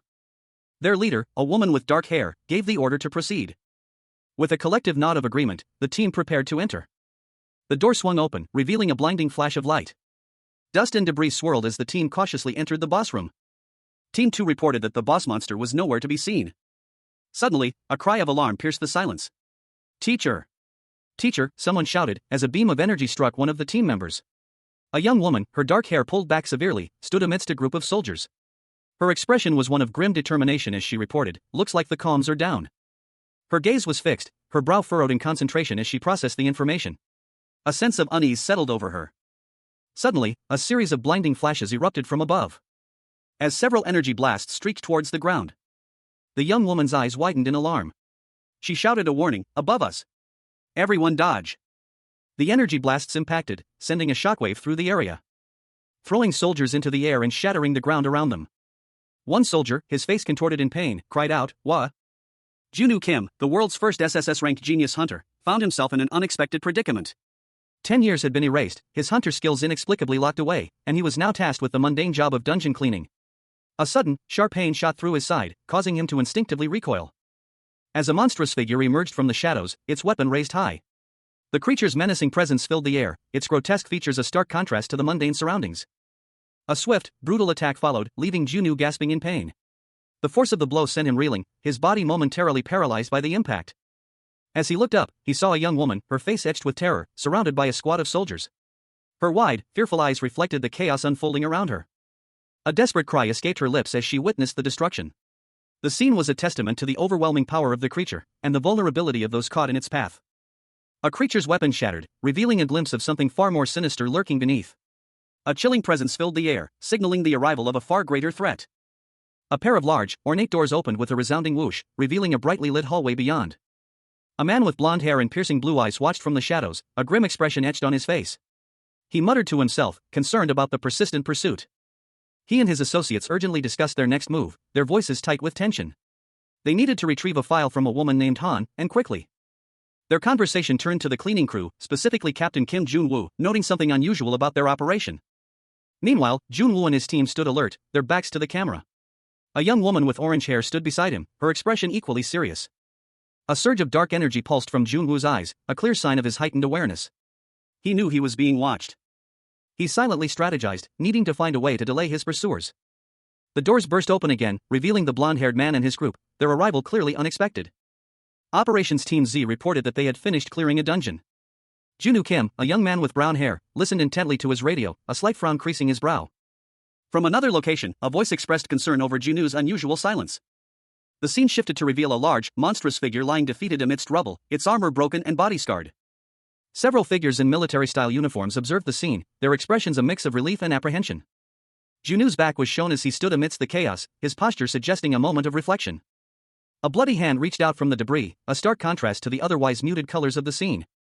The final panel showed Junu and several other individuals reacting with shock and horror to the sight of casualties. The scene opens with a distressed young woman, her long dark hair partially obscuring her face. A speech bubble above her head reads, "Kim Min-ju." Tears stream down her face as she whispers, "Teacher." A man with short brown hair comforts her. He says, "We were attacked so suddenly. I couldn't do anything." He gently tries to calm her, but she remains visibly shaken. The man's expression darkens. He thinks, with the current power of Team 2, I thought they would be able to clear it with ease. His internal monologue continues, "I made an error in my power analysis because I was too focused on the US branch and the time stone. A bright blue screen appears, displaying the message, clearing conditions not achieved. Loop dungeon clear failed. The young woman and the man stand before a massive, menacing mechanical creature, its form partially obscured by a blue energy field. The dungeon clearing attempt has failed. A digital countdown appeared, the loop will reset in 5 seconds. Junwoo Kim, the SSS-RANK genius hunter, watched with grim determination as the timer ticked down. His superiors, their faces etched with concern, murmured amongst themselves, clearing conditions not achieved. The loop restarted, throwing Junwoo and his team into disarray. A wave of disorientation washed over them as the world shimmered and reformed around them. Junwoo, his expression grim, stood beside a young woman with dirt smudged on her cheek. She looked equally distressed. The scene shifted, showing Junwoo embracing the young woman protectively as a monstrous figure dissolved into blue energy behind them.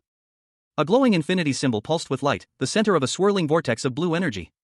The vortex intensified, its energy growing more potent. The names Yoon Somail and Kim Kwang-hee echoed in the silence, a stark reminder of the tragedy that had unfolded. A young woman knelt before several shrouded bodies, her shoulders shaking silently, the weight of grief evident in her posture. A scene of profound sorrow that even the U.S. branch found unexpected. An emergency meeting was called. Given the perilous situation, non-combat personnel, including the cleaning team, were accompanied by the U.S. branch's rear support team. The problem, it turned out, was Operations Team 2. They were severely weakened, both physically and mentally. Despite her status, she struggled to cope with the loss of her team members. A narration box reveals a piece of the past. Junwoo Kim, the world's first SSS-RANK genius hunter, is now 10 years younger, his skills sealed. He sits beside a woman with long dark hair, her expression unreadable. And he asks his teacher for guidance, his voice a low plea. Junwoo's brow furrows, his expression one of intense curiosity as he waits for an answer.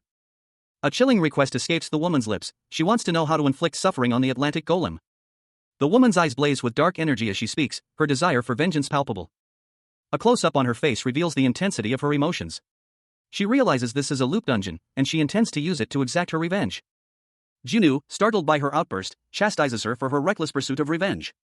He reminds her of her responsibilities as a leader, warning her against endangering her team. And urges her to regain her composure and analyze the situation objectively. A superior officer demanded a briefing on the dungeon bosses Junwoo had recently defeated. Junwoo reported that the first boss was a golem emitting blue light, and the second was a golem emitting red light. Otherwise, nothing remarkable occurred during the clearing process. Prompting his superior to inquire about any notable events immediately after the dungeon clearing. The superior officer pressed Junwoo for details on what happened right after the clearing. Junwoo explained that after collapsing, the first boss emitted blue light all over its body, and the second boss did the same, but with red light. Junwoo's superior pondered if the different colored glows from the bosses held significance. Junwoo recalled that when the system loop restarted, the system window glowed bluish. Junwoo's superior noted that a red glow had never appeared when the loop restarted, prompting Junwoo to wonder if the bluish glow was a hint for ending the loop. Junwoo concluded that the two monsters should be cleared simultaneously. The chapter opens with a close-up on a pair of worn, sturdy boots, caked in grime, suggesting a recent encounter in a harsh environment. A young woman with dark hair addresses a group of individuals in what appears to be a pre-operation briefing. She instructs them to gather for a briefing on the upcoming operation. The team will be split into two groups to tackle the dungeon's challenges simultaneously, aiming to clear both the main monsters and the boss in unison. Their radio communications will cease once the boss monsters appear, necessitating precise coordination to finish clearing the dungeon within the next 20 minutes. Despite the team's physical exhaustion, their familiarity with the boss's patterns should allow for efficient cooperation with the Vetheus branch. This time, they are confident in their ability to succeed without any casualties. A student expresses concern for Miss Yubin's well-being. A suggestion was made, Han should join their team. The team lacked a melee class member, making dungeon clearing within the 20-minute time limit difficult. 3 individuals, including a young woman with orange hair, listened intently. They already had experience working together, ensuring a smooth workflow. However, a significant detail emerged: Miss Yubin's hunter license had been revoked. Yubin, with a determined expression, countered that if joining the expedition team was the goal, she was the superior candidate. Another team member, seemingly unconcerned, stated that it was fine with them, they were already in a difficult situation. A team member advised against worrying about others, emphasizing Han Yubin's superior strength. Despite this, a sense of unease lingered, something felt wrong. The team member urged focus on the dungeon clearing task, warning against complacency to prevent a repeat of past incidents. With a steely gaze, the team member demanded to see the true extent of Han's abilities. A monstrous roar echoed through the air as the creature lunged forward, its true colors, those of the U.S. branch, revealed in a flash of crimson fury. Its glowing red eyes fixed on its prey, a terrifying display of power and aggression. A figure, silhouetted against the fiery backdrop, was sent flying by the force of the attack. A swift, brutal blow that left them vulnerable and exposed. Another figure, lying on the ground, urged their comrade to prepare for cover fire. Activating their skills, charging shot into Celestial Blessing, to counter the imminent threat. A blinding flash of light erupted as the counterattack struck. The impact sending shockwaves through the air, leaving the creature reeling. A monstrous figure, its face a grotesque mask of bone and decaying flesh, lunged forward, its glowing red eye burning with malevolent intent. Two gleaming blades sliced through the air, aimed at its heart. The ethereal glow of a powerful energy coursed through the blades, leaving trails of shimmering light in its wake. And the creature was sent flying backward, a stunned expression frozen on its face as it crashed into the ground. A young woman with dark hair watched the scene unfold, her eyes wide with shock and disbelief. A silent question hung in the air: what just happened? Meanwhile, a man with reddish-brown hair clenched his jaw, sweat beading on his forehead. "Damn it, it's not enough," he muttered, his voice laced with frustration. He looked at his team, their faces etched with exhaustion. "As I thought," he sighed, "the others are too exhausted." The dark-haired woman from before landed heavily, a crimson stain blooming across her jacket. She had clearly taken a blow. Another figure hurtled towards them, seemingly aiming for the exhausted team. A desperate situation was unfolding. The reddish-brown-haired man shouted, "Captain! Everyone, dodge!" A blinding flash of light erupted from a shadowy figure's hand. The force of the blast sending a young woman sprawling. A pain escaped her lips as she crashed to the ground. She stumbled, her legs giving way beneath her as crimson stained the ground. From the dust and debris, a monstrous figure emerged, its clawed hands reaching for its prey. A wave of terror washed over the young woman as the creature lunged. Suddenly, a figure appeared, a young man with dark hair, deflecting the attack with a sword. A fiery blast erupting from the monster's hand. The young woman, shielding her face, cried out, "Teacher!" A wave of intense heat and golden light erupted from Junwoo Kim's hands as he stood defiantly before his enemy. His expression was grim, determined. "Finish this with your own hands," a voice urged him, the words echoing in his mind. The urgency of the situation pressed upon him. His team, visible in the background, watched with anxious faces. "If you don't defeat this bastard, the rest of your team will be in danger," a comrade warned. But a sudden, sharp pain shot through Junwoo's arm. His teammate, a woman with long dark hair, clutched her injured arm, her face contorted in pain. "I can't move my arm anymore," she groaned. Junwoo's eyes narrowed. He recognized the situation immediately. "Kim Min-ju. You've been training to improve your left-hand grip, haven't you?" he stated, his voice low and steady. Min-ju's eyes, though filled with pain, held a steely resolve. "It's all for this moment. As their leader, this is all for protecting your team members," she replied, her voice firm despite her injury. Junwoo reflected on the past. "If it was the Kim Min-ju I knew before my regression, this clearing would have been impossible," he thought, a flicker of understanding in his eyes. He gripped his sword, a surge of power coursing through him as he prepared for the final confrontation. A fierce battle raged, two figures locked in a deadly dance of steel. One, with flowing dark hair, wielded a sword with deadly precision. But despite the skill on display, a stark realization dawned on an unseen observer: this wasn't the legendary Kim Min-ju. The scene shifted to a young woman, her face partially obscured by a gas mask, gripping her sword tightly. She was Kim Min-ju's follower, a devoted disciple. A blinding flash of light erupted, revealing the follower's awakened power. She had unlocked a unique class, Sword Emperor. The narrative focuses on the precarious situation unfolding at the U.S. branch, specifically concerning Han Yubin. A powerful energy surge emanates from Han Yubin, suggesting an imminent attack or defense. Han Yubin, wielding a large weapon, engages in intense combat, the scene filled with motion lines indicating a fierce struggle. A resounding cook punctuates the impact of a blow, suggesting a powerful strike against an opponent. A massive, armored figure, possibly a golem or mechanical construct, confronts Han Yubin, who is visibly distressed, shouting at the figure, demanding backup. Han Yubin narrowly avoids death, his internal monologue revealing his near-fatal experience. Han Yubin's superior, a man named Han, appears, surrounded by armed guards, a purple energy field surrounding them, indicating a powerful ability or defensive measure. Han explains that the situation is dire, with limited time remaining. Han Yubin, clearly frustrated and stressed, acknowledges the dire time constraint. Junwoo Kim, the world's first SSS-RANK genius hunter, scoffed at the notion of exhaustion. He felt his colleagues were holding back, conserving their strength. Despite this, he resolved to finish the dungeon cleaning task. Overwhelmed, Junwoo activated his unique skill, High Panic Berserker. The High Panic Berserker skill activated, causing a surge of raw power within him. He resolved to end the dungeon cleaning as quickly as possible. A narration box explained that if a hunter raises their unique skill to the maximum level, they receive a unique class. A young woman with dark hair and intense eyes stood defiantly amidst a fiery, electrical aura. Her expression was one of grim determination. It was noted that even among A-rank hunters, only a select few had awakened such power. Despite the impressive display, it was clear her power was limited. The energy crackling around her seemed to be the extent of her current abilities. However, support was on its way. A large, armored figure emerged, its menacing presence a stark contrast to the young woman's fragile state. Kim Min-ju, the armored figure, declared his intention to support her. He advised her to attack directly, confident that with her current strength, she could cleave their opponent in two with a single blow. He further refined his strategy, suggesting she approach the enemy's maximum attack range before launching a swift, piercing strike. The young woman, emboldened by his words, nodded in agreement. Her resolve hardened, a fierce glint in her eyes. With a determined step, she launched herself into action. The armored giant roared, unleashing a barrage of deadly projectiles, and countered with a swift, precise strike. A surge of energy enveloped Junwoo Kim, the former SSS-RANK genius hunter, as his dormant skills began to awaken. The text box blared, skill activation, 1,000-armed Bodhisattva Sword Emperor, signaling the return of his formidable abilities. A fierce expression hardening his features as he prepared to face whatever threat lay ahead. His eyes burned with determination, reflecting the power surging within him. With a battle cry of hop, Junwoo unleashed the full force of his newly reactivated abilities. A flurry of swords materialized around him, each blade shimmering with raw power. A sheer number of weapons, a breathtaking spectacle as he moved to engage a colossal, monstrous foe. The creature loomed before him, its eyes burning with malevolent intent. The swords rained down upon the monster, a fiery tempest of steel. Each strike was precise, each blow imbued with the power of 1,000 arms. A sheer force of the attack causing the ground to tremble. The air crackled with energy as the battle reached its peak. Junwoo, however, was not finished. He channeled his power, preparing for a devastating counterattack. A wave of intense heat radiated from his body, readying a skill that would turn the tide of battle. The text box appeared, skill activation, Hellfire. The Hellfire skill activated, engulfing the battlefield in a torrent of searing flames.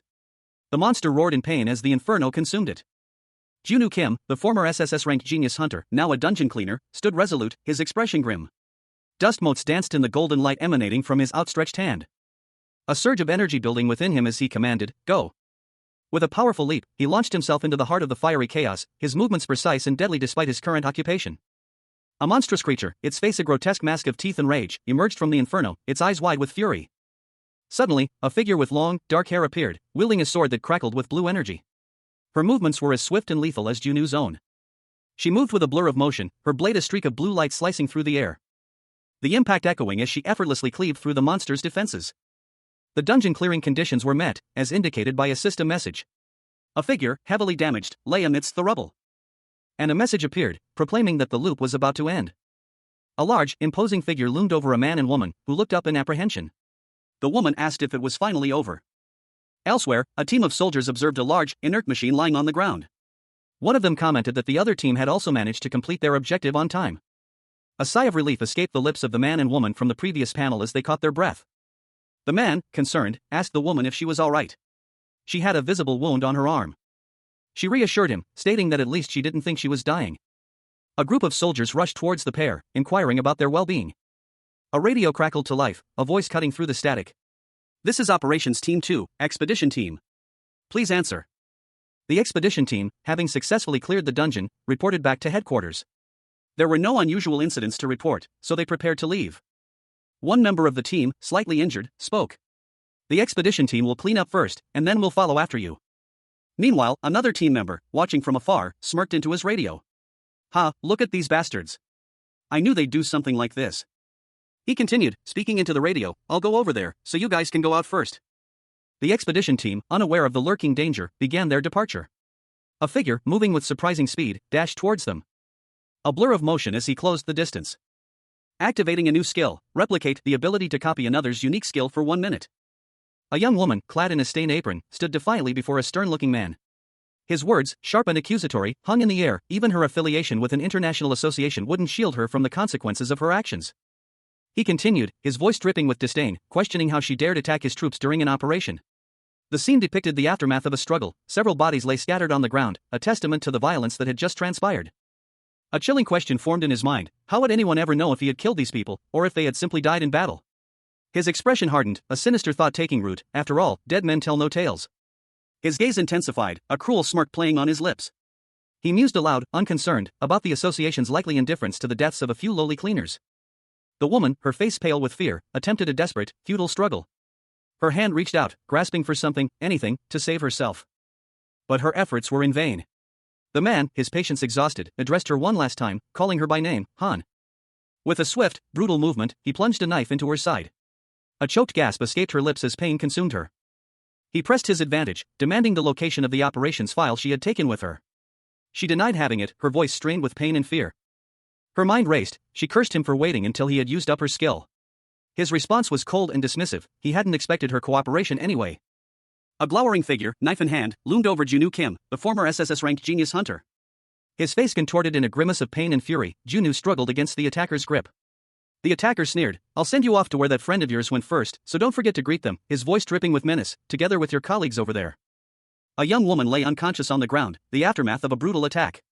The scene was punctuated by a sudden burst of energy, a bright blue light erupting from the ground. Junwoo's eyes blazed with a fierce blue light, a surge of power coursing through him. His previously dormant hunter skills began to stir. A brilliant blue energy erupted from him, forming a weapon of immense power. The words, "Skill Activation, Replica, 1,000-Armed Bodhisattva," appeared, signaling the activation of a powerful hunter skill. The attacker, momentarily stunned by the sudden display of power, stared in disbelief. His face was a mask of shock and fear. Another figure, a man with a neatly trimmed mustache and a stern expression, watched from a distance. He muttered, The man continued, "I knew that the relationship between you two was bad, however, why would you attack an ally during an active operation?" Junwoo, his back to the viewer, stood silently, a long cleaning pole resting on his shoulder. The dungeon had been cleared. Junwoo's young colleague, still looking exhausted, added, "You're gonna have to explain this situation properly."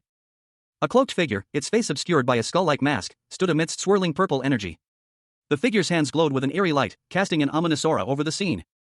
Meanwhile, Junwoo Kim, the former SSS-ranked hunter, now a dungeon cleaner, lay unconscious in the arms of a man, surrounded by a group of figures within a magical circle. A sense of dread hung heavy in the air. Junwoo, regaining consciousness, frowned. He was clearly annoyed by the interruption. His companion, eyes wide with terror, cried out in fear, "We're going to die." A sinister-looking man with a mustache watched the scene unfold with a cruel smile. He declared, "Looks like 2 or 3 cleaners will have to die."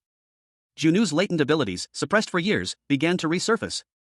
He activated his necromancer and Gatling gun skills, summoning a skeletal warrior wielding a massive Gatling gun. The skeletal warrior stood ready to defend Junwoo, opening fire with devastating force. The sheer power of the Gatling gun was evident in the fiery blast. A hail of bullets erupted from twin heavy machine guns, tearing through the air with destructive force. The intense barrage narrowly missing its target. One man, his face etched with concern, questioned his companion, "Captain, is it okay to do this?" The other, his expression grim, retorted, "Then, are you suggesting that we leave witnesses, you idiot?" The second man, seemingly unfazed, simply stated, "I agree. The International Association won't bat an eye if a few Korean cleaners ended up dead." Suddenly, a figure emerged from the chaos, a fiery weapon blazing in his hand. "But why would you want to mess things up during my operation?" His voice, laced with fury, cut through the air as he unleashed a torrent of fire, "You fucking bastards." Amidst the fiery spectacle, a man calmly assessed the situation. There's a magician, a mechanic, a necromancer, and a few more people. 12 B class, 5 C class, and 2 D class.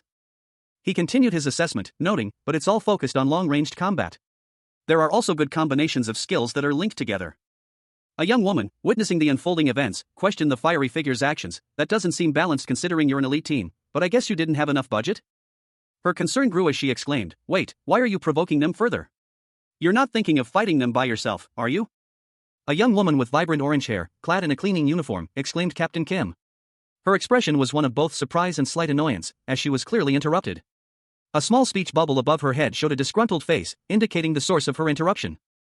The scene shifted to a dimly lit room where 3 individuals, including a blonde man in a suit, observed the orange-haired woman. The blonde man, seemingly in charge, calmly stated that he had already contacted reinforcements via radio, assuring them that backup would arrive shortly.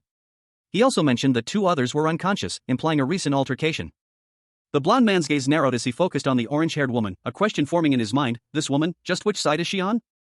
Meanwhile, in a separate location, a skeletal figure wielding a large, purple energy weapon appeared before a young man with brown hair. The skeletal figure offered the young man some advice. The young man, his back to the viewer, was seen preparing himself, a long, blue pole-like weapon strapped to his back. Dust swirled around him, suggesting a tense atmosphere. He reflected on the dangers of engaging long-range opponents, considering it suicidal. He also noted that even a single mistake could easily break his defenses and leave him vulnerable. The young man continued his internal monologue, using the example of a berserker class as a particularly dangerous opponent. The orange-haired woman, witnessing this, let out a burst of laughter, questioning if he had high hopes for someone named Han. A new character, a man with blonde hair and an aggressive demeanor, appeared, stating that the young man's inexperience as a cleaner would significantly hinder his ability to use berserker class skills, as the cooldown would take several hours. Junwoo Kim, the world's first SSS-ranked genius hunter, now finds himself 10 years in the past, his formidable skills inexplicably sealed. He surveys the fiery aftermath of a recent dungeon breach, his current occupation, dungeon cleaner, a stark contrast to his former glory. He muses that it will take several more hours to fully recover. He considers the situation, his thoughts revealing a restless impatience. He questions whether his current predicament is a deliberate ploy to waste his time until his powers return. A notification appears, signaling the acquisition of a new skill, Replica. This skill allows him to temporarily copy the unique abilities of others for a minute. Junwoo prepares to use his new skill, targeting the weaponry of his unseen foes, replicating their advanced weaponry and unleashing a powerful barrage of energy blasts. The sudden attack catches his opponents completely off guard, their expressions of shock and disbelief evident. Another skill notification appears, High Panic Berserker. The implication is clear, Junwoo is about to unleash a devastating counterattack. He activates the High Panic Berserker skill, his eyes glowing with intense red energy as he prepares for battle. Junwoo Kim, the world's first SSS-ranked genius hunter, found himself 10 years in the past, his hunter skills inexplicably sealed. He now worked as a dungeon cleaner, a seemingly mundane job. But a new skill emerged, Replicate, allowing him to copy another's unique skill for 1 minute. Surrounding him in a fiery aura. The replicated power, High Panic Berserker, coursed through Junwoo's veins. His eyes glowed with crimson intensity as he raised his cleaning tool, now a weapon of immense power. He roared a defiant challenge, "I'll beat the shit out of all of you." One of them stammered, "Don't be scared." But their confidence wavered as a leader instructed, "Just stay in formation and he won't be able to break through." Junwoo Kim, the world's first SSS-ranked genius hunter, found himself in an unbelievable predicament. 10 years had been rewound, his hunter skills sealed away, and his current occupation was dungeon cleaner.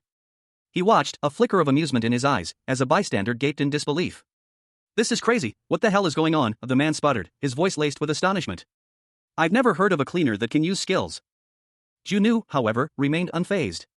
Internally, he mused, "Won't be able to break through, huh?" Acquired skill, Replica, Atlantic Golem's skill is replicated. The system notification flashed across his vision, confirming his suspicions. The replication process was instantaneous. A holographic image of the Atlantic Golem, its features distorted by static, appeared before him.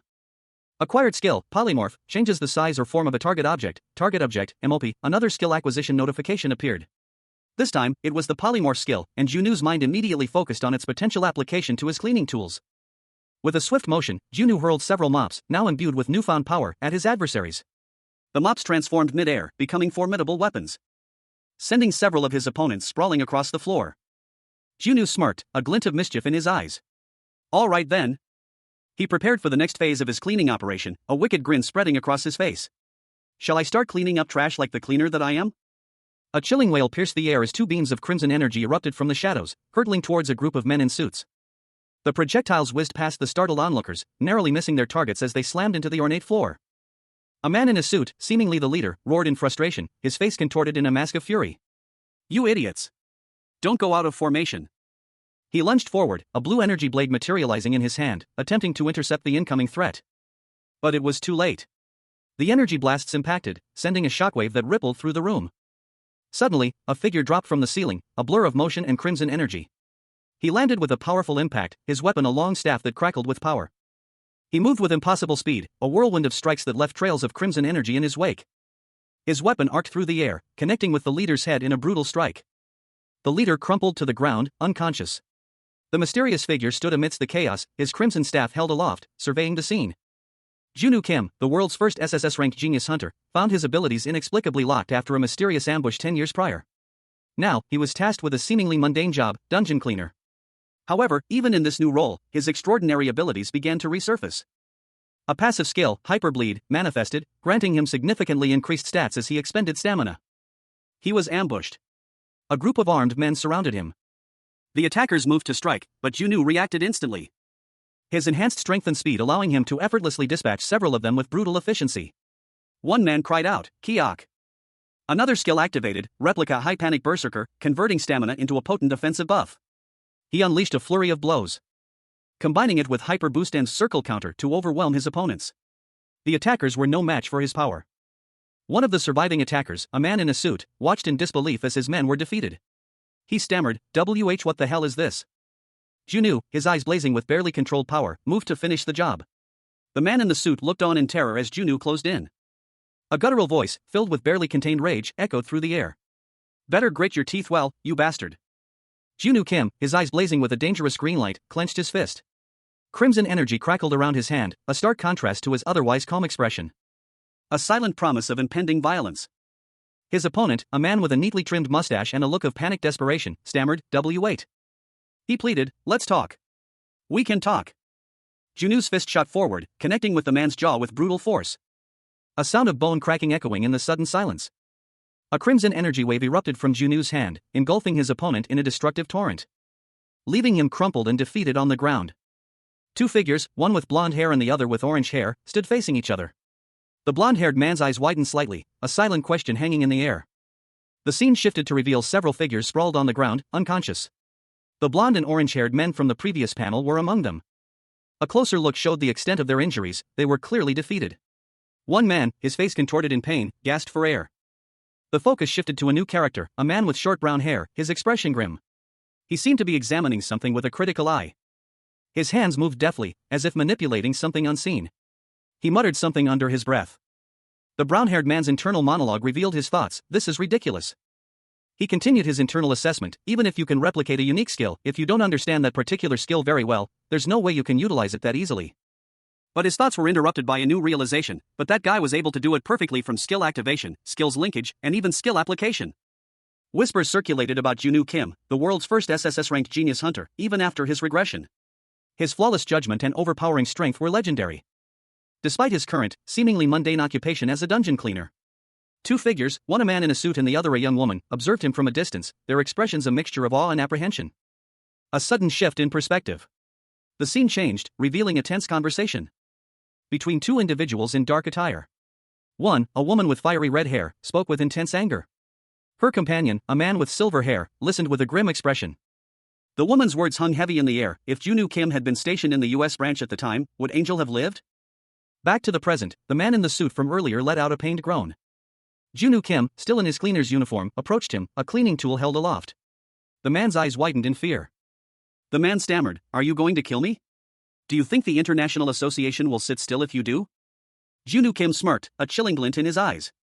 How would they even find out? If I killed you, or if you died in battle, dead men tell no tales, right? Captain Kim, a man in a cleaning apron, stood defiantly, a cleaning tool held aloft. His expression was one of controlled anger. Two figures, a man in a suit and a woman with orange hair, both also in cleaning attire, watched him with a mixture of fear and apprehension. The woman warned him, "Captain Kim, if you do anything more, you'll also be putting yourself in danger." The woman continued, her voice laced with concern, "You're also aware, aren't you? If you touch someone from an international association." Junwoo Kim's eyes narrowed, a question mark forming in his mind. The suited man beside him gaped in disbelief. A surge of energy erupted from Junwoo Kim. A powerful shockwave that knocked the two onlookers back with a resounding kuackk. The orange-haired woman recoiled, her face a mask of shock and disbelief. Are you crazy? That person's an international association's control team captain. Junwoo Kim scoffed, his expression hardening. And so what if he's from an international association? He continued, his voice low and dangerous, the US branch? They can go F***CK themselves. Junwoo Kim addressed the remaining figures. Now then, shall we settle one last thing? Amidst the aftermath of a tense confrontation, a figure, his face partially obscured, questioned the situation, muttering, what else is there to settle? A gloved hand reached out, a terse command following, hand it over. The sudden demand startled a blond man in a suit, who exclaimed, "Pardon." The other man, stern-faced, explained, "The time stone that you've been hiding. Hand it over, and don't even think about stealing it again." Confusion clouded the blond man's features as he retorted, "How did you? Hold on, what do you mean again?" A thought bubble revealed his inner turmoil. "Damn it, my stupid mouth." The blond man, attempting damage control, weakly stated, "And nothing. Anyway, we'll pretend that everything that happened here never occurred if you hand the time stone over." He continued, "And whatever that file is, I'll have a serious talk about it with Captain Jason, and then it'll be discarded." A nearby man, seemingly a subordinate, whispered, "What should I do, Captain Jason?" Captain Jason, looking apprehensive, questioned, "What? But, is that really all right?" Captain Jason's face contorted in a grimace of worry and resignation as he seemed to accept the situation. Junwoo Kim, the world's first SSS-RANK genius hunter, now 10 years younger, sat with a pained expression. His hunter skills were locked, forcing him to work as a dungeon cleaner. He listened intently, a subtle understanding dawning on him. As a small, glowing blue gem was presented to him, the weight of the situation settled upon his shoulders. He nodded, a determined glint in his eyes. Now, his task as a cleaner would begin in earnest. A question hung in the air, a subtle challenge to the cleaner's resolve. Had anything truly happened in this place? The scene shifted. A new question arose, focusing on the mysterious file and the lengths taken to conceal its contents. The conversation turned to a past incident in the US branch, an accident involving a friend. The gravity of the situation was palpable. The file's contents were revealed, crucial evidence that should have been sent to reinitiate the operation. The implications were significant. A heated exchange followed. Junwoo's actions were questioned, particularly his disposal of the evidence. The mystery of how he knew about his friend's story deepened. A young woman with shoulder-length orange hair, wearing a dark apron and a necklace with a circular pendant, holds up a USB drive. This, she explains, is the file Jason had been frantically searching for. A man, partially visible, asks if she is willing to give him the USB drive. He admits that getting the file from her is wishful thinking. He explains that he tried to contact the press and reporters for help upon returning to Korea, but his efforts proved fruitless. The woman explains that the USB drive contains evidence of corruption within the International Hunter Association. She likens exposing this corruption to tackling a hornet's nest, a task few would dare undertake. Rumors persist that anyone who tries to expose the association will disappear. The man dismisses Jason as an idiot for traveling all this way for a seemingly useless file. He decides to make use of it himself. Another man, dressed in dark clothing, questions the practicality of using the file. The man with the USB drive reveals he knows a reporter who is willing to publish the information. He mentions past injuries sustained while working for the US branch of the association, resulting in persistent headaches whenever it rains. Junwoo Kim, the world's first SSS-RANK genius hunter, now 10 years younger, sat stewing in his thoughts. His hunter skills were locked, forcing him into a dungeon cleaner's role, but his resolve remained unshaken. He muttered to himself, a quiet declaration of intent, "I'm the type of person who can't sit still until I get payback." His expression was one of quiet determination, a stark contrast to his current mundane occupation. A colleague, Hyung Nim, burst in, his voice laced with disbelief. "Wait, Hyung Nim. Where the hell did you even get this kind of file?" Junwoo, unfazed, responded with a smirk. "What, don't tell me you're scared now? Where did all the guts you have when you wrote my article go?" He looked at the file, a flicker of satisfaction in his eyes. "Thanks to you, it looks like I won't be starving to death, but..." The sheer volume of work ahead loomed large in his mind. The amount of work that will go into this is insane. He received a call, updating him on the investigation into Captain Jason's actions. That operation under Han Yubin's command in the past was re-examined, and so they're conducting an ongoing investigation now. The news was grim. As a result, the control team captain, Jason, was exposed to have been involved in several cases of corruption and even embezzlement of dungeon profits. And the consequences were severe. And at the same time, he was also imprisoned for causing internal conflict during an operation. And on top of that, 19 people on the Expedition Hunter team had their hunter licenses revoked because they also received the same charges. News of the seriousness of the situation reached other countries, prompting them to announce national audits of their own hunter associations. Junwoo Kim, the former SSS-ranked hunter, now 10 years younger, watched the news report. He smirked, a flicker of something dark in his eyes, the throbbing in his head lessened with each passing moment. He visited his student, a young woman named Yuna, in the hospital. The pain in his head was subsiding, a welcome relief. Junwoo reflected that this was his second time visiting Yuna in a hospital. He stood silently by her bedside. Until Yuna woke up, surprised and delighted to see him. "Teacher. You're here?"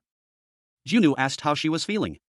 Yuna reported that she was much better and that the surgery had been successful. He then inquired about the hearing. She explained that the attacks were deemed self-defense, and the matter was being handled well. Junwoo expressed his relief at this news.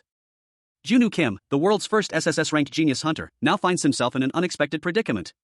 He listens to the concerned murmurs of those around him, his expression betraying a hint of weariness as he hears about the incident where he broke someone's legs. A detail that has been quietly swept under the rug by higher-ups within the organization. Despite the incident, the International Association has managed to issue an apology to the Seoul headquarters, minimizing the fallout. Though the situation is far from ideal. The unexpected nature of the event has left those involved scrambling to contain the damage. Junwoo, along with his team, faces the looming threat of other team captains seizing the opportunity to undermine them, forcing them to consider a strategic retreat. His teacher expresses concern over Junwoo's current state, questioning his ability to work given his injuries. But Junwoo dismisses the concerns, insisting that his injuries are minor and won't hinder his work. He urges his teacher to simply review the documents. An industrial accident compensation insurance receipt was delivered to Kim Min-ju. A woman informs Junwoo Kim that his sick leave has already been processed and that he should focus on recovering. She also reminds him to schedule a skill re-evaluation when he has time. Min-ju hesitates, questioning whether it's alright for her to accept this. She then expresses confusion and asks why he is suddenly acting that way.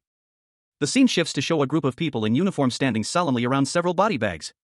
A woman in black is kneeling among them. The narration states that this incident shouldn't have become so serious. Junwoo Kim, sitting alone, is asked why he is blaming himself for the incident. Junwoo is told that he gave it his all and has become stronger. Min-ju looks up, seemingly surprised. Junwoo Kim smiles and tells her she did well. A young woman with long, dark hair lay in a hospital bed, her expression unreadable. A faint blush colored her cheeks. A man with short, brown hair, dressed in a sharp suit, sat beside her, his gaze fixed on his phone. He appeared preoccupied, a slight frown etching his features as he checked his phone. He answered a call, his voice a low murmur. Yes. No, I'm at the hospital right now. The woman in the bed stirred slightly, her eyes questioning. Did something happen? She asked, her voice soft. He dismissed her concerns curtly. Nothing. Executive Director Lee Dushik just wants to see me. I should go now. He stood abruptly, his expression hardening. I don't care. The woman's eyes widened in surprise. What the person's leaving and she's not even gonna look this way, she thought, her voice laced with disbelief. He replied, I'll let it slide this time since you're injured. A cityscape sprawled beneath a hazy, orange sky. Two figures, silhouetted against the glow, stood in conversation. One of them, a man with short brown hair, expressed surprise at the unexpected scale of the situation. His companion, a woman with shoulder-length light brown hair, added that the cleaning team's popularity was exploding. The man, still slightly bewildered, commented on how strange it was that a cleaning team had become so popular. Meanwhile, online, the cleaning team was the talk of the internet. Comments ranged from incredulity to amusement, with some even speculating about the team's future plans and the potential backlash from the US branch. More online comments flooded in, expressing a mixture of disbelief, amusement, and anticipation regarding the cleaning team's actions. One commenter even joked about the US branch having nothing to do with the crazy bastards. Another stated that they lived for watching whatever the cleaning team did. News articles detailed the Korean Association's decision to cultivate a cleaning team, the establishment of Cleaning Team 6, and the promising financial prospects of dungeon cleaning, now a highly sought-after job, especially among those in their 20s and 30s.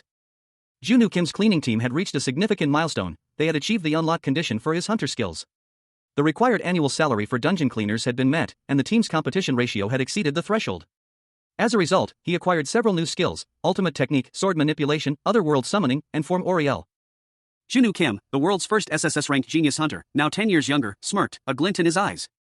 Two notifications appeared before him. He had acquired the summoner and priest classes. He mused that it wasn't a bad thing. A self-satisfied expression settling on his face as he contemplated his unexpected new abilities. Later, a woman approached him, her voice polite but firm.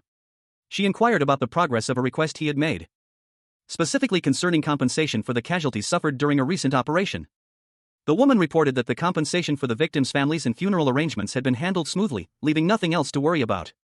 She expressed surprise at his personal involvement, noting that many more casualties could have occurred without his intervention, and questioned who would dare defy the International Association under such circumstances. Junwoo, looking out at the city skyline, simply expressed his gratitude. The woman, however, cautioned him to be more careful from now on, as the association would be closely observing his actions following this incident.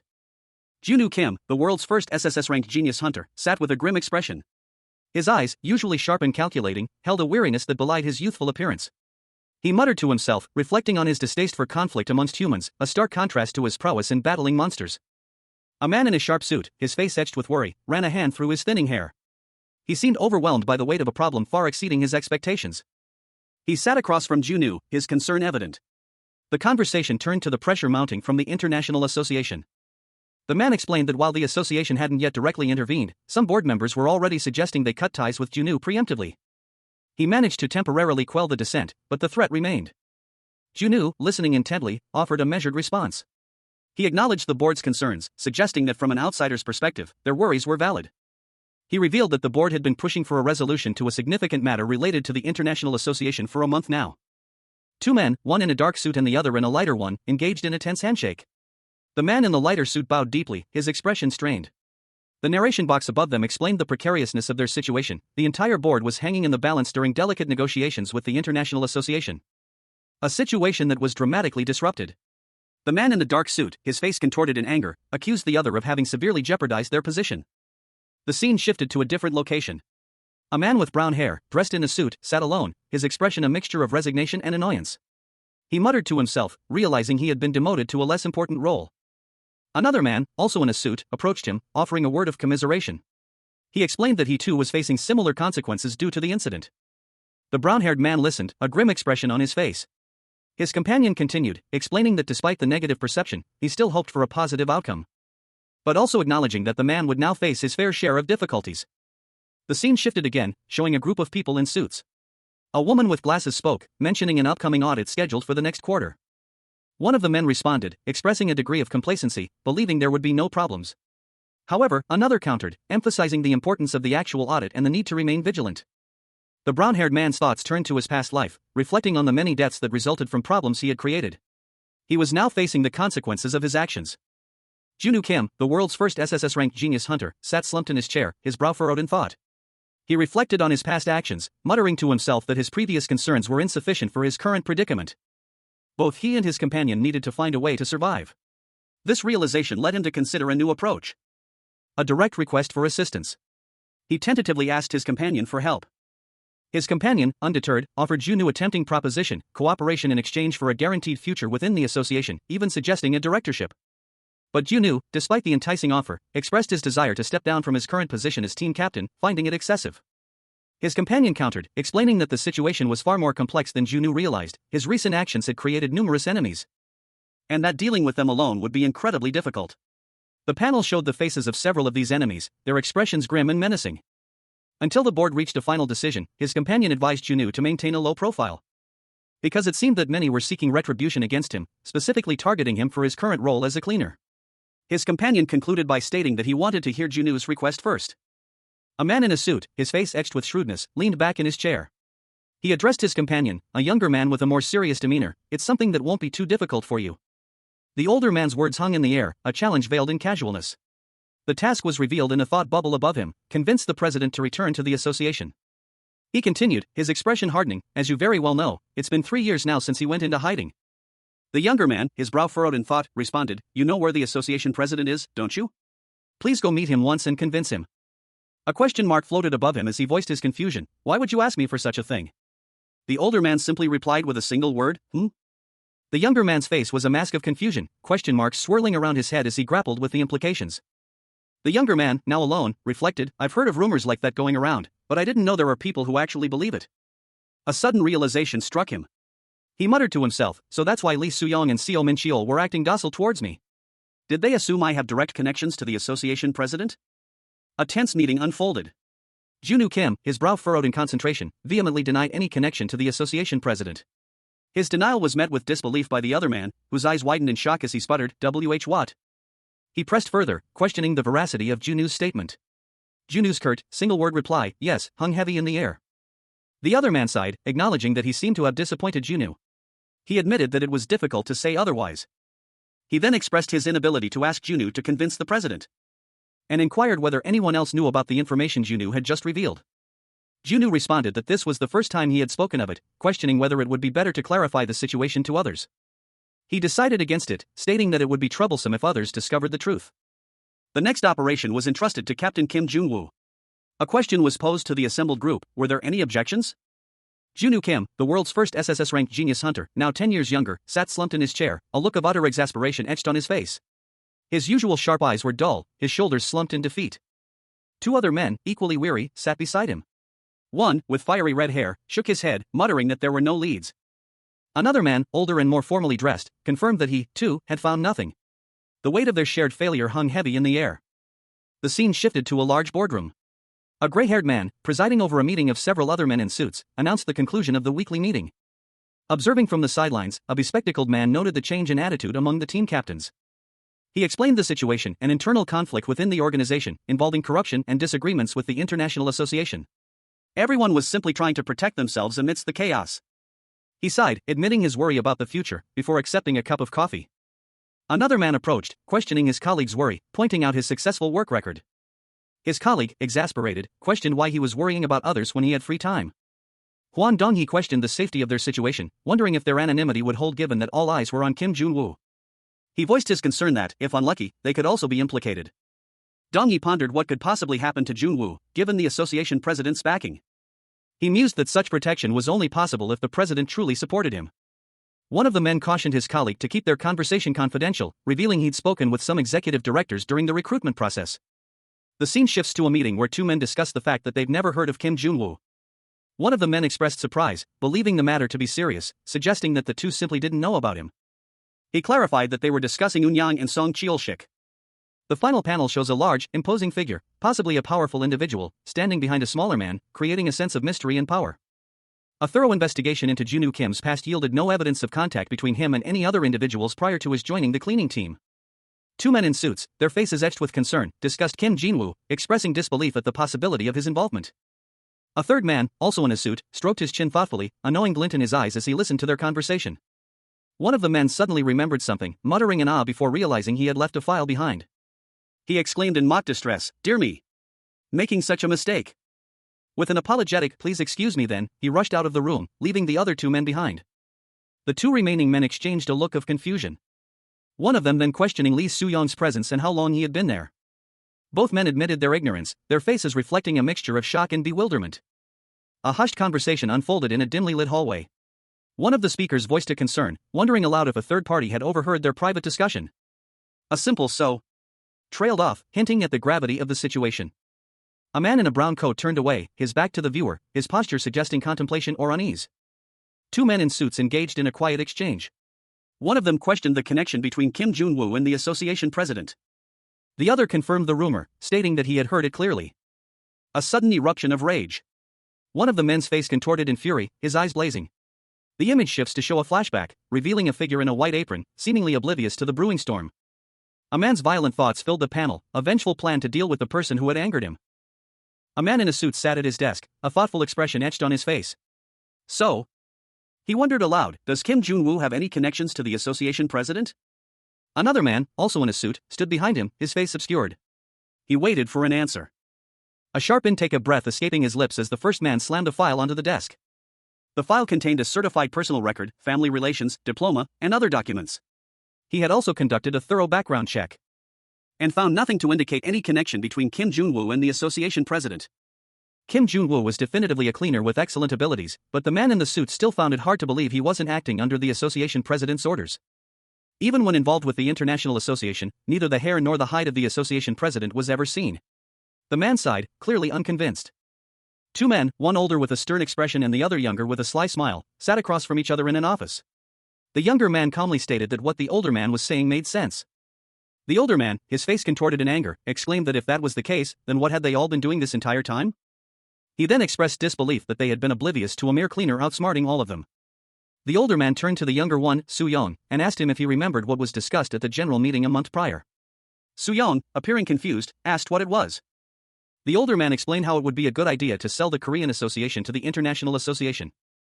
The younger man, shocked, asked if he was saying that the International Association would take over their own.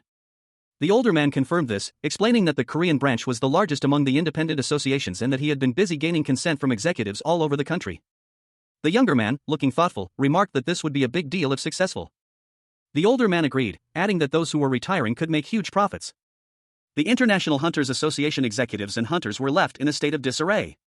The former president, Lee Do-shik, had abandoned his post and vanished, leaving the organization adrift. Leaving a critical financial burden that should have fallen to Lee Do-shik. However, finding someone patriotic enough to shoulder the responsibility proved impossible. To counter this, a preemptive agreement was made with the International Association behind Lee Do-shik's back, allowing them to exert more pressure on him. However, the actions of Kim Jun-woo jeopardized this plan, causing irreparable damage. The higher-ups, enraged by Jun-woo's interference, were furious. The situation had become dire. Without a solution, they faced ruin, potentially leading to their expulsion from the streets. An executive, uncertain of the details, inquired about the possibility of selling the association even without the president's approval. It was confirmed that this was possible, but only if Lee Do-shik, possessing ultimate authority, gave his consent. However, this would require removing him first. The possibility of Lee Do-shik's return was debated. Given his previous abandonment of everything, what could possibly motivate his return now? An unnamed executive sits in his office, a grim expression etched on his face. He reveals that even the highest-ranking officials are unaware of Jun-woo Kim's current whereabouts. However, it has recently been discovered that Kim Jun-woo is not connected to the president. A different executive, his face alight with a malicious grin, declares it's time to teach Kim Jun-woo a lesson. He picks up his phone and dials Executive Director Song Cheol-shik's number. Executive Director Song Cheol-shik, relaxing in a luxurious bathtub, receives a call. He's asked to bring forward the scheduled audit for the next quarter.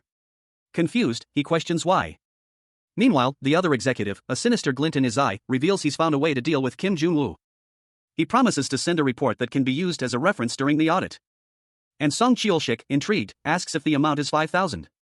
Finally, another executive reminds Min Cheol that not only he, but the entire board of directors is relying on him.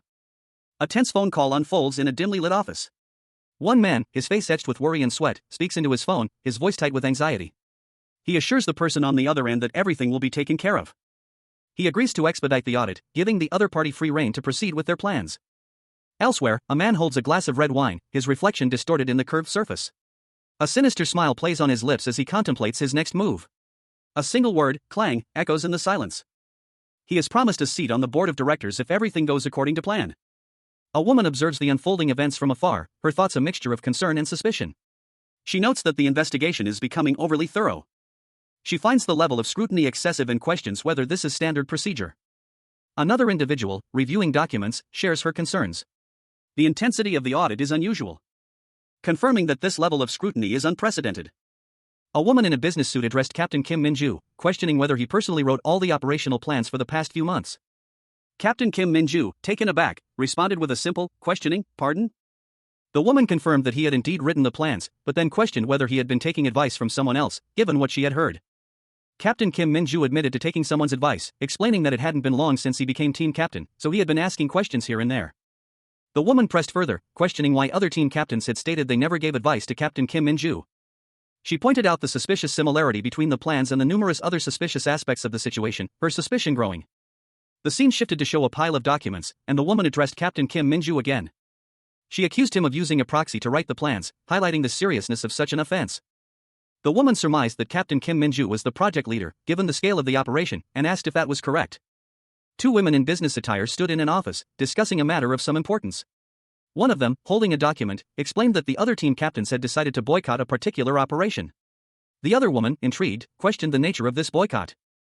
Meanwhile, a young man in a dark uniform stood silently amongst a group of uniformed personnel, his back to the viewer. The scene suggested a tense atmosphere, and a question bubble above him indicated his confusion about the situation. A woman with dark hair, dressed in business attire, offered an explanation. She didn't know the specifics, but suspected there was something about the operation that the team captains disliked. She worried that revealing the true reason, the scheduling conflicts caused by the need for dungeon clearing, would only increase suspicion about her use of a proxy. A man in a suit, seemingly in a position of authority, interrupted. He had already heard about the boycott from the other team captains. He explained that the boycott was a form of protest against the erratic scheduling practices of Kim Jun-woo's headquarters. The man then turned his attention to Miss Kim Min-ju, noting her close association with cleaner Kim Jun-woo. Min-ju remained silent, her expression unreadable. Her silence spoke volumes. With Min-ju's continued silence, the man in the suit decided to end the discussion. He proposed to conclude the matter, a hint of menace in his tone and expression. A woman with striking purple hair and intense golden eyes stared down at a kneeling figure. Her expression was one of disbelief and suspicion, as she listened to a report. The scene was tense, with several guards standing rigidly behind her. A man, partially obscured, nervously stammered a denial, his words trailing off into uncertainty. His body language spoke volumes of his unease. The purple-haired woman, her skepticism deepening, observed the scene. She noted that the conclusions had already been reached, even before the investigation was complete. The meticulous planning behind the events was evident to her. Inside the support team, Hunter Management Office, Deputy Manager Lee Ayan was questioning a subordinate about the allocation of Class A+ equipment to Operations Team 2. The subordinate explained that the equipment distribution was part of a competition between the operations teams. The subordinate further justified the decision by stating that it was natural for the support team to favor the team most passionate about operations. However, Deputy Manager Lee Ayan pointed out that the competition should have been solely between the operations teams, questioning the support team's involvement. Despite being outnumbered, Operations Team 2 secured second place in the final settlement, with 25 points, behind Operations Team 1's 55 points. A man in a suit, his brow furrowed in thought, pondered aloud. He questioned whether the team's remarkable achievement would have been possible without the support team's equipment. Prompting a sharp retort from a woman with shoulder-length hair. She challenged his implication, questioning if he believed the results were rigged. The scene shifted to the cleaning team's office at headquarters. Section Chief Park addressed a group of colleagues, noting that cleaner Kim Jun-woo had personally altered the cleaning schedule. A revelation that visibly startled one of the men present. The setting changed to the control team's operations command center. A superior officer questioned Captain Pyeon Changhyun's decision to place a cleaner in charge, further emphasizing his concern by pointing out that most recent operations were primarily assigned to Operations Team 2, and that the captain's actions appeared biased. Captain Pyeon Changhyun, facing his superior's pointed criticism, remained silent, admitting he had no defense. His silence spoke volumes. The weight of his actions pressed heavily upon him as he contemplated the irregularities. The woman from earlier, her expression sharp and knowing, revealed that all the irregularities were connected to cleaner Kim Jun-woo. Junwoo Kim, the world's first SSS-RANK genius hunter, found himself in a dire situation. His body ached, his mind reeling from a recent ambush that had left him severely injured and his skills locked. He was now 10 years in the past, forced to work as a dungeon cleaner to regain his abilities. A blinding flash of light momentarily obscured his vision, leaving him disoriented and in considerable pain. He clutched his phone, his entire body screaming in protest. His former assistant's message popped up on the screen. The message from his former personal assistant displayed urgently, emergency. The audit team just finished probing the support team and they're definitely out to get you. Be careful. Junwoo's brow furrowed. He found her sudden use of emojis and informal tone unusual. Why is she suddenly trying to act cute, he wondered. A man in a sharp suit approached Junwoo, interrupting his thoughts. Are you cleaning Team 3 Captain Kim Junwoo? He asked. Junwoo, still slightly dazed, replied, Yes, I am, and you are? I am the audit team captain, Choi Junhyuk. Captain Choi continued, please come with me for a moment. The sun dipped below the horizon, casting long shadows over a modern, imposing building. This was the headquarters of the dungeon cleaning agency where Junwoo Kim, the world's former SSS-RANK genius hunter, now worked. Inside, two figures sat in tense silence. One, a man in a cleaner's apron, was Junwoo Kim. The other, sharply dressed, observed him with a calculating gaze. He commented on Junwoo's prolonged silence, noting that they had been waiting for hours. Junwoo's eyes, though seemingly calm, held a sharp intelligence.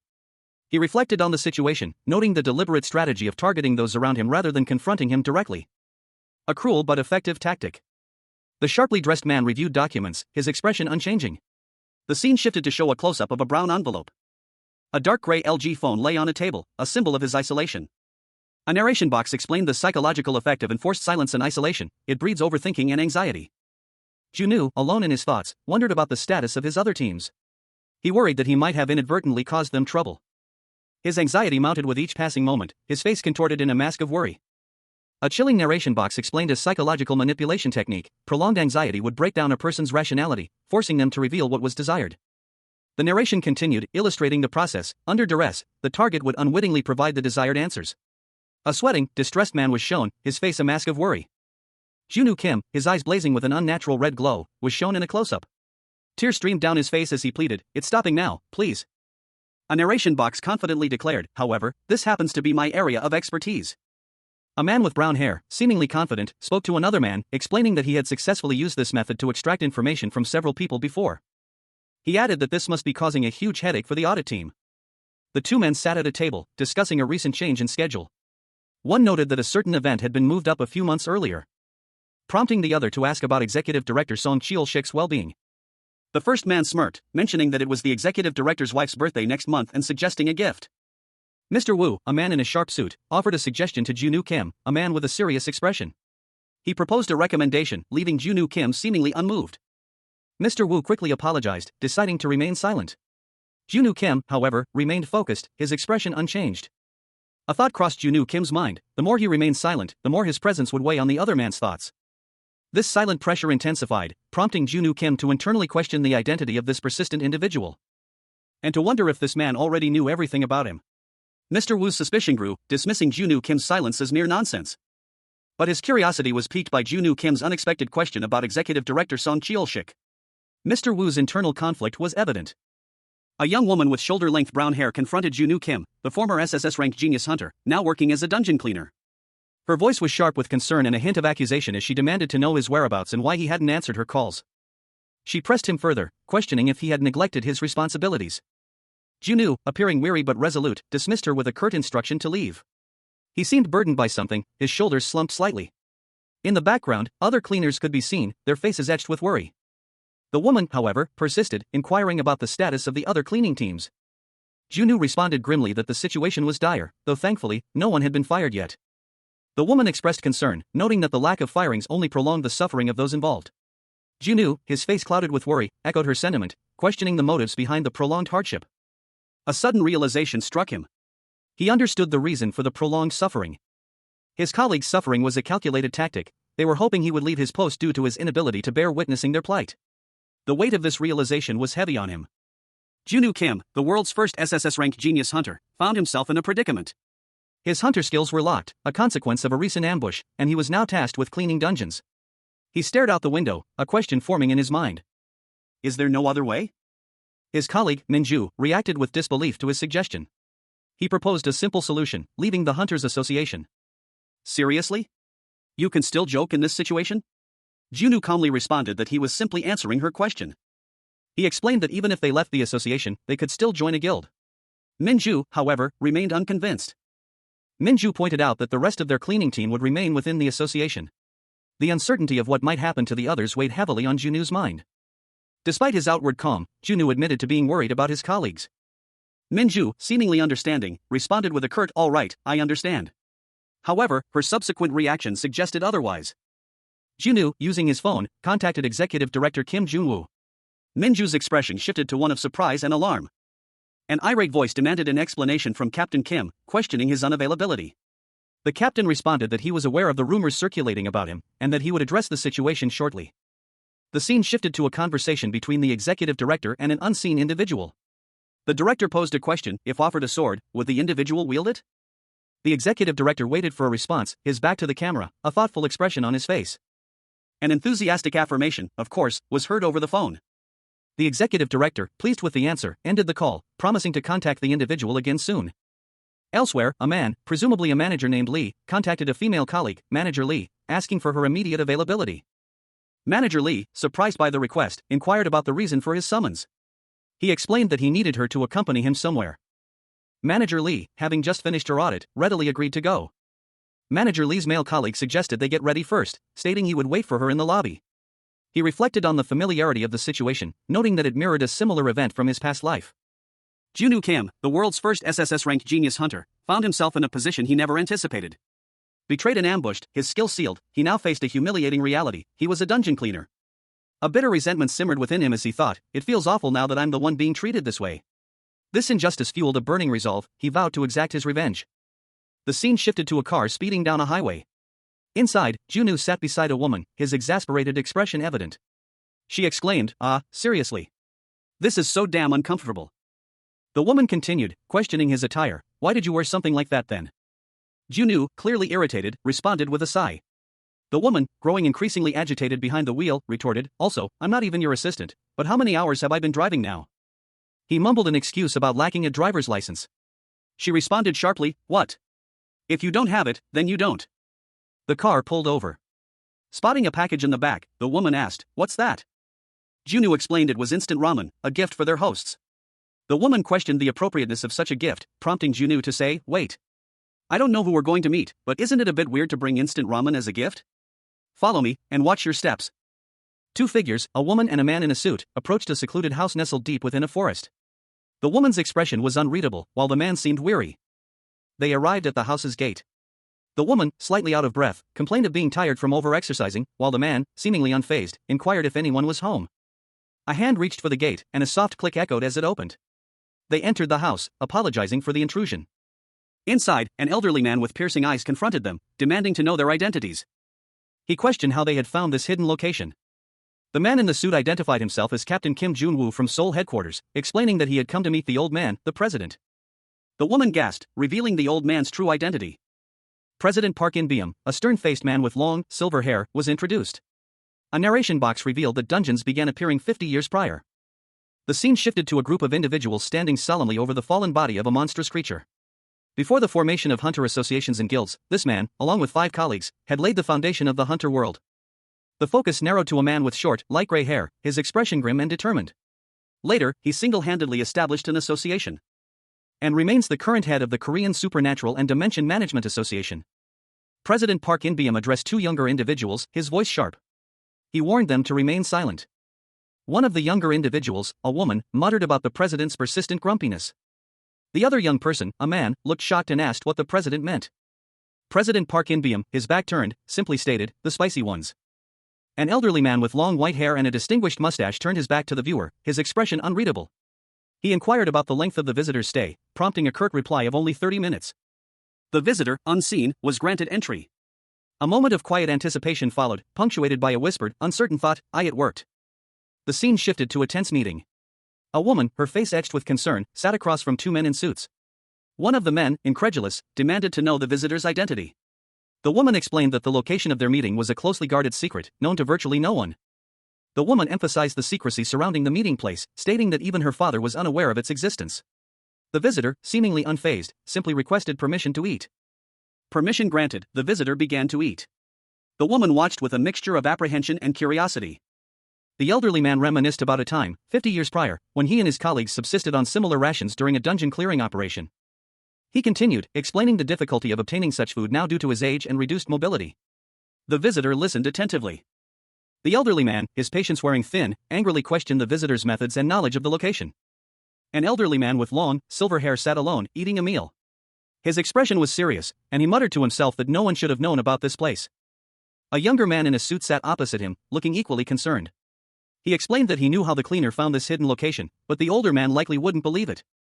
The older man reacted with surprise at the news that a cleaner had found him, questioning how that was even possible. He continued to express his disbelief, his voice rising in incredulity as he wondered about the young woman sitting next to the suited man. The young woman, Lia Yang, introduced herself as a deputy manager from the support team, explaining her presence. The older man, identified as Cleaning Team 3 captain, then asked the suited man, Lee Dushik, what important information he needed to convey. Lee Dushik revealed that the board of directors was coordinating with the International Association for a hostile takeover. Li Yang and Lee Dushik anxiously awaited the captain's response. Lee Dushik pleaded with the captain to stop the takeover, but the captain simply asked why he should.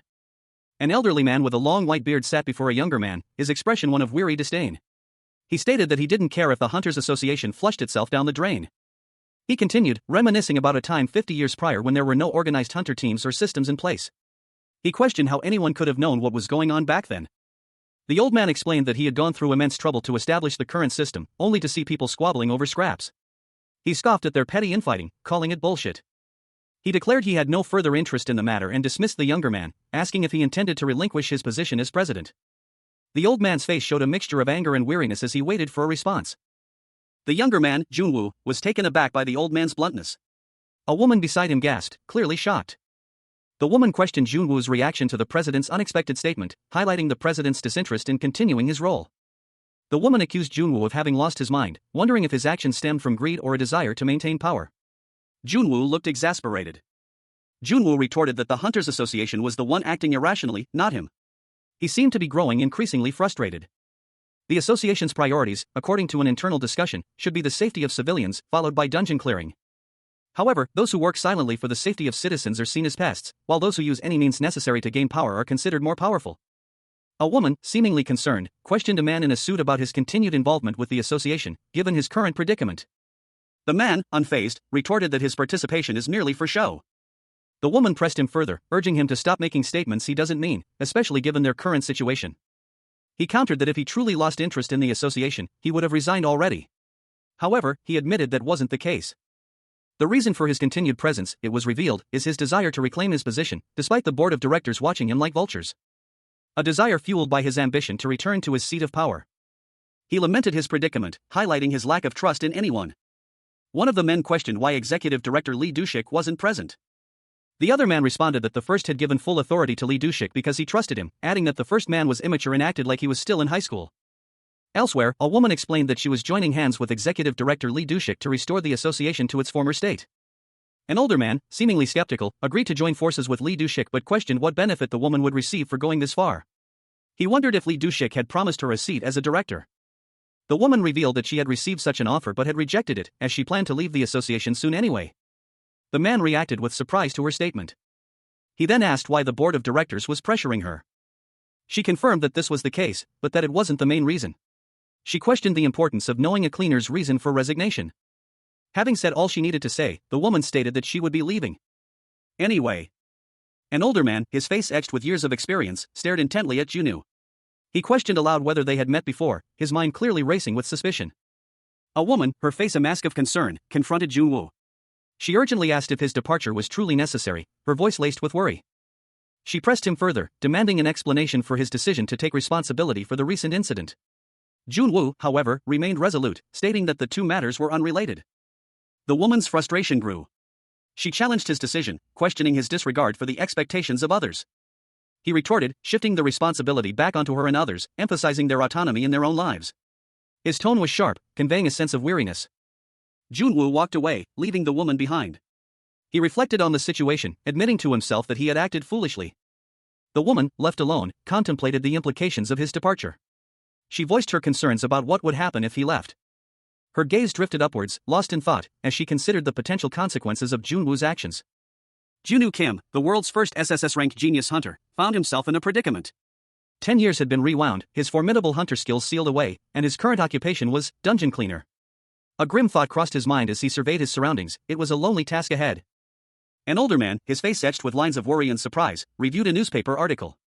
The headline detailed the involvement of International Association Control Team Captain Jason in several incidents of corruption and embezzlement, exposed by a dungeon cleaner from the Korean Association. He mused that while he knew Jason was crazy, his actions far exceeded his expectations. The man's thoughts continued, fixated on the extraordinary strength of this particular cleaner, a strength that surpassed anyone he'd ever encountered. He considered this cleaner to be unparalleled, especially within the country. The man regretted not having discovered the cleaner's abilities sooner. He would have kept him by his side. A scene shifted to show a group of people in suits, shaking hands. The caption explained that the association was created in a way that made it indestructible, yet people were constantly fighting to the death over it. The older man, still reviewing documents, reflected on the unusual authority of the operations teams and the office politics among the executives. He had grown weary of it all, retreating into seclusion for 3 years. However, as the cleaner had pointed out, he needed to make a decision about stepping down from his position as association president. An elderly man, his face etched with the wisdom of years, sat on the floor, a tablet resting on his lap. He mused aloud, "That's right, 3 years is already a long time for a break." A group of individuals, dressed in sharp business attire, sat around a large, oval table in a brightly lit conference room. One of them spoke, mentioning a joint operation with the Chunnam branch planned for next week. The question of whether a team would be available to participate in the operation was posed. A man in a suit, his expression strained, explained that Operations Team 4 already had other commitments, making participation difficult.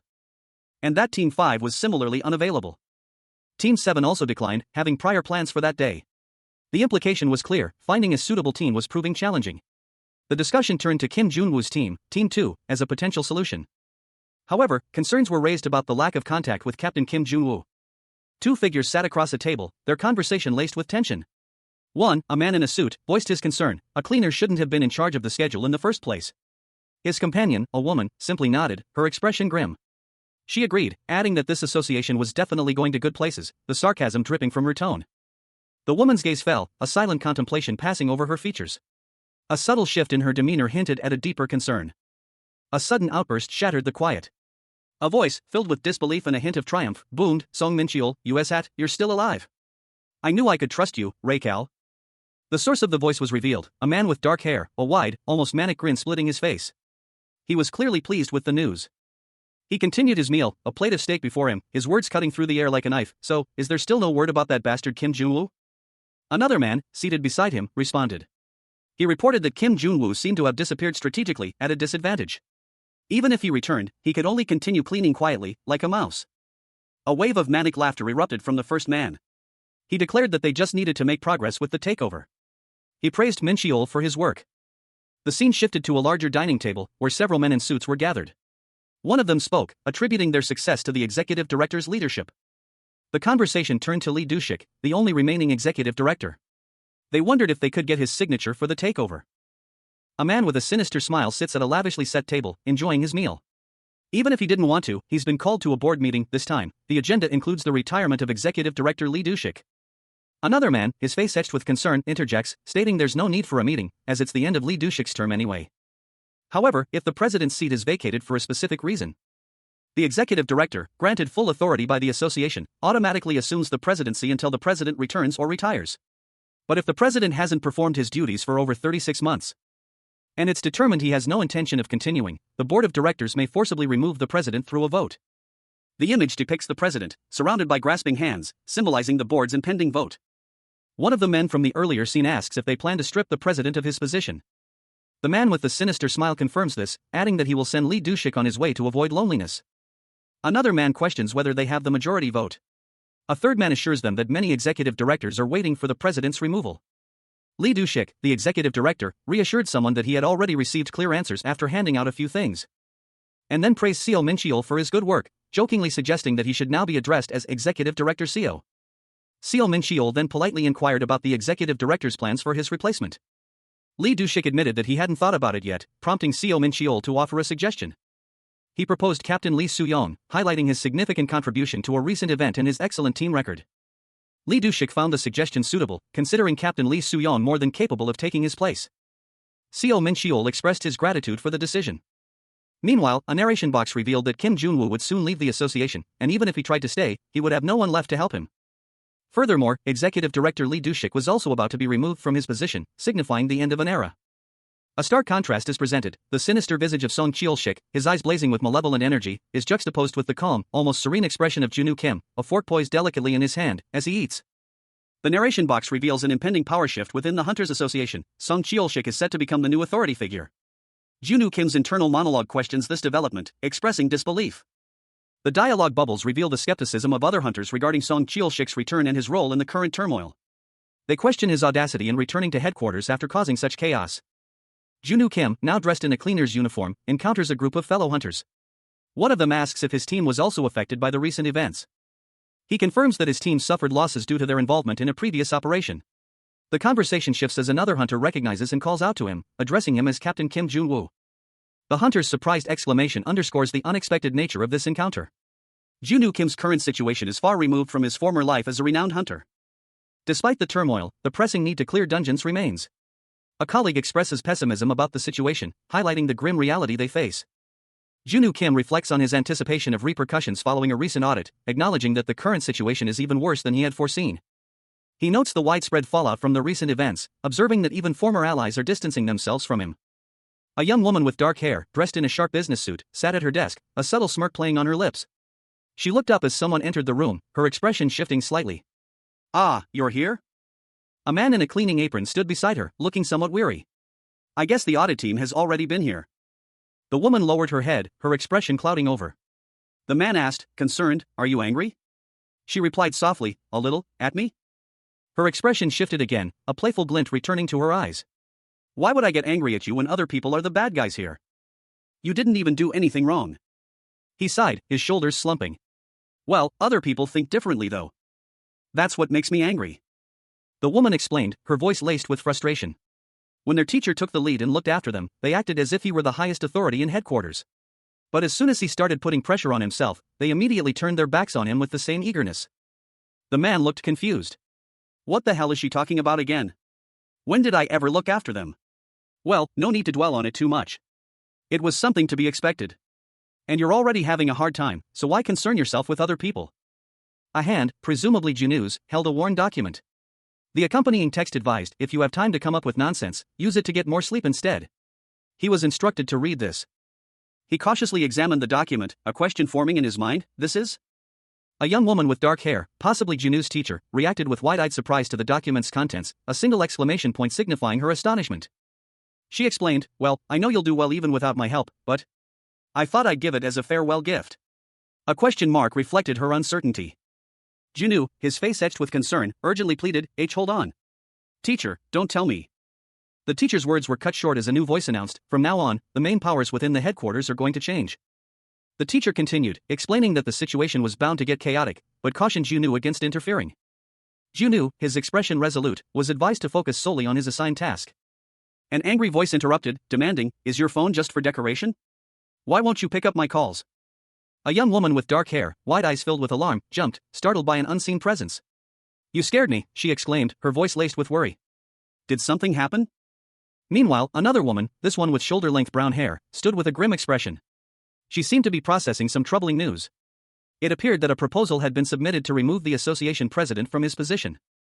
The dark-haired woman's companion, a man with short brown hair, looked on with a mixture of confusion and concern, his brow furrowed in thought. Question marks swirled around his head, visually representing his uncertainty. The man's shock was palpable, the news was shocking indeed. Dismiss the president? The gravity of the situation began to sink in. The plan, it turned out, was to force the current president's term to end by dismissing him. A sinister figure, Song Cheol-shik, appeared in the man's mind's eye. His eyes glowed menacingly, a malevolent smile playing on his lips. The image was accompanied by crackling energy, emphasizing his power and malevolence. The dark-haired woman, her face etched with grief and anger, confronted the man and the other woman. Her voice, though barely a whisper, carried the weight of her fury. "Song Cheol-shik, you son of a bitch, you really won't stop until you get what you want, huh?" The scene shifted to a board meeting. The formal announcement of President Park In-beom's dismissal was underway. The reasons cited for the dismissal were that President Park had not fulfilled his duties for 36 months, and there was no way to reach him during that period. An official-looking man stood before a boardroom table, addressing a group of serious-faced individuals. He held a document, preparing to announce the results of a vote. The results of the vote regarding the dismissal of Association President Park In-beom were revealed, 32 votes in favor of dismissal, with an unspecified number opposed. A man in the audience immediately interrupted, questioning what would happen if it could be proven that the current president was still willing to fulfill his duties. The man announcing the results dismissed the question, stating that it was too late, as the votes had already been counted. Another man scoffed, pointing out the absurdity of trying to prove something without even being able to contact the person in question. His colleagues reacted with amusement and derision. The man who had initially raised the question simply acknowledged the other's point. Suddenly, a figure entered the room, announcing that it had been a long time. The board members reacted with shock and disbelief upon seeing the newcomer. Their expressions ranged from stunned silence to outright panic. Whispering amongst themselves about the unexpected arrival and questioning how he was able to appear when he was supposed to be unreachable. An elderly man with long white hair, a distinguished mustache, and a top hat, his face etched with an air of knowing mystery, addressed someone unseen. He spoke of a cleaner, a seemingly unremarkable individual, whose actions were causing quite a stir within the Hunters Association. The news clearly unsettling two men in suits. Their eyes widened in disbelief, mouths agape in a mixture of shock and dawning horror. A cold sweat beaded on their brows as they struggled to process the implications. A stark realization hit them: it couldn't be. A group of soldiers, their faces etched with concern, huddled together. One of them, a man with blonde hair and a headband, spoke, suggesting they sever ties with Captain Kim Jun-woo. Another soldier voiced his apprehension, mentioning that Operations Team 2 was in disarray due to their close ties with Jun-woo, and questioned the wisdom of maintaining proximity to the situation. The scene shifted to a tense confrontation. A large, monstrous creature, resembling a crimson crab, dominated the foreground. A female soldier, her orange hair pulled back, stood defiantly atop the creature, sword drawn. Her comrades watched anxiously from a distance. One of them spoke, using a metaphor about a spoon on a table to illustrate the precarious situation. The female soldier, however, simply responded with a hesitant, "But." Before the next panel. The blonde soldier, seemingly the captain, gave a curt order to cut ties with Jun-woo. However, the female soldier firmly declared, "But I won't." She explained that while it might seem selfish, it was a matter of survival and loyalty. The situation was difficult, but abandoning Jun-woo was not an option. Another soldier questioned her resolve, suggesting she was turning her back on him because things had become difficult. The female soldier, with unwavering determination, declared that she would never abandon her pride and loyalty. She then reassured her comrades that she would protect them from harm. Jun-woo Kim, the world's first SSS-RANK genius hunter, now finds himself 10 years in the past. His hunter skills are inexplicably locked, forcing him to take on the seemingly mundane role of a dungeon cleaner. However, even in this new guise, his resolve remains unshaken. He declares himself the type of person who will always fight back, no matter the odds. The scene shifts to a tense moment within a corporate setting. Two men, their faces etched with shock and disbelief, stare wide-eyed at something unseen. Their whispered exclamation reveals the source of their alarm: the president? A woman, equally startled, joins their stunned expressions, voicing the collective bewilderment. What's going on here? The perspective changes, focusing on a figure observing the commotion from a distance.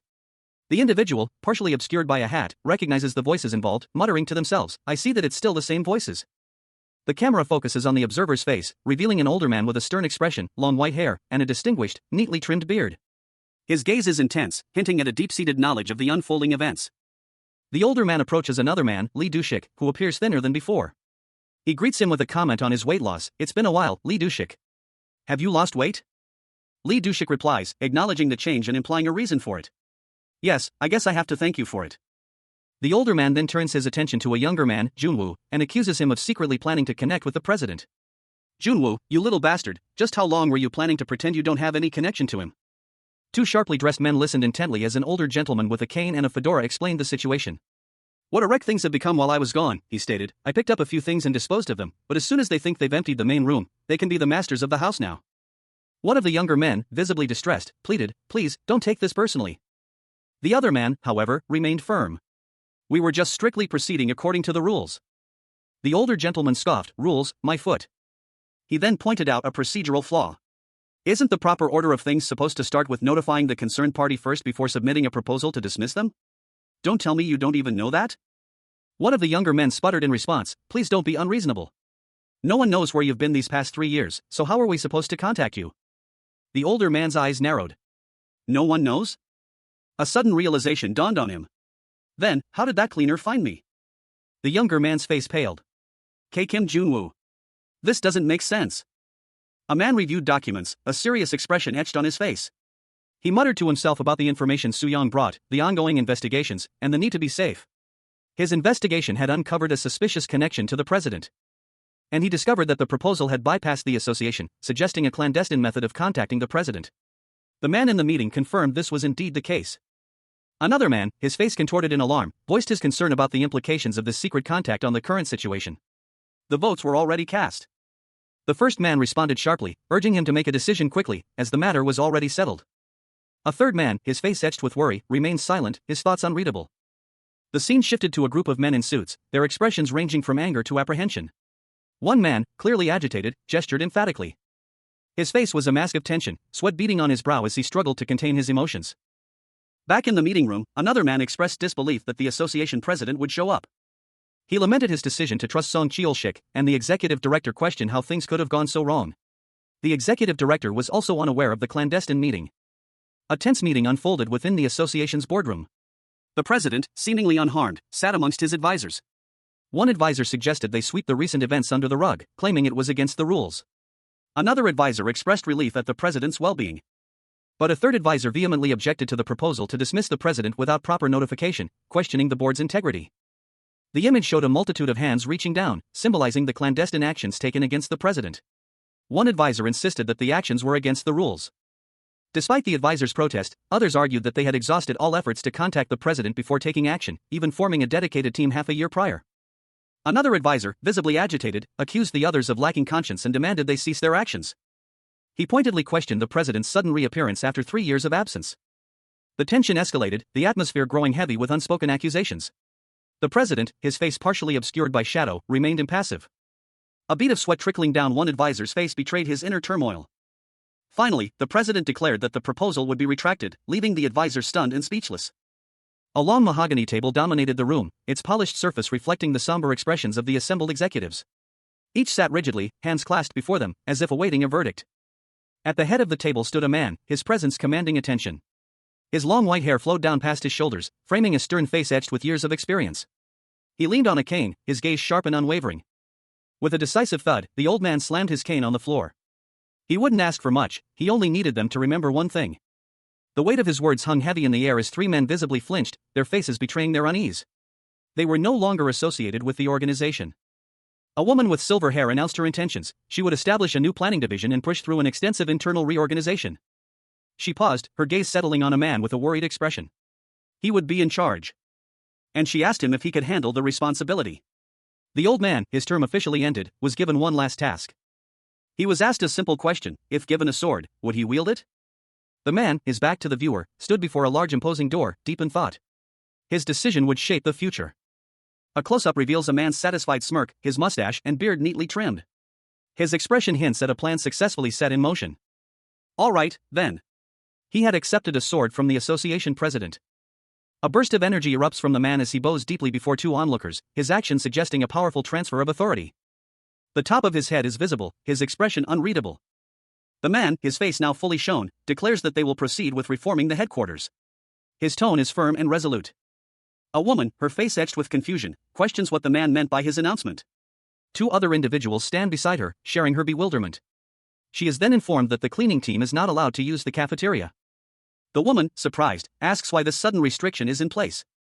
A man explains that they received a notice from higher-ups prohibiting the cleaning team's access. She inquires about the identity of these higher-ups, prompting the man to respond that she wouldn't even know them. A suggestion is made to eat outside instead. The cleaning crew, resigned, accepts this. Junwoo Kim, formerly the world's top-ranked genius hunter, now found himself in a less glamorous role.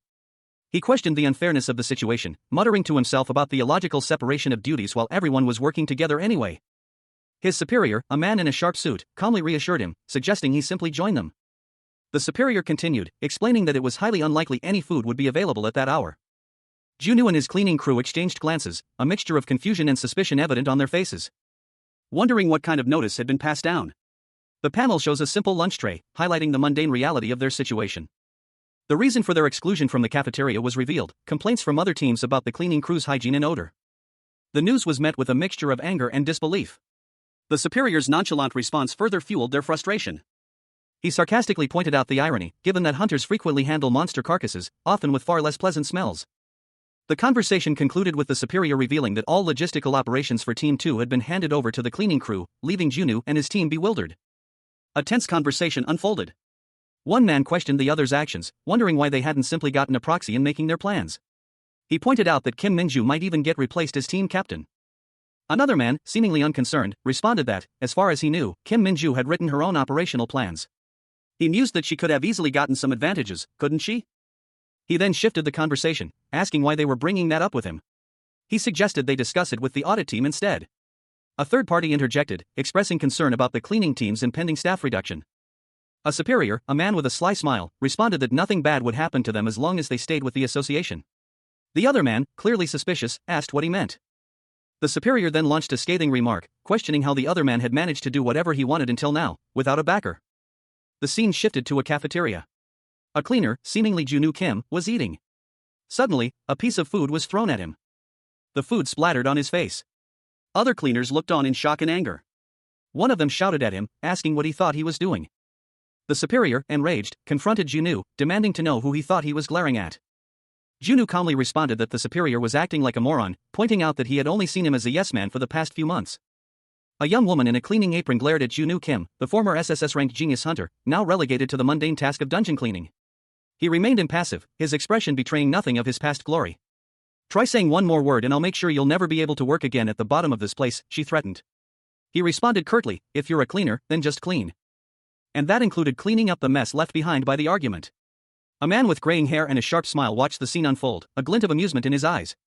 "And that means you clean this up too," he stated, clearly enjoying the situation. The older man, seemingly unfazed by the tension, tilted his head slightly. "Huh?" he questioned, his expression one of mild curiosity. The scene shifted to reveal a larger group, including the gray-haired man, who was addressed as vice president. He explained his presence. "I guess you showed up on time." "Well, it's all I have some free time after the general meeting so I stopped by." Junwoo Kim, however, showed little interest in pleasantries. He advised the vice president, "Why would come here? I'm sure you're tired after coming all the way to Seoul. Just go in and take some rest." He explained his reason for being there. "I'm already here so I thought I'd come to see you." Suddenly, the vice president was attacked. A swift, brutal blow from the older man in the hat sent him sprawling. The speed of the attack was astonishing. A stern-faced man, Lee Soo-young, addressed someone unseen, his words laced with a threat. If they wish to remain in the association, they should keep their mouths shut from now on. The unseen individual, presumably Lee Soo-young's target, lay sprawled on the floor, unconscious. Two guards stood nearby, their expressions a mix of concern and apprehension. A different scene unfolded. A young man, seemingly a cleaner, reflected on the situation, noting that he must have left his position vacant for too long, leading to this unfortunate incident. The young cleaner, seemingly unfazed, responded curtly to the implied apology, stating that the other party thought too highly of him. The older man, seemingly contrite, offered a suggestion: should a similar incident occur again, the cleaner should find him immediately. The older man, having seen the cleaner's face, suggested they have lunch together later. The cleaner agreed, understanding the implicit dismissal. After the cleaner left, the older man instructed his subordinate to wake the unconscious man and tell him to clean up the mess he made. The older man observed the unconscious man, finding his appearance strangely familiar. A man in a suit, his face etched with remorse, hung his head. He mumbled an apology, tears welling in his eyes. A younger man, dressed in more casual attire, listened with a stoic expression, his gaze distant and unreadable. The suited man continued, explaining that he was powerless to act against Cheol-shik, who had forced his hand. The younger man interrupted, stating that he already knew this. Desperate for belief, the suited man pressed further, asking if he was believed. The younger man, however, remained unconvinced. He countered that if the suited man could secure a positive recommendation from the president, he might consider it. His expression suggested a deep skepticism. The suited man's face fell, his hope visibly crumbling. He then made a proposition: in exchange for leniency, the suited man would reveal everything he knew about Cheol-shik's corruption. Junwoo Kim, formerly the world's first SSS-RANK genius hunter, now finds himself kneeling before Director Seo Min-cheol, his former superior. His hunter skills are currently locked, forcing him to work as a dungeon cleaner. Director Seo's face is contorted in a mixture of anger and disbelief as he confronts Junwoo. He scoffs, unconcerned with Junwoo's past achievements. He expresses his disdain for Junwoo's current occupation, viewing it as beneath him. Junwoo, however, remains defiant, claiming he is merely a cleaner. Director Seo is incredulous, emphasizing Junwoo's past capabilities and questioning how he can reduce himself to a mere cleaner. He highlights the irony of Junwoo's current situation. Junwoo retorts, pointing out the hypocrisy of Director Seo calling him capable while ignoring him previously. His tone is sharp and accusatory. He further challenges Director Seo's actions, questioning why he would target someone who was simply hardworking. Junwoo walks away, leaving Director Seo to contemplate his actions and the implications of his choices. A sense of unease hangs in the air. Junwoo, however, seems unfazed, a smirk playing on his lips as he walks away from the kneeling Director Seo. He appears confident and somewhat amused by the situation. Silhouetted against a fiery sunset, two men stood on a rooftop. One, kneeling, appeared dejected, the other, standing tall, seemed to exude an air of quiet contemplation. A furious outburst erupted. Papers scattered as a man, his face contorted in rage, unleashed a torrent of insults. "You son of a bitch." He continued his tirade, his voice laced with disbelief. "You said he wasn't backed by the association president. That he had no connections to him. The man slammed his fist on the desk, more papers flying. Then how the F*** did he know the association president's location? His anger intensified as he questioned the impossible. How did he know where to find him when even the board couldn't? Another man, older and more distinguished, listened intently. That old bastard with guaranteed employment who used to be uninterested in the association has now returned, thanks to him. He continued, his tone thoughtful. Mentioned, there's no way they have an ordinary relationship, judging by how he was able to persuade the president to return. The first man's expression darkened. Also, it felt like they'd been friends for a decade when I saw them at the cafeteria. In a dimly lit office, two men sat across a large desk. One, older with graying hair, suggested they calm down for now. The other, younger and visibly agitated, retorted that their heads were about to roll, questioning the older man's suggestion to remain calm. Meanwhile, another man, on a phone call, muttered hell dash before being interrupted. A furious voice exploded over the phone, demanding to know what the other man was doing. The caller continued, accusing the man of knowing Kim Jun-woo and demanding an explanation for his actions. The older man from the first panel dismissed the younger man's words, stating that he didn't care whose words he chose to trust. A series of text messages appeared on the screen, revealing a cascade of angry messages from various individuals, including Han Il-won, Song Cheol-sik, and others, all expressing their outrage and demanding answers. The man on the phone angrily defended himself, arguing that he shouldn't be the one to take responsibility for sending Lee Do-sik along with the association president. He continued his furious outburst, questioning the other's audacity to yell at him. The other man retorted, justifying his anger by pointing out that the first man was shifting all the blame onto him. An irate man, his face contorted in anger, held a Samsung phone to his ear. His eyes blazed with fury, veins bulging in his neck as he spoke into the device. His voice a low growl of accusation. He berated the person on the other end for stealing credit and the inventories from dead dungeons. The threat of exposing this theft hung heavy in the air. The man continued his tirade, warning of dire consequences if the other party didn't take action. The scene shifted to a tense encounter between two men in a sleek, modern office. One, clearly agitated, held a phone, while the other listened impassively. Suyeon, the director, informed the agitated man that he was being fired, a consequence of the other man's actions. The fired man, confused and frustrated, questioned why he was being targeted again. Suyeon explained that the dismissal was a direct result of the other man's earlier comments about Kim Jun-woo's lack of connection to the president. The dismissed man's face fell. And he was curtly dismissed with a final, angry outburst. The director's fury was palpable, his face a mask of rage. The dismissed man was forcefully ejected from the office. The sound of a forceful impact echoed through the room, leaving the director alone with his thoughts. He questioned the lengths to which he had gone to investigate Kim Jun-woo, and lamented the abrupt end to his investigation, feeling betrayed and discarded. His frustration was evident in his clenched fists. Junwoo Kim, the world's first SSS-RANK genius hunter, found himself in a precarious situation. Despite having dispatched Lim Dongbin with ease, a chilling realization washed over him. He knew he was facing an unknown threat. The gravity of the situation forced a decision upon him. He would not remain passive. His resolve hardened. He would take the initiative, striking first before his enemies could strike him. Meanwhile, in a different location, a group of individuals watched a news report unfold on a large screen. The atmosphere was tense, filled with apprehension. The news report detailed a scandal within the ROK Supernatural and Dimension Management Association. 14 executives were implicated in an investigation related to Association Gate. The association president, Park In-beom, used this opportunity to announce the need for reform within the organization. Further details emerged, revealing that executive director Song Cheol-sik had misused large sums of money obtained through bribery for illegal acquisitions. This naturally angered the public. The scandal deepened with the revelation that director Seo Min-cheol from the Seoul headquarters was involved in illegal dungeon trading and manipulation of performance results.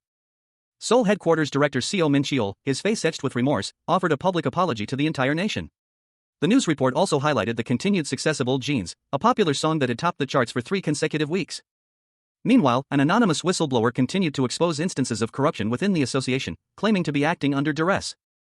A group of individuals, including Captain Seo Ji-young, gathered in a room, their expressions a mixture of concern and apprehension. One of them wondered aloud why everyone had been summoned again. The news then showed Executive Director Lee Do-sik, who confidently declared his intention to take full responsibility for the situation and work towards creating a healthier association. A young man, observing the news report, reflected on the past. He recognized the unfolding events. These were the same corruption scandals that had been pinned on Lee Do-sik in his previous life. With the truth now exposed, he realized it would be significantly more difficult for Lee Do-sik to dismiss the accusations as false.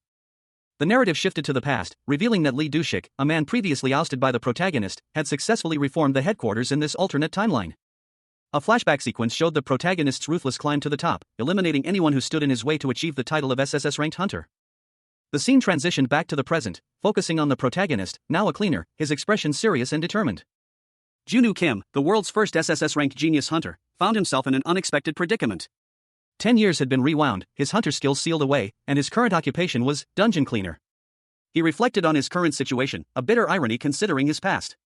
He observed his co-workers, their idleness a stark contrast to his own diligent work ethic. A silent question formed in his mind: how could they be so lax while he toiled?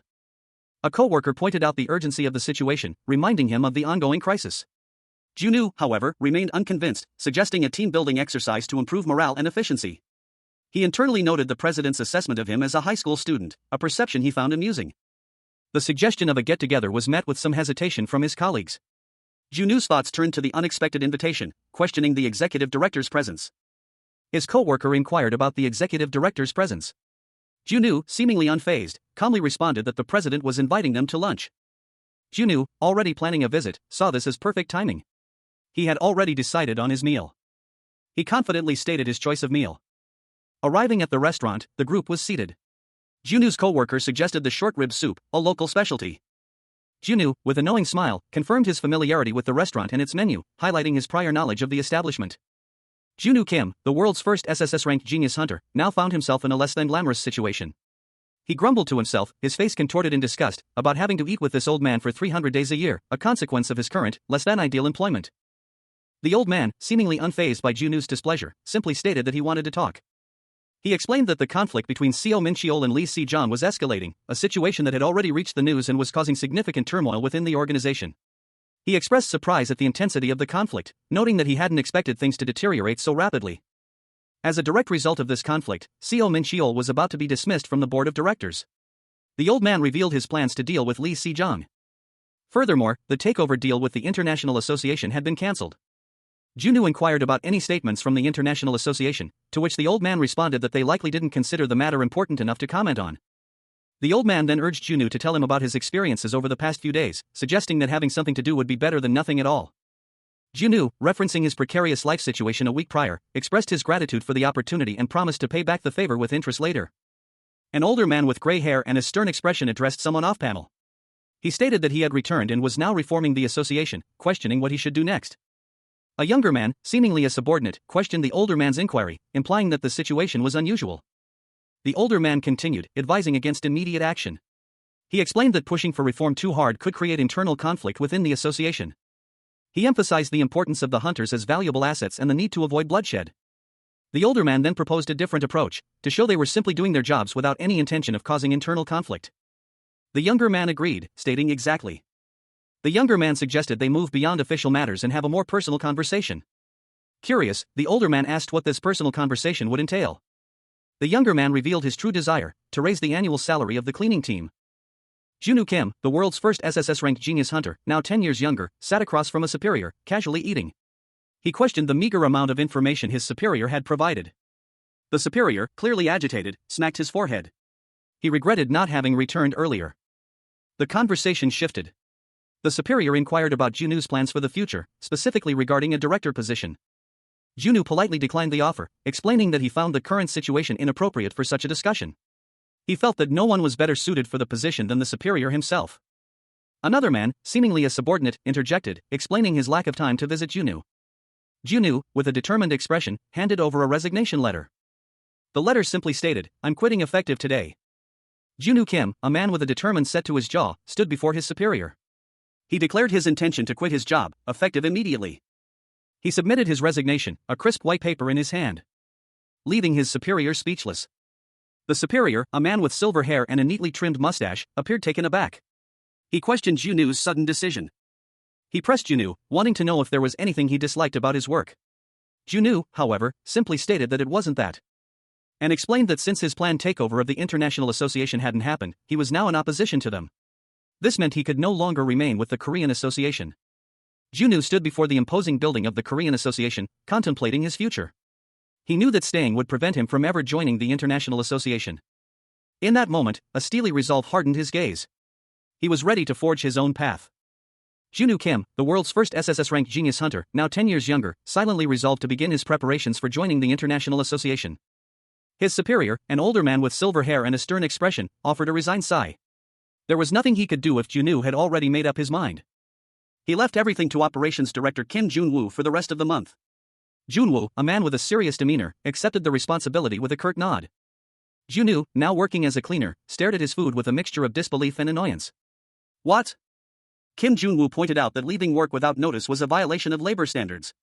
The older superior added his own disapproval. Junwoo, however, saw this as an opportune moment. He had a favor to ask. He inquired if Junwoo had time that evening. There was something important to discuss. The scene shifted to Paris, France, introducing Perfect Balance Corporation, also known as PB Corporation, an organization affiliated with the International Hunter Association. A member of PB Corporation's Hunter Balance Coordinating Team revealed that the takeover of the Korean Association had failed because they were unable to secure the necessary time. Captain Mark of the PB Corporation's International Clearing Authority collection team questioned the significant losses incurred. He couldn't comprehend how such a substantial setback could be attributed to a single individual, prompting Captain Kane to retort that Jason should stop making excuses. Jason, bearing a fresh wound above his eye, remained silent, seemingly unable to offer a defense. The scene shifted to Captain Chloe of the PB Corporation's Bank Item Management Team, who was also leading the U.S. branch's support team. She addressed someone named Chloe, demanding an explanation for the failure to collect the time stone during a joint operation with the Korean Association. Chloe explained that she had abandoned the mission to avoid being caught acting recklessly. Captain Kane, however, was skeptical, questioning Chloe's explanation and wondering about the true identity of the individual responsible for the mission's failure, revealing that the culprit was a cleaner from the Seoul headquarters. This revelation was met with disbelief and incredulity by Captain Kane and his team. A tense meeting unfolded, the air thick with unspoken questions. One figure, his face obscured by shadow, demanded an explanation. Why had the recent takeover attempt failed? The response was swift and chilling. It seems the unexpected return of the Korean Association's president had thrown a wrench into their carefully laid plans, leading to a pointed question: had the president's return been deliberately timed to sabotage the takeover?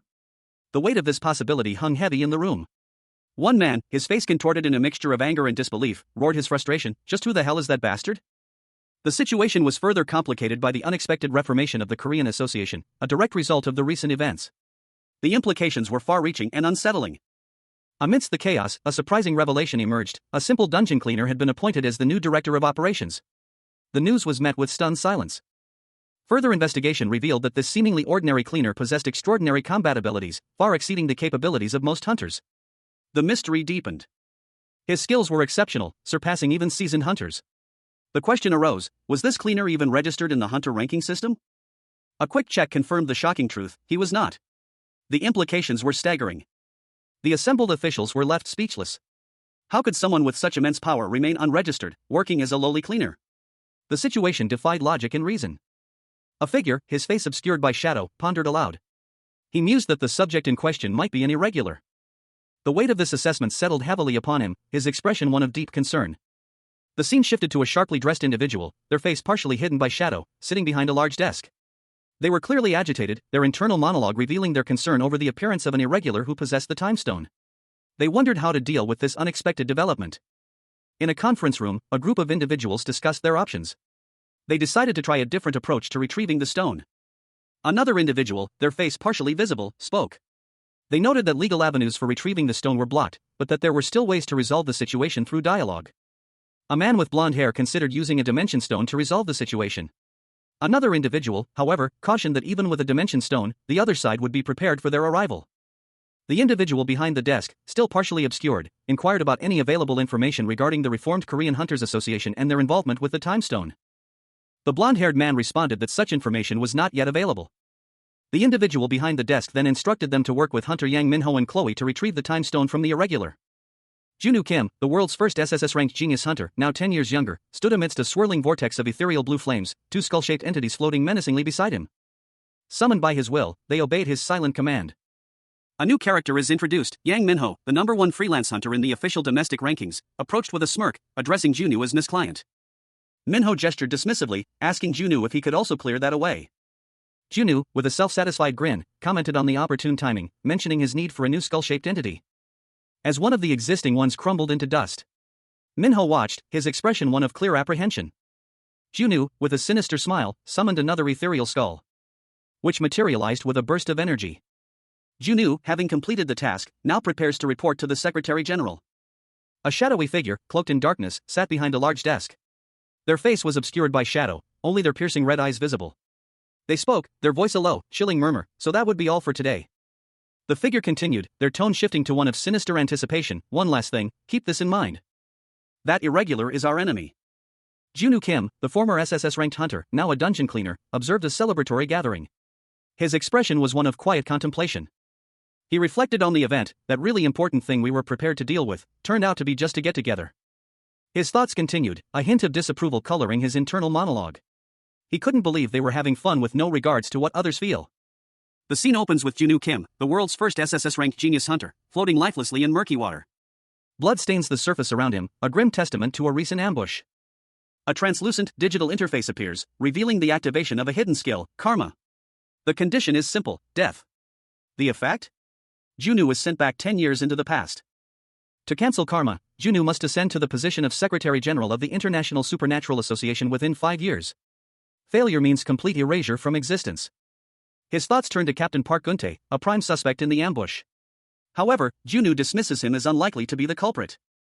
While working as a cleaner, Junwoo investigates other potential suspects within the association, but finds no one with the ability to orchestrate such a powerful attack. His conclusion, the perpetrators are from a more powerful organization than the domestic association. The remaining time on the karma countdown is displayed, 4 years, 9 months, 3 hours, and 30 minutes. Junwoo's legs are shown dangling in the water, the grim reality of his situation sinking in. If he remains passive, he will die. However, Junwoo has retained sufficient skills from his past life. He will use his cleaning job as a means to unlock his full potential and achieve his goal, even securing a salary increase. Junwoo Kim, the world's first SSS-ranked genius hunter, now 10 years younger, surveys a list of newly acquired skills: Destroyer, Hyperboost, Circle Counter, and Overimmersion. He has also acquired the Commoner class. His gaze is resolute, all that remains is to find a way into the International Association. A woman in a business suit approaches Junwoo, her expression curious. She asks why he's drinking alone, referring to him as tonight's protagonist. Junwoo, slightly taken aback, replies that he hadn't heard anything about being the protagonist. The scene shifts to a celebratory gathering. A group of people, including Junwoo, are drinking and laughing together. A man informs Junwoo that everyone came as soon as they heard he was safe, with everyone clearly happy to see him. Another man, seemingly a higher-ranking official, suggests that it's fun to get together with people once in a while. Junwoo's expression changes slightly as he observes the scene. He reflects on how, in his previous life, these same people looked at him with disdain, anger, and resentment. The final panel shows Junwoo from behind, looking up at a group of imposing figures in suits. The atmosphere has shifted dramatically. Junwoo, a young man with brown hair, stood alone, seemingly apprehensive, as a group of sharply dressed men approached him. They urged him to join them, their words carrying a tone of playful coercion. The panel shifts to show a close-up of Junwoo's face, a subtle smirk playing on his lips. His internal monologue reveals that this encounter was orchestrated specifically for him. He calmly agreed to their invitation, a knowing glint in his eyes. Junwoo, now walking alongside the group, nonchalantly dismissed the event as a minor inconvenience, something that happens occasionally. The year is 20XX. A simple narration box sets the scene. A cartoon cat, seemingly the artist, declares their ambition: I will become a romance webtoon artist. Producer Choi, a human character, suggests adapting a novel into a serialized webtoon. The cat artist, intrigued, asks what kind of novel it is. The producer reveals the novel's title, Clever Cleaning Life of the Returned Genius Hunter. The cat artist's immediate thought, upon reading the novel, is how to shorten the unwieldy title. The artist decides to shorten the title to Return Cleaner. They also briefly discuss the manhwa genre with producer Choi, who assures them help will be provided. Producer Choi guides the artist to select a specific image for the webtoon. While adapting Clever Cleaning Life of the Returned Genius Hunter, the artist sees an opportunity to deepen their understanding of webtoons, noting various aspects to study: action composition, character design, and adaptation, along with human anatomy. Junwoo Kim, once the world's foremost SSS-ranked genius hunter, now finds himself 10 years in the past, his formidable skills inexplicably sealed. He contemplates his current predicament as a dungeon cleaner, a far cry from his former glory. Even without his hunter's abilities, his physical prowess surpasses that of an ordinary person. He strategizes, focusing on making the most of his limited skills, aiming for precise strikes against monsters' weak points. And then, the most challenging aspect emerges, accurately targeting those weaknesses. The scene depicts Junwoo, his face partially obscured, demonstrating his prowess, clearing the dungeon without the use of his hands, showcasing his exceptional strength. Meanwhile, an unseen observer, possibly a familiar companion, expresses concern, their head figuratively exploding from the sheer intensity of Junwoo's performance, and hopes for the swift return of his full abilities. The challenges, however, extend beyond the action sequences. The narrator reflects on the demanding nature of the work. The required quality and detail within the given timeframe left much to be desired, resulting in a sense of dissatisfaction. Elsewhere, Moon Soyeon, a member of the cleaning team, is on a phone call, her expression a mix of urgency and concern. Junwoo Kim, the world's first SSS-ranked genius hunter, now finds himself in an unexpected predicament. 10 years have been rewound, his hunter skills sealed away, and his current occupation is dungeon cleaner. A superior, enraged by a spilled meal, barks at Junwoo to clean up the mess, shoving him to the ground. He silently cleans the mess, his expression stoic. The panel shifts to show a group of superiors observing him from afar, their expressions unreadable. A caption reads, "An obedient Lee Soo-young." Later, a small, anthropomorphic cat, seemingly the artist's assistant, slumps to the ground, exhausted. It mutters to itself that it keeps missing deadlines due to constant time pressure. The assistant is then informed by another person that they made a mistake in their drawing, having drawn 6 fingers on a character instead of 5. The artist's drawing teacher, Lee Samdol, is shown next, impatiently asking when the artwork will be finished. Another assistant, known as Spinning Top, cheerfully announces that she's done with her work and will play games. Kim Ka-hyun, a late addition to the team, is also shown, expressing his dedication to the work despite joining late. The final panel shows additional contributors, Yoo-chae and So-gang, who also helped with the project, along with a thank you message to everyone involved. The author expresses gratitude to those who supported the series, acknowledging their help in completing the first part without discouragement. A heartfelt thank you is extended to the readers who followed the series to the end of its first season. The author promises to work harder for season 2, preparing to make up for any shortcomings from the previous season and aiming to bring smiles to readers once a week. A cheerful cartoon cat waves, asking readers to wait a little while. The scene shifts to show 2 figures hurrying towards a hospital building. An apologetic statement, "I'm really sorry," is shown in a speech bubble. A young woman with short brown hair and glasses, wearing a formal business outfit, looks downcast and distressed, a bead of sweat trickles down her temple. A man in a white apron approaches the distressed woman. He explains that, despite his initial impression, his judgment of her was thoughtless. The man continues, revealing that Captain Kim had burst into the association screaming.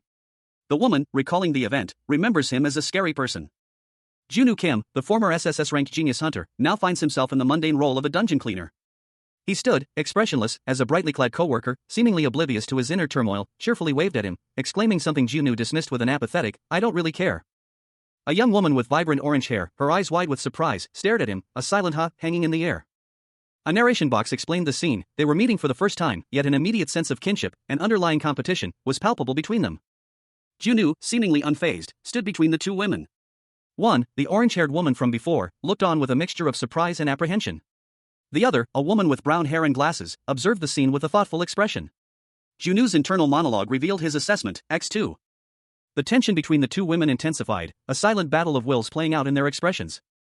A narration box highlighted the palpable sense of competition between them. The orange-haired woman, brimming with confidence, declared her intention to treat Junwoo to a meal. The brown-haired woman's reaction was one of subtle surprise, a silent question hanging in the air. She then revealed her knowledge of Captain Han Yubin, a clear indication of her own connection to the world of genius hunters. The manga concludes this chapter with a message from the creators, promising a return in 3 months with improvements. A thank you is extended to the readers. On the XX day of XX month, in the year 2XXX, a red-grade underwater dungeon unexpectedly appeared at Incheon Port. Only 30 minutes remained until the dungeon clearing time limit expired. Deep within the dungeon, a team of cleaners desperately called for help from headquarters, pleading for immediate assistance, as the situation had become critical. The rising water levels made clearing the dungeon increasingly difficult for the team. To make matters worse, their escape route had vanished, leaving them trapped. At headquarters, a superior officer anxiously inquired about the status of Operations Team 1, led by Captain Kim Min-ju, and Guild Captain Cha Hyun-suk. A subordinate reported that the 2 captains had gone to deal with the dungeon boss, leaving their team stranded and vulnerable. Junwoo Kim, the world's first SSS-RANK genius hunter, found himself in an unexpected predicament.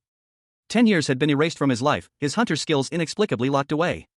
He now faced a new reality, dungeon cleaner. A blurry image hinted at the ambush that had caused his regression, the perpetrators still shrouded in mystery. The present found him battling a monstrous serpent in a crumbling dungeon, its scales shimmering menacingly under the dim light. A creature whose power far exceeded his current, limited abilities. Yet, despite the overwhelming odds, a surge of determination coursed through him. A desperate, primal instinct to survive, to reclaim his lost strength. Suddenly, a voice cut through the chaos, Captain Kim Min-ju. A fellow hunter, his face etched with worry, appeared, witnessing Junwoo's struggle against the beast. As the serpent lunged, a blinding flash of light erupted from Junwoo, a sign that his dormant powers were beginning to stir. A monstrous roar echoed through the desolate landscape. A magnificent sword, its hilt adorned with a serpentine design, lay embedded in the ground. Its gleaming blade partially submerged in a dark, oily puddle. A young woman, her dark hair plastered to her face with sweat and blood, struggled to her feet, clutching a section of a massive serpent's scale. Water dripping from her armored legs as she surveyed the scene. Her eyes, wide with a mixture of exhaustion and defiance, fixed on something beyond the immediate carnage. "Teacher," she whispered, a single tear tracing a path through the blood on her cheek. "I did what teacher told me to, but..." A colossal serpentine head, its eyes burning with malevolent energy, loomed over her. Its gaping maw promising certain death. It seems this is where it ends. A frantic report crackled over the radio. Team Captain Kim Min-ju was missing, contact lost. The speaker's face, etched with worry, was partially obscured by the water surrounding him and his team. The team was on standby, ordered to remain at the dungeon exit in case of an emergency. They were unable to provide support to the missing captain. Meanwhile, a concerned voice called out for Miss Min-ju. A woman with light purple hair, Miss Ayang, was introduced to Kim Jun-woo. A woman with short pink hair, the director, announced that Operations Team 1 was in an emergency situation. Only 30 minutes remained before the dungeon clearing time limit expired. The urgency was palpable as a car sped down the road. Someone was heading to the scene. The tension was thick, punctuated by a muttered "goddammit." Kim Jun-woo, the man driving, was furious. A dungeon cleaner under his command failing? Unacceptable. He blamed the International Association, those damn bastards. But his anger quickly shifted to resolve. He was ready. The scene shifted to a dynamic, energetic image, suggesting imminent action. The scene opens with a chaotic collision. Two vehicles, a sleek sedan and a large truck, are locked in a violent impact, metal screeching against metal amidst a shower of sparks and flying debris. The force of the impact throws Jun-woo Kim, the protagonist, violently against his seat. His eyes widen in alarm, a look of pure shock etched on his face. A guttural curse escapes his lips, fuck. Is that another truck? Another truck, seemingly out of nowhere, barrels towards Jun-woo's car. The impact is imminent. A violent collision sends the car careening out of control. Jun-woo is thrown from his seat, his head snapping back with the force of the impact. A look of grim determination crosses his face. He braces himself for another impact, a question mark filling his mind. The scene shifts to show other people reacting to the chaos. Voices call out in concern, "Mr. Jun-woo? What's going on? Mr. Jun-woo."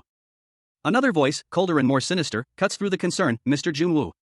A hand, seemingly belonging to Jun-woo Kim, the once SSS-RANK genius hunter, now regressed 10 years into the past, flicked a finger, a faint blue energy sparking between his fingertips.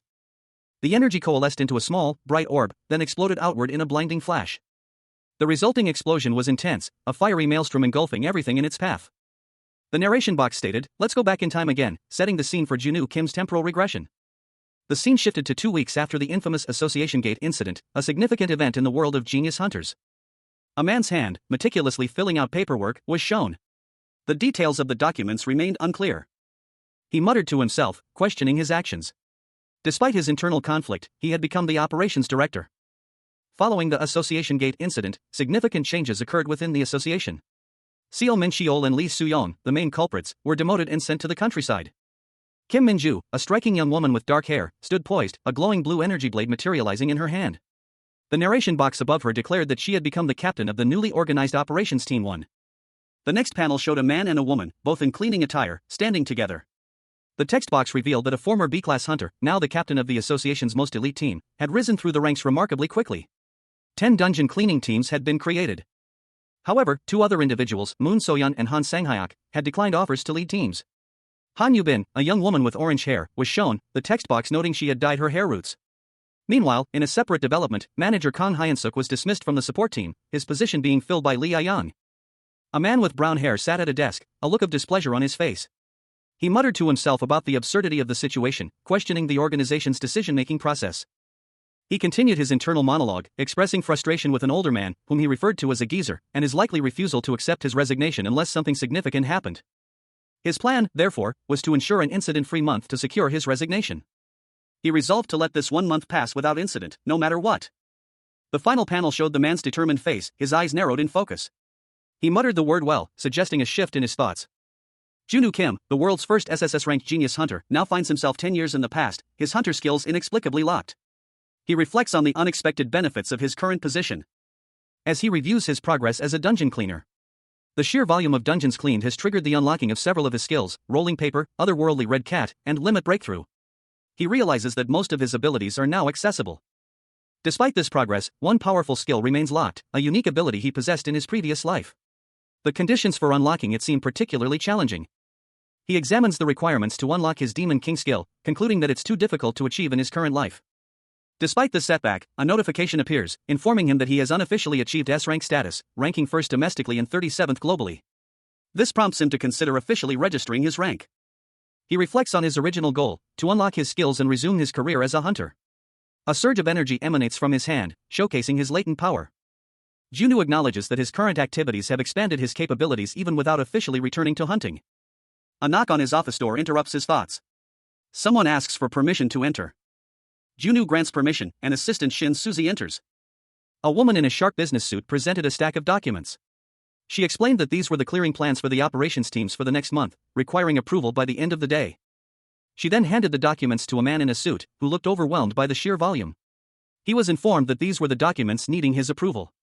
The man, his eyes blazing with a fierce intensity, began to rapidly flip through the documents. His female colleague, however, urged him to read them carefully before signing. Having finished reviewing the documents, the man was asked if there was anything else to report. He mentioned that the support team had sent a proposal to expand the item research facility, prompting a question about the large number of documents. The woman explained that the expansion was necessary because the current facility lacked the proper environment for the research they wanted to conduct, but the estimated budget exceeded 50 billion. The man, concerned about the budget, inquired about the remaining funds in the operations department. He was informed that there was an estimated 82 billion left. He then promptly authorized the allocation of the funds to the expansion project. The woman, however, was taken aback by this decision, expressing concern that it would compromise the budget for the following month. A man, overseeing a collection of cleaning equipment, declares that it doesn't matter. He instructs that next quarter's budget should be used to provide the cleaning teams with the latest equipment. He adds, almost as an aside, "My baby." Another man, dressed in a suit, reports that the last time he saw the cleaning teams, their equipment was in sorry shape. He suggests that they also replace all of the control team's equipment, noting that their communications keep getting interrupted and errors pop up in their dungeon mapping. A third man, chuckling, says he's leaving in a month anyway and considers this his revenge for being forced to take this position. He adds that he'll inform the association president himself. A woman in a suit, looking concerned, asks the man in the suit if she can have a few minutes of his time. She adds, as an aside, a question about what to do about next year's budget.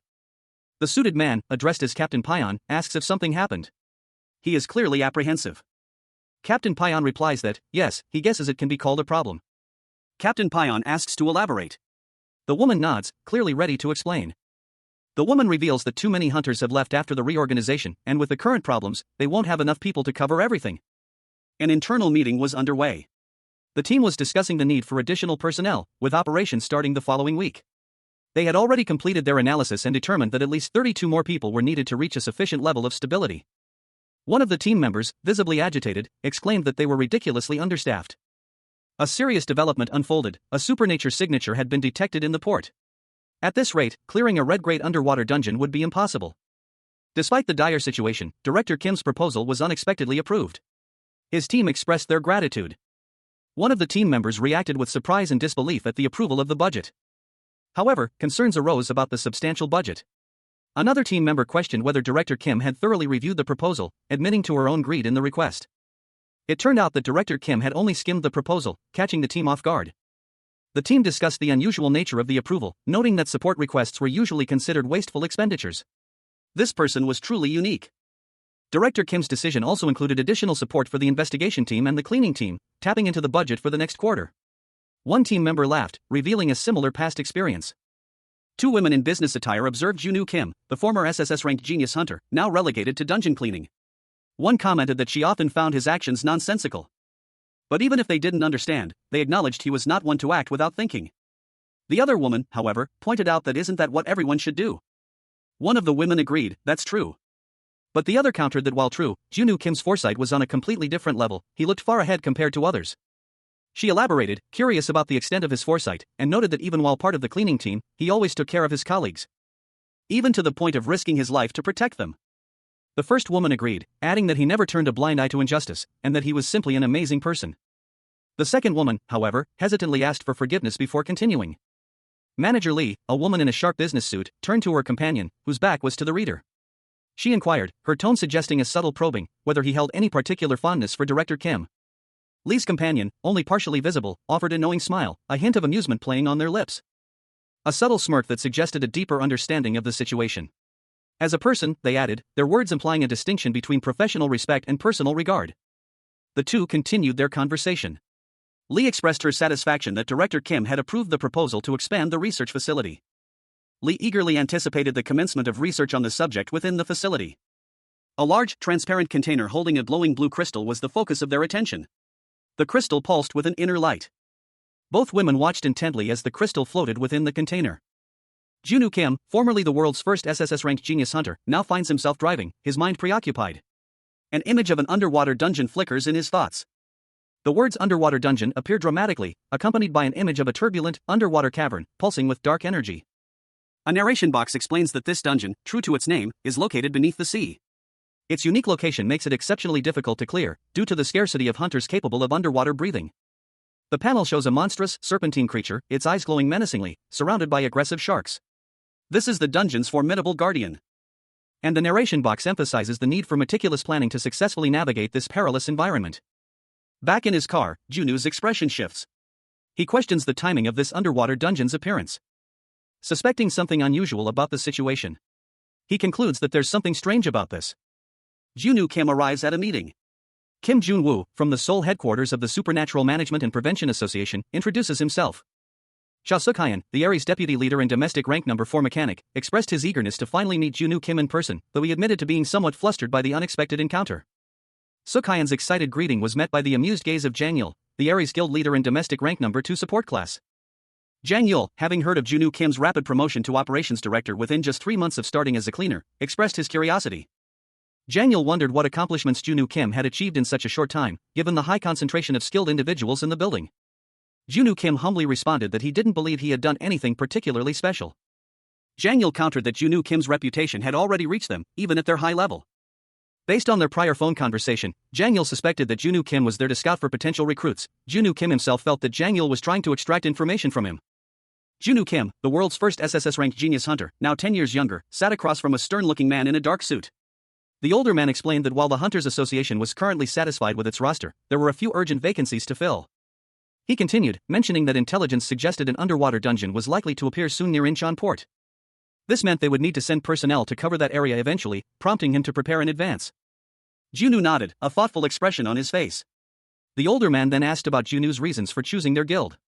Junu responded that he didn't see a need for any other reason. After all, they were the #1 guild. He believed that by now, they should have fallen outside the association site. The older man, however, revealed that Junu had been involved in a conflict with their guild's former deputy leader.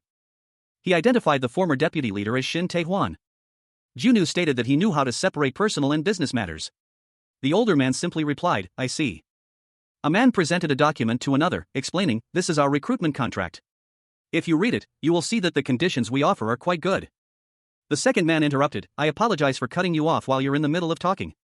By any chance, if you have a list of people waiting to change jobs?"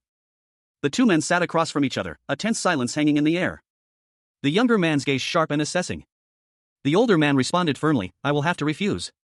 The older man's face contorted in anger as he declared, "We absolutely have no intention of entering into any contract with the association." His eyes glowed with an ominous red light as he forcefully commanded, "Please go back." Junu Kim, the former SSS-RANK genius hunter, sat across from a man in a sharp suit. His brow furrowed in confusion as he processed the unexpected proposal. The man, his face etched with concern, explained the details of a lucrative scouting offer. But Junu immediately rejected it, his arms crossed firmly across his chest. A sudden shift in the atmosphere, the man's eyes narrowed, revealing a hidden intensity beneath his calm exterior. The man's true nature was revealed, a sinister glint appeared in his eyes as he insisted that Junu had no choice but to accept. Despite the threat, Junu remained resolute, reiterating his refusal to associate with the organization. The man countered, emphasizing that money wasn't the issue, there was something more at stake. Intrigued, Junu pressed for an explanation, demanding to know the true nature of the offer. Before discussing strategy, one of the men inquired about the plan to scout other guilds. A man with short gray hair, a scar across his face, and a thoughtful expression sat pensively, considering the question. He responded that he had no such plans. Another man, sharply dressed in a suit, interjected, reminding the gray-haired man that the relationship between the association and the guilds was already strained. He emphasized that the guilds did not view the association favorably. The suited man continued, explaining that the situation had worsened recently. And that if the gray-haired man considered the association's actions, he would understand. The gray-haired man silently acknowledged the validity of the suited man's statement.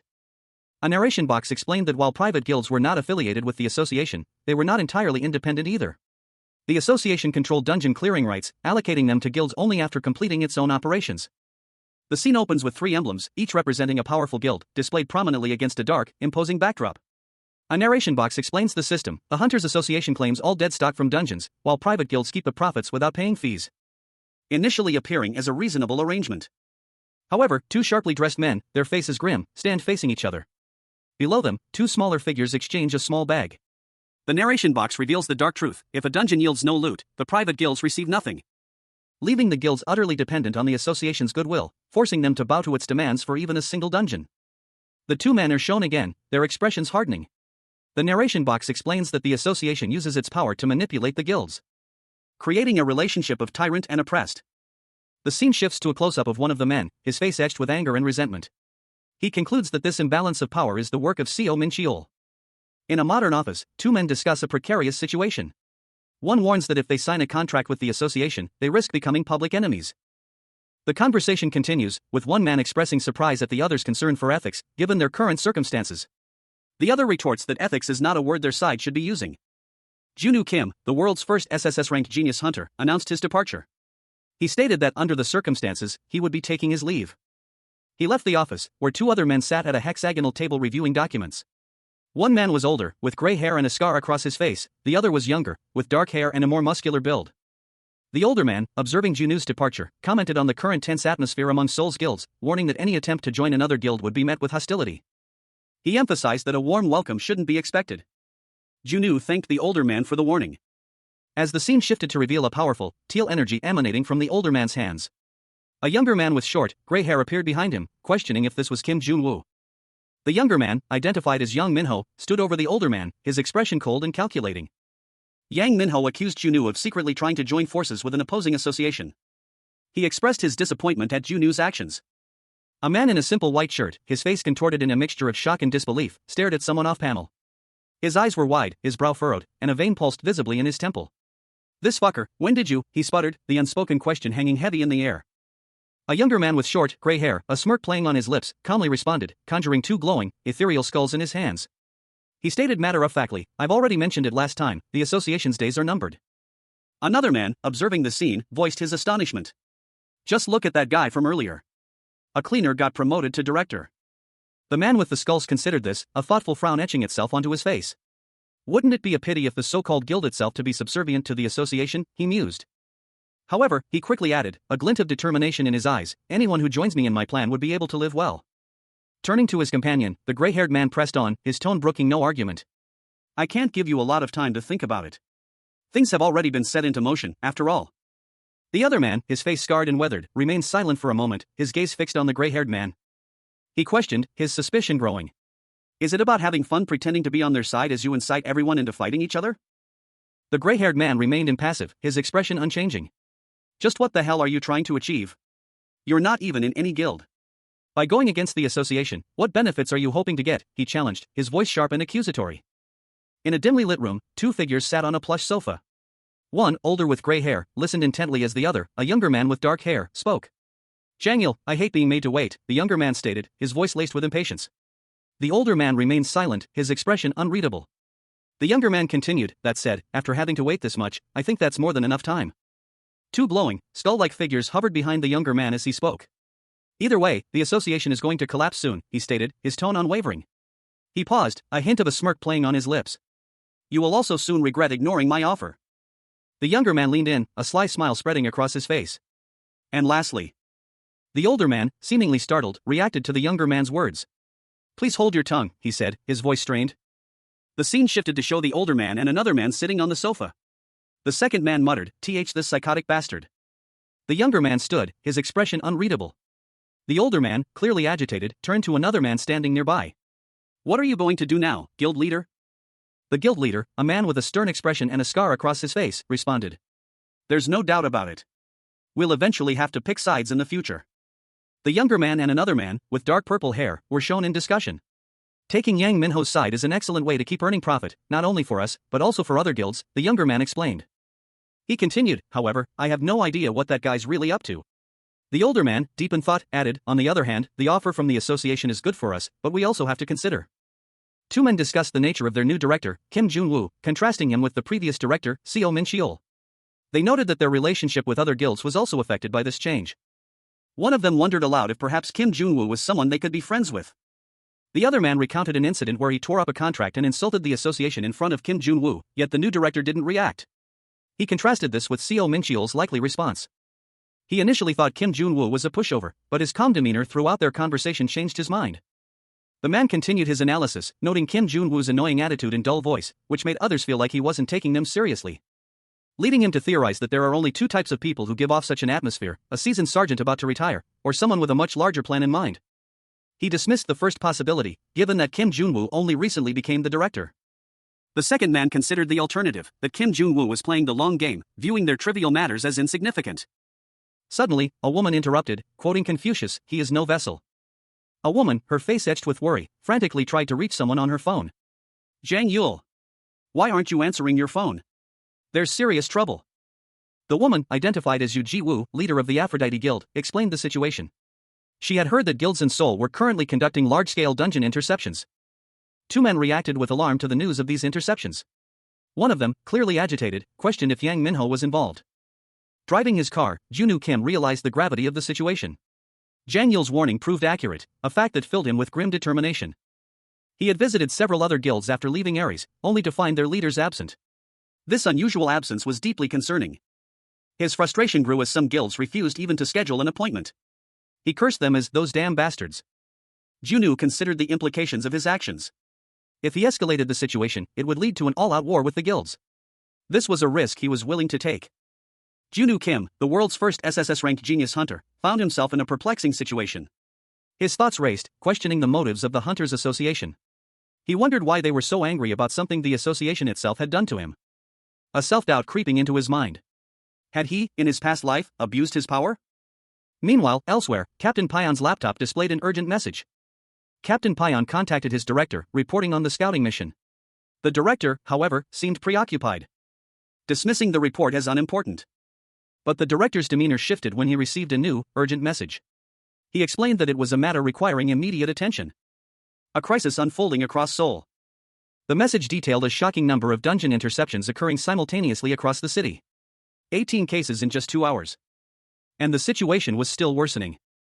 Reports indicated that the Seoul guilds were responsible for a series of dungeon interceptions. However, the scale of the operation suggested the involvement of more than just one or two guilds. The sheer number of dungeon interceptions underway was staggering, leading one official to conclude that nearly every guild in Seoul was participating. His subordinate, upon reviewing the evidence, grimly declared that this looked like a declaration of war. The gravity of the situation was undeniable. This was a full-scale assault. A massive explosion rocked the city, underscoring the intensity of the conflict. The official, witnessing the chaos from his car, realized the full extent of the situation, a declaration of war by the private guilds against the association. He was left wondering what could have driven the guilds to such drastic measures. A city skyline, marred by fire and destruction, filled the panel. The scene was one of chaos and devastation, smoke billowing from damaged buildings. A voice, filled with disbelief and frustration, echoed in the reader's mind. Why would they choose this moment? Hunter Yang Minho, a man with a serious expression, reported that they had just finished intercepting Sangam-dong. He anxiously inquired if the association was still unresponsive. Minho continued his call, confirming that the 7-star guild, under Sun Jonghyan, had yet to make any significant movements. Sun Jonghyan's title, domestic rank number 22 Beast Class Guild Leader, was displayed prominently. An unseen individual, observing the situation, commented on the unusual stillness of the 7-star guild, expressing surprise at the newly appointed director's inaction and disappointment at his perceived spinelessness. Concern was voiced about the potential for compensation demands if damages occurred, highlighting the financial burden such a situation would create. Despite their weakened state, the speaker emphasized the association's continued significance and the potential consequences of underestimating them. A different individual, seemingly unimpressed, criticized the others for their forgetfulness, highlighting how they had thrown away their self-respect by relying on the association to provide them with dungeons. A group of guild leaders stood in a city street, their faces etched with worry. One, visibly distraught, spoke into his phone, his voice laced with desperation. He felt the weight of their current predicament. A cynical voice cut through the air, questioning their naive hope for support from the newly reformed association. The speaker continued, highlighting the inexperience of the association's new director, a former cleaner with little knowledge of their world. This weakness, they believed, made the association vulnerable. Another guild leader voiced their concern that if all the guilds rose up in protest, the inexperienced director would be forced to negotiate, regardless of the consequences. The first guild leader, still on the phone, showed increasing signs of stress. Sweat beaded on his brow as he listened to the grim reality of their situation. A shadowy figure, seemingly omniscient, spoke, promising the guild leaders an available dungeon soon. The implication was clear: they were on their own. He reiterated his point, emphasizing that no one would help them except themselves. The figure's face, now fully visible, held a chilling smirk. His words carried a stark warning: failure to seize this opportunity would condemn them to a life of dependence on the association. The scene shifted back to the guild leaders. One of them, addressing the others, questioned whether their current leader was fit for the role. A group of soldiers, clad in dark uniforms, stood poised and ready. Their leader, a stern-faced man, issued a curt order to continue their mission and beat the shit out of those association bastards. He checked his phone, a grim determination etched on his face. The urgency of their mission was clear. They needed to move quickly to the next location and wait for further instructions. Observing them from a distance, a woman with long dark hair made a deduction based on their uniforms. They belonged to the 7-Star Guild. She approached cautiously, her eyes narrowed in suspicion. A sword, gleaming with an ethereal light, came into view. The woman revealed herself, introducing herself as Captain Kim Min-ju of Operations Team 1 from the Supernatural and Dimension Management Association. She stood tall and imposing, her sword held at the ready. Her presence commanded attention. Her voice, though calm, carried an undercurrent of steel. "You should stop now." Captain Kim Min-ju, a domestic rank number 5 swordsman, warned them to cease their actions before she was forced to use lethal force. Two men, their faces partially obscured, are shown in close-up. One has dark hair, the other, brown. A palpable tension hangs in the air between them. The dark-haired man, beads of sweat on his brow, spoke to his companion. He expressed his concern about the situation, suggesting it was more serious than it appeared. His assessment was grim. This was a declaration of war. The scene shifts to a city street where a squad of soldiers, led by a man with a radio, confronts a powerful energy surge. The air crackles with energy.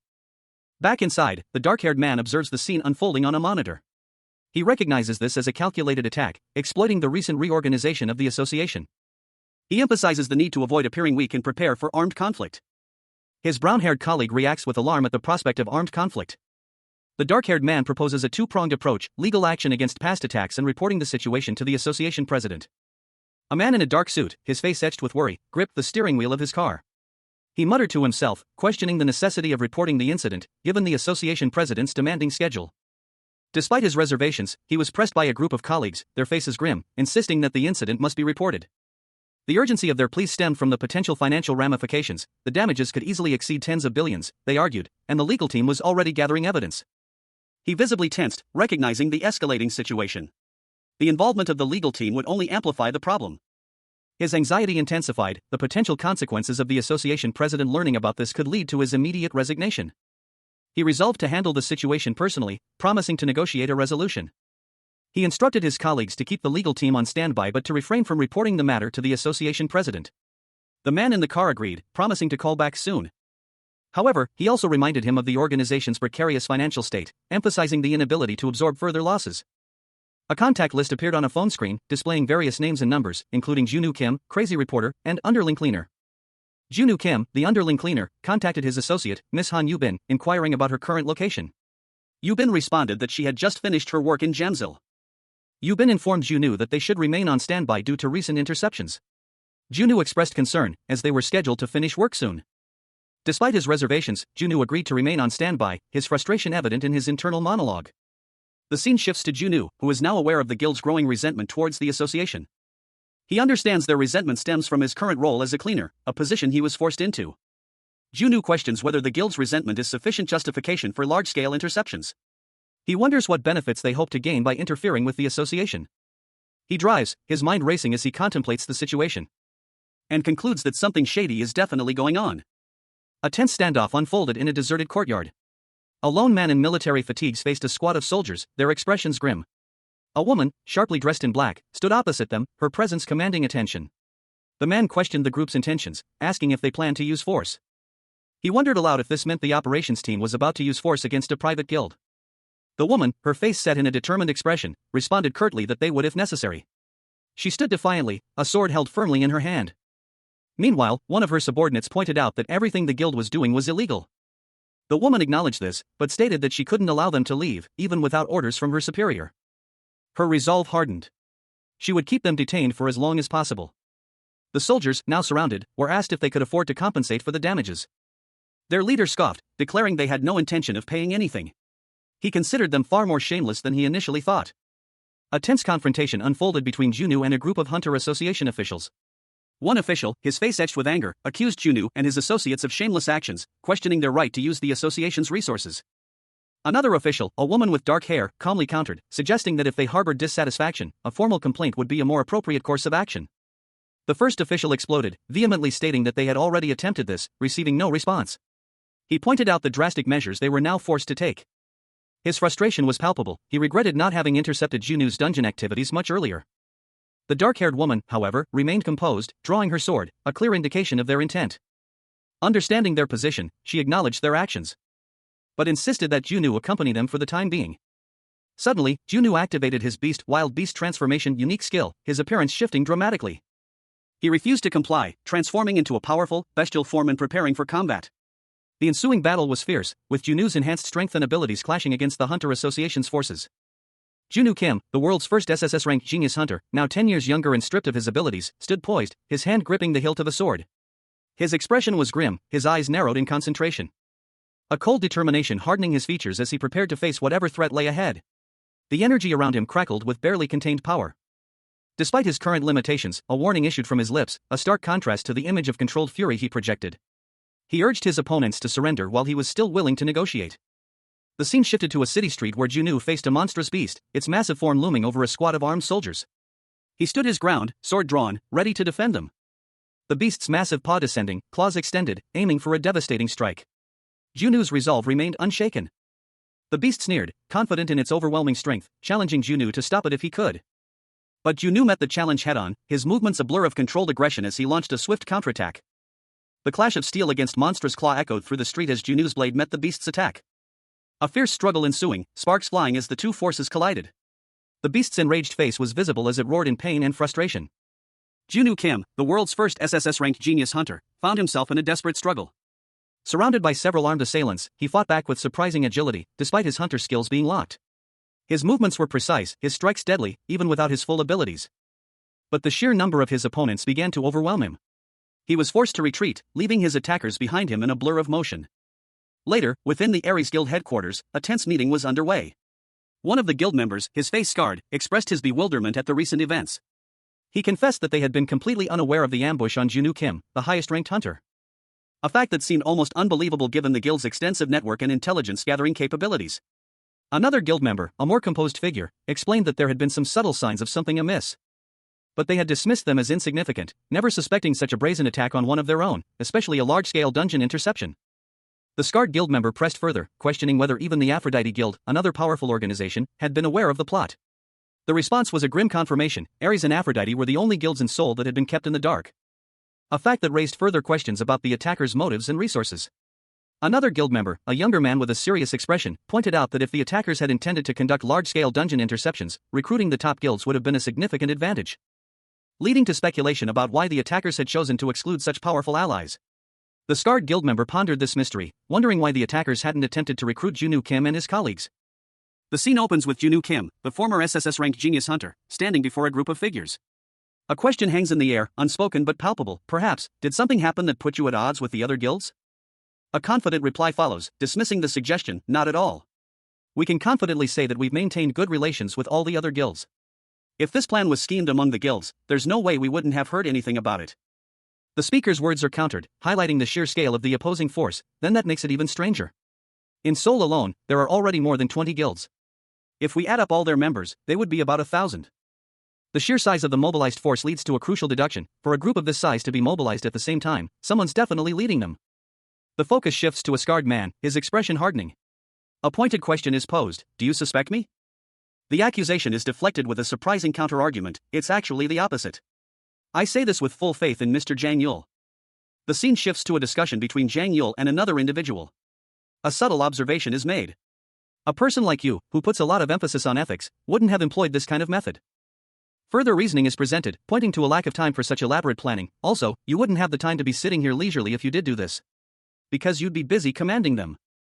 The conclusion is drawn, shifting suspicion away from the guilds. Now, there's a very high chance that the person orchestrating this isn't part of a guild. Hold your tongue, Jang Yul. A question hung in the air, unspoken yet heavy with implication. What course of action would Junwoo Kim, the world's foremost genius hunter, now pursue? The discussion turned to the legal ramifications of the recent incident. The Hunters Association members debated whether those responsible could be held accountable, a crucial condition for Junwoo's peaceful resignation. The matter needed to be resolved discreetly to avoid further complications. Junwoo, ever the strategist, proposed a solution: negotiation.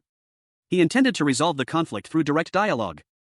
His colleagues reacted with a mixture of surprise and skepticism to his plan. The dungeons would need clearing eventually, he reasoned. So why not let others handle it? The current conflicts between the guilds and the association only served to increase anxiety among the citizens. Junwoo's ultimate goal was to prevent the situation from escalating. A peaceful resolution was paramount for his planned resignation. One of his associates, awestruck by Junu's calm demeanor and strategic thinking, could only marvel at the man's extraordinary capabilities. Meanwhile, elsewhere, a different perspective emerged. Yang Minho's proposal was deemed unworthy of consideration. Junu Kim, the world's first SSS-RANK genius hunter, sat pensively in a dimly lit room. His expression was one of deep contemplation, a stark contrast to his usual confident demeanor. He mused on the unexpected integrity he'd found within such a corrupt organization. Suddenly, a woman in a business suit burst into the room, her face etched with urgency. She announced a clash between the Seven-Star Guild and an operations team in Sangam-dong. The news sent a jolt through Junu. His eyes widened, reflecting a sudden surge of adrenaline. He realized the gravity of the situation and the need for immediate intervention. This conflict needed to be stopped before it escalated. The woman, seemingly relieved by his immediate reaction, declared she would leave first. As she departed, Junu remained seated, his gaze fixed on the departing woman, a silent understanding passing between them. The other men in the room exchanged worried glances, their concern palpable. One of them questioned whether Junu, despite being the director, would personally go to the scene of the incident. Hyun-suk, one of the men present, revealed that he had already decided which side to choose. His decision was heavily influenced by the identity of one particular individual, Kim Jun-woo. The revelation of this name caused a palpable shift in the atmosphere. With a surge of power, Junu activated his hyper boost skill, a burst of energy propelling him forward with incredible speed. He was ready to act. It's possible that everyone's wishes can somehow be fulfilled. This thought echoed in the air as the scene shifted to a tense confrontation. A close-up revealed a hand gripping a staff, the knuckles white with exertion. A prelude to a fierce battle between a hulking, beast-like man and a woman with long, dark hair, her expression grim as she prepared to strike. The beast man lunged, his claws extended. But the woman met his attack with a swift, precise counter, her movements fluid and deadly. Acquired skill, Destroyer, a bright blue box flashed across the screen, announcing a new skill acquisition. A blinding flash of light erupted as the woman unleashed a devastating attack. Meanwhile, two men watched the scene unfold, one of them commenting on the chaotic display, throwing hands at each other. "What are adults like you even doing?" A new figure arrived on the scene, a man introducing himself. "I am Kim Jun-woo, the association's director of operations." A woman with dark hair, clad in black, stood defiantly before a tall, imposing man in a suit. She held a sword casually at her side, her expression confident. "I'm in charge," the man stated, his voice carrying an air of authority. "You can speak with me directly now." A man in a suit, his face etched with concern, stood amidst a group of armed guards. His companion, the woman from the previous panel, approached him anxiously. "Are you all right, sir?" she asked, her voice laced with worry. It seemed the woman had only been stalling for time. The woman smiled, a glint in her eyes. "Good job, Kim Min-ju," she said, her tone approving. "I'll do the talking now." The woman nodded curtly, her gaze unwavering. "Ah, yes."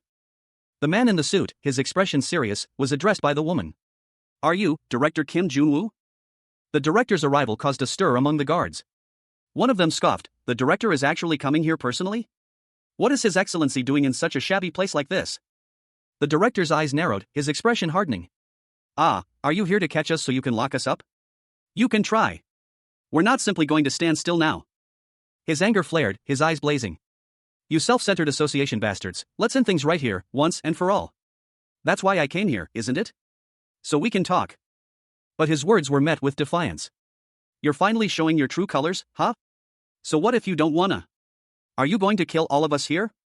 Fine, goddammit. Go ahead and kill us then."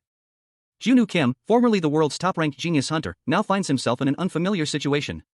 10 years have been erased, his skills sealed away, and he's reduced to a dungeon cleaner. He stands over a fallen operative, his expression unreadable.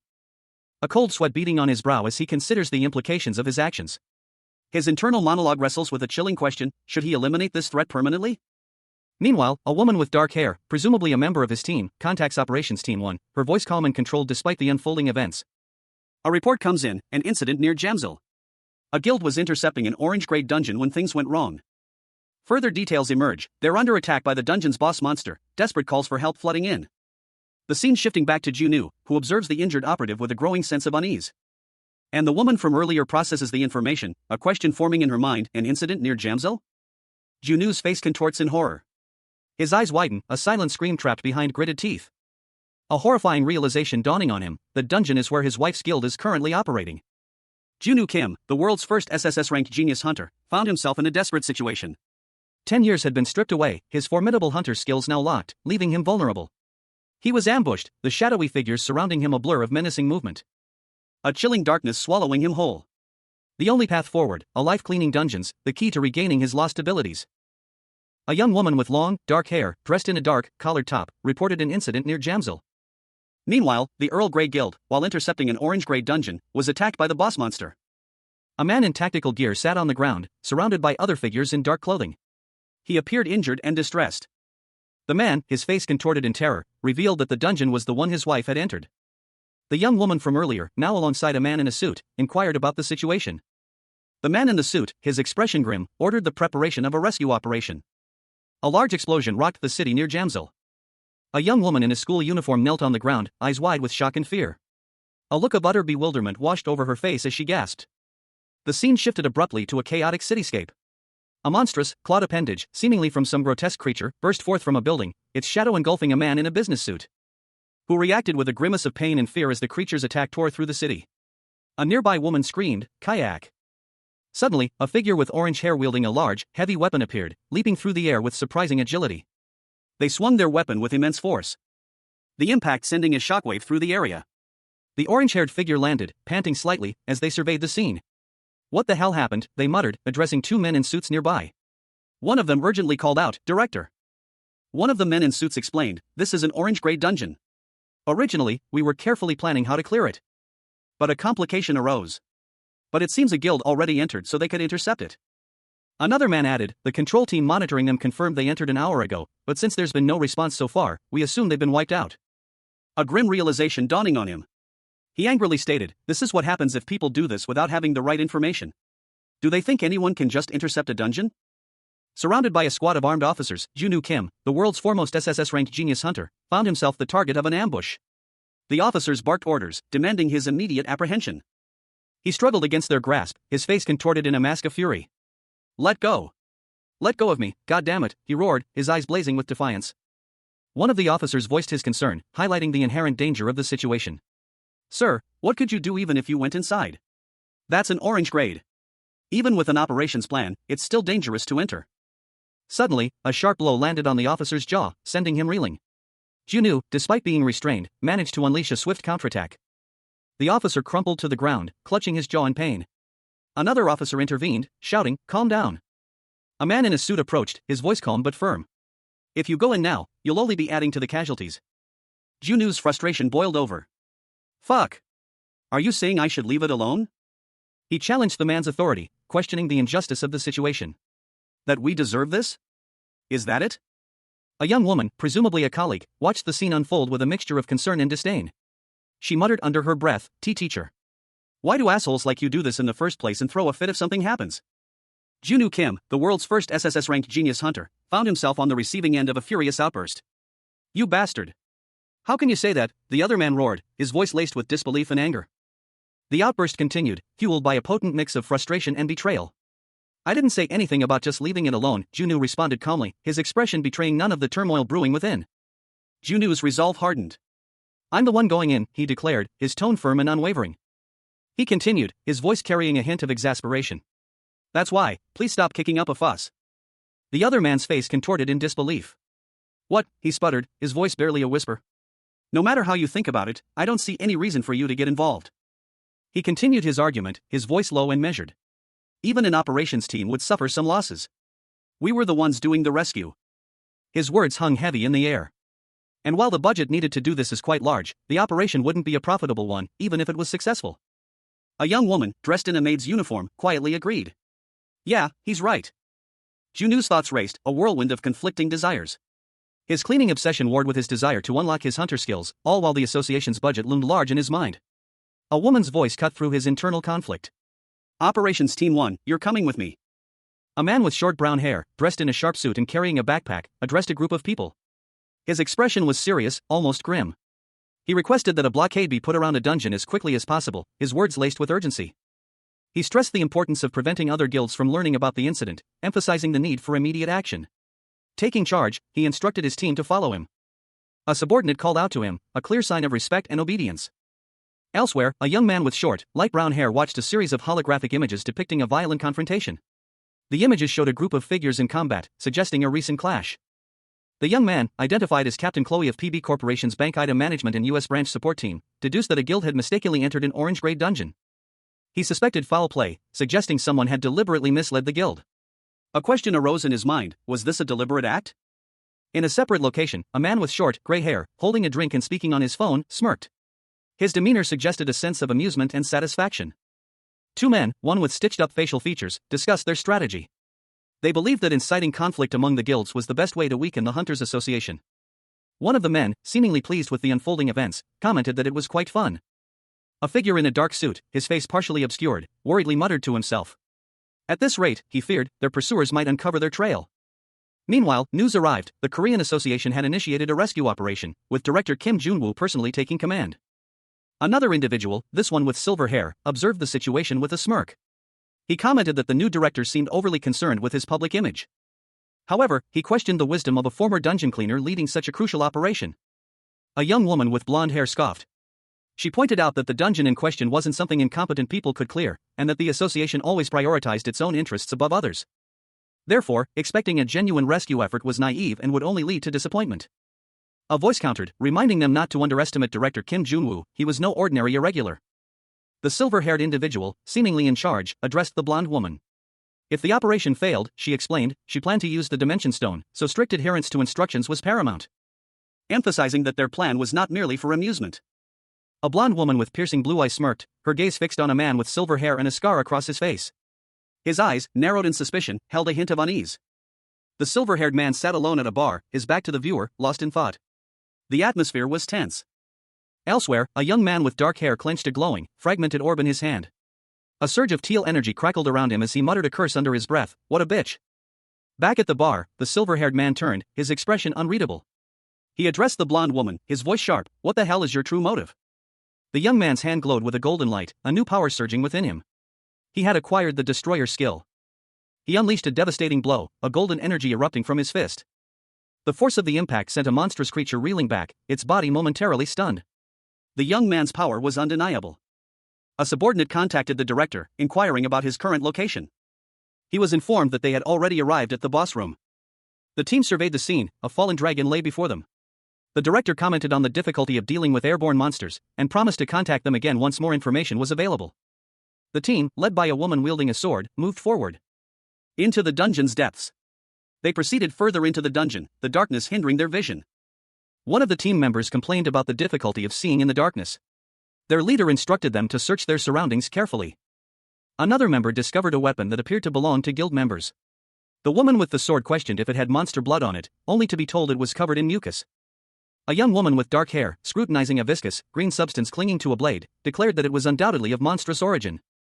Suddenly, a man's voice, sharp with urgency, cut through the air, a warning to Kim Min-ju, alerting her to danger approaching from behind. In response to the warning, Kim Min-ju unleashed a fiery blast, a skill known as Hellfire, engulfing her attacker in searing flames. The intense heat momentarily obscuring the scene. The flames subsided, revealing Kim Min-ju and her assailant locked in a tense standoff. Both clearly surprised by the other's unexpected power. The scene shifted, revealing a colossal spider-like creature suspended from the ceiling, its multiple eyes glowing menacingly. Captive figures hung from silken threads, their faces pale with fear. Kim Min-ju's companion, upon seeing the creature, expressed his disbelief, questioning whether it was some kind of dragon. Among the captured individuals, a woman groaned in pain and distress, while the others remained silent, their suffering evident. Kim Min-ju's companion prioritized rescuing the captives, suggesting that dungeon clearing could wait until they had more information.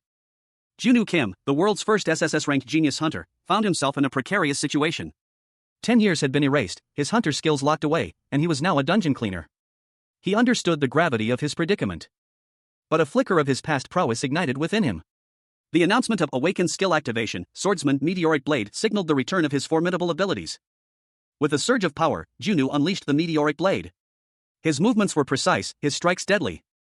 A flurry of blue energy slicing through the air, leaving trails of light in its wake.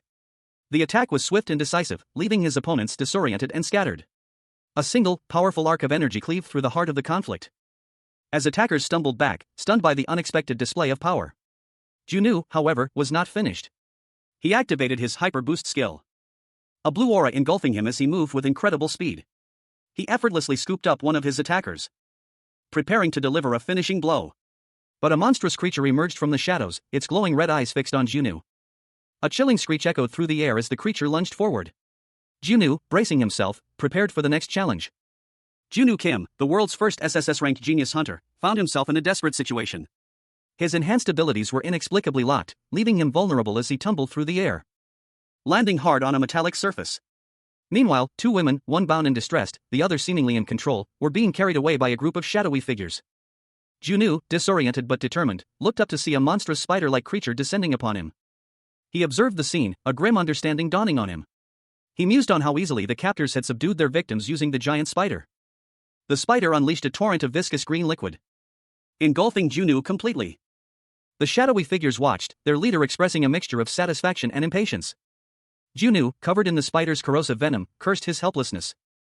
But then, a golden light erupted from within him, signaling the activation of a dormant skill. The panel shows a close-up of a man's lower body, splattered with a viscous, bright green substance. His expensive suit is ruined, and the word Oriel blazes across the bottom in a bold, golden font. A single, elegant shoe descends, dripping the same green slime onto the ground below, the impact creating a small crater. Above, a man in a suit stands bathed in golden light, two enormous, menacing spiders looming behind him. The scene shifts to a group of figures watching from behind, their backs to the viewer, as a brilliant golden light erupts from the center of the scene. A powerful energy radiating outwards. A narration box appears, passive activation, cleaning obsession, clean up, you idiot. The man in the suit, now visibly covered in more of the green slime, glares intensely. His face is obscured by shadow, but his expression is one of furious determination. A speech bubble emerges from him, "You're all dead, you spider bastards." A young woman with vibrant orange hair sat slumped against a wall, her expression a picture of sullen displeasure. A frown creased her brow, and her lips were set in a tight line. A man approached her, his voice a gentle but firm reprimand as he urged her to stop her sulking. He questioned how long she intended to remain in such a state. Recognizing the man, the young woman's eyes widened slightly. She exclaimed his name, Captain Kim, with a mix of surprise and annoyance. Her initial displeasure was quickly replaced by a look of disbelief as she commented on his attitude. Meanwhile, another individual, presumably a superior officer, issued instructions to Captain Pion to establish a security perimeter around the dungeon. He then announced that Operations Team 1 would accompany him into the dungeon. The orange-haired woman, Hishi, muttered to herself about the long time since she last participated in a dungeon clearing operation, expressing her boredom with the repetitive cleaning tasks. Her tone shifted, revealing a hint of excitement as she declared that all she had been doing was cleaning, finding it incredibly tedious. A man with short brown hair and a tie addressed a woman with bright orange hair, clad in work overalls. He instructed her to remain on standby, his tone formal yet urgent. The woman, clearly agitated, responded with a sharp, questioning exclamation. It was a rescue operation, he explained, but the man's colleague, Kim Junwoo, always seemed to delegate the difficult tasks of dungeon clearing to others. The orange-haired woman scoffed, retorting that dungeon clearing was a serious operation, not something to be taken lightly. She continued, expressing her belief that Captain Kim was unfit to be a director, as he constantly burdened his staff with unnecessary tasks, a fact that would surely make them unhappy. She even threatened to report him to the Ministry of Labor and Employment. The man sighed, requesting an opportunity to clarify the situation. He explained that the current budget only allowed for the rescue operation's success. If it failed, the financial consequences would be severe. He emphasized that a failed rescue would result in significant blame falling directly on Director Kim. Despite the potential repercussions, Director Kim Junwoo prioritized human lives, personally involving himself in the operation, a testament to his noble character. The orange-haired woman, still visibly upset, was sharply told to refrain from speaking ill of the director. Captain Pion Shanghaian of the control team swore to always follow the director's orders from that point forward. The scene opens with Junwoo Kim, the world's first SSS-RANK genius hunter, sprawled on the ground, surrounded by several distressed individuals in cleaning uniforms. Their faces are etched with worry, their words, barely audible, repeating a single, desperate plea, "Help, help." A young woman with fiery orange hair, her face a mask of terror, looks on, her plea directed at someone unseen. "That's why, Director. Please come back safely." The scene shifts abruptly. Junwoo, now standing amidst a swirling vortex of golden energy, faces two enormous, menacing spiders. His expression is one of cold fury. He mutters to himself, "These spider bastards." The spiders unleash a torrent of viscous green fluid, but Junwoo remains unmoved. He glares at the creatures, his eyes burning with righteous anger. One of the spiders hisses, "You dare dirty me with your disgusting vomit." A surge of golden light engulfs Junwoo as his latent hunter abilities begin to resurface. His eyes flash, and a chilling declaration escapes his lips, "You're all dead." The spiders recoil in terror as Junwoo unleashes a devastating attack, his movements a blur of speed and precision. A young woman with dark hair, presumably one of the cleaning crew, shouts instructions to Junwoo, "Kim Min-ju. Take the hostages and get out of here first." Junwoo responds, "I'm gonna beat these bug bastards into a pulp." But the young woman counters, "But teacher, didn't you say earlier that rescuing them comes before clearing?" A tense situation unfolded, the air thick with unspoken urgency. Junwoo Kim, the former SSS-RANK genius hunter, now relegated to dungeon cleaner, found himself in the midst of a chaotic ambush. His hunter skills were locked, but his mind remained sharp. He muttered to himself, a change of plans was necessary. a fierce determination hardening his gaze. He barked orders, his voice sharp and commanding, demanding that his team take the hostages and escape immediately. One of his students, a young woman with dark hair, watched with wide eyes, a mixture of fear and awe on her face. She whispered to herself, her voice barely audible, that this was exactly what she expected from her teacher. The command echoed through the room, a wave of action following. Junu's instructions were clear: everyone was to help the hostages escape while he held off the attackers. A sudden, unexpected glow emanated from him, a passive activation of his cleaning obsession skill. The words "clean up, you idiot" flashed across the panel in a digital display. His students, acting swiftly, began to move the hostages to safety. One of them urged the others to escape quickly while their teacher bought them time. The weight of responsibility lifted from his shoulders as the hostages were successfully evacuated. His students watched, relieved, as he had changed the plan for their safety. His students expressed their unwavering loyalty, stating that they would always follow him, as expected of their director. A new skill, Destroyer, activated, signifying a significant power surge. Junu braced himself, a determined expression on his face as he prepared to face the remaining threat.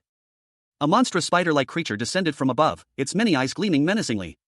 Junu, empowered by his newly activated skill, prepared to meet the challenge head-on.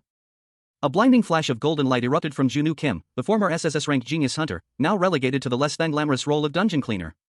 His body glowed with an intense energy. The force of the blast pushing back against the monstrous spider-like creature before him. The air crackled with power as the creature recoiled. A wave of light engulfing it completely. The creature's form was momentarily obscured by the radiant energy. The light subsided, revealing the creature significantly weakened, its metallic exoskeleton scorched and broken. One down, Junu muttered, his voice barely audible above the echoing silence of the dungeon. Another, larger spider-like creature emerged from the shadows, its multiple eyes glowing menacingly. Junu, despite his exhaustion, prepared for the next challenge. He launched himself towards the new threat. Moving with surprising speed and agility for someone who had just unleashed such a powerful attack. The spider lunged, its massive legs scuttling across the ground. But Junu was already anticipating its movements. He dodged the attack with ease. The second spider lunged again, but this time, Junu was ready. He moved with a speed and precision that belied his current occupation, his movements a blur of controlled power as he prepared to strike. A colossal, mechanical spider descended upon a group of fleeing civilians, its multiple legs ending in wickedly sharp points. The creature's red eyes glowed menacingly. Meanwhile, Junu Kim, the former SSS-ranked hunter, now relegated to dungeon cleaner, watched from a distance. He registered the spider's movements, a flicker of recognition in his eyes. That bastard, he thought, it's ignoring me so it can attack the others? A surge of power coursed through him, a dormant skill, long suppressed, began to awaken. It possesses some measure of intelligence, he mused, a grim smile playing on his lips. Acquired skill, Hellfire, the words blazed across his vision as a new skill unlocked. Skill activation. Golden energy erupted from his palm, coalescing into a fiery inferno. He unleashed the Hellfire, a torrent of searing flames that shot towards the mechanical spider. The spider, caught off guard, was ensnared by the fiery tendrils. The spider's many eyes glowed with a malevolent light as it struggled against the inferno, its mechanical limbs thrashing wildly. How annoying, Junu thought, a hint of irritation in his expression. A glob of viscous, green slime erupted from the dungeon floor, surprising a group of dungeon cleaners. One cleaner, a young woman with dark hair, cried out a warning to her captain, a man with short, light brown hair, as the slime expanded rapidly. The captain's eyes widened in alarm as he braced for impact. But before the slime could engulf them, the young woman shoved the captain out of the way, her face contorted in a grimace of exertion. A surge of energy emanated from the captain's clenched fist, thin, golden strands radiating outwards. The golden strands solidified into a complex web, ensnaring a swarm of monstrous spiders that emerged from the slime. The captain, Junu Kim, stood defiantly amidst the web, a look of grim determination on his face as he faced the creatures. The spiders lunged, their many legs scuttling across the web. But Junu remained unmoved, his eyes fixed on his foes. A blinding golden light erupted from him, pushing back the spiders and revealing a newly acquired skill, Divine Protection. Junu Kim, the world's first SSS-ranked genius hunter, now relegated to the role of a dungeon cleaner, stood amidst the chaos. His hunter skills were locked, but his resolve remained unshaken. He focused his energy, a faint glow emanating from his hands. A blinding light erupted from his palms, expanding outwards in a wave of pure energy, forcing the surrounding soldiers to scramble for cover. A woman with dark hair, her face etched with urgency, shouted orders for everyone to evacuate.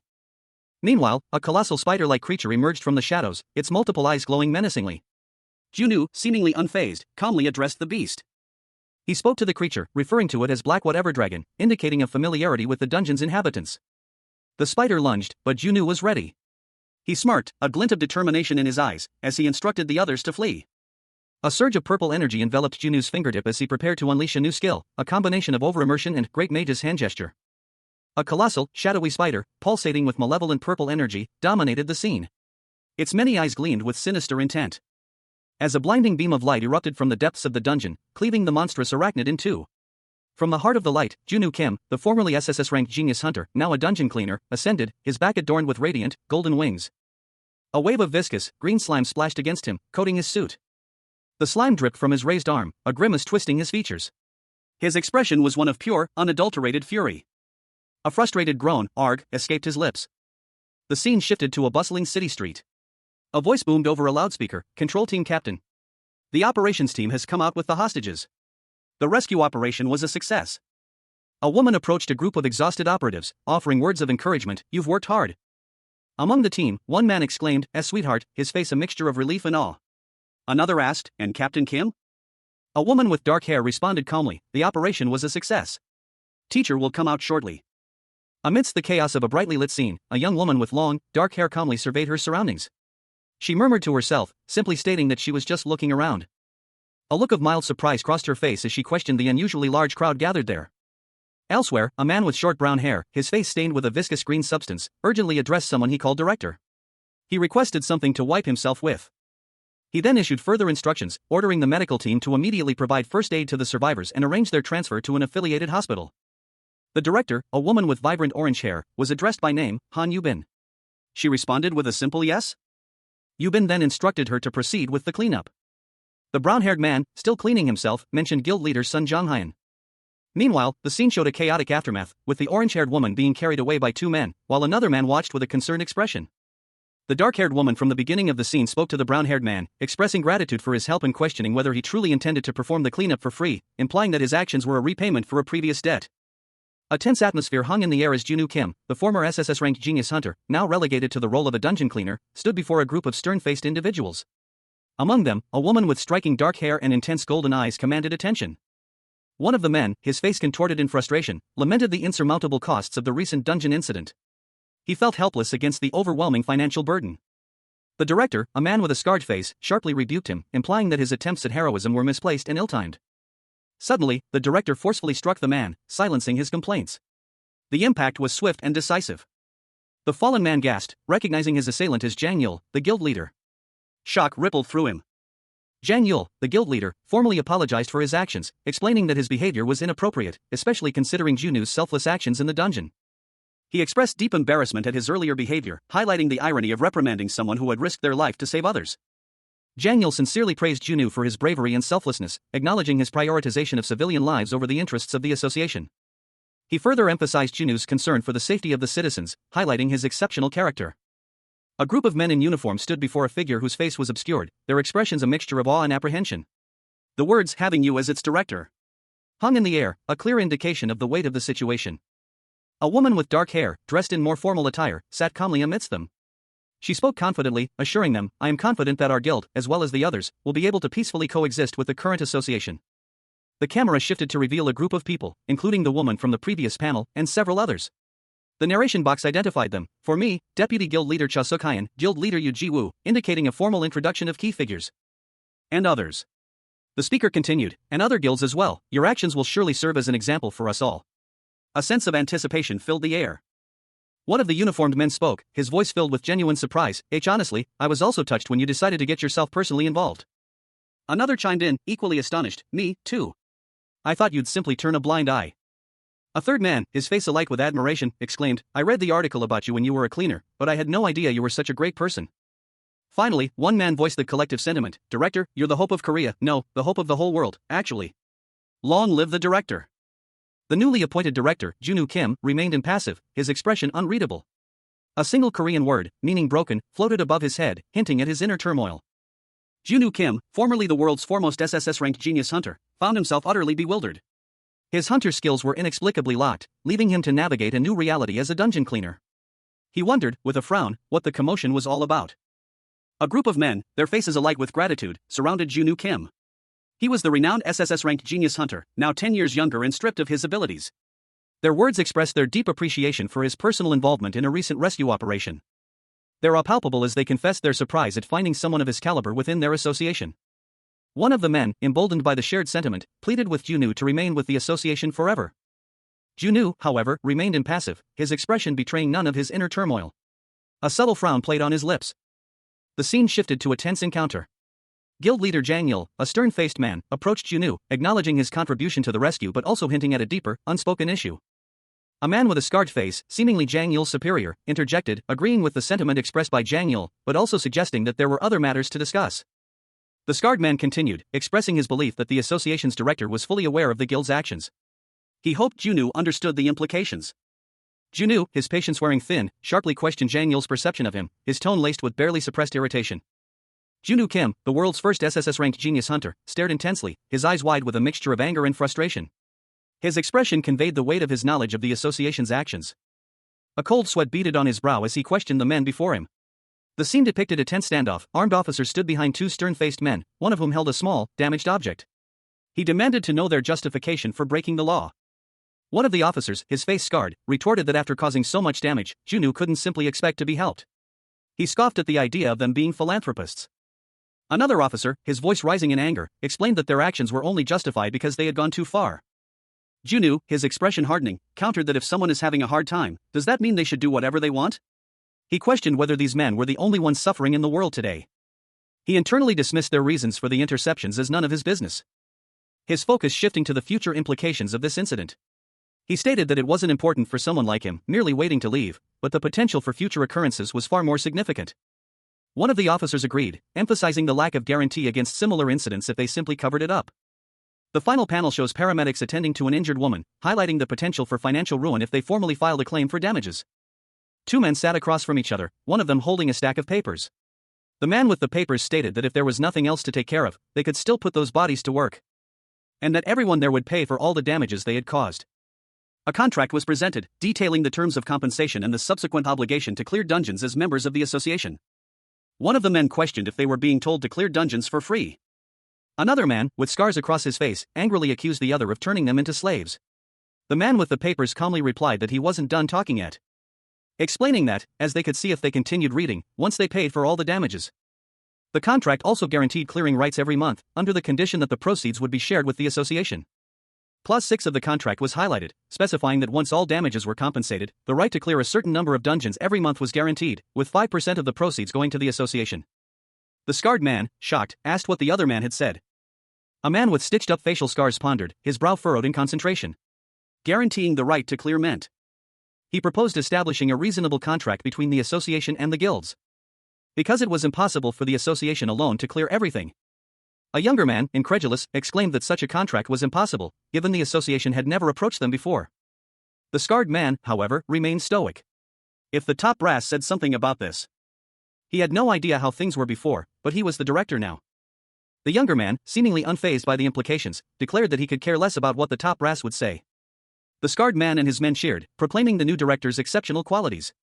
He had conducted a rescue operation right after bringing a large-scale dungeon interception under control. And then he also came up with a middle ground that could accommodate everyone.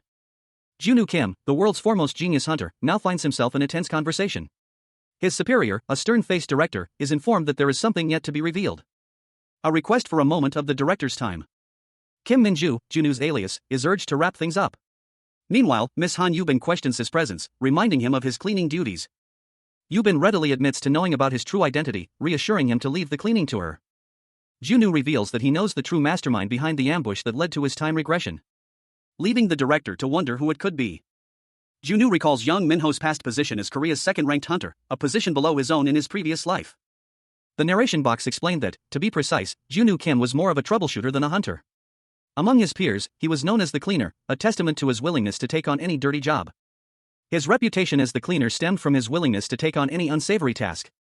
A fact highlighted by the depiction of a forbidden ritual requiring 13 human sacrifices. The ritual's activation triggered a taboo skill within him, transforming his original magician class into a previously non-existent dark magician class. This transformation had a significant consequence. Junwoo Kim was subsequently omitted from the Hunter's World ranking. Despite his previous life's accomplishments, his current self was far removed from his former SSS rank status. He was no longer easily comparable to his past self. Yang Minho, having rescued Junwoo earlier, briefed him on the conflict between the guilds and the association, which was escalating due to a few deaths caused by a dungeon's grade. Frustrated, Junwoo angrily demanded to know the location of the person responsible for the situation. Two figures stood amidst a cityscape at dusk. One, with short brown hair, listened intently as the other, a man with graying hair, spoke. He explained that the person they were tracking was skilled at concealing his identity, but that he knew a place where this individual frequently appeared. The conversation continued, the tension palpable between them. A narration box revealed that Operations Director Kim Jun-woo, from the Supernatural and Dimension Management Association, had successfully completed a rescue mission in a dungeon, saving the Earl Grey Guild. Two individuals, a man and a woman, observed a phone screen showing news of Jun-woo's success. They expressed their amazement at his competence and the stark contrast between his current role and his previous one. The woman hoped he would remain in his current position. The scene shifted to a nighttime street outside a coffee shop. A group of people stood outside, seemingly unaware of the events unfolding. A sudden burst of energy erupted from a clenched fist.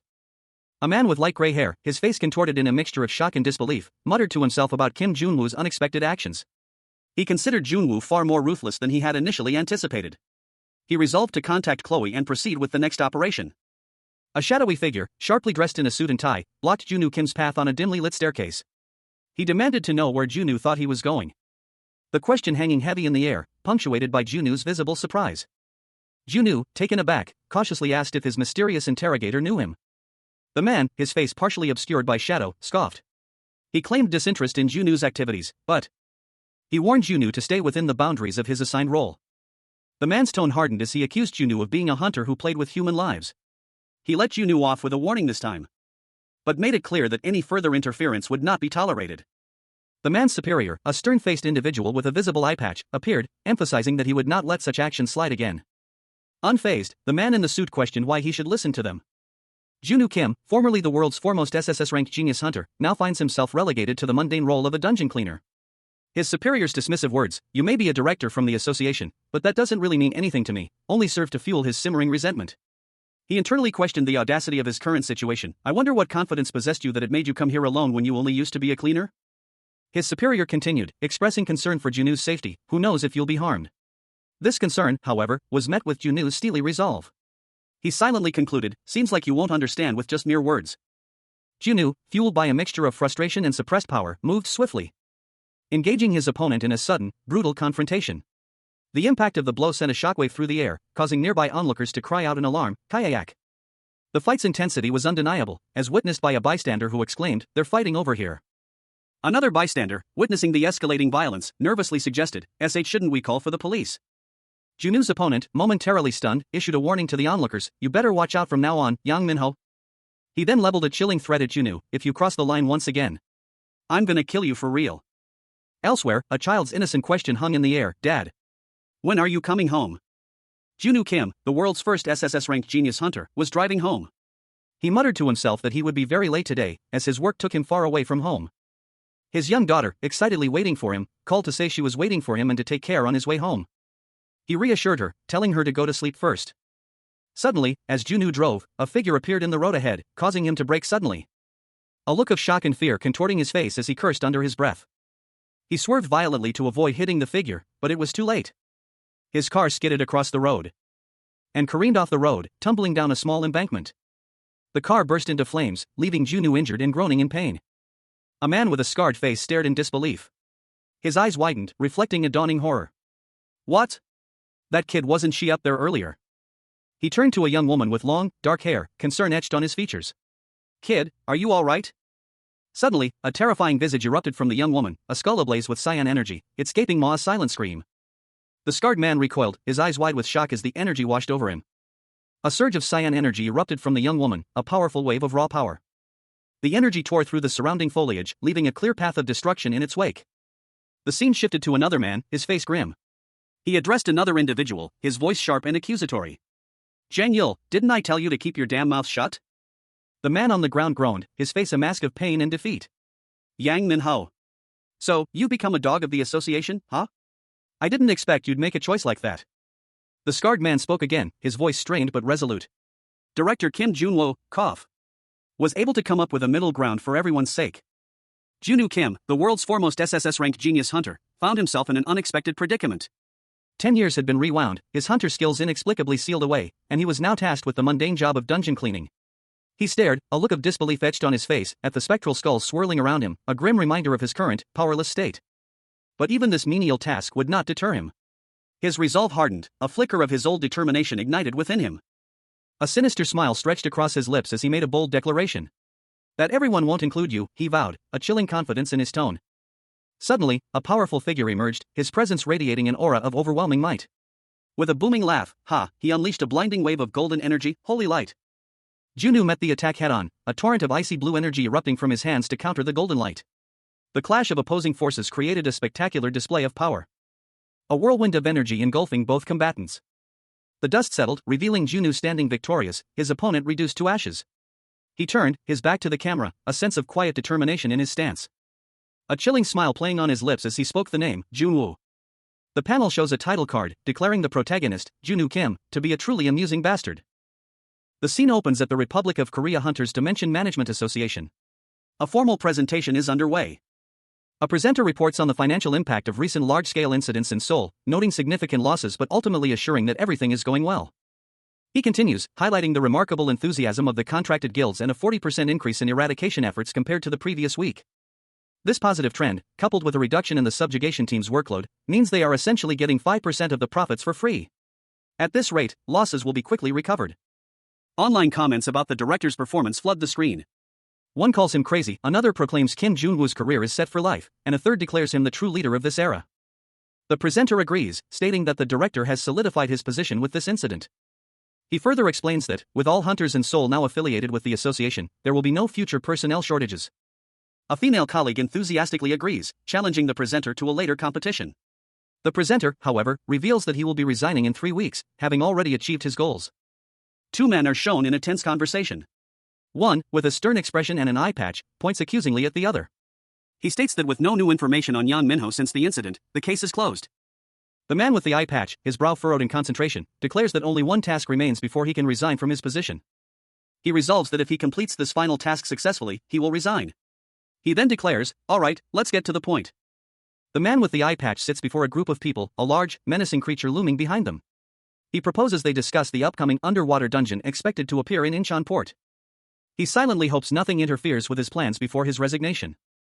She points out that research is not typically conducted in such a place. The woman suddenly draws a futuristic pistol, aiming it at the man. He looks surprised. The woman fires, unleashing a powerful energy blast. The man barely manages to dodge the attack. A blinding flash of light erupted from a shadowy figure, the source of the intense energy unclear, leaving two onlookers stunned. One, a man in a suit, exclaimed about the reckless and careless way the attack was carried out. The other, a woman, also in a suit, remarked on the implausibility of such a one-handed shot, questioning who would fire a gun in such a manner. The woman suggested that the attacker teach her how to properly shoot a gun, noting that she should have at least tried it once. But a sharp pain caused her to cry out. The man explained that he had been researching weapons using fragments of the time stone. He showed her a small stone, commenting on the incredible power condensed within it. Explaining that loop dungeons loop in time until specific conditions are met, and failure to meet those conditions results in failure within the loop dungeon. The man speculated that the power from the time stone might apply not only to space but also to objects and even living beings. He also noted that it seemed the power came from the time stone after all, and that the current version was still in beta, meaning its full power was not yet unleashed. Junwoo Kim, the world's first SSS-RANK genius hunter, examined a peculiar firearm. Its intricate design hinted at advanced technology, far beyond anything he'd encountered before. According to director Lee Ah-young's assessment, the weapon held the key to his time travel. He speculated that a bullet imbued with the power of the time stone had been the cause of his regression. The image of his past assailant flashed before his eyes, a figure in tactical gear, wielding a similar weapon. If his conjecture was correct, this explained his time regression. Only one organization possessed such advanced technology at that time, the International Association. However, Junwoo recalled that the International Association had extended a scouting offer to him before the attack. The question remained, why would they want him dead? A subordinate rushed in, interrupting his thoughts. She had urgent news. The news concerned Ares Guild's leader, Jang Yul. A framed portrait of Junwoo Kim, the deceased SSS-RANK genius hunter, is displayed prominently. His face, etched with the marks of countless battles, bears a solemn expression. His young daughter, her hair styled in two-top buns, gazes pensively at something off-panel, her expression a mixture of sadness and confusion. The young girl, still looking concerned, asks her mother, "Mom, when will Dad come back? I miss Dad." A somber atmosphere hangs over the scene as a fellow hunter approaches the grieving mother and child. He asks, "Team leader, what happened?" He explains that Junwoo Kim had an accident during his return from a dungeon subjugation. The man continues, explaining that he was also busy preparing for the Incheon port dungeon. Further details emerge. Junwoo Kim was on the phone with his daughter at the time of the accident. Given his exhaustion from the dungeon subjugation, the incident is being considered an accident-related death. A flashback sequence shows Junwoo Kim in a fierce battle, showcasing his exceptional skills as a hunter. The narration box reveals that he was the guild leader of the top guild in the country, ranked second among domestic hunters and first in the support class. The scene shifts back to the present, showing the aftermath of the accident. A fellow hunter expresses his sorrow, stating, "It's disheartening that he passed away like this." The young daughter whispers, "Mom." Guild leader, her voice filled with grief and disbelief. Junwoo Kim, the world's first SSS-ranked genius hunter, now 10 years younger than his peak, stood in somber contemplation. His usual sharp gaze was clouded with a pensive stillness, his expression betraying the weight of his current predicament. His thoughts drifted back to the guild, a place he had once known intimately. He reflected on the minimal contact he'd had with them before and after his regression. A stark contrast to his previous life. It wasn't supposed to be this easy. Suddenly, guild leader assistant Cha Suk-hyun approached Junwoo. He had something to discuss, requesting a private moment outside. Suk-hyun observed Junwoo, surprised by his composure. He noted the significant exodus of their colleagues, including the former guild leader. Suk-hyun confirmed that Junwoo had requested support for the upcoming Incheon dungeon. Junwoo, despite acknowledging the difficult situation, stated he had a condition. A man's face, contorted in a grimace of barely suppressed fury, filled the panel. His eyes, narrowed slits, burned with intense anger. A desperate plea escaping his lips, "Please catch that guy for me." Another man, his face etched with a cold calculation, responded. He muttered, "This is clearly the work of that B*******************. His thoughts, however, revealed a more sinister plan. In my heart, I want to find that B********* right now, with all the necessary procedures, and kill him. A subordinate, his expression a mixture of apprehension and grim determination, offered a curt reassurance, "We will catch him for you." The subordinate, his back to the viewer, spoke again, his voice carrying an undercurrent of urgency. "The subjugation operation will be carried out soon. Be prepared." A close-up revealed the identity of their target, Yang Miho. The image transitioned to a second man, his expression one of quiet contemplation. His thoughts a mixture of disbelief and suspicion. He seemed quiet, but crossing the line like this. What on earth is he believing in to come out like this? There must be someone backing Yang Miho. The scene shifted to a conversation between two men. One asked, "Someone is backing him?" The other responded, "As I mentioned, his goal is to weaken the association. However, no matter how much he's the top hunter in the country, the opposition is the association. It's difficult for an individual to prepare such a large-scale intercept operation on their own." On the day of their first encounter, one of the men appeared to be receiving instructions over the phone from someone else. Considering the circumstances, it was clear that a force far greater than the Miho Yang Association was supporting them. A force larger than the association, and an underwater dungeon that suddenly appeared, seemingly from a different point in time. Considering all possible scenarios, the most likely explanation was the creation of a force dungeon using a dimension stone. To achieve this, they would need facilities capable of reliably operating dimensional items and personnel with the necessary expertise. The only organization that could meet all these requirements was the International Association, wasn't it? Their motives could have been a desire to acquire and merge with the long-standing Kodan Association, a thorn in their side, or perhaps because, unlike in his past life, they couldn't retrieve the time stone from the US branch. Junwoo Kim, the world's first SSS-ranked genius hunter, now 10 years younger, found himself in a state of grim contemplation. A sinister smile played on his lips as he muttered to himself. It all made sense now. The pieces of the puzzle clicked into place as he realized that his ambush was no accident. They had employed Yang Minho, Korea's top-ranked hunter and a freelancer, to deal with him. Elsewhere, a man in a suit addressed a group of similarly dressed individuals. He declared that preparations must begin immediately, urging everyone to get to work on the mission. The location was specified, Incheon Port.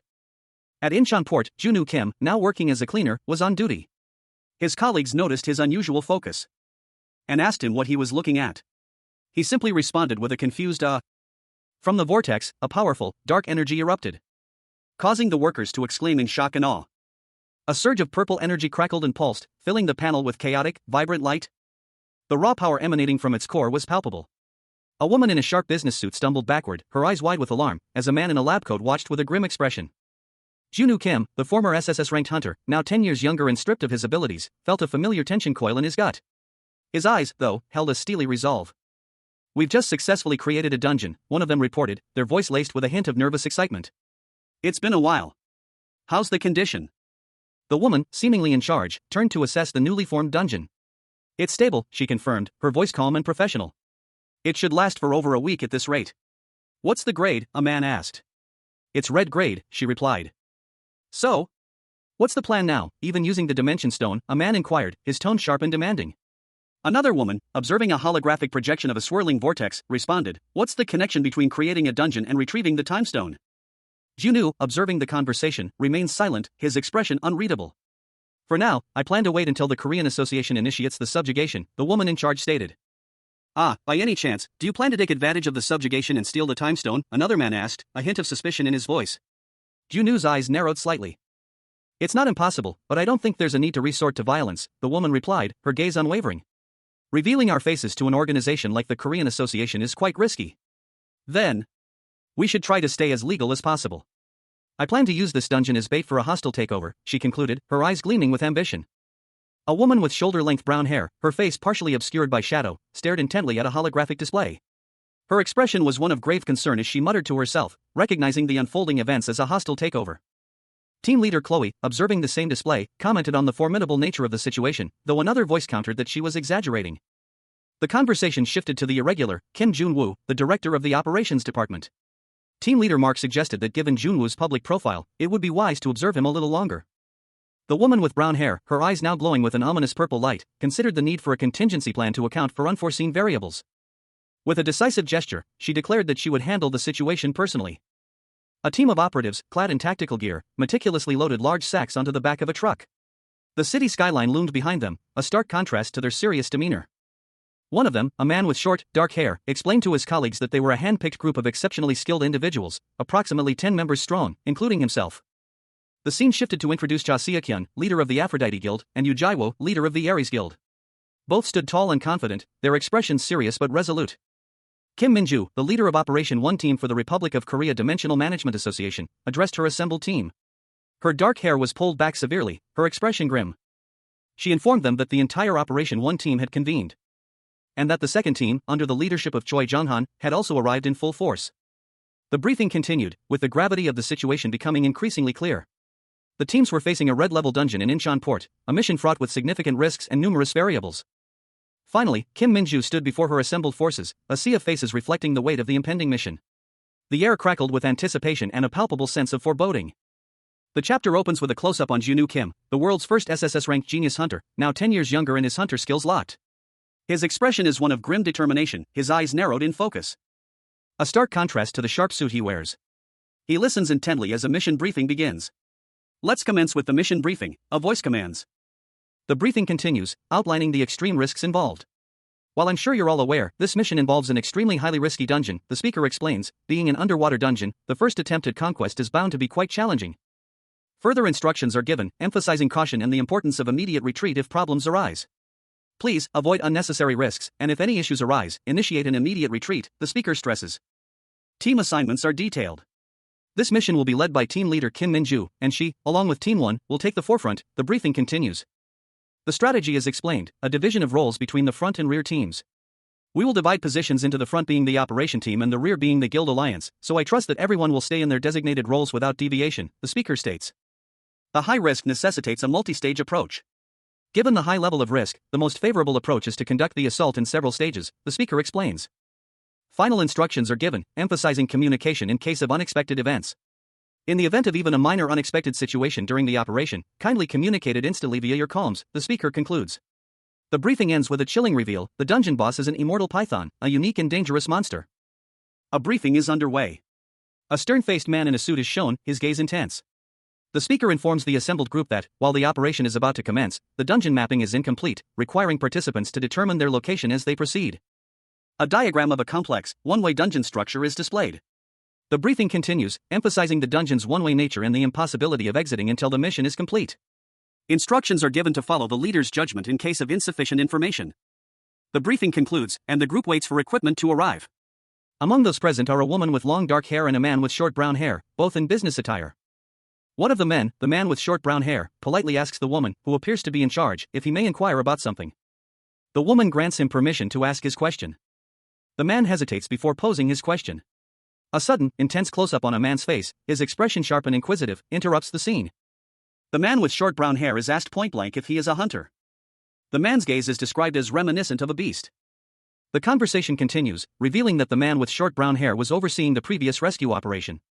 The other man expresses disbelief that an ordinary person could possibly enter an orange-rank dungeon by themselves. Two men in suits questioned Junu Kim, the former SSS-RANK genius hunter, about his hunter rank. He deflected their inquiries, stating that he hadn't registered his rank yet. One of the men pressed further, asking for a reason behind Junu's decision. Junwoo explained that there was no urgent need to register, and he would do so if the need arose in the future. The other man scoffed, questioning the importance of a hunter's rank. One of the men stated that this mission would provide an opportunity to directly witness the director's abilities. However, a woman, presumably a superior, interjected, stating that the director would not be participating in this operation. The woman, stern and composed, stood between the two men, her expression conveying authority. The woman then addressed the two men, informing them that the requested equipment and underwater combat suits had arrived. She enthusiastically explained that these were specialized Goliath suits designed for underwater combat, featuring high-tech equipment to minimize water resistance. Two individuals, presumably the men from earlier, excitedly donned the suits, showcasing their sleek, high-tech design. The woman reminded them that the suits were custom-made for this mission and should be handled with care. Junwoo, observing from the side, silently questioned the woman's unusual pose. A man and a woman, both dressed in business attire, discussed mission preparations. The woman explained that due to limitations in procuring specialized suits, they had carefully allocated them to match the number of mission participants, emphasizing the lack of spares and the need to avoid frivolous thoughts. The man, slightly confused, questioned what constituted frivolous thoughts. The woman sternly advised the man against considering his subordinates' participation in the upcoming operation, given their potential exposure to danger. She stressed his tendency to act without hesitation whenever his subordinates faced even minor risks, but conceded that common sense should prevail in risky situations. The woman reassured the man that their hard work wouldn't be undermined by cautiousness, no one would criticize him for prioritizing safety. With that settled, she commanded everyone to suit up and prepare for departure. The man, however, wondered when he would get his own suit. The scene shifted to a loading dock where several individuals in business attire were loading crates onto a truck. A young woman with orange hair sat on a crate, observing the activity. A man in tactical gear stood nearby, overseeing the operation, while another woman with long black hair smiled knowingly from the truck. A close-up on the woman with long black hair showed her in a sleek, dark tactical suit. A woman with dark hair, dressed in black tactical gear, smirked at a man in a suit. "Are you going to die? What kind of greeting is that?" she teased. The man in the suit, seemingly unfazed, retorted, "Do you think I would believe I was going to die if I truly believed it? I'll be providing guidance from this end. Do you seriously believe that would occur? But even if you genuinely believe you might die in any scenario." The woman's confident smile widened. He urged, "Come on. Let's set out fast. It's a genuinely significant operation after a long time." A third individual, a woman with orange hair, appeared, looking concerned. "What's happening? I didn't even call her, but she is over there." The man in the suit gave a final order. "Well then, everyone, set out. I will provide instructions from the command center." The orange-haired woman, looking worried, mumbled to the man in the suit, "I'm hungry." The woman in black climbed into the back of a large truck, along with the man in the suit. "I'll be on my way." A man in a sharp suit, his back to the viewer, carried a limp figure wrapped in a white cloth. He moved with a grim determination, the city lights reflecting off the wet pavement behind him. A casual comment escaping his lips, he had something to ask Han Yubin. The suited man, his face now visible, addressed a young girl with orange hair. Her expression was one of weary resignation as she slumped against him. A sudden burst of energy erupted in the distance, a bright flash illuminating the night sky as vehicles sped away from the scene. The camera shifted to a security monitor, displaying a wide shot of the same area. The bright flash was still visible on the screen. A view enhanced by digital overlays, highlighting the vehicle's movements and the location of the energy surge. In a separate location, two men monitored the security footage. One, with blonde hair, reported that the Korean operational team had reached the vicinity of the dungeon, anticipating their entry within 40 minutes. Elsewhere, a man with dark hair contacted Hunter Yang Miho, inquiring if he had reviewed the mission plan document. A man in a dark suit sits alone, swirling a glass of red wine. He confirms that he has thoroughly reviewed a document. He reflects on the document's contents, initially believing it to foreshadow a war between organizations. However, he now understands it to be a plan for a hostile merger. He finds the approach uninspiring, his expression conveying disdain. The plan, devised by the office, involves Yang Miho, a member of the International Association's Mountain Division, PB Corporation, and the Hunter Balance Adjustment Team. The man orders unquestioning compliance with his plan, his tone sharp and commanding.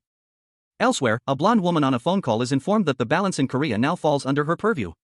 She is urged to take responsibility for her new role.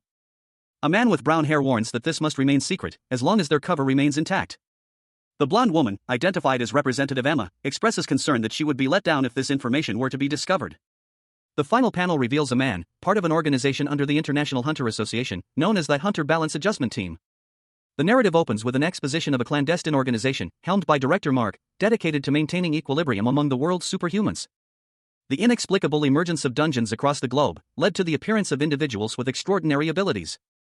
Their mission, to control those with enigmatic powers, the origins of which remain unknown. and, under the guise of maintaining global order, to covertly eliminate any superhuman deemed a threat. The organization has established subsidiary branches worldwide, maintaining a delicate balance of power among the superhuman community. Yang Miho, using the convenient pretext of order, has unleashed the forbidden skills of superhumans slated for elimination. Chloe, a subordinate, observes, noting their strained relationship, but acknowledging a shared objective. Despite their differences, a single point of agreement unites them at this moment. That shared goal, eliminating Kim Junwoo. A close-up on a man's face, his eyes wide with a mixture of shock and intrigue. His head was genuinely captivating. Meanwhile, in a dimly lit office, a blond man in a suit spoke urgently into his phone.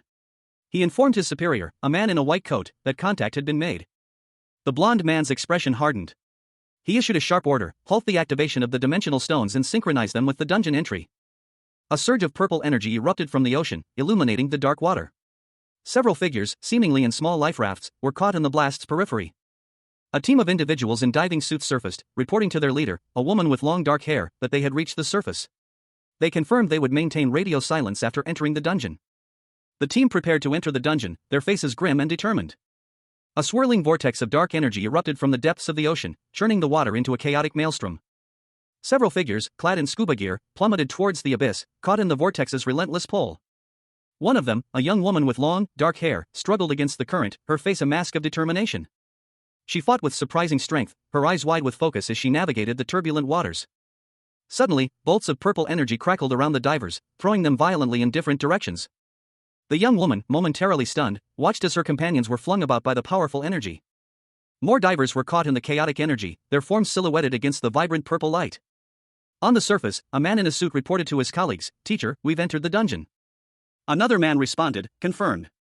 If there are any unusual circumstances, we'll radio immediately. We'll initiate mapping first." A tense atmosphere hung in the air of the command center. 3 figures in sharp suits monitored a series of screens displaying complex data streams. One of them, a man with short, dark hair, muttered something about communication. He reported that the communication signal from the field team was weak, urging his colleagues to verify the condition of their equipment. Suddenly, an alarm blared. A subordinate reported to the dark-haired man, whom we now know as Director Kim Min-ju, that communication with the operatives on the current mission had been completely lost. Even the location trackers on their suits had gone silent. Director Kim Min-ju's face was grim as he processed this alarming news. His 2 colleagues, equally concerned, stared at him, their expressions mirroring his own shock and disbelief. The final blow came as a report flashed across the screen: the dungeon itself had vanished. A raid team, composed of 4 soldiers and their leader, a young woman with dark hair, stood poised before a dungeon entrance. The team leader confirmed their arrival, stating that they were ready to begin interior mapping from Zone A3. The team leader reported their arrival inside the dungeon, initiating interior mapping from Zone A3. Her expression showed a slight concern as she spoke into her radio. She acknowledged the order and stated their readiness to proceed. The team leader contacted the control team, reporting that the signal was weak, possibly due to the dungeon's underwater nature. A sudden alarm jolted the team.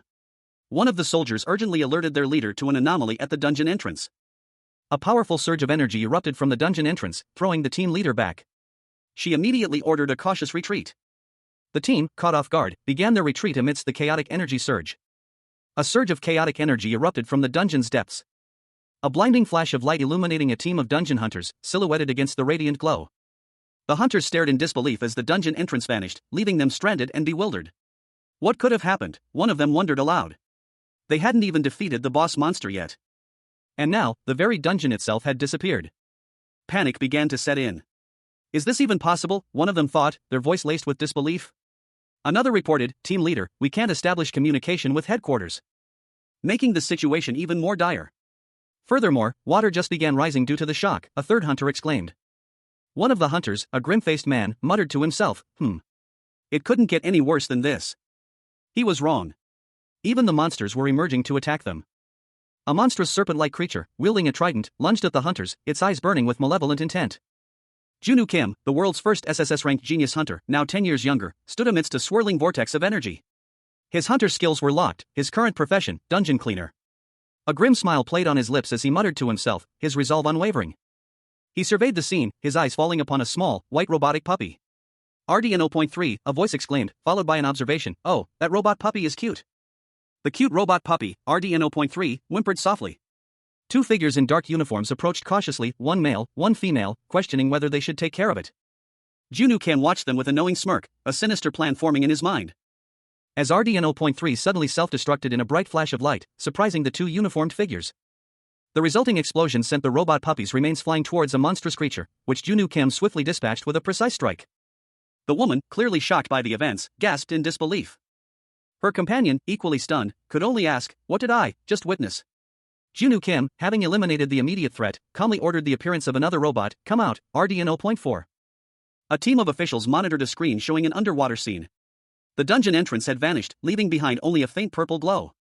There was no sign of the raid team, and psychic waves were undetectable. Concern mounted among the officials as they questioned whether communication with the trapped raid team was still possible. One official, his face etched with worry, reported that communication had been down for a while, despite their efforts. Another official, a woman with a serious expression, concluded that if communication was down, the dungeon had undoubtedly closed. A man with dark hair, looking grim, added that in all his years, he had never seen a dungeon close before the extermination was complete. A narration box explained that once trapped in a dungeon, escape was impossible until the dungeon reappeared, whether in a week or a month. The dark-haired man, remembering details, revealed that the next appearance of the underwater dungeon was a year from now. The likelihood of over 50 raid team members surviving a year trapped in an underwater dungeon was deemed impossible. The final panel showed a grim image, over 50 personnel, all perished. The sudden appearance and disappearance of dungeons, along with the abrupt closure during the raid, didn't go unnoticed. A grim determination settled over the figure hunched over the monitors. This was no coincidence. Someone was intentionally manipulating the dungeons, a realization that sent a chill down the spine of a woman with fiery brown hair. Only one place possessed the capability for such control: the International Association. The implications were clear to the man with the furious expression. This was an act of war. His fist clenched, the weight of the situation pressing down on him. This was tantamount to a declaration of war. A young operative inquired about the maximum underwater breathing time of the raid team's Goliath suits. His superior explained that while it averaged 4 hours, intense combat significantly reduced this time, estimating that 2 hours would be the limit in this situation. Acknowledging the danger, the operative instructed his team to stay safe. However, his superior's sudden departure left the team stunned. The operative's gaze hardened. If they could reactivate the resource stone in time, they could still mount a rescue. But to do so, they needed to contact the International Association. The weight of this task settled upon him. Contacting the International Association was paramount. An urgent message was relayed to the chairman, demanding an immediate meeting of the board of directors. Meanwhile, Junwoo Kim, the former SSS-RANK genius hunter, now driving through the city, wondered what was going on. The chairman, a stern-looking man with a striking eye patch, spoke on the phone, grimly informing someone that they might have to confront the International Association directly. He assured them he would prepare for this confrontation. Junwoo, still driving, pondered the International Association's extreme measures, including the use of dimensional stones. He questioned their motives. Was this retaliation for his refusal of a merger, or payback for exposing corruption within the US branch? Regardless of their intentions, Junwoo clenched his fist, preparing for whatever lay ahead. Junwoo Kim, the world's first SSS-RANK genius hunter, found himself on the receiving end of a brutal ambush. A flurry of blows rained down on him, leaving him dazed and disoriented, the impact echoing in his ears. The world swam before his eyes. As he collapsed near a busy dock, the sounds of the city fading into a dull roar. 10 years had vanished, stolen by the ambush. And he awoke to find his hunter skills inexplicably locked. His only path forward, a life of cleaning dungeons. He found himself in a desolate area, the remnants of the attack still visible around him. A sense of unease settled over him as he surveyed his surroundings. A figure emerged from the shadows, their presence both menacing and familiar. A man with a cold, calculating gaze. Kim Junwoo. He murmured, a hint of recognition in his tone. Junwoo's thoughts turned inward. He reflected on his past fear of this man, now replaced by a sense of bewilderment. Why was I so afraid back then when he was easily dealt with like this, he wondered. A wave of self-disgust washed over him. I'm ashamed that I thought there was something about him, he admitted to himself, his past fear now seeming foolish in light of his current, diminished abilities. Junwoo Kim, the world's first SSS-RANK genius hunter, reflected on the ambush that had cost him everything. He had already known his attacker possessed abilities. But even ability users, at their core, remained human. They lacked inherently special bodies or immortality. This realization dawned on Junwoo as he observed the scene. Without skills or equipment, ability users were no different from ordinary people. A new skill, dungeon cleaning mastery, was acquired. This vulnerability explained why even seasoned hunters were susceptible to surprise attacks. They lived in a bubble of superiority, never imagining such a fate. The image of his ambush played in his mind, a stark reminder of his own mortality. Junwoo's thoughts turned to his past successes. He had never failed a mission before. But which hunter, he mused, went about their daily life with their skills constantly activated? The answer was clear, none. This new perspective shifted his focus. He would master this new role, this dungeon cleaning, with ease. A surge of energy, a testament to his newfound resolve, pulsed through him. Junwoo Kim, the world's first SSS-RANK genius hunter, stood silently, his back to a large truck, as a surge of vibrant, teal energy erupted behind him. He was ambushed. A sinister figure emerged from the energy, a cruel smile playing on his lips as he declared, "I'll just look for your head and then take it with me." The attacker advanced, but Junwoo's expression hardened. A grim determination settled on his face as he muttered, "Damn, I'm too busy to die here." As the attacker's foot came down, Junwoo spoke, "Hey, did I tell you that I hate trucks?" He continued, "You had to show up on your own 2 feet." Another figure emerged from the energy, this one identified as Young Miho. The attacker, surprised by the sudden defense, exclaimed, "I clearly succeeded in the surprise attack." He questioned, how did he use a short moment to defend himself? Junwoo Kim, the world's first SSS-RANK genius hunter, now 10 years younger, found himself in a familiar yet altered reality. His hunter skills were locked, forcing him to work as a dungeon cleaner. A grim determination hardened his gaze as he silently repeated to himself, "I have to be prepared." Suddenly, a figure appeared before him, a man with teal hair. He addressed Junwoo with a chilling promise, I told you I wouldn't just stand by if I saw you again." The teal-haired man continued, his tone sharp and unforgiving, "I said you had no reason to listen to me." The teal-haired man, whose name was Hyun, pressed further, his curiosity piqued by Junwoo's abilities. "By the way, why is a former cleaner always having his defense skill activated as an ability user? What are you, anyway?" Junwoo's eyes widened, a flicker of surprise and perhaps a hint of apprehension crossing his face. He responded curtly, "You're here to pick a fight." The tension escalated as both men prepared for combat. Their fists colliding with a resounding impact. A surge of energy erupting between them. Hyun was pushed back, a new skill, corrosion, manifesting within Junwoo. A surge of energy, a teal glow, emanated from Junwoo Kim, the former SSS-RANK genius hunter, now relegated to the mundane task of dungeon cleaning. His latent hunter skills, previously locked, began to stir. A faint hum resonating as his hand reached out, a visible energy forming around his fingertips. He muttered a single syllable, a sound of both surprise and determination. The energy pulsed, a wave of teal light washing over him as he braced himself for the impact. A sudden, sharp pain shot through his arm.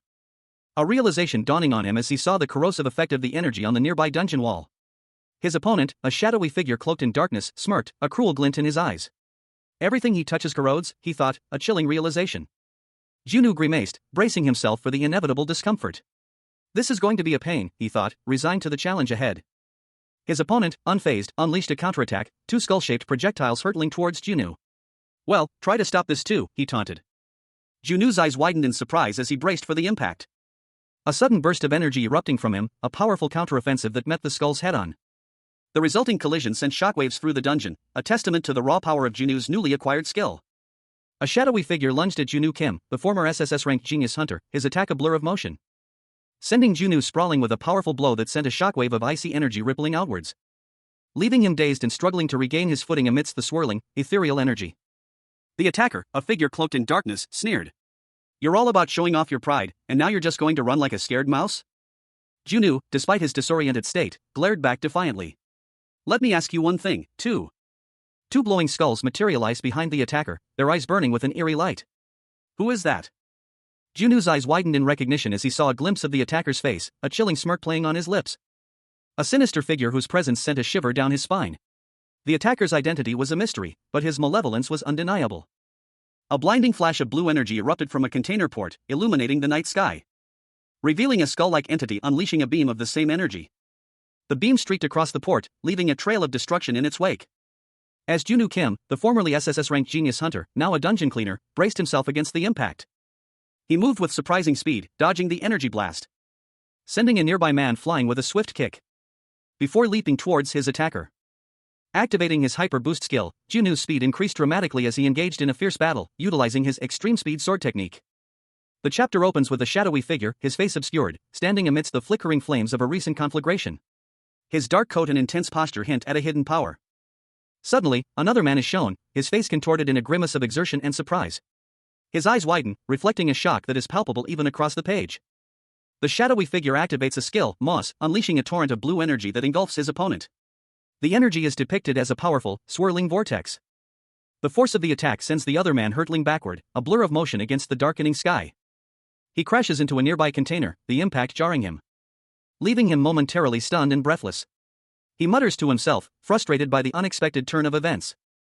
The shadowy figure approaches, his voice calm despite the intensity of the situation. He offers a chance for surrender, suggesting that he could spare his opponent's life if he lets him go. The shadowy figure's expression is one of quiet confidence, a hint of a smirk playing on his lips as he waits for a response. He reveals that he, too, is working, implying a larger, more complex operation is underway. Junwoo Kim, the world's first SSS-RANK genius hunter, found himself in an unsettling predicament. A chilling thought echoed in his mind: someone wanted him dead. A sinister figure emerged from the shadows, a smirk playing on his lips. He observed Junwoo, commenting on his ability to keep secrets, a crucial skill in their line of work. Suddenly, Junwoo's body was enveloped in a purple aura. His eyes glowed with an eerie light as he activated his latent abilities, polymorph and immersion. He resolved to treat this unexpected turn of events as just another part of his new job as a cleaner. The scene shifted, revealing Junwoo transformed, a sinister aura surrounding him, flanked by spectral skulls. He was ready. A wry smile touched his lips as he noted the irony: he was also known as Cleaner. Junwoo stood amidst a chaotic scene of falling shipping containers, a testament to the power he wielded. His opponent, a shadowy figure, appeared concerned, questioning how long they could maintain this intense confrontation. Two monstrous serpents, their bodies shimmering with an unnatural blue light, lunged forward with a menacing hiss.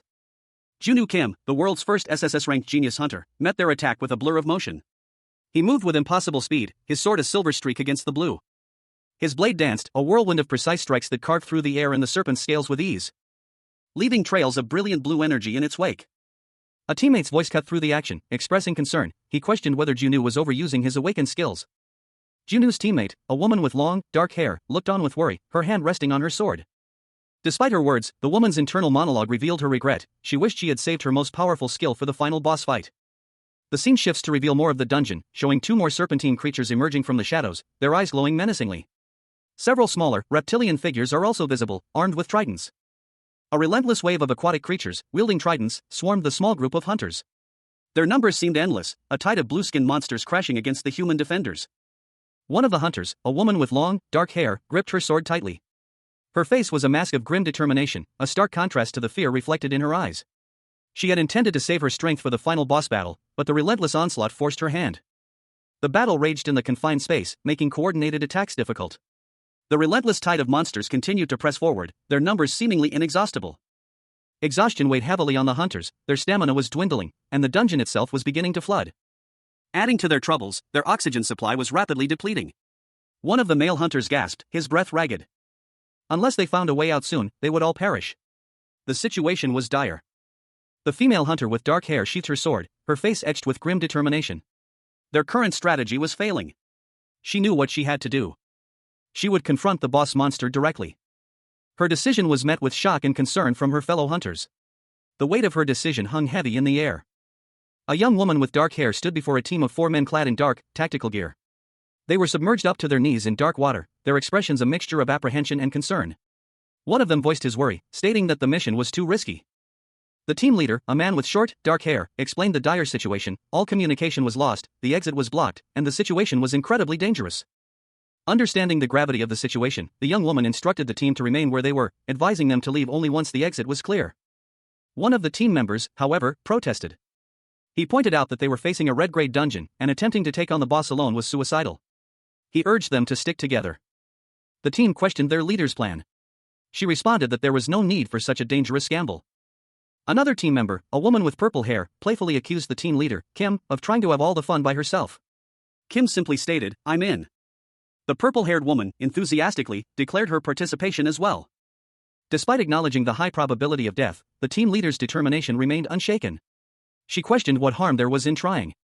The team leader concluded that if death was inevitable, it was better to face it while seeing the boss. A woman with dark hair, her expression unreadable, declared that further attempts at dissuasion would be futile. A group of individuals in uniform, their faces grim, resolved to wait for their leader's return. A monstrous creature, its form vaguely reptilian, stirred in the background. Meanwhile, one of the uniformed individuals confidently stated their reliance on the group's collective strength. With the decision made, the group prepared for immediate departure. A man with dark hair, a determined look on his face, initiated the process. They departed, leaving a trail of shimmering blue energy in their wake. As they moved, a woman with dark hair informed her companions that their target was the immortal python. The mechanical dog's intense gaze reflected the gravity of the situation. The group acknowledged the formidable nature of their target, a boss monster with no known weaknesses, exceptionally powerful even among red-grade threats. Junwoo Kim, the world's first SSS-RANK genius hunter, found himself plummeting through a dark abyss, a faint blue light illuminating his descent. His fall abruptly ending as he landed in a vast, opulent chamber. A voice echoed through the cavernous space, urging thorough preparation. Suddenly, a monstrous serpent, its eyes glowing with an eerie luminescence, lunged from the shadows. Its massive, scaled body a terrifying testament to its power. But before the creature could strike, a figure materialized, seemingly emerging from the very fabric of the dungeon itself. It was a young man with short, gray hair, a smirk playing on his lips. He seemed strangely calm in the face of such danger. With a flick of his wrist, he unleashed a torrent of energy, a swirling vortex of blue and purple. The raw power emanating from him pushing back the monstrous serpent. But even this impressive display was not enough to fully subdue the beast. He knew this would be a challenging fight. Junwoo Kim, the world's first SSS-RANK genius hunter, now finds himself 10 years in the past, his hunter skills inexplicably sealed. He stands before a swirling vortex of purple and blue energy, his expression one of focused determination. Observing the scene with a keen eye. A narration box reveals the assessment of an unseen observer, that Junwoo's skills are deadly, both up close and from afar. Meanwhile, Junwoo's thoughts are revealed, he needs to find an opening. With a swift movement, Junwoo manipulates the energy vortex, sending a wave of blue energy hurtling towards his unseen opponent. A powerful blast of energy streaks across the scene. The energy narrowly misses its target. The opponent, revealed to be a man with gray hair, scoffs, calling Junwoo's attack cheap. He retaliates with a skull-shaped energy blast. Junwoo Kim, the world's first SSS-RANK genius hunter, stood amidst a swirling vortex of cyan energy, his back to the viewer. A skull-like image flickered in the background, hinting at the dangerous power he wielded. The energy coalesced into a sharp, ethereal blade, radiating an intense, otherworldly glow. His eyes, wide and intense, reflected the ethereal light, a stark contrast to the grim determination etched on his face. A moment later, he effortlessly lifted a massive shipping container, the cyan energy pulsing around his hand. An unseen opponent observed, muttering, "This brat." The container, imbued with the same energy, floated in the air as Junwoo held it aloft. The unseen opponent questioned, "Then where?" The container began to dissipate, revealing a hidden figure within. Junwoo's opponent watched in surprise. Another figure, seemingly an accomplice, appeared, crouching behind Junwoo. He was clearly taken aback by the unexpected turn of events. The opponent explained that Junwoo's misfire had created an opening. The accomplice, shocked, exclaimed, "He was in that container box?" The accomplice realized the full extent of Junwoo's cunning plan. He had intentionally weakened his defenses elsewhere to facilitate his escape. "That's beyond bold, he's crazy," the accomplice exclaimed, his face a mask of disbelief. Junwoo Kim, the world's first SSS-RANK genius hunter, found himself in a desperate struggle. His enhanced senses, honed over years of battling the most dangerous creatures, were dulled, his skills locked away. He braced himself against a powerful blow from his unseen assailant. A blinding flash of light erupted as he was sent flying backwards, crashing into a nearby building. The impact shook him to his core, but he was determined to fight back. He channeled the last vestiges of his power, unleashing a surge of energy that ripped through the air. A desperate attempt to overpower his attacker. The force of the blast was immense, shaking the very foundations of the city. But it was not enough to stop his opponent. The attacker stood, seemingly unscathed, a chilling smirk playing on his lips. He watched in disbelief as the attacker, his face now visible, revealed a look of utter contempt. "What on earth?" he muttered, his voice barely a whisper. The attacker, a man with a grim expression and blood staining his lips, spoke, his voice laced with disbelief. A cleaner, inflicted damage on the domestically top-ranked player. Junwoo, his patience wearing thin, roared, "Don't mess with me, you jerk." A surge of purple energy enveloped Junwoo as he unleashed a powerful counterattack. "Arg! Arrogant jerk," the attacker hissed, clearly surprised by the unexpected power. The confrontation continued. One combatant, his face obscured, declared, "Then you hadn't met me before." The other combatant, his face now visible, explained his opponent's tactics. He noted that those with deadly skills but weak endurance often resort to sneak attacks or luring opponents into a prolonged fight. He then questioned his opponent's original class, confirming that he was originally a mage. The mage, surprised by his opponent's resilience, could only ask, "How did you?" His opponent responded, highlighting the mage's lack of agility, a common weakness among magic users. He pointed out that the mage could have easily dodged his attacks earlier. The scene shifted to show a flashback of the mage's past, surrounded by other mages, emphasizing the physical limitations of their class. Despite the mage's weaknesses, his opponent acknowledged his skill, stating that his second-place ranking in the country wasn't due to mere luck. He implied a grudging respect for his opponent's tenacity. He angrily retorted, "You saying, bastard," his voice laced with fury. The mage's face contorted in rage, blood dripping from his mouth as he revealed his true rank. "I'm first." A notification appeared, informing Junwoo that he was the second person to activate the Destroyer skill. Junwoo's eyes blazed with golden light as he clenched his fist, the Destroyer skill activating and surging through him. A surge of power that he explained was due to his absence from the original timeline. A group of colleagues enjoyed a relaxed meal together. One of them chuckled, remarking on how much more peaceful things felt now. Another expressed his gratitude for the opportunity to share a meal like this. However, a woman named Jubin wistfully noted that it would have been even better if Junwoo had been there with them. Another colleague explained that Junwoo was currently occupied with a mission, making his presence impossible. The conversation then shifted to the remarkable achievements of a lowly cleaner who had unexpectedly become the head of the operations center. One of the colleagues expressed their astonishment, questioning whether they should be amazed or dumbfounded. Another colleague admitted that even if they were envious, the cleaner's success was simply beyond their reach. A colleague reassured the director, stating that there was no need for concern with Junwoo in charge. Yubin, still slightly disgruntled, remains silent.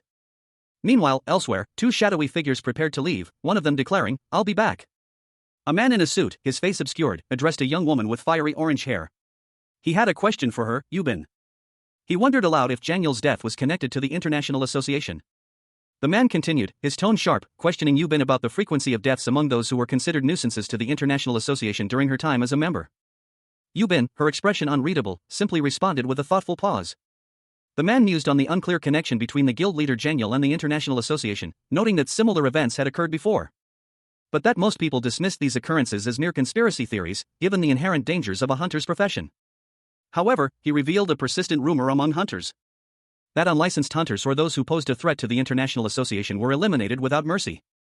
The man, considering this information, decided he needed to prepare. Yubin watched him, a question mark hanging in the air. Junwoo Kim, the world's first SSS-RANK genius hunter, found himself in a precarious situation. A chilling realization washed over him. He suspected the International Association was behind the recent ambush. A premonition of a larger conflict looming on the horizon. Meanwhile, elsewhere, a concerned colleague reacted with alarm to the news, her voice laced with worry. She voiced her apprehension about the International Association's likely increased surveillance of their activities. Another colleague, equally worried, questioned if there was anything they could do to help Junwoo. His response was stoic, their only course of action was to remain vigilant. But a third colleague, despite the reassurances, couldn't shake her unease about Junwoo's well-being. She voiced her concerns, but her colleague countered that Junwoo was not one to give up easily.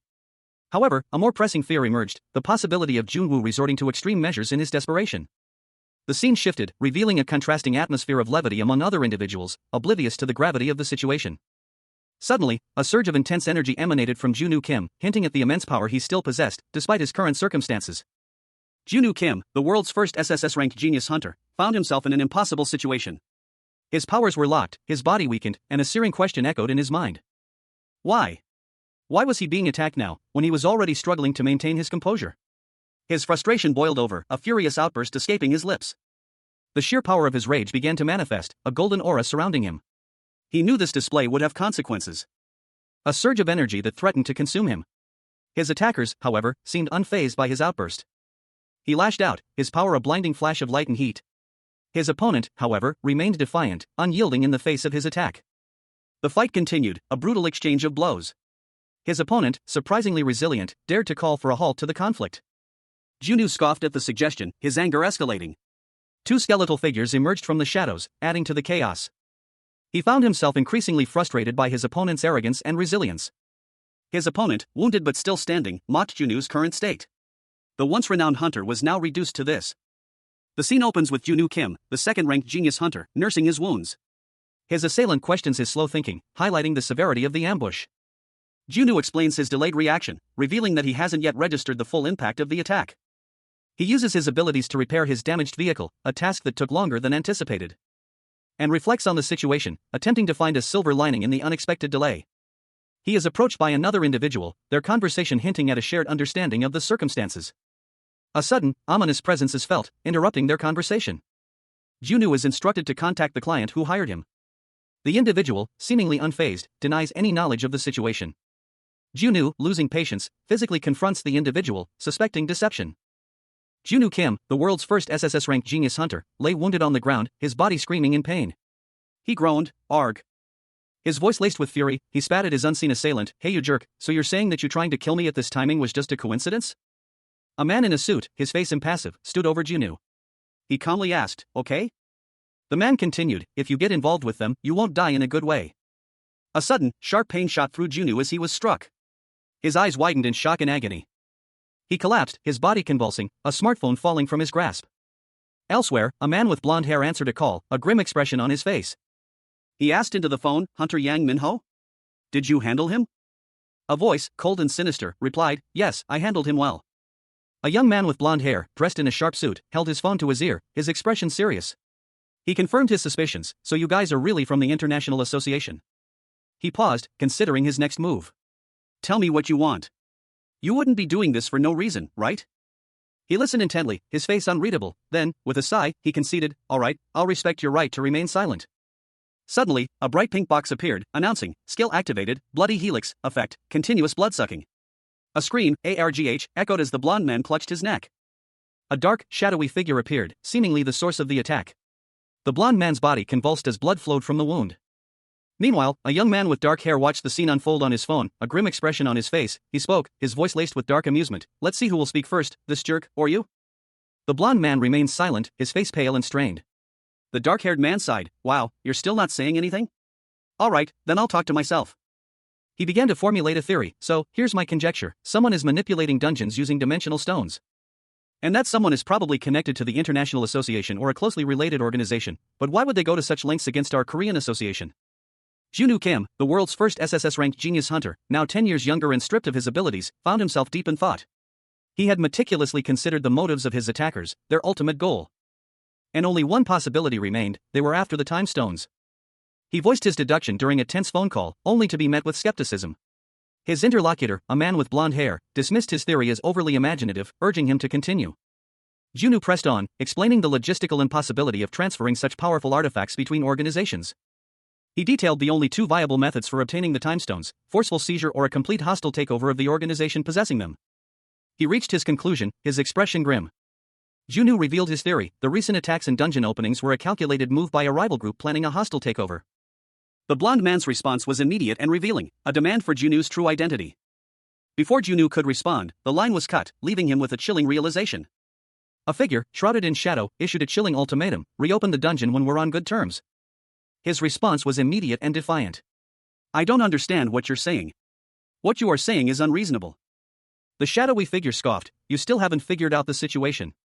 Are you confident that your identity won't be exposed? A frustrated roar escaped him. Arg. Just reopen the dungeon.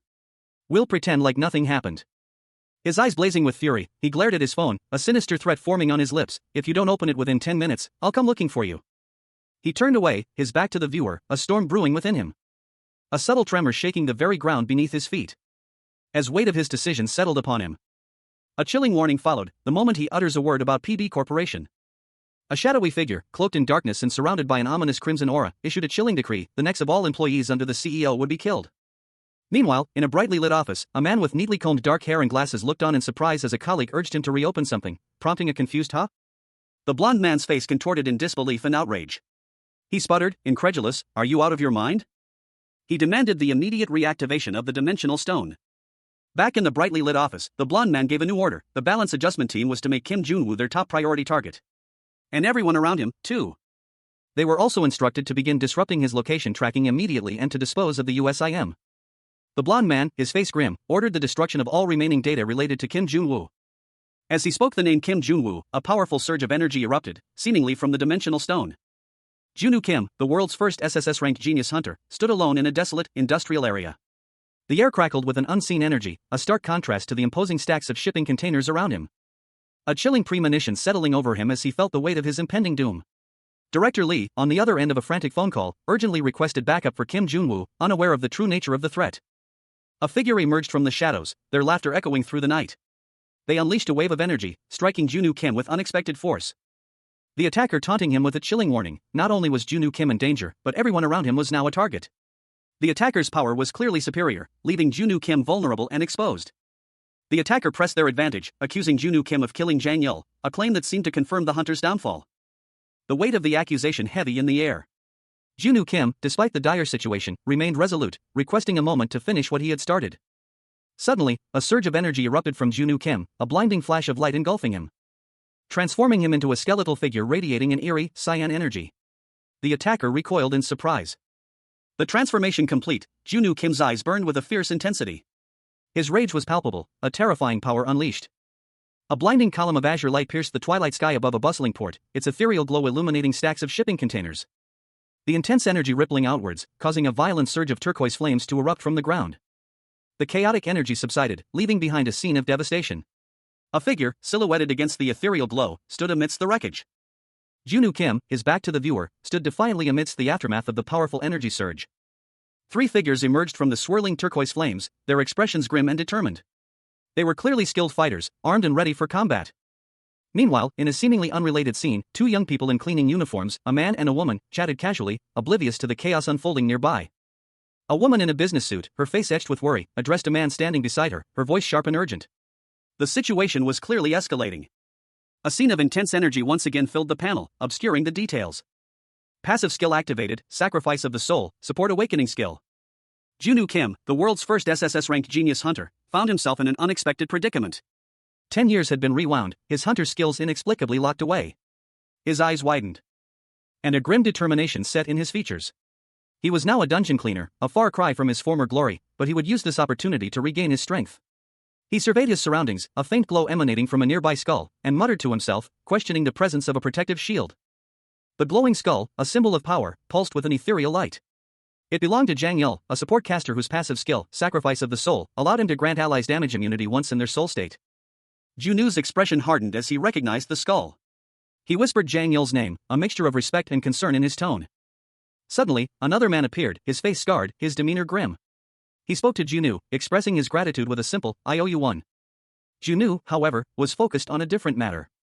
He learned that Yang Miho, a scoundrel, had already fled the scene. Despite the urgency of the situation, a strange calmness settled over Junwoo. He dismissed the day's events as a mere disgrace, a temporary setback in his grand scheme. A determined glint returned to his eyes. Junwoo Kim, the cleaner, was ready to face whatever challenges lay ahead. A single vow filled the otherwise empty panel: "I will definitely get revenge for you." A woman with long, dark hair unleashed a powerful attack, her battle cry echoing through the air. The 11th faced cannon, the fourth of the 6 cannons, a unique skill, coursed forth. Its energy slicing through the air with blinding speed. Frustration etched itself onto the woman's face as she muttered a curse under her breath. She realized her attack was too weak to effectively damage the beast. The woman, now airborne, reflected on her previous actions, acknowledging that she had overextended herself by using too many awakened skills. She braced herself for the next attack. A colossal serpent, scales shimmering like obsidian under a dim light, reared its head, its crimson eyes burning with malevolent intensity. A blinding flash of light erupted from an unseen source, momentarily obscuring the creature's monstrous form. The impact of the attack sent shockwaves through the air, shattering the surrounding stone, leaving behind a cloud of dust and debris as the serpent recoiled from the force of the blow. Two figures, a man and a woman, both clad in tactical gear, watched the scene unfold with a mixture of awe and apprehension. The man's mouth hung open in a silent gasp, while the woman, her face etched with worry, clutched a sword at her side. They were clearly outmatched. The woman groaned, her voice barely a whisper, "I guess the red rank boss is too much for the three of us to handle." Her assessment was shared by her companions, defeat was imminent. The man's face was grim, his eyes darting around, searching for a way out. But hope seemed a distant, fading ember in the face of overwhelming odds. Team leader Kim Minju and her team faced a dire situation. They were severely underpowered, facing a powerful enemy in the worst possible conditions, and possessed almost no information about their opponent. A colossal serpent, its gaping maw a terrifying sight, loomed over them. Its monstrous form filling the panel, a clear indication of their perilous predicament. Even at their peak, Minju doubted they could defeat the beast.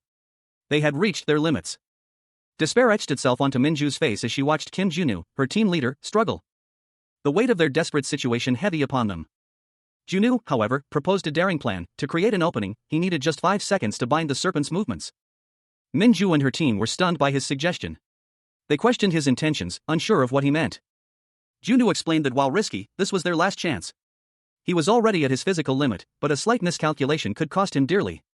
Minju, recognizing the gravity of the situation, agreed to the risky maneuver. A close-up on Junwoo Kim's determined face, his eyes glowing with an inner light. A faint blue energy crackles around him. He mutters, assuring himself, "Don't worry.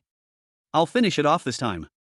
Unique skill, Steampunk Awakening, Steam Golem. The text box appears, introducing Junwoo's new ability as a powerful steam golem emerges from a burst of golden energy. The golem stands tall and imposing, its red eyes glowing menacingly. A man watches, impressed, exclaiming, "The student is like the teacher. You're not normal either." Suddenly, a massive mechanical serpent attacks the golem, its jaws snapping shut. A woman with long dark hair, clad in a blue suit, leaps into action, her sword trailing blue energy as she strikes with incredible speed. The woman, her face set in grim determination, fights fiercely. She thinks to herself, "I must succeed, no matter what." Her attack connects, shattering a portion of the serpent's mechanical head, revealing a reptilian face beneath. The reptilian creature's eyes glow menacingly as it is targeted by a laser sight. Unique skill, Artemis Awakening, Death Strike, a woman with short, dark hair aims a high-tech sniper rifle, ready to unleash a deadly attack. A metallic, segmented weapon, resembling a colossal, armored snake, coiled and prepared to strike. Green energy crackled along its length. Then unleashed a blinding flash of light, accompanied by a powerful blast that sent a nearby figure sprawling. A pained cry escaped the fallen figure. Another figure, clad in tactical gear, stood defiantly amidst the chaos. Their weapon was raised, aimed at the source of the attack. They urgently shouted a command, their voice filled with a mix of urgency and desperation. From the depths of this chasm, a serpentine creature emerged, its eyes glowing with malevolent energy. The creature lunged, its attack narrowly missing the tactical soldier. The soldier barely managed to evade the deadly strike. The soldier was thrown back, their equipment scattering across the battlefield. The creature's attack continued relentlessly. Despite the overwhelming odds, the soldier's expression hardened. A surge of determination filled their eyes. He muttered a warning to himself, a grim resolve etched on his face.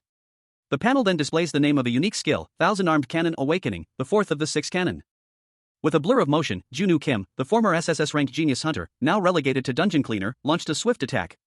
His movements, though lacking the finesse of his past, still held a deadly precision. The force of his strike impacting the monstrous holy cannon, a colossal serpent whose scales shimmered with an unnatural light. The impact sent tremors through the dungeon, the serpent recoiling from the unexpected power. But Junwoo's resolve faltered. He knew this was a temporary reprieve, his sealed hunter abilities prevented him from sustaining such an attack for long. I must hold on just until after this one strike, he thought, gritting his teeth. He pushed himself to the limit, his body screaming in protest. The strain evident in the way his dark hair whipped around his face as he strained. With a final, desperate lunge, he drove his weapon deep into the serpent's heart. The creature roared in agony, its body convulsing before collapsing into dust. Exhausted, Junwoo Kim collapsed, his body spent. The battle had taken its toll. Meanwhile, a young man with dark hair approached a woman with long, dark hair, his expression grim. "Teacher, I'm sorry," he said, his voice filled with remorse. She responded, "I followed your instructions and kept going straight." Junwoo Kim, the world's first SSS-ranked genius hunter, found himself 10 years in the past, his hunter skills inexplicably sealed. He now faced a seemingly mundane task, dungeon cleaner. But even in this new role, his determination burned bright. He muttered to himself, recognizing his limitations in this weakened state. He had hoped to showcase a more powerful self, but his current abilities fell short of his expectations. Suddenly, a monstrous serpent lunged, its fangs bared. Junwoo reacted instinctively. A surge of golden energy erupted from his hand, forming a radiant blade that met the creature's attack. In a desperate gamble, Junwoo activated a latent skill, Omnipotence. The power coursed through him, transforming his simple cleaning tool into a magnificent, golden weapon. With newfound power, he effortlessly dispatched the serpent. Just then, another figure appeared, a relieved expression on their face. He spoke, a sigh of relief escaping his lips, "I'm glad I'm not late." A towering skyscraper loomed against the twilight sky. Inside, a tense atmosphere hung heavy in the air as several men in suits anxiously awaited someone's arrival. One of them, his face etched with impatience, exclaimed, "What the hell are you doing?" Another man, equally agitated, added, "It's been 2 hours without any contact." The tension escalated. One of the men questioned, "How long do we have to wait? Does Kim Junwoo, the director, think that convening a board meeting is a joke?" Another man, clearly frustrated, retorted, "That's right. We have work to do too." I praised him, but he just goes out like that. Suddenly, the door opened, and Junwoo Kim entered, soaking wet. He addressed the assembled men with a hint of annoyance, "Hey! Are you making busy people wait for hours? At least inform me if you'll be late." One of the men, noticing his drenched state, asked, "Why are you so wet? Is it raining outside?" Junwoo Kim simply replied, "No, I just went swimming." The conversation shifted to a recent operation. One of the men inquired, "How did the operation go?" Another man reported, "The raid was a success. Of 3 team members, they managed to defeat the boss. But don't worry, they said it's not a serious injury. Other than team leader Kim Min-ju, there are no casualties." The scene opens with a conversation between 2 men. One, older with gray hair and an eye patch, remarks on a recent event, 3 of his people took on a red-level boss. He then shifts the focus to a more pressing matter. He inquires about the significance of a clash with the International Association. The younger man, looking concerned, responds with a surprised "What?" explaining that he believes the clash was an attempted hostile takeover of their Korean association. The older man clarifies that while technically it was another entity affiliated with the association, discussing specifics is challenging. He continues, stating that while the attack was dangerous, it was successfully repelled. This, however, implies the possibility of another assault. The younger man questions if the attack was a warning from the International Association, but the older man sadly replies that there is only suspicion, no concrete evidence. Despite the lack of evidence, the older man insists they cannot remain idle and must prepare for what comes next. He acknowledges, however, that their current situation prevents them from directly challenging the international association. Two men, their faces etched with worry, discussed their precarious situation. Despite their alliance with the guild, they acknowledged that the guild's support was limited, offering little assistance beyond tactical support. The gravity of their predicament deepened. They had become a target for the international association. And as long as they held the time stone, these attacks would continue relentlessly. One of the men, resolute in his resolve, declared that he would not passively accept their fate.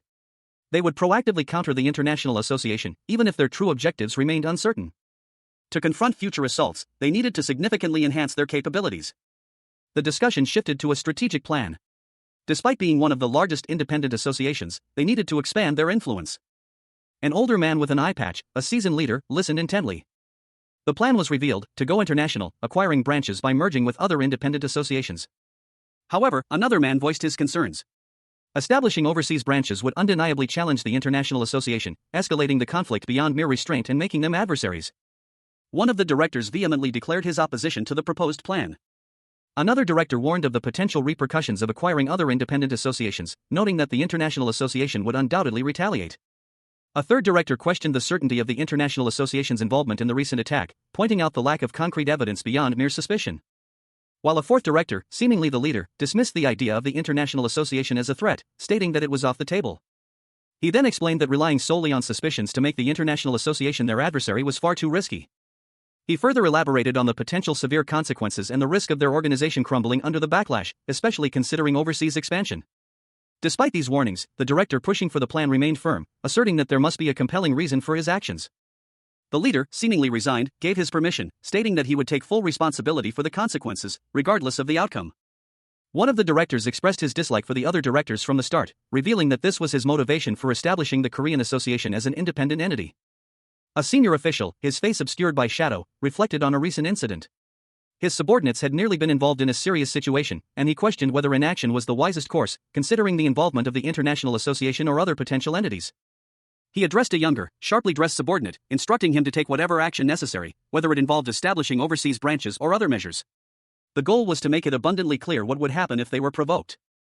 The younger subordinate expressed his eagerness to take charge, but noted that the agreed-upon date with the association chairman had already passed. A calendar showed the date was 30 days prior. The senior official declared that someone else would need to be assigned to handle the matter.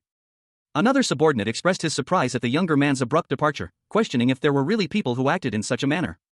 The senior official agreed, stating that even from his perspective, it was unusual. The senior official reassured his subordinate that he had anticipated this possibility and made preparations. He had already posted a notice. A close-up showed the notice on his phone, a personnel assignment announcement. It detailed an extension of Kim Nuwa's assignment by 30 days. The senior official explained that while this wasn't standard procedure, he was doing it specifically for him. The senior official requested that Kim Nuwa stay for one more month. Two young men, still shaken from a recent ordeal, engaged in hushed conversation. One expressed his lingering shock at nearly dying during a dangerous operation. He voiced his gratitude towards their team leader, Kim Min-ju, and the director for saving their lives. Reflecting on the unfortunate fate of the director, who had been involved in the operation, their conversation was abruptly interrupted. One of the men spotted the director approaching, his presence causing a palpable shift in the atmosphere. The director, a man radiating an aura of intense power, approached, his face obscured by shadow. He greeted them with a curt good morning. His greeting, however, belied the simmering rage barely contained beneath his composed exterior. A fiery aura visibly emanated from him. One of the young men, noticing the director's unusual demeanor, whispered to his companion, expressing concern about the director's apparent bad mood, while the other anxiously hoped they hadn't done anything to provoke his ire. The young man's apprehension grew as he muttered to himself, his frustration evident. He cursed the director under his breath, referring to him as an old geezer.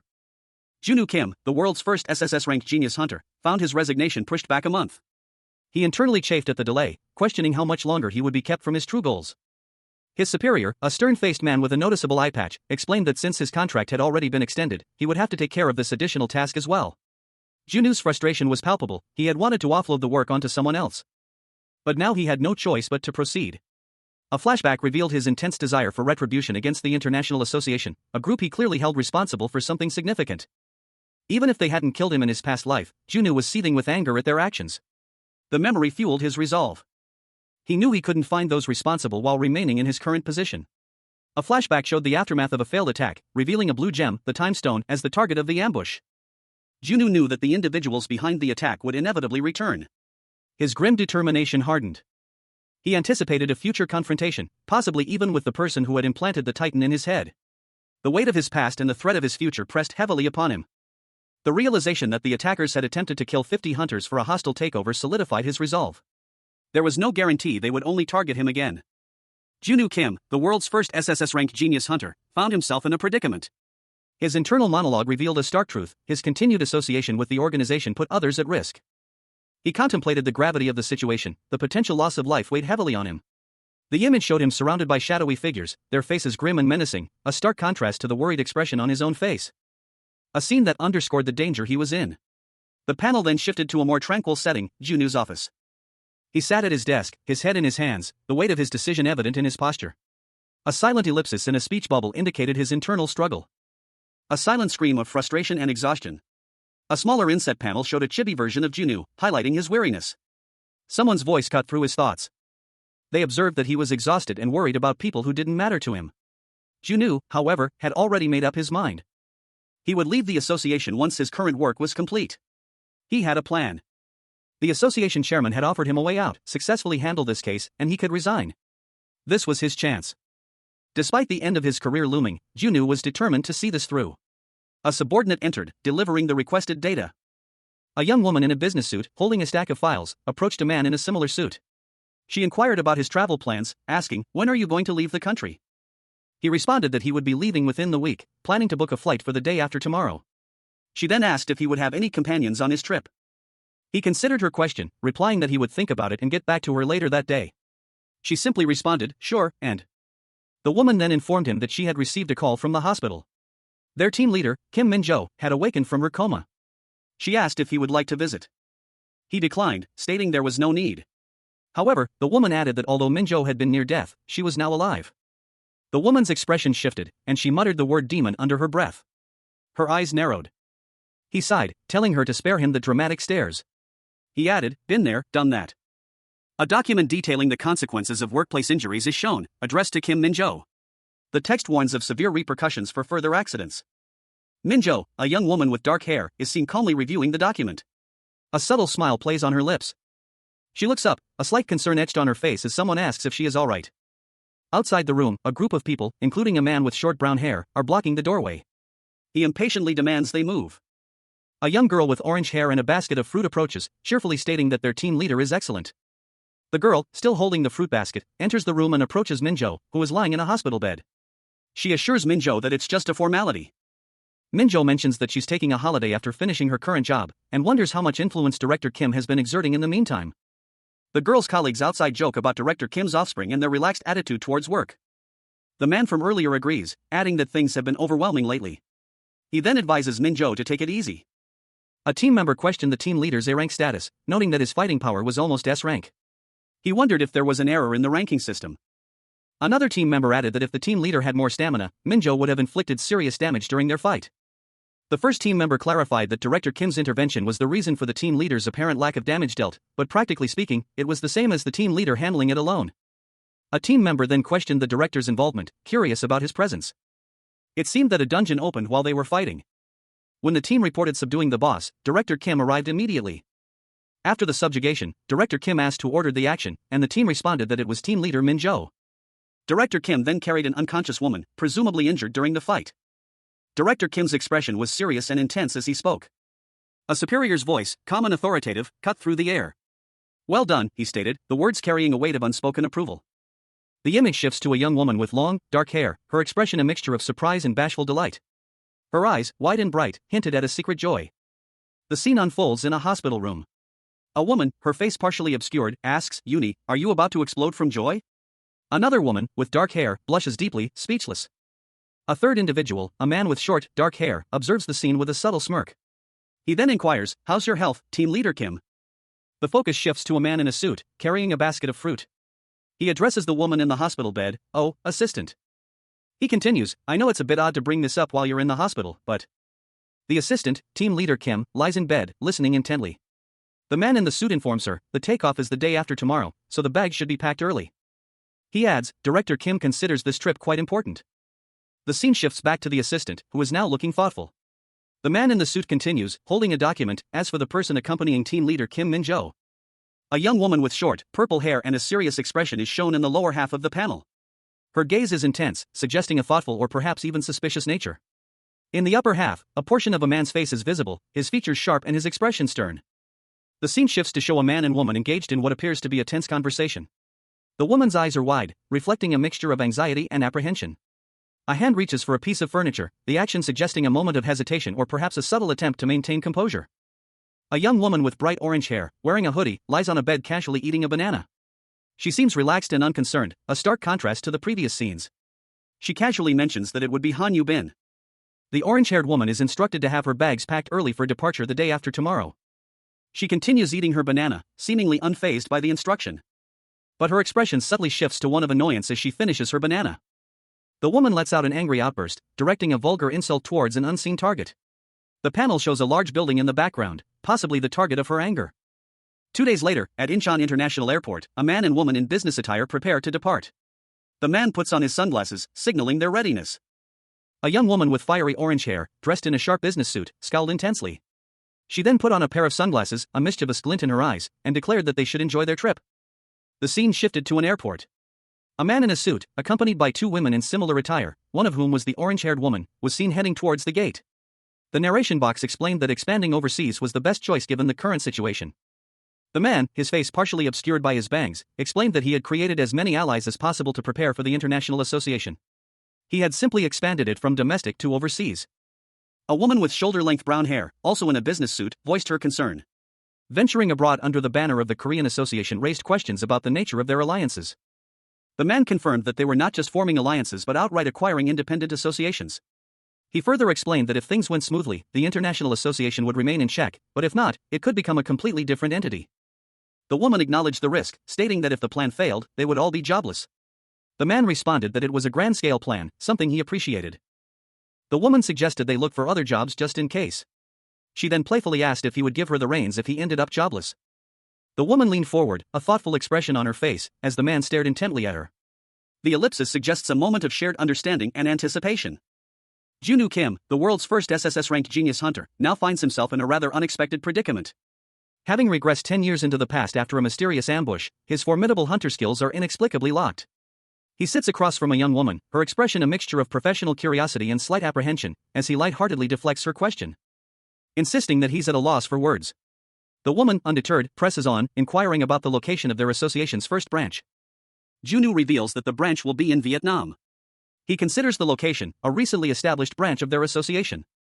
The woman, impressed, notes that while the operational setup is still lacking, it's worth a shot if they can align the conditions correctly. However, she points out a significant problem: the budget is extremely tight due to an all-in operation and supporting time-sensitive research. The woman anxiously asks Junwoo how he intends to handle the situation. Junwoo, with a confident smirk, declares his intention to take over the branch by any means necessary. He's not one to shy away from a challenge. He reveals his plan to quit after completing the Vietnam assignment, making it clear that this is a temporary endeavor. As Junwoo departs, accompanied by 2 associates, he reflects on his current role as a mere stepping stone to his ultimate goal. Once he completes this task, he considers his role fulfilled. Junwoo Kim, the world's first SSS-RANK genius hunter, stood in an airport, his back to the camera, gazing out at a departing airplane. A woman with dark hair stood beside him, partially obscured. He contemplated the upcoming budget cuts, a grim expression settling on his face. They would have to manage on their own. The weight of responsibility rested heavily on his shoulders. A young woman with vibrant orange hair let out a loud, exasperated sigh, her face contorted in a grimace of frustration. Tears welled in her eyes, reflecting the intensity of her annoyance. A man with short brown hair, dressed in a sharp business suit, looked at her with a mixture of impatience and concern. He suggested she take a nap, clearly irritated by her outburst. The man's annoyance deepened as he questioned the point of her intense scrutiny of the documents. He pointed out that nothing of importance seemed to be present. The orange-haired woman retorted that she was simply reviewing the information to see if anything significant emerged, dismissing his implication that the information was unimportant. Later, the woman, still looking somewhat disgruntled, asked if he had found anything of note in his review of the documents. He responded that there was nothing of real value. The conversation shifted to the need for essential support for a small investment, a need complicated by the current circumstances. The woman suggested supporting the operation team directly, but the man countered that there was a shortage of hunters in Vietnam, making direct support difficult. The woman expressed concern about the ongoing conflict. The man explained that the Vietnamese association lacked a support team, highlighting the challenges of providing aid in the current situation. He emphasized the difficulty of the situation. The man concluded that the conditions for creating a support team requiring advanced equipment and research facilities were not met in Vietnam. The woman conceded that every country has its own unique circumstances. A man in a suit and tie, his expression serious, spoke to a young woman with short brown hair, also in a suit. He voiced his concern that the lack of a support team would make assisting the operation team rather awkward, but conceded that she, as a highly experienced operation team leader, would likely manage without one. The young woman, however, appeared unconvinced, a slight frown creasing her brow. She seemed to be internally debating something, a subtle grimace playing on her lips. The scene shifted to an airplane soaring through the sky, leaving a contrail in its wake. The woman's internal contemplation continued. She had a few ideas, but decided to wait until they arrived at their destination to discuss them further. Upon arrival, the woman was greeted by a man with short, gray hair, a headband, and a welcoming smile. He introduced himself as Hyun, the control team leader of the Vietnam Association, extending a hand in greeting. The man in the suit, Junwoo, identified himself as being from the Seoul headquarters of the Korean Association. Hyun complimented Junwoo's Korean language skills before shaking his hand and offering to take him to headquarters. Two sleek black cars sped down a rain-slicked highway, their headlights cutting through the downpour. The journey to headquarters was proving longer than expected. As one of the passengers, a young man in a suit, leaned back in his seat, his eyes heavy-lidded. His companion, an older man with silver hair, noticed his fatigue. He suggested the young man take a nap, promising to wake him upon arrival. The young man readily agreed, stating he would keep an eye on the streets as they drove, and chuckled at the suggestion. The young man's gaze, however, remained focused, a hint of concern in his eyes. The scene shifted to a view from the car window, revealing a landscape of widespread devastation. Buildings lay in ruins, streets were choked with debris, and the overall scene resembled a war zone. The destruction was so extensive that entire villages had been razed to the ground. The scale of the devastation was truly shocking. It was clear that this area had received no aid in its recovery, unlike the city. The driver, noticing the young man's silent observation, chuckled again, explaining that this was precisely why he had suggested a nap. He added that the scene was probably not something a foreign business visitor would want to see. The young man, however, was persistent, asking what had happened. His expression was one of intense curiosity and concern. The driver, seemingly unfazed, casually mentioned the term Kalo, explaining that it was the local term for dungeons in Vietnam. The arrival of the Sania comet heralded chaos. Upon its collision with Earth, dungeons erupted across the globe, unleashing monstrous creatures upon an unsuspecting world. At that time, humanity remained largely ignorant of the existence of abilities and interdimensional rifts, while other nations swiftly dispatched the monsters emerging from these newly formed dungeons. A slower response from certain regions left them struggling to contain the threat.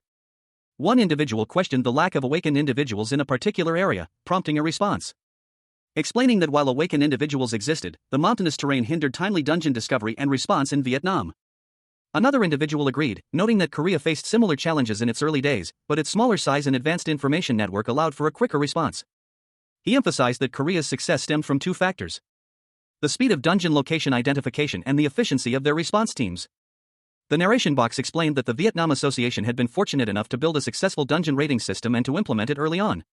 Hu Yun's words suggested that the Vietnam Association was uniquely positioned, unlike others. Despite this early success, a man with silver hair and a determined expression sat in a car, observing that things remained largely unchanged. He continued, noting that the damage from 50 years prior had not fully healed, and new dungeons continued to appear unexpectedly. The man explained that if a dungeon appeared in the mountains, blocking the roads, they would have to wait for repairs, creating further complications. A diagram showed the cyclical problem: road blockage by a dungeon led to monster escapes, causing further damage, creating a never-ending cycle. Another man, dressed in a suit, suggested selling the problem to the International Association. The silver-haired man responded that there was a reason they couldn't. The suited man pressed further, questioning why they hadn't sought help from other associations. The silver-haired man paused, his thoughts turning to a year prior. He recalled a red-grade dungeon appearing in the Puzirion Mountains, resulting in 36 hunters from the operation team being trapped in the boss room. They were unable to rescue them with their own resources, prompting a request for support from the International Association and other major associations. The scene opens with a grim tableau: numerous bodies, clad in crimson, lie scattered across a dark, stone floor. Their lifeless forms are surrounded by discarded swords, a testament to a brutal battle. Junwoo Kim, the once renowned SSS-RANK genius hunter, stands amidst the carnage, his silver hair stark against the dark background. A cold finality hangs in the air. The narration box states, "In the end, they all died, not a single place helped." His expression is unreadable, a subtle smirk playing on his lips. The narration box adds, "Of course, the Korean Association also did not help." Junwoo's thoughts remain hidden, but a sense of quiet satisfaction emanates from him. A flashback reveals a conversation with a stern-faced man in a suit, presumably the chairman of the Korean Association. The narration box explains, "The then chairman of the association proposed to me to lead a rescue operation, revealing a past opportunity. Junwoo had to intervene in the events that led to the scene in the first panel." Junu's response is immediate and resolute. The narration box states, "But I flatly refused." There was nothing to gain here, showcasing his cold pragmatism and lack of remorse. The scene shifts back to the present, showing two other men in suits, Seo Mincheol and Lee Soo-young, discussing Junu's decision. The narration box reveals, it seems that Seo Mincheol and Lee Soo-young refused too, highlighting a shared sentiment among powerful figures. Junu, seemingly content with his choice, smiles broadly. He declares, "Still, I'm happy now," underscoring his satisfaction with the outcome, regardless of the loss of life. The scene shifts to a car, where Junu sits with two other individuals, one of whom appears tense and displeased. The other is a young woman with orange hair, who appears to be asleep. The visual suggests a power dynamic, with Junu seemingly in control. The tense man mutters, "It's really a thorny seat," expressing his apprehension about their current situation. The young woman remains asleep. Junu, however, seems unfazed. Under the pale glow of a full moon, a group traveled through the night. A voice announced their arrival at a remote, isolated watchtower, and found themselves surrounded by armed guards. 3 individuals, bound and clearly distressed, were held captive by the heavily armed men. Panic set in as one of the captives exclaimed about their kidnapping, questioning the absurdity of their situation. The guards, armed with rifles and an axe, stood menacingly close. A young woman with orange hair looked on in fear, as one of the captives suggested a drastic countermeasure, breaking the arms of their captors. His suggestion was met with apprehension by the other 2 hostages. However, another captive argued for a more peaceful approach, suggesting that they should listen to what the guards had to say first. The orange-haired girl agreed, suggesting that the man didn't seem like a bad person based on her observations from inside the car. The group debated their options, weighing violence against dialogue. The orange-haired girl, exasperated, suggested a coffee break instead. A guard approached, stating his intention to talk, not to hurt them. 3 individuals, bound and kneeling, faced an interrogator. The interrogator, a stern-looking man, demanded to know their intentions. He suspected they were seeking revenge for a denied funding request from the previous year. But they insisted they only needed money. The interrogator, unconvinced, pressed further, suspecting a ransom plot against the Korean Association. He warned them that such actions constituted an international crime. But the leader, a man with a bandaged head, revealed his desperation. He needed funds to continue their raid, a term that immediately raised suspicion. The interrogator's eyes widened in realization, the hostages had been kidnapped to fund their operations. He confronted the leader, questioning the motives behind their actions. The leader admitted that their lack of funds to continue their raids had led them to this desperate measure. The interrogator showed understanding towards the difficult situation of the Vietnamese association. He proposed a solution: official acquisition of their association and provision of necessary support, thus resolving their financial problems. A stern-faced man, clad in a dark red jacket, vehemently denied the request. His words, sharp and unwavering, echoed the gravity of the situation. He declared that acquiring their association was impossible, as it had been disbanded long ago. The man's denial was met with disbelief. Bound and clearly agitated, a younger man in a suit scoffed, deeming the claim ridiculous. He insisted there was no record of such a thing in the latest data. The older man sighed, explaining that the official paperwork might suggest otherwise, but the truth was far less palatable. He revealed that a year prior, a fatal accident in a red-level dungeon had destroyed their association. The association, he continued, had been completely devastated.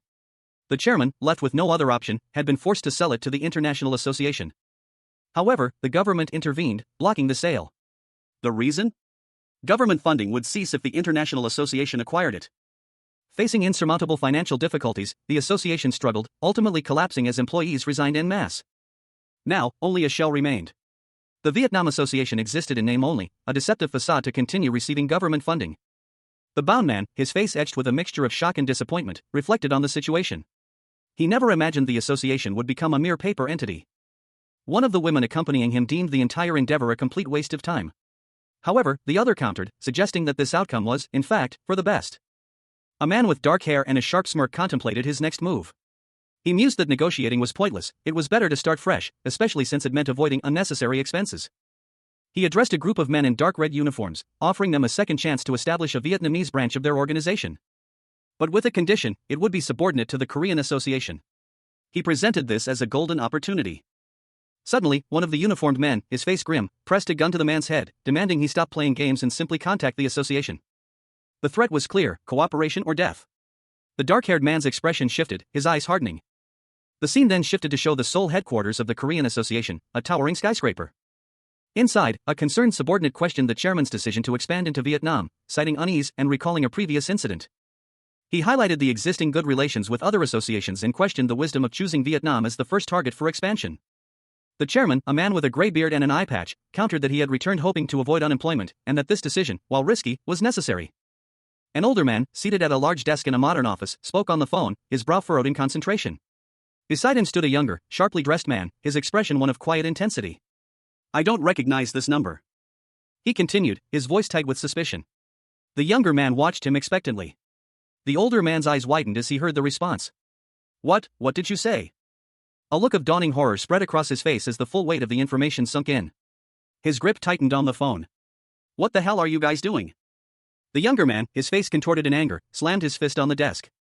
"Hey, you scoundrels!" It was a swift, decisive attack. The young man and woman looked at each other, sharing a look of worry. The younger man, looking grim, added, "They've kidnapped Kim Jun-woo and are asking for money if we want him back alive." A tense meeting unfolded within a stark, modern boardroom. A young man with blonde hair, impeccably dressed in a burgundy suit, stood before a group of stern-faced executives. He braced himself, a palpable anxiety radiating from him as a woman with dark hair questioned his qualifications. "Sole branch manager?" she asked, her tone sharp and skeptical. Suddenly, a blinding flash of light erupted, and a sharp, metallic sound pierced the air. Revealing his sword plunged into the young man's back. He collapsed to the floor, his eyes wide with shock and disbelief. Their expressions hardening as they observed the fallen man. A pained groan escaped the young man's lips as he clutched at the wound. His body racked with pain. He slowly sank to his knees, his strength failing him. Junwoo Kim, the world's first SSS-RANK genius hunter, stood alone in a dimly lit conference room. His shoulders slumped, a stark contrast to his usual confident posture. The air hung heavy with unspoken accusations, the lingering silence punctuated only by the weight of his failure. A silent condemnation hanging in the air as he faced the stern gazes of his colleagues. A woman with long blonde hair, dressed in a crisp white suit, extended a hand towards him, her expression a mixture of disappointment and anger. The scene spoke volumes of the gravity of the situation. Chloe, his former team leader, seated with barely contained fury. Her eyes, usually warm and friendly, now burned with a cold fire. A single red glint reflected in her gaze, hinting at the depth of her betrayal. "I really hate people who break my trust," she thought, her inner turmoil mirroring the storm raging within her. The red energy crackling in her hand intensified, a visual manifestation of her simmering rage. "Team leader Chloe, I guess my trust wasn't a big deal, huh?" she spat, her voice laced with venom. Junwoo clutched his side, pain etched on his face. His usually sharp features were softened by the agony, his eyes clouded with a mixture of regret and despair. He felt the weight of his failure, the betrayal cutting deeper than any physical wound. Chloe watched him with a cold, calculating gaze. Her expression was unreadable, a mask of icy composure hiding the turmoil within. The silence stretched, thick with unspoken accusations and simmering resentment. A narration box revealed the devastating consequences of the mission's failure. The retrieval of the time stone had failed, leading to the exposure of their organization. Yang Minho, a top-ranking figure in Korea, had been defeated by the seemingly hostile takeover of a dungeon cleaner. The narration continued, highlighting the precarious position of the organization, now exposed to the world. The image showed a tense exchange between two men, one clearly injured, the other seething with anger. The scene shifted to a different location, where two figures discussed the fallout. One, a man with a beard, expressed concern about the Secretary General's reaction. The other, a woman with long brown hair, suggested they focus on damage control and improve their strategies going forward. A clandestine meeting unfolds, shrouded in digital shadows. Two figures, their faces obscured, discuss a recent development. Junwoo Kim, the world's foremost genius hunter, now aware of their existence. Prompting immediate concern. One, with fiery red eyes, scoffs at the previous mission's failure, blaming Chloe, the team leader, for her greed and recklessness. The other, more measured, points out the complexities of their work, emphasizing that delicate balance adjustments are not tasks for just anyone, especially not field staff. A hand, seemingly imbued with power, gestures emphatically. The question hangs in the air: would a different leader have yielded a different outcome? A curt, affirmative response confirms the implication. Despite the acknowledgement of Chloe's failings, the timing for decisive action is deemed inappropriate, as immediate action would only serve to reveal their existence to the world. Fortunately, crucial information remains undisclosed. Maintaining a low profile is deemed the most prudent course of action. Therefore, confronting the time stone is postponed, the risk of exposure being too great. A stern-faced man, his expression etched with authority, sat at the head of a large table. He issued a sharp command: pause the bank item recovery case and prioritize assimilating the independent association. The meeting concluded with a woman, her face obscured by shadows, coldly announcing the end of the proceedings. In another room, a woman incredulously questioned the situation, voicing her disbelief that an Asian cleaner was the cause of this entire mess. A partially obscured figure, only their smirk visible, watched the unfolding events with a hint of amusement. Another woman, her face partially hidden, stared in shock and disbelief, her eyes wide with alarm. She then proposed a drastic solution, eliminating the entire cleaning team. A man, his face red with anger, unleashed a furious outburst, cursing those responsible for the current situation. A frantic phone call interrupts a tense scene. Bound and gagged, Kim Jun-woo, the world's first SSS-RANK genius hunter, is held captive. His captors, a group of men in dark suits, report their success to an unseen party. But the call is abruptly cut off. A young man with silver hair, one of the captors, stares at his phone in disbelief. He mutters to himself, frustrated by the sudden silence, wondering if they apprehended the right person. His concern is palpable, a bead of sweat trickles down his temple as he checks his phone again. His companions share his apprehension, questioning the validity of their actions. They received instructions from the Soul Branch, but the lack of confirmation leaves them uneasy. One of them voices their doubt, wondering what they should do next. The uncertainty hangs heavy in the air. The silver-haired man considers alternative explanations. Perhaps the lack of response means their superiors don't care whether Junwoo was truly kidnapped or not. Another possibility crosses his mind, pointing out the incongruity of dozens of armed hunters being held at gunpoint yet remaining remarkably calm and even chatting amongst themselves. She finds this behavior deeply unsettling, especially considering the association president's apparent lack of concern over the kidnapped branch director. Her suspicion grows, and her frustration boils over. A close-up reveals a clenched jaw and narrowed eyes, reflecting her simmering anger at the inexplicable nonchalance of those involved. A group of men in dark red uniforms stood tensely, their expressions grim. One of them, with short, gray hair and a headband, spoke, his voice laced with concern, "They're all a bunch of trouble." The gray-haired man and another, similar in appearance, continued their hushed conversation. "We knew they were subtly ignoring us," one of them stated, a hint of frustration in his tone. He continued, "But seriously, sending these low-level guys for the association merger?" A third man, with dark hair and a worried expression, explained, "That's right. It's the only explanation.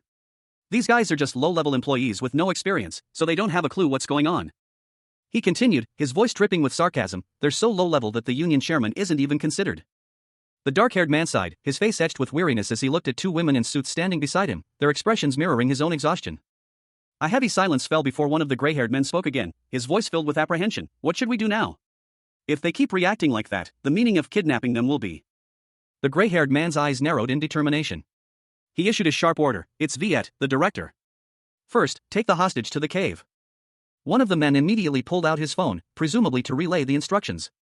A group of individuals, bound and escorted by guards in dark red uniforms, were led down a desolate path. Among them, a young woman with orange hair was carried effortlessly by one of the guards. Elsewhere, a man with short, gray hair and a headband answered a phone call, his expression a mixture of concern and weariness. He simply stated, "I got the call." A woman, seemingly a superior, informed him, "I've got news for you. A yellow-gray dungeon has appeared in the south. That one has a higher estimated revenue, so let's focus on that first." The woman's words were accompanied by an image of a beach scene featuring a woman in a bikini, suggesting the location of the dungeon. Director Viet, a man with a stern expression, reviewed a similar image in a magazine. The caption identified him as the Vietnam General Political Bureau Director. He continued, emphasizing the urgency of addressing the closer, albeit lower revenue, dungeon. Director Viet disagreed, stating, "It's impossible to take on a yellow grade with the current conditions. At least, we need more funding." His anger escalated, his face contorting in frustration. He concluded, "If you don't have the ability, at least sacrifice your life. Quit arguing and deal with what I said first. If you guys mess up, I'll not handle the consequences." Under the cloak of night, a man with short, gray hair stood amidst a dark forest, his back to the viewer. A single thought echoed in his mind, "Damn bastard." The narration box revealed a stark reality. Hyun's team, responsible for dungeon operations, consisted of only two small squads. One was a control team, composed solely of Hyun himself. The other, a cleaning team, had 3 members. He considered the implications. Such a small force was insufficient to even conquer a green-grade dungeon. The scene shifted to a grim tableau, a blood-soaked chamber, littered with the corpses of fallen soldiers, their swords scattered around them. Hyun stood amidst the carnage, his expression unreadable. The previous mission had been a near-suicidal endeavor, sending them in was tantamount to a death sentence. 2 figures, engaged in hushed conversation, were shown. One suggested altering their strategy, proposing to tackle the yellow-grade Jian dungeon first. His companion explained that their current budget wouldn't even allow for a single piece of defensive gear. Proceeding as planned would result in a complete wipeout at the entrance of the yellow-grade dungeon. The scene opens with a tense discussion amongst 3 individuals. One, with short, dark hair, looks on with a grim expression.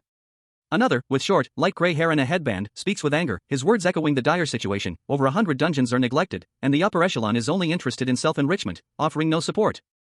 He continues, calling the situation crappy. The gray-haired man's face hardens. He turns, his back to the others, and states that if they abandon their current mission in Vietnam, it will be the end. He proposes a solution: they must somehow negotiate a fair deal with those they are working with. One of the others suggests that abandoning Vietnam and seeking other associations would be wiser, given the current troubles. The gray-haired man vehemently disagrees. Three figures are shown bound and seated on the ground: a woman with long black hair, a man with brown hair, and a woman with orange hair. He explains that he cannot give up on the Vietnamese association. He challenges the others, asking why they think he chose this particular location as the first target. He then explains that while many surrounding countries are members of international associations, Vietnam remains independent. Even that independence has been disbanded now. A logistical challenge arose: the transport of certain items was deemed impossible by air due to the risk of psychic malfunctions caused by airborne transportation. Two individuals, bound and gagged, sat silently. One, a man with short brown hair, appeared tense. The other, a young woman with bright orange hair, seemed more resigned to their situation. The man explained that Southeast Asia had no choice but to use land routes for transportation, with the only viable route being through northern Vietnam. However, the Vietnamese Association was unable to fully utilize this geographical advantage. The man, still bound, revealed his plan to seize control of the transportation route. He considered establishing a branch in Vietnam crucial to achieving this goal, as the Vietnamese Association was significantly weaker than its neighbors. He confirmed that all items and components from Southeast Asia would converge in Vietnam. The man's confident expression underscored his assertion that Vietnam was poised to become the largest hub in Asia. The woman, still bound, observed that this plan would inevitably cause trouble for the International Association. The man admitted that this was his intention from the start, to create a tool to keep the International Association in check. He then ordered someone to contact the association again. The panel shows the man and woman, still bound, along with a third, similarly restrained woman with dark hair, awaiting the consequences. A stern warning hung in the air. The message was clear: failure to secure the necessary funds would result in dire consequences. Junwoo Kim, the world's foremost genius hunter, found himself bound and at the mercy of his captors. His face a mask of grim determination as he contemplated his predicament. He clearly sensed the gravity of the situation. Meanwhile, a young woman, his associate, watched with wide, fearful eyes, her silent apprehension palpable. The older man, radiating anger, warned Junwoo against further defiance. His contempt was evident. Desperation clouded Junwoo's associate. She pleaded for mercy, her fear intensifying.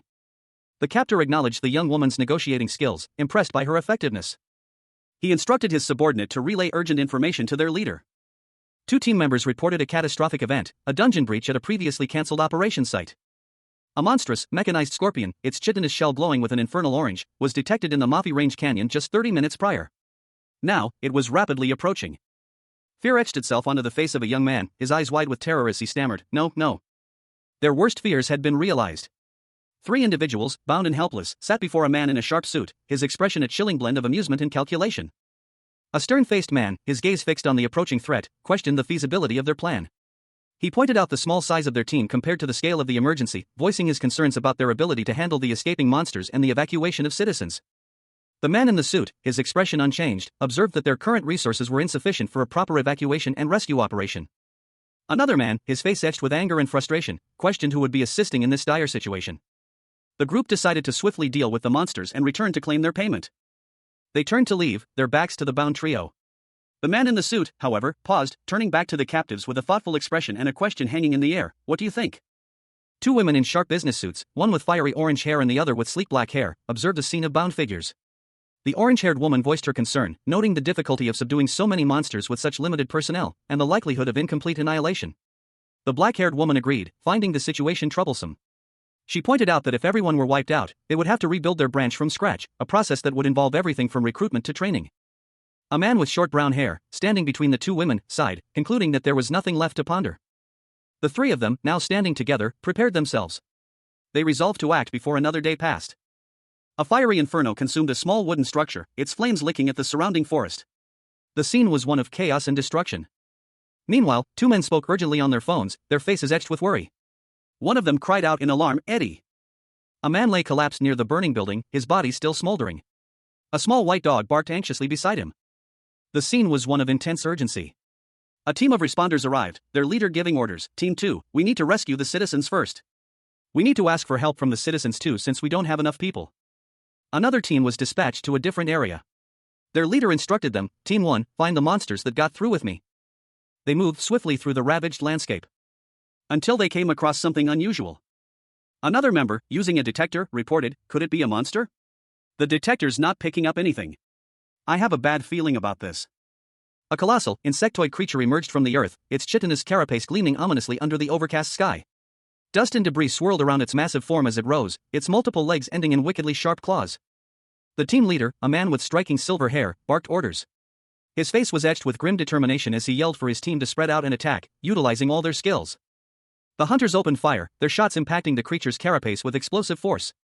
Despite the barrage, the beast remained unyielding. One of the hunters, observing the limited damage, grimly assessed the situation.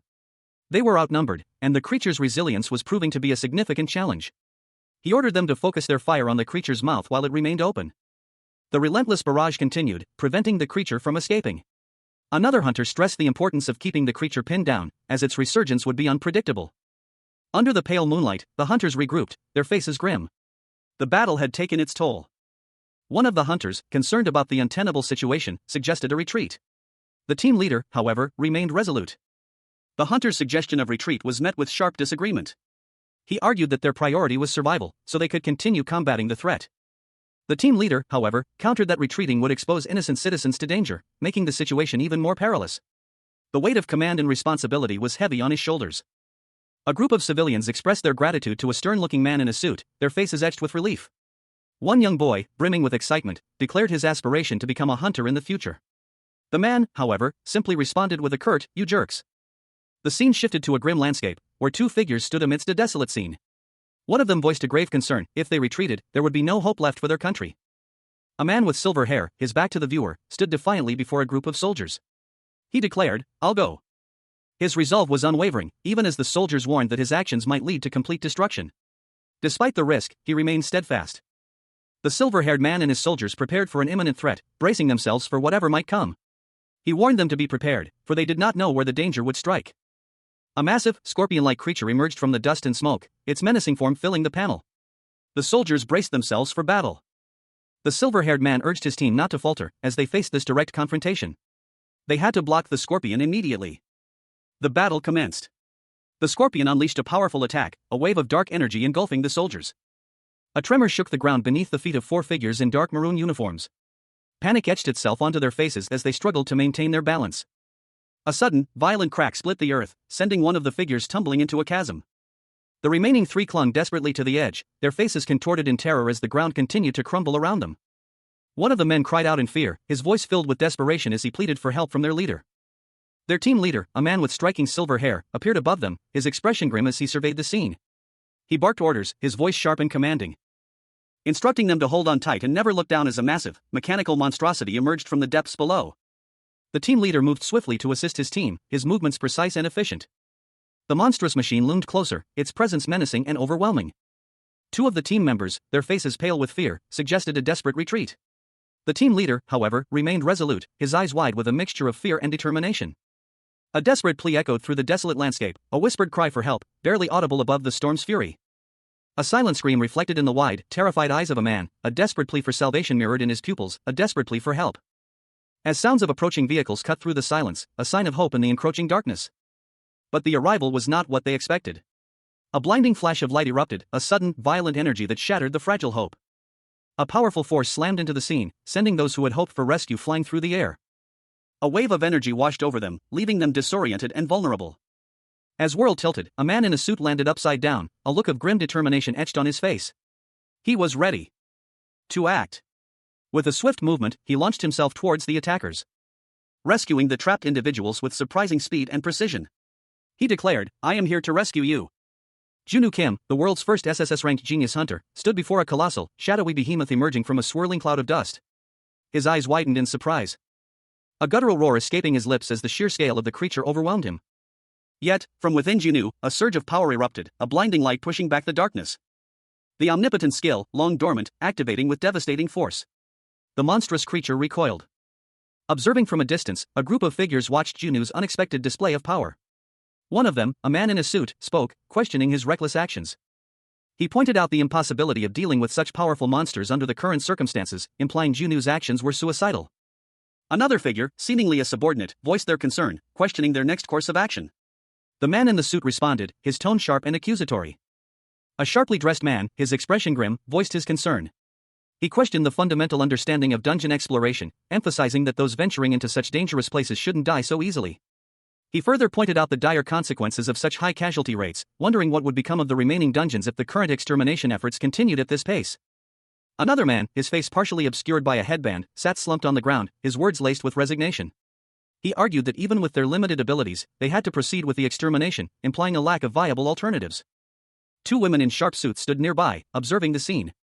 One of them, with striking dark hair, expressed her disapproval, questioning the notion of fighting with a readiness to die due to a lack of ability. The other woman, her voice firm, dismissed the argument as nonsense. She pointed out that those truly lacking in ability would never be able to take down even a low-rank monster, implying that the current situation was a result of poor leadership rather than a lack of skill among the extermination teams. A man in a suit, seemingly a superior officer, countered this, stating that the lack of success wasn't due to a lack of ability, but rather a deception, suggesting a deeper issue at play.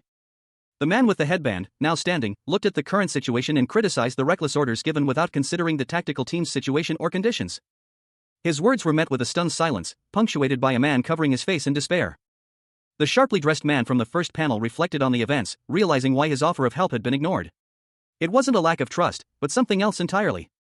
The man with the headband walked away, his back turned, leaving the scene shrouded in mystery. The scene opens with a close-up on a man's hand, clenched into a fist. His knuckles are white, his posture tense. Despair hangs heavy in the air. They were simply lost, having lost themselves in an unchanging reality. A palpable sense of hopelessness permeating the atmosphere. The ground trembles, a monstrous presence stirring beneath. A violent eruption shatters the earth, sending debris flying. The force of the blast is immense. As monsters burst forth from the ground, two figures, one in a dark suit and the other in a maroon jacket, react instantly. One urges them to dodge, the other shouts a countermanding order, attack. The man in the suit looks concerned, explaining that attacking the ground will only cause more monsters to emerge. His warning is met with disbelief. A moment of stunned silence before the man in maroon repeats his command, emphasizing the need for immediate action. The suited man hesitates, suggesting a preemptive strike might be more effective. He pleads for his method to be tried just once. But the man in maroon explodes in frustration, cursing and ordering everyone to focus their attacks on the ground. Following the order, the group unleashes a barrage of attacks upon the ground, targeting the source of the monsters. A monstrous scorpion-type creature emerged from the depths of the dungeon, its chitinous exoskeleton gleaming ominously. Its massive claws poised to strike. The creature's sheer size filled the frame, a testament to the dungeon's perilous nature. Junwoo Kim, a man with short, dark hair and a serious expression, observed the creature. He was dressed in a sharp suit, a stark contrast to the dungeon's grim environment. He internally assessed the situation, noting the scorpion's formidable defense thanks to its sturdy exoskeleton. However, he also recognized a weakness: their attack tactics were easily thwarted, leaving them vulnerable when exposed. His gaze sharpened, focusing on the creature's exposed vulnerabilities. He realized that if their hidden tactics were countered, the scorpions would be forced to reveal themselves, becoming easy targets. With a confident smirk, Junwoo formulated a plan. Even with limited resources and personnel, he knew this monster could be easily defeated if the right strategy was employed. He moved swiftly, his movements precise and calculated. He approached the scorpion, his sword drawn. With a battle cry, Junwoo lunged forward, his sword flashing in the dim light. His attack was swift and decisive, connecting with the scorpion's head, sending the creature reeling. Team manager Hyun's name was called out, indicating the arrival of reinforcements. The scene opens with a close-up on a damaged, metallic scorpion tail, blood staining its surface. A faint trail of smoke and dust drifts away, revealing the monstrous, metallic scorpion itself, its glowing eyes fixed on something unseen. The creature is imposing, its chitinous armor gleaming ominously. Junwoo Kim, the former SSS-ranked hunter, is shown panting heavily as he retreats, his crimson-tinged burgundy jacket slightly askew. He mutters to himself, acknowledging the battle is far from over. He grips his sword tightly, a determined glint in his eyes despite the blood on his lip. His expression is one of fierce resolve. As he activates a skill, Rampage, a surge of blue energy enveloping him and his blade. The text box confirms the skill activation. With newfound power, Junwoo unleashes a flurry of attacks, his movements a blur of speed and precision as he cuts through the air, leaving trails of blue energy in his wake. The scene shifts to a group of onlookers, their faces a mixture of shock and awe. One, a man in a suit, is noticeably more composed than the others, observing the unfolding battle with a calculating gaze. They shout in surprise, addressing the man in the suit as leader. The focus remains on the group of onlookers, their expressions ranging from wide-eyed fear to stunned silence. The woman with orange hair shows a particularly stoic expression. The final panel shows a bright light emanating from the horizon, suggesting the battle is reaching its climax. Junwoo Kim, the world's first SSS-ranked genius hunter, now 10 years younger and stripped of his abilities, stood triumphantly atop a defeated green-rank monster. The creature, a massive spider-like beast, lay bleeding on the ground, its carapace marred by deep wounds. Three young men watched from a distance, their faces a mixture of awe and disbelief. A triumphant grin splitting his face, despite a bloody scratch across his cheek. He had proven himself, even without his former powers. The three young men, his fellow dungeon cleaners, shared his elation, their own faces alight with excitement. Junwoo raised a fist in the air, shouting his victory. We won," he exclaimed, his voice filled with a raw, unbridled joy. His companions mirrored his action, their cheers echoing across the desolate landscape. The scene shifted to two figures observing from afar. One, a man in a sharp suit, observed with a critical eye, while the other, a woman with dark hair, looked on with a mixture of concern and curiosity. The man spoke, his voice laced with a hint of disdain. Creating such chaos over just defeating one green rank monster. The scene returned to Junwoo and his friends, who were now celebrating their victory with a group hug. One of the friends spoke, attempting to temper their enthusiasm. Come on, save the joy for later.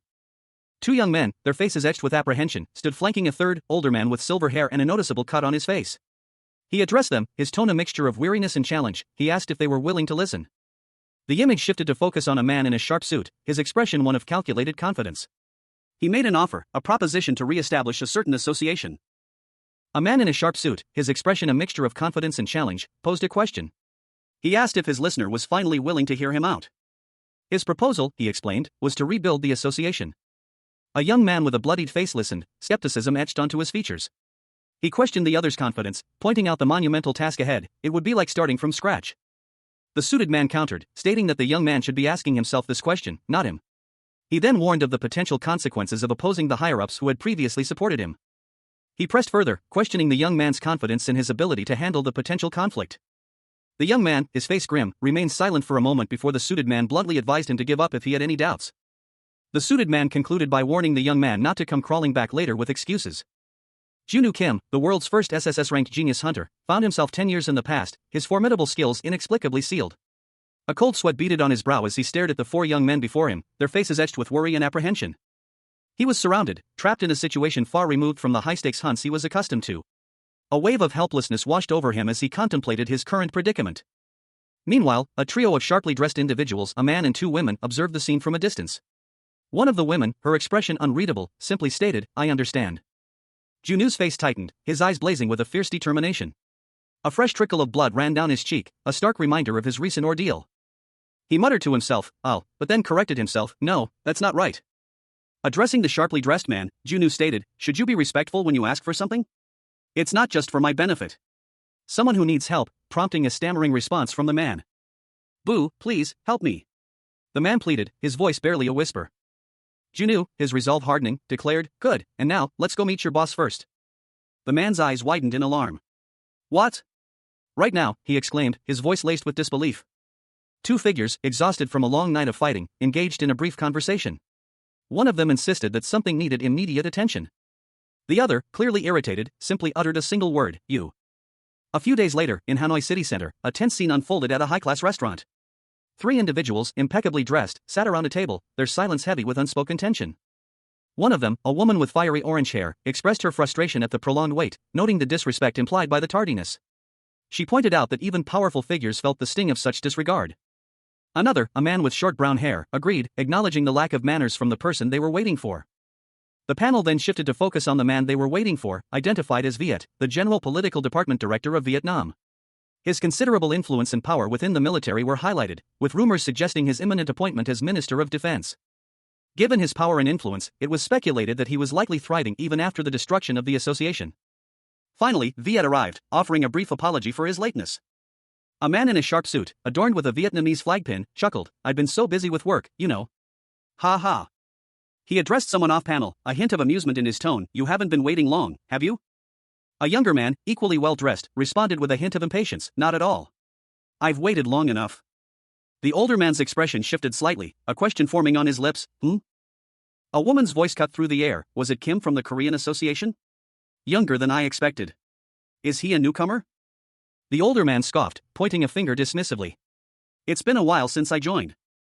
He continued, his tone laced with disdain, "I was going to meet some impressive people, but it turns out they're just rookies like him." "So, why did you want to see me?" The younger man, Kim, asked pointedly, "So, why did you want to see me?" The older man answered, "Our Korean Association is looking to pursue a merger with the Vietnamese Association." An older man, impeccably dressed in a dark suit, addressed a newcomer. He explained that while the situation might seem unfamiliar, it presented significant difficulties for their association.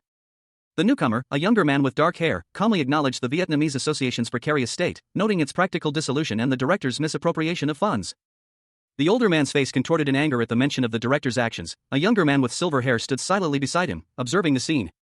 The older man, his anger escalating, directly accused the younger man of using the association's dire situation to threaten him. The younger man, however, dismissed the accusation as implausible, calmly sipping from his mug. He countered that since the association's merger resolution only existed on paper, a takeover wouldn't be difficult. He then made a proposition, offering 10 times the current financial support in exchange for a signature. The older man's eyes widened in shock at the sheer magnitude of the offer.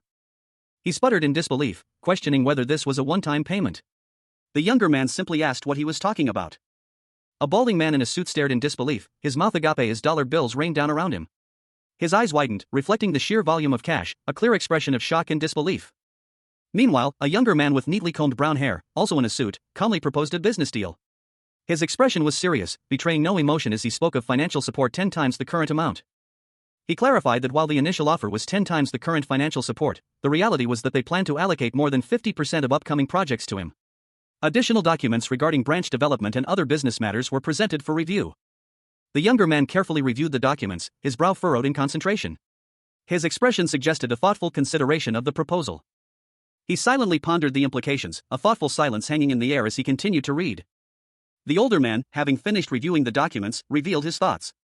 He considered the business idea unconventional, but intriguing. The plan involved distributing byproducts from neighboring associations. A woman with dark hair and a serious expression voiced a concern. She pointed out the risk of revealing too many details, suggesting that the information could be used by others to take the initiative. The younger man, sipping from a mug, countered that the proposal was daring, but there was no one in Vietnam capable of driving it forward. He proposed a counteroffer: if the association could be rebuilt, a hub created, and a monthly allowance provided, he would agree. However, this was contingent on being acquired by the Korean Association. Junwoo Kim, the world's first SSS-RANK genius hunter, now 10 years younger and stripped of his abilities, sat across from a stern-faced older man. The older man stated that the deal was correct. He continued, explaining that it wasn't a bad deal at all. Junwoo, however, retorted sharply, advising the man to wipe his mouth before speaking. The older man, seemingly unfazed, suggested that Junwoo sign the contract. Junwoo refused, stating they would proceed with their business in their own way. He added that it was better this way, as it saved him the trouble. However, Junwoo made a request: he hoped the punitive profits would remain untouched for the time being. The older man, confused, uttered a questioning Junwoo then posed a question regarding the principle of distributing punitive profits in proportion to operational capabilities. He questioned whether the current enjoyment of profits was justified, even suggesting a sense of shame should limit such practices. The older man conceded that Junwoo's statement was correct. Junwoo explained that this was why he had mentioned not touching the director's profits: it was reasonable for those who contribute more to receive a higher proportion. A tense confrontation unfolded.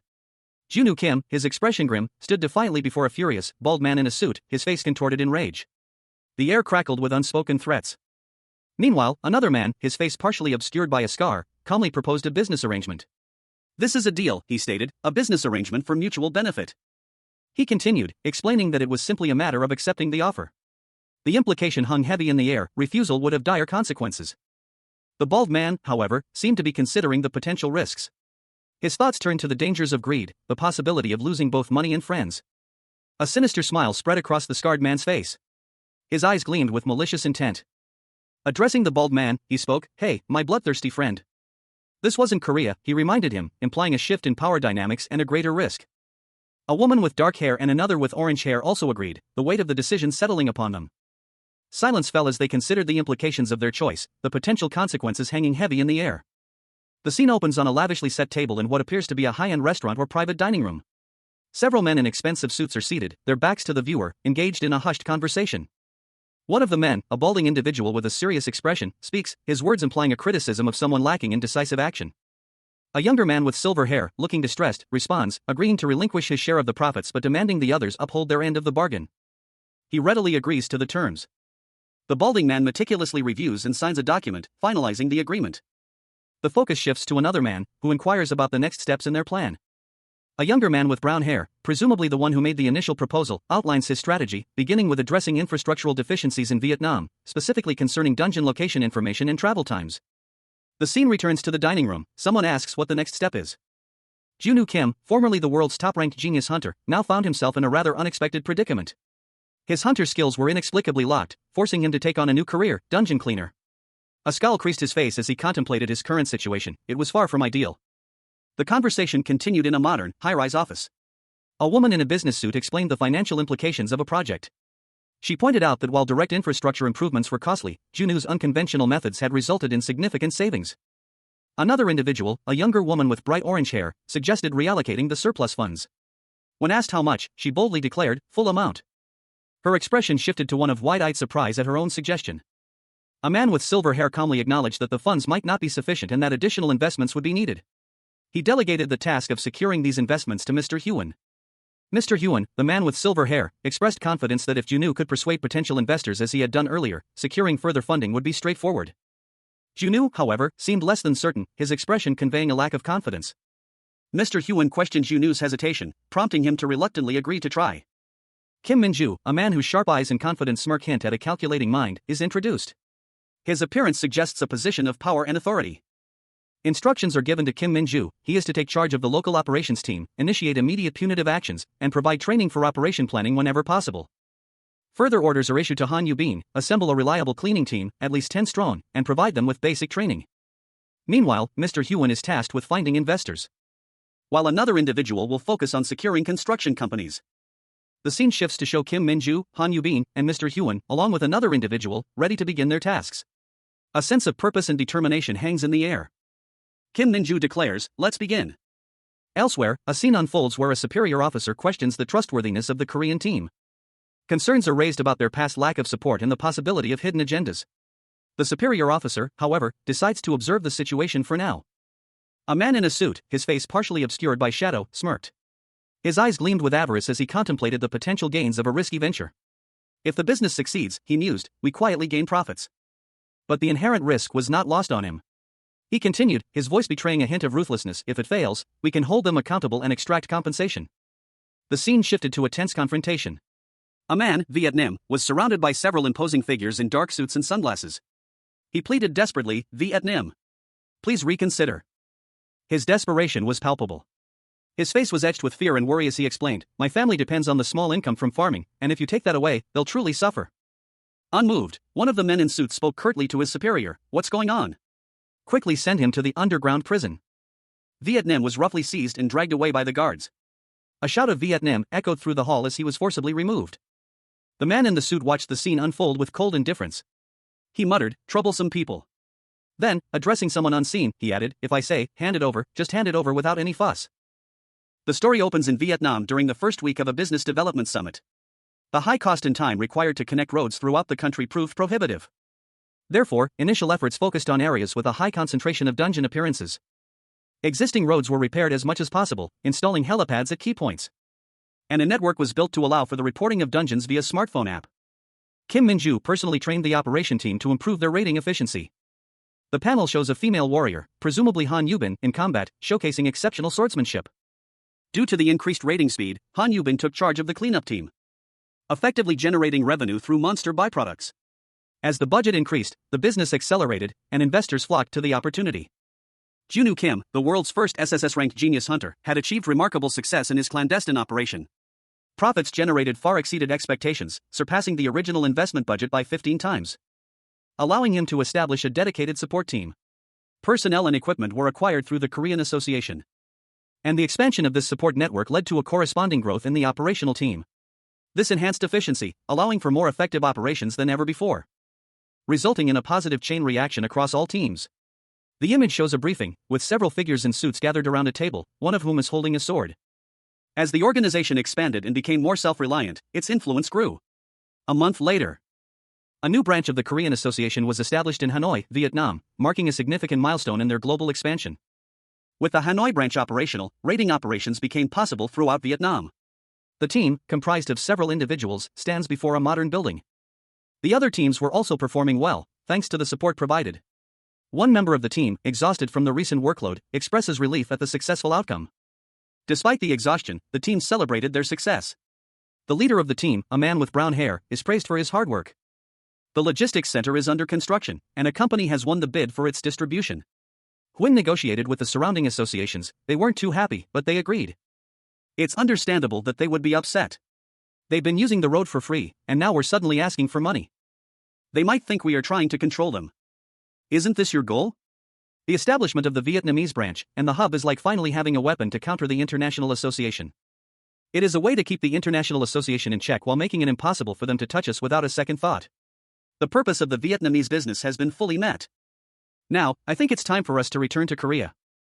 Oh, I heard that director Lee Ah-young has already returned. Why so soon? She's very busy with her headquarters work. I heard she spoke to you, but you didn't pay attention to her.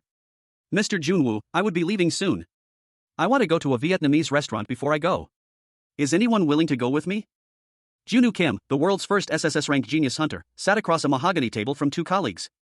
His face was etched with weariness, a stark contrast to the bright smiles of the women flanking him. One, a bubbly junior agent, chirped reassurances, the other, a stern superior, watched him with undisguised concern. They urged him to be careful on his upcoming mission, relaying a message from a clearly upset individual. The team leader, however, was keen to wrap things up quickly. The scene shifted to a bustling airport. A large airplane stood ready for departure, a symbol of the finality of their mission. It was time to give and receive what was due. The team stood before the building, their expressions a mixture of anticipation and apprehension. Back at headquarters, Director Hyun reviewed operational plans with a subordinate. He received a document outlining the schedules for 5 different teams, and began to adjust them based on the recent events. He prioritized teams 2 and 7, relegating team 4 to the lowest priority due to their recent raid. An individual, presumably a superior, inquired about the cleaning team's progress. He was informed that there were no problems and, given the efficiency, they could proceed to the next operation immediately. As a precaution, he instructed them to have the support team continuously monitor and report on the cleaning team's status. Junwoo Kim, the former SSS-RANK genius hunter, now working as a cleaner, leaned back in his chair, a thoughtful expression on his face. He seemed to be contemplating something. A familiar sensation washed over him, a feeling he hadn't expected to experience again. He found himself unable to believe it. The scene shifted to show Junwoo and his subordinate. He reflected on their remarkable achievement, building a successful association from scratch in just 1 month. Initially, the idea seemed ludicrous, many doubted their ability to establish such an organization. He recalled the initial skepticism. However, Junwoo's innovative solutions proved everyone wrong. He had overcome the fundamental problems. He skillfully adapted the operational system to the circumstances and the situation. His subordinate observed him with a mixture of awe and respect. One of Junwoo Kim's colleagues reflected on his unexpected leadership style. Above all, they never would have imagined that he would expand the cleaning team first, and then build up all the other teams. He didn't just give them weapons, he taught them how to use them. From the perspective of someone who watched the entire process, it was awe-inspiring. Another colleague shared his thoughts. He initially thought they were just sending a low-level person, but they sent a savior. The scene shifted to a group of people bound and held captive. It's a bit sad to hear that they're leaving now. To think that they tried to kidnap those people to get a ransom. 2 of Junwoo's colleagues exchanged amused glances. One of them voiced his expectations. He thought Junwoo would stay and take over as branch chief. But apparently, he refuses, even if it means death. His colleague questioned who would then be the branch chief. Junwoo reacted with a smug expression. His colleague congratulated him on his promotion. Junwoo, however, was less than enthusiastic, claiming it was just a free ride on a prepared table. A pair of polished shoes, impeccably shined, came into view, followed by a man's leg. Someone called out, "Hey, Hein." The camera panned up to reveal Hein, seated at a desk amidst paperwork, looking somewhat startled. A superior, observing him, commented that he seemed to be doing well these days, his face glowing. 2 men, dressed in dark uniforms, stood beside Hein, their expressions concerned. One of them asked, "What's up?" Hein and his colleague looked on with growing apprehension. As the stern man continued to speak, his words carrying a clear implication of authority. The stern man produced a sealed envelope. Hein's eyes widened in surprise as he asked, "What is this?" The man instructed Hein not to worry about the details, simply to take the envelope to Kim's office secretly. Junwoo Kim, the world's first SSS-RANK genius hunter, slammed his fist on the table, his face contorted in a furious grimace. Papers scattered as he unleashed a torrent of frustrated energy. A voice, laced with disbelief, cut through the air. He was accused of acting recklessly. The speaker, a man whose face was partially obscured, watched Junwoo with a mixture of surprise and disdain. His eyes gleamed with a cold amusement. The unseen man continued, his words dripping with a condescending tone. He implied that Junwoo was defying his authority. Junwoo responded, his voice calm despite the tension. He insisted the task was simple and harmless. Junwoo's expression shifted to one of grim determination. He seemed to be weighing his options. The unseen man's voice boomed, emphasizing his power and authority. 2 imposing figures, their faces hidden behind dark glasses, stood silently behind him, reinforcing his threat. The man's words hung in the air, a chilling ultimatum. He highlighted the precarious position Junwoo found himself in, caught between 2 powerful forces. The man's final words were a cutting rebuke, dismissing Junwoo's perceived arrogance. Junwoo Kim, the world's first SSS-RANK genius hunter, found himself in an unsettling position. His head was tilted back, his eyes wide with a mixture of apprehension and defiance as he faced his unseen opponent. The man looming over him spoke dismissively, his words echoing the power imbalance. Not at all. No matter what seat you sit in. The ominous words hung in the air, heavy with unspoken threats. His captor continued, his voice dripping with menace. As long as you live in this country, you can never be separated from me. A man in a sharp suit and sunglasses, exuding an air of cold authority, observed the scene from a distance. His words were a chilling promise. No matter how big the association gets or how high your position becomes, I will always have your neck in my hands. Junu's eyes, wide with a dawning realization, reflected the gravity of the situation. Fear, cold and sharp, pierced through his forced calm. The man in the suit, a cruel smile playing on his lips, offered a seemingly reassuring statement. I won't take your position away now. A different voice, laced with doubt, questioned the plan. From the blurry image of a car, a voice spoke. Are you sure this is a good idea? Wouldn't it be better to have the Koreans as allies? The man in sunglasses responded sharply, his tone brooking no dissent. Are you doubting my judgment? His subordinate, hesitant but persistent, explained his concerns. No, it's not that. I'm talking about the hub that the Korean punks are building in the north. The expected annual revenue is said to be $100 million. The man in the suit, his eyes gleaming with avarice, calculated the potential profit. That's almost $8.3 million per month. One of the men, sporting sunglasses and a sharp suit, voiced his concerns. He questioned whether the 50% share of the promised $100 million, a substantial $4 million a month, was truly satisfactory, considering it was only half of what they were initially entitled to. His companion, equally well-dressed, countered with a rhetorical question. If they had access to the full $100 million, would they truly be content with only half? The conversation shifted to Hyun, a figure of apparent importance. One of the men wondered aloud whether Hyun would remain loyal and follow their instructions. They debated Hyun's loyalty, acknowledging his current compliance but expressing doubt about his long-term reliability. One man firmly stated that their desired outcome would, in fact, come to pass. A third man, observing from a distance, offered his perspective on Hyun. He noted Hyun's excellent training but also his overwhelming fear, concluding that this fear would prevent Hyun from taking any rash actions. He used a metaphor, comparing Hyun to a well-trained dog that is easily controlled. The conversation returned to the initial topic. One of the men in suits brought up the fact that the dog Hyun had been assigned a new owner. His colleague explained that this was a deliberate strategy. They had given Hyun the job directly. The final panel shows one of the men holding a baseball bat, a clear symbol of the threat they pose to Hyun. The scene opens with Junu Kim, his back to the viewer, his body bearing numerous scars. A voice, unseen, observes, even if he's stupid, he will understand it once he sees the documents. The unseen speaker continues, explaining their strategy. He will know that if he doesn't follow my orders, the documents will come to him next time. The speaker elaborates on the contents of the documents. The documents are a proposal to check the one-party system through the construction of the Vietnam branch infrastructure and the cultivation of local hunters. They are documents involving plotting treason against Vietnam. The perspective shifts to a different individual, who muses, even if he is loyal to Kim Jun-woo, things will be different if his life is at stake. That guy cannot help but think about the future after the Korean guys leave. Junu Kim sits alone, his face grim. The internal monologue concludes, he has no choice. Junu slams his fists on the table, the documents before him. His expression hardens. A close-up on Junu's face shows intense anger and determination. The narration states, either he will end Kim Jun-woo with his own hands. A montage of images flashes before him, Kim Jun-woo and a group of men in suits, some holding weapons. The tension is palpable. Or he will die instead of Kim Jun-woo. Two men, one with a stern expression and the other wearing glasses, engaged in a conversation. The man with glasses subtly observed his companion, his thoughts revealing a logical deduction. There was no way the other man would choose the latter option. A silent affirmation hung in the air as the man in the suit nodded, confirming his understanding. Suddenly, a voice announced, Director Hyun, it's Kim Junu. Director Hyun, seated at his desk, visibly startled, looked up. Junu Kim, his face partially obscured, stood in the doorway, a subtle shift in his expression hinting at a hidden intensity. A flash of energy emanated from Junu's eyes, a sudden burst of power.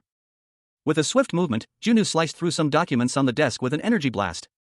Director Hyun, witnessing this display, listened intently as Junu spoke, his voice laced with a hint of bitterness. Director Kim, I have lived my whole life as a dog. I barked when I was told to bark, and I rolled. Never once showed my teeth to my owner. Junu Kim, the formerly SSS-RANK genius hunter, now relegated to the mundane role of a dungeon cleaner, steeled his gaze. His expression was one of grim determination. He declared that he would use his current position to protect something far more precious than his former glory, and in doing so, he would overthrow his current employer. A younger man with silver hair, his face etched with fierce loyalty, pledged his unwavering support. He vowed to risk his life for Junu. Going further, he declared himself Junu's loyal dog. Junu, however, was left utterly bewildered by this unexpected display of devotion. A man with short, dark hair, dressed in a sharp business suit, sat across from another man with striking silver hair and a maroon shirt. The silver-haired man leaned forward, his expression intense, as he declared his unwavering loyalty. Sheets of paper fluttered around them as the silver-haired man spoke, his determination palpable. The dark-haired man, clearly taken aback, sputtered in disbelief at the unexpected declaration of fealty. He questioned the absurdity of the situation. The silver-haired man presented a document, explaining that it was approved and bore the dark-haired man's signature, a fact that deeply troubled him. The document detailed a plan to frame the dark-haired man and others as spies, ultimately aiming to nullify a merger and seize control of the Vietnamese association. Three figures with sinister expressions watched from behind the silver-haired man. The dark-haired man's confusion deepened as he grappled with the shocking revelation and the mystery of the document's origin. He questioned the document's source, his suspicion growing. The silver-haired man explained that someone named Viet had recently left the document in his office, foreshadowing a police raid the following day. Junu Kim, a man in a sharp suit, sat on a plush sofa amidst a chaotic office. Papers were strewn across the desk, a testament to the urgent situation. His companion, a man with silver hair, observed the scene with a grim expression. As this is a serious matter, the silver-haired man stated, all ongoing businesses will be dropped. The silver-haired man's face hardened. A shadow fell over his eyes as he muttered to himself, damn, I warned him, but he still got greedy. He continued his internal monologue, I knew he wasn't someone to be trusted, but I didn't think he would be this brazen. But why did Viet give you this job? Junu Kim, seemingly unfazed, responded, what if you just told me everything like now? The silver-haired man sighed, he probably didn't even think that I would do that. He continued, he gave me this job as a warning. He's saying, if you don't stick with me, next time it'll be your turn. A sudden shift in tone. The scene changed, showing Junu Kim being ambushed by several shadowy figures. If it's coming from the head of political affairs, who even feigned death. Junu Kim, despite the danger, remained resolute. I am not so bold as to ignore his warning. To be honest, that's how much of a daunting figure he is to me. Back in the office, the silver-haired man pondered, so why did someone like him end up coming to you in the end? A man with silver hair, a slight sheen of sweat on his brow, reported someone's words, they needed a capable leader. Another man, this one with brown hair, sat amidst scattered papers, a look of dejection on his face. He admitted to being emotional, even calling himself a failure. He sat back, his expression one of deep contemplation. The fact that he had been called to this meeting meant that someone was considering eliminating them all. He muttered to himself that these people just wouldn't leave him alone. His expression hardened. He wanted nothing more than to beat them up, but this wasn't Korea. As long as they kept their swords sharpened, there would be no room for negotiation. A powerful figure, a man with a stern face, appeared. He held the true power of a country. The brown-haired man slumped in his seat, his shoulders heavy with worry. He murmured the name Hein. The silver-haired man reminded him of a previous conversation, suggesting he might have to turn against his boss. An older man with silver hair instructed a younger, brown-haired man to put back together some torn documents. He explained that they needed to see what was in them. The younger man, looking bewildered, questioned the request, incredulous that he should be the one to piece the documents back together. The next day, a man in sunglasses, flanked by guards, held a document related to the supervision of the single-party system through the cultivation of local hunters. He addressed another man, identifying him as Kim Jong-woo, the current head of the Vietnamese Association, and placed him under arrest. The man was urged to cooperate peacefully. As the guards stood ready, Kim Jong-woo then gave final orders to Kim Min-ju and Yubin to carry out his instructions. Junu Kim, the world's first SSS-RANK genius hunter, found himself in an unexpected predicament. 10 years had been erased from his life, his hunter skills inexplicably locked away. Now, he was tasked with a seemingly mundane job, dungeon cleaner. But even in this new role, his extraordinary abilities were evident. A subtle tension hung in the air as he observed his colleagues. One of them, a man with silver hair, muttered something about Hyun. Another man, with short brown hair, simply responded with a non-committal well, his expression unreadable. The brown-haired man continued, his words carrying a sense of urgency, he needed to be taken away quickly. The scene shifted to the imposing building of Vietnam's Ministry of Public Security. A sleek, dark car pulled up to the entrance. Inside the car, the brown-haired man was now in handcuffs. He was led into an interrogation room, his apprehension palpable. The atmosphere felt suspicious to him, this was no ordinary questioning. A man in sunglasses, presumably a superior officer, reported to his director that he had brought the suspect. A stern-faced man in a suit addressed a group of unseen individuals, his voice carrying an air of authority. Good work, everyone. The camera angle shifted, focusing on the back of a young man's head as he stood before a table in a dimly lit room. He seemed to be listening intently to the conversation. The man in the suit, his expression now one of sharp inquiry, approached the young man. He held a document in his hand, his voice laced with suspicion. You approve this, right? The young man, his gaze fixed on the document, responded calmly. This is the first time I've seen it. But why did it come from your office? I doubt. It was him. The man in the suit leaned in, a hint of a smirk playing on his lips. Well, it seems like you have the mistaken belief that you can get away with tampering with documents somehow. How long do you think it will take to make another identical document? The young man's head snapped up, his eyes narrowed. The man in the suit continued, his tone hardening. It seems like you're the one with the misconception, director. Are you laughing? A sudden shift in demeanor. The young man's eyes glowed with an unsettling intensity. He spoke, his voice low and controlled. Just trying to let this slide. Instead, I'll give you what you want. The young man's hands clasped together, a subtle yet menacing aura emanating from him. His words carried the weight of a final decision. The Korean Association will hereby give up the acquisition of the Vietnamese Association. The man in the suit's face registered shock and disbelief. His mouth opened slightly, a silent gasp escaping his lips. What? Of course, we won't demand any penalties for this. Two men sat across a table. One, older and balding, questioned the other, a younger man in a sharp suit. What are you saying? The younger man responded calmly, exactly as you heard. We'll hand over the entire association and hub. The older man, incredulous, asked, what do you want? The younger man's expression remained unchanged. He replied, so now you're not begging for mercy? He continued, explaining, anyway, instead of handing over the association, it means you're letting us go. The older man's eyes narrowed. He muttered, it's camaraderie, you're quite the gentleman. The younger man simply replied, yeah, now you're being gracious. The scene shifted. The younger man, now in handcuffs, sat at a desk, writing. He declared, from now on, I'm the top executive of the Vietnamese Association. He continued, then, as promised, me and my colleagues. The older man watched him, a smirk playing on his lips. He thought, he's the type who doesn't leave any loose ends. A gun was pressed against Junwoo Kim's temple. The renowned SSS-RANK genius hunter, now stripped of his abilities, found himself in a precarious situation. The cold steel felt unnervingly close as Junwoo's eyes flickered with a hint of defiance. His captor, unseen but clearly menacing, muttered, he's really a man with no trust. The captor continued, sneering, you say you're sincerely grateful for bringing in the money? Good riddance, smart young man. A gunshot echoed, shattering the tense silence. Elsewhere, a frantic scene unfolded. A man in sunglasses, his face etched with alarm, burst into a room, shouting, Director! Something big has happened. What is it? But the urgency in the man's voice was undeniable. He insisted, no, it's much more urgent. What's going on? The man explained, his voice strained, this is unexpected. I received a call from the International Association. The director's face paled, his eyes widening in shock and disbelief. A meeting was underway, the air thick with tension. One man voiced his bewilderment, questioning the International Association's sudden and drastic shift in policy. A decision that involved a significant increase in hub fees at the Vietnam Association. The news spread like wildfire. Neighboring countries were also up in arms about the unexpected change, prompting outrage and confusion within the room. One man, clearly agitated, demanded an explanation for this nonsensical decision. Another, less certain, stammered an uncertain response. A sinister figure, his face partially obscured by shadow, sat calmly observing the unfolding chaos. A chilling smile played on his lips. His presence ignited a furious outburst from one of the men at the table. The man, enraged, leaped from his seat, shouting insults at the mysterious figure. The enraged man demanded to know what the mysterious figure had done. His fury was palpable. The mysterious figure's eyes glowed with a malevolent red light, a sinister smile spreading across his face as he reveled in the chaos he had created.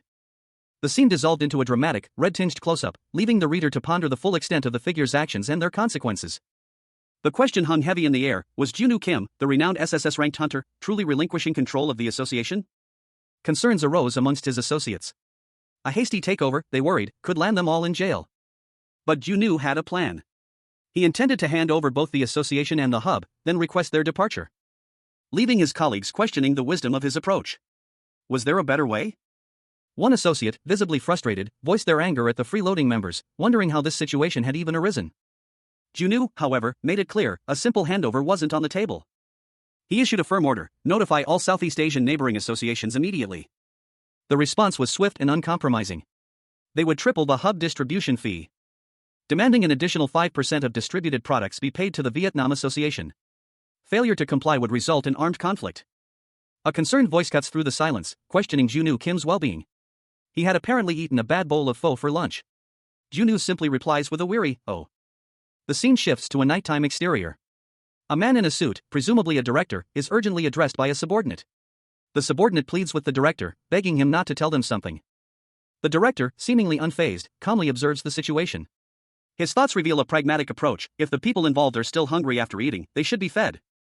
He expresses a further, slightly anxious hope that they won't suffer from an upset stomach. Suddenly, the scene erupts into chaos.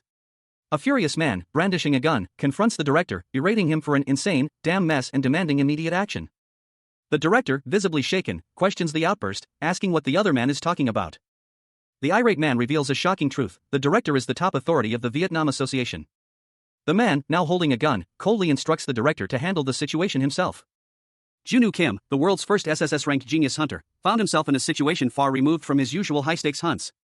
10 years had been rewound, his exceptional skills sealed away, and he was now tasked with the mundane, yet strangely significant, role of a dungeon cleaner. He stared at his interrogator, a cold fury simmering beneath his outwardly calm demeanor. "Why are you telling me this?" he thought, the question hanging heavy in the air. Ismail, the Malaysia branch director of the International Association, was visibly agitated. He muttered to himself about a recent betrayal, his words laced with disbelief and anger. Meanwhile, Miller, the Cambodia branch director, observed a concerning trend within the organization, noting the unusual growth of a particular group. Prasart, the Thailand regional director, remained silent, his expression unreadable. An unseen individual, likely a high-ranking member of the association, commented on the situation with a grim satisfaction, referring to a greedy pig who was finally facing consequences.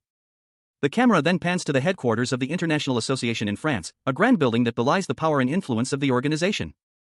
A narration box explains that the International Association is the leading global organization for hunters, managing and registering them through a unique rank system. Inside the headquarters, a hand gestures for someone to enter. The Secretary General is informed that a certain individual is currently at the Vietnam Association. Secretary General Wesley, the current head of the International Hunter Association, received news about the Vietnam Association's actions. The establishment of a new hub and increased distribution fees would likely cause strong protests from neighboring Southeast Asian branches. He reviewed the report, a concerned expression on his face. Wesley decided to disregard the branch's reactions for now, because the situation wasn't beneficial to them either. He pondered the Vietnam Association's recent, unexpected growth. Despite thwarting a merger attempt last year, they showed remarkable expansion within a month. This rapid growth was unlikely due to the Vietnamese Association's own efforts alone. Wesley suspected outside influence, surmising they had found a powerful backer. A report from PB Corporation confirmed his suspicions: the Korean Association had taken action. According to team leader Kane, a manager from the Korean Association had entered Vietnam, suggesting the Korean Association was aiming to control the Vietnam Association. Wesley's eyes narrowed as he considered the implications. He learned that Kim Junwoo, based in Korea, was also considering establishing a branch in the United States. One of the men observed his colleague, a thoughtful frown etching itself onto his face. He mused that the other man's actions were far too shrewd for an ordinary individual. The other man, seemingly pleased with himself, explained how he'd brokered a deal that benefited everyone involved, ensuring profit for all International Association branches. He continued, noting that the same principle applied to the hub's initial costs, which also appeared balanced at first glance. But a sudden realization struck one of the men. He vehemently declared that there was no way the distribution fee could be tripled from the agreed-upon amount. He concluded that only one person would be foolish enough to make such a move. A woman, her expression serious, stated that it appeared Vietnam had betrayed them midway through negotiations. While eliminating Vietnam would solve the immediate issue, it would ultimately lead to the absorption of the Vietnamese Association, a move that was not feasible given the potential resistance from Southeast Asian branches and the substantial financial losses involved. The woman then posed the question: then what would you do? Two figures, their faces obscured, discussed the precarious situation of Junwoo Kim, the SSS-RANK genius hunter. Killing him now, they concluded, wouldn't prevent his inevitable capture by the Korean Association. Therefore, a strategic retreat was deemed necessary. A woman with blonde hair, styled in a neat bun, listened intently, a subtle smirk playing on her lips. She seemed to agree with the plan. Meanwhile, a man with short, graying hair, a thoughtful expression on his face, nodded in agreement. He seemed to be in a position of authority. The scene shifted to a tense meeting. A stern warning was issued if a satisfactory agreement wasn't reached regarding the hub's cost increase. The International Association branches would take a firm stance on a national level. A man, visibly agitated, pointed a gun at another man, demanding he fix the situation immediately. The man being threatened was identified as the director of the Vietnam Association. An unseen individual issued a curt order: the person in charge should handle the situation themselves. Junwoo Kim, the former SSS-RANK genius hunter, now 10 years younger and stripped of his abilities, found himself on the receiving end of this command, a smirk playing on his lips as he questioned the absurdity of it all. His captive, a balding man in a suit, sputtered in disbelief, calling him a lunatic. Junwoo calmly retorted that his actions were a direct result of the man's own words, a single word from him being enough to trigger this desperate situation. The gun clattering to the floor as the man's resolve crumbled. A sudden, swift movement. Junwoo's opponent lunged forward, only to be met with a powerful counterattack. Leaving him stunned and wide-eyed, Junwoo warning him about the dangers of greed, of losing both money and friends. A look of dawning horror on the man's face as he realized the full extent of his predicament.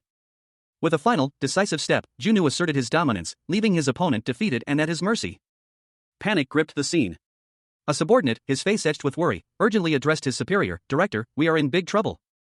The director, a stout, balding man in a suit, sat on a rock, his expression a mixture of fear and disbelief as a taller, more imposing figure loomed over him. Another man, clad in military fatigues, reported grim news: "I've received calls from branches in Malaysia, the Philippines, and Thailand." The gravity of the situation became clear. An older man with a distinguished mustache spoke, his voice heavy with foreboding. "They say if we don't lower the costs, they're willing to resort to border closures and even the use of force." The director's face paled. His eyes widened in horror as he realized the potential consequences. At this rate, a real war might actually break out. The subordinate vehemently denied any involvement. "I didn't do it. It's this bastard's doing, not mine." The director sighed, acknowledging the subordinate's claim, but also the futility of it. "Of course, we clearly stated that we were unaware of this. However, they don't seem to accept it." He offered a measured response, attempting to explain the situation. "It's a natural reaction given the actions taken so far. Consequences. If you continue living like that, you'll just make a lot of enemies. Later, you may even die without even realizing it. Like getting hit by a truck." A shadowy figure, his face partially obscured, offered a chilling piece of advice: "Even death was preferable to the injustice of an unknown hand orchestrating events." His words were met with immediate outrage. A man, his face contorted in fury, unleashed a torrent of curses. The outburst caused a ripple of surprise. A second man, his features sharp and alert, recognized the voice and demanded an explanation. Suddenly, the scene escalated. A sword flashed, its gleaming blade slicing through the air as the tension reached a breaking point. Vietnam Party Secretary Pan, his face a mask of fury, accused the other man of treasonous plans to sell out the entire country. The man under attack, seemingly unfazed, calmly declared his ability to handle the situation. His confidence, however, was met with disbelief. Sweat beaded on his brow as he considered his next move. His disbelief quickly turned to anger as he lashed out at the other man. The secretary then revealed a crucial piece of information. He knew the identity of the man he was confronting, recognizing him as Junwoo Kim from the Korean Association, the mastermind behind the project. Junwoo Kim, the world's first SSS-RANK genius hunter, lay on the ground, groaning softly. His body ached, the aftermath of a brutal ambush. Above him, several figures in sharp suits stood, their faces grim. One of the men, older and with graying hair, addressed a younger man with dark hair. "We can't handle this right now," he stated, his voice firm. "Since you created this mess, take responsibility and fix it." The younger man, Junwoo, hesitated. He wanted to help, but something else caught his attention. A pile of documents lay scattered on the floor nearby, a detail that seemed to hold a significance he couldn't ignore. The older man, seemingly impatient, pressed further. "Are we done now? I beg you, take it back and don't get us involved with this in the future." He was advising Junwoo to stay out of it. The older man's words hung in the air as he dismissed Junwoo. "You're on your own to handle the situation now." Junwoo's expression was unreadable as he listened to the older man's final words. His colleagues, seemingly unaware of the situation's gravity, simply stated, "We don't know anything about this matter." Junwoo's inner thoughts turned to the implications of his actions.